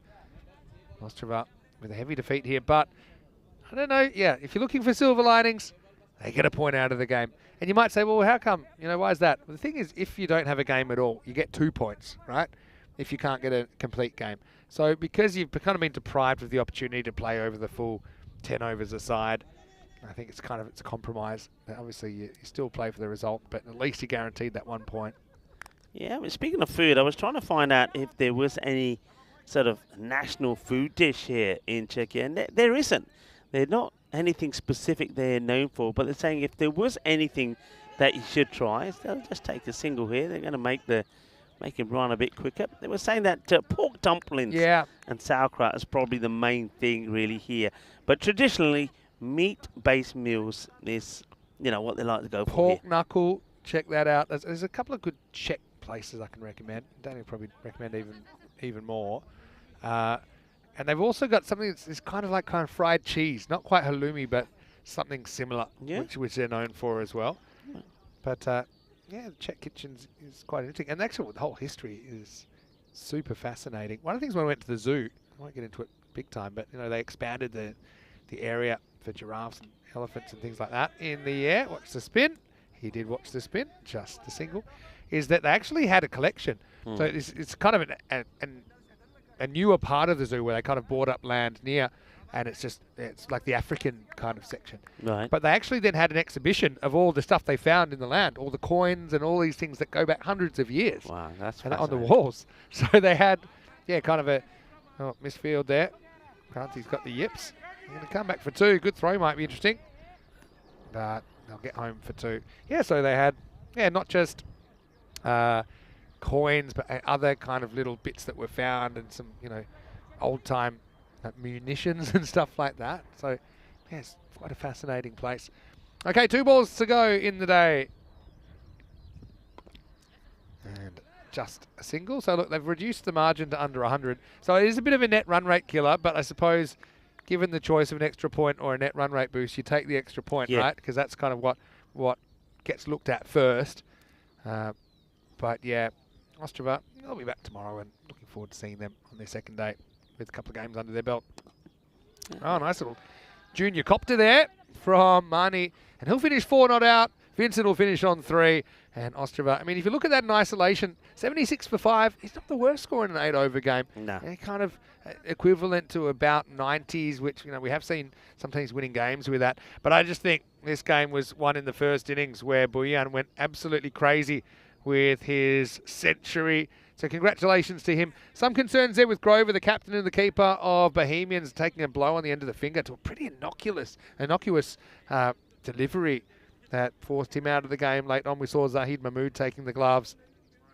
But Bohemians, they will take 3 points out of that and firm up at the top of the table. But there are some teams on the chase, including Prague CC, who are still undefeated in this series. They're taking on Barbarians and Brno tomorrow. Vinarati versus Ostrava will be a really interesting game as well. Can Vinarati keep their winning streak alive, turn it into 3? Spartans, Barbarians, always a great rivalry there. And you can join Rico Full and Danny Hudacek to take you through all the action Saturday, Sunday and Monday. I'll be back on Tuesday as I have a couple of things I need to take care of over the weekend. But I tell you what, it was Bohemian taking care of business here in match 25. Although a couple of blows early, I think Ostrava will be happy with how they approach today. Maybe it softens the loss a little bit. Yeah, I mean, we'll have a look at this. Some good catching there. That was certainly the difference. I think Ostrava did make some mistakes in the field. I mean, I still do think they definitely had the hardest part of the field. There was the explanation there from the wicketkeeper and saying, this is what happened, I can't continue, look at my fingers.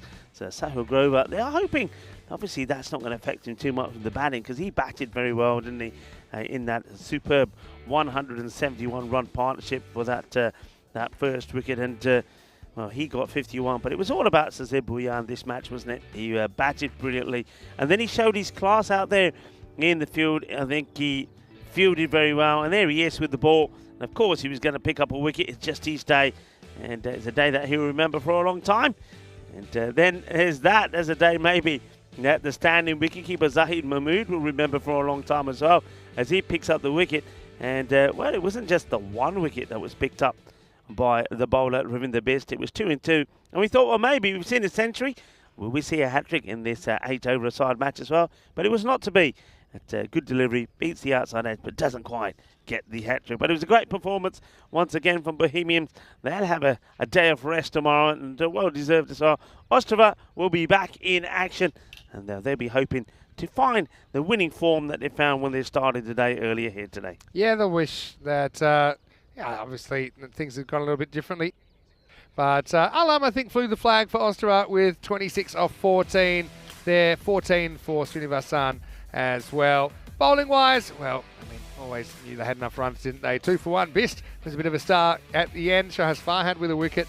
Likewise, Bhuyan, who made it a double effort, didn't he? His century, and 1 for 17 as well. 1 for 22, Prasad. Kamaldeep bowled a pretty tight over as well in there.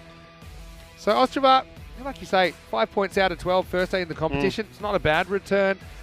We're going to have to go, of course, as I want to say big thanks to everyone who stuck with us, everyone in the chat as well, for your contributions all day. Don't forget to like this video, subscribe if you haven't already. Don't forget our social media, European Cricket, and also our website, europeancricket.com. Rico, well done. You've completed the first day in Prague. You've had sun, you've had rain, you've had action. What do you think? It's wonderful. It's great ground. Love the way it's played. I said to you right at the beginning when you were giving me some stats about the average runs, I thought, well, I'm looking at a ground here which has got a fast outfield. I think batters get in here, they'll score runs. I wanted to see big runs. I thought we would see big runs, and we did see big runs. Yeah. We saw a record chase here in Czechia. We then saw the highest score that's been posted in this series, and it came in an 8-over-a-side match. And in that match, we also see a century. So all in all, it's been a great day. It's been a great day. Big thanks to John Gray, and I see Croom's in there. He said he's off to go watch some less entertaining cricket now. I think he means England. Anyway, thanks to you guys. Thanks to everyone out there. I'm going to take 3 days away from the game, but I will be keeping an eye out. I will be lurking, so I might see you in the chat. Danny and Rico will take you through Saturday, Sunday, and Monday. It's going to be a big weekend. It's a long weekend, but the cricket will keep on coming. We'll see you tomorrow for more European Cricket Series. Here's some of the best bits of Peacock Friday. For now, it's hasta mañana. Hasta mañana, mi familia.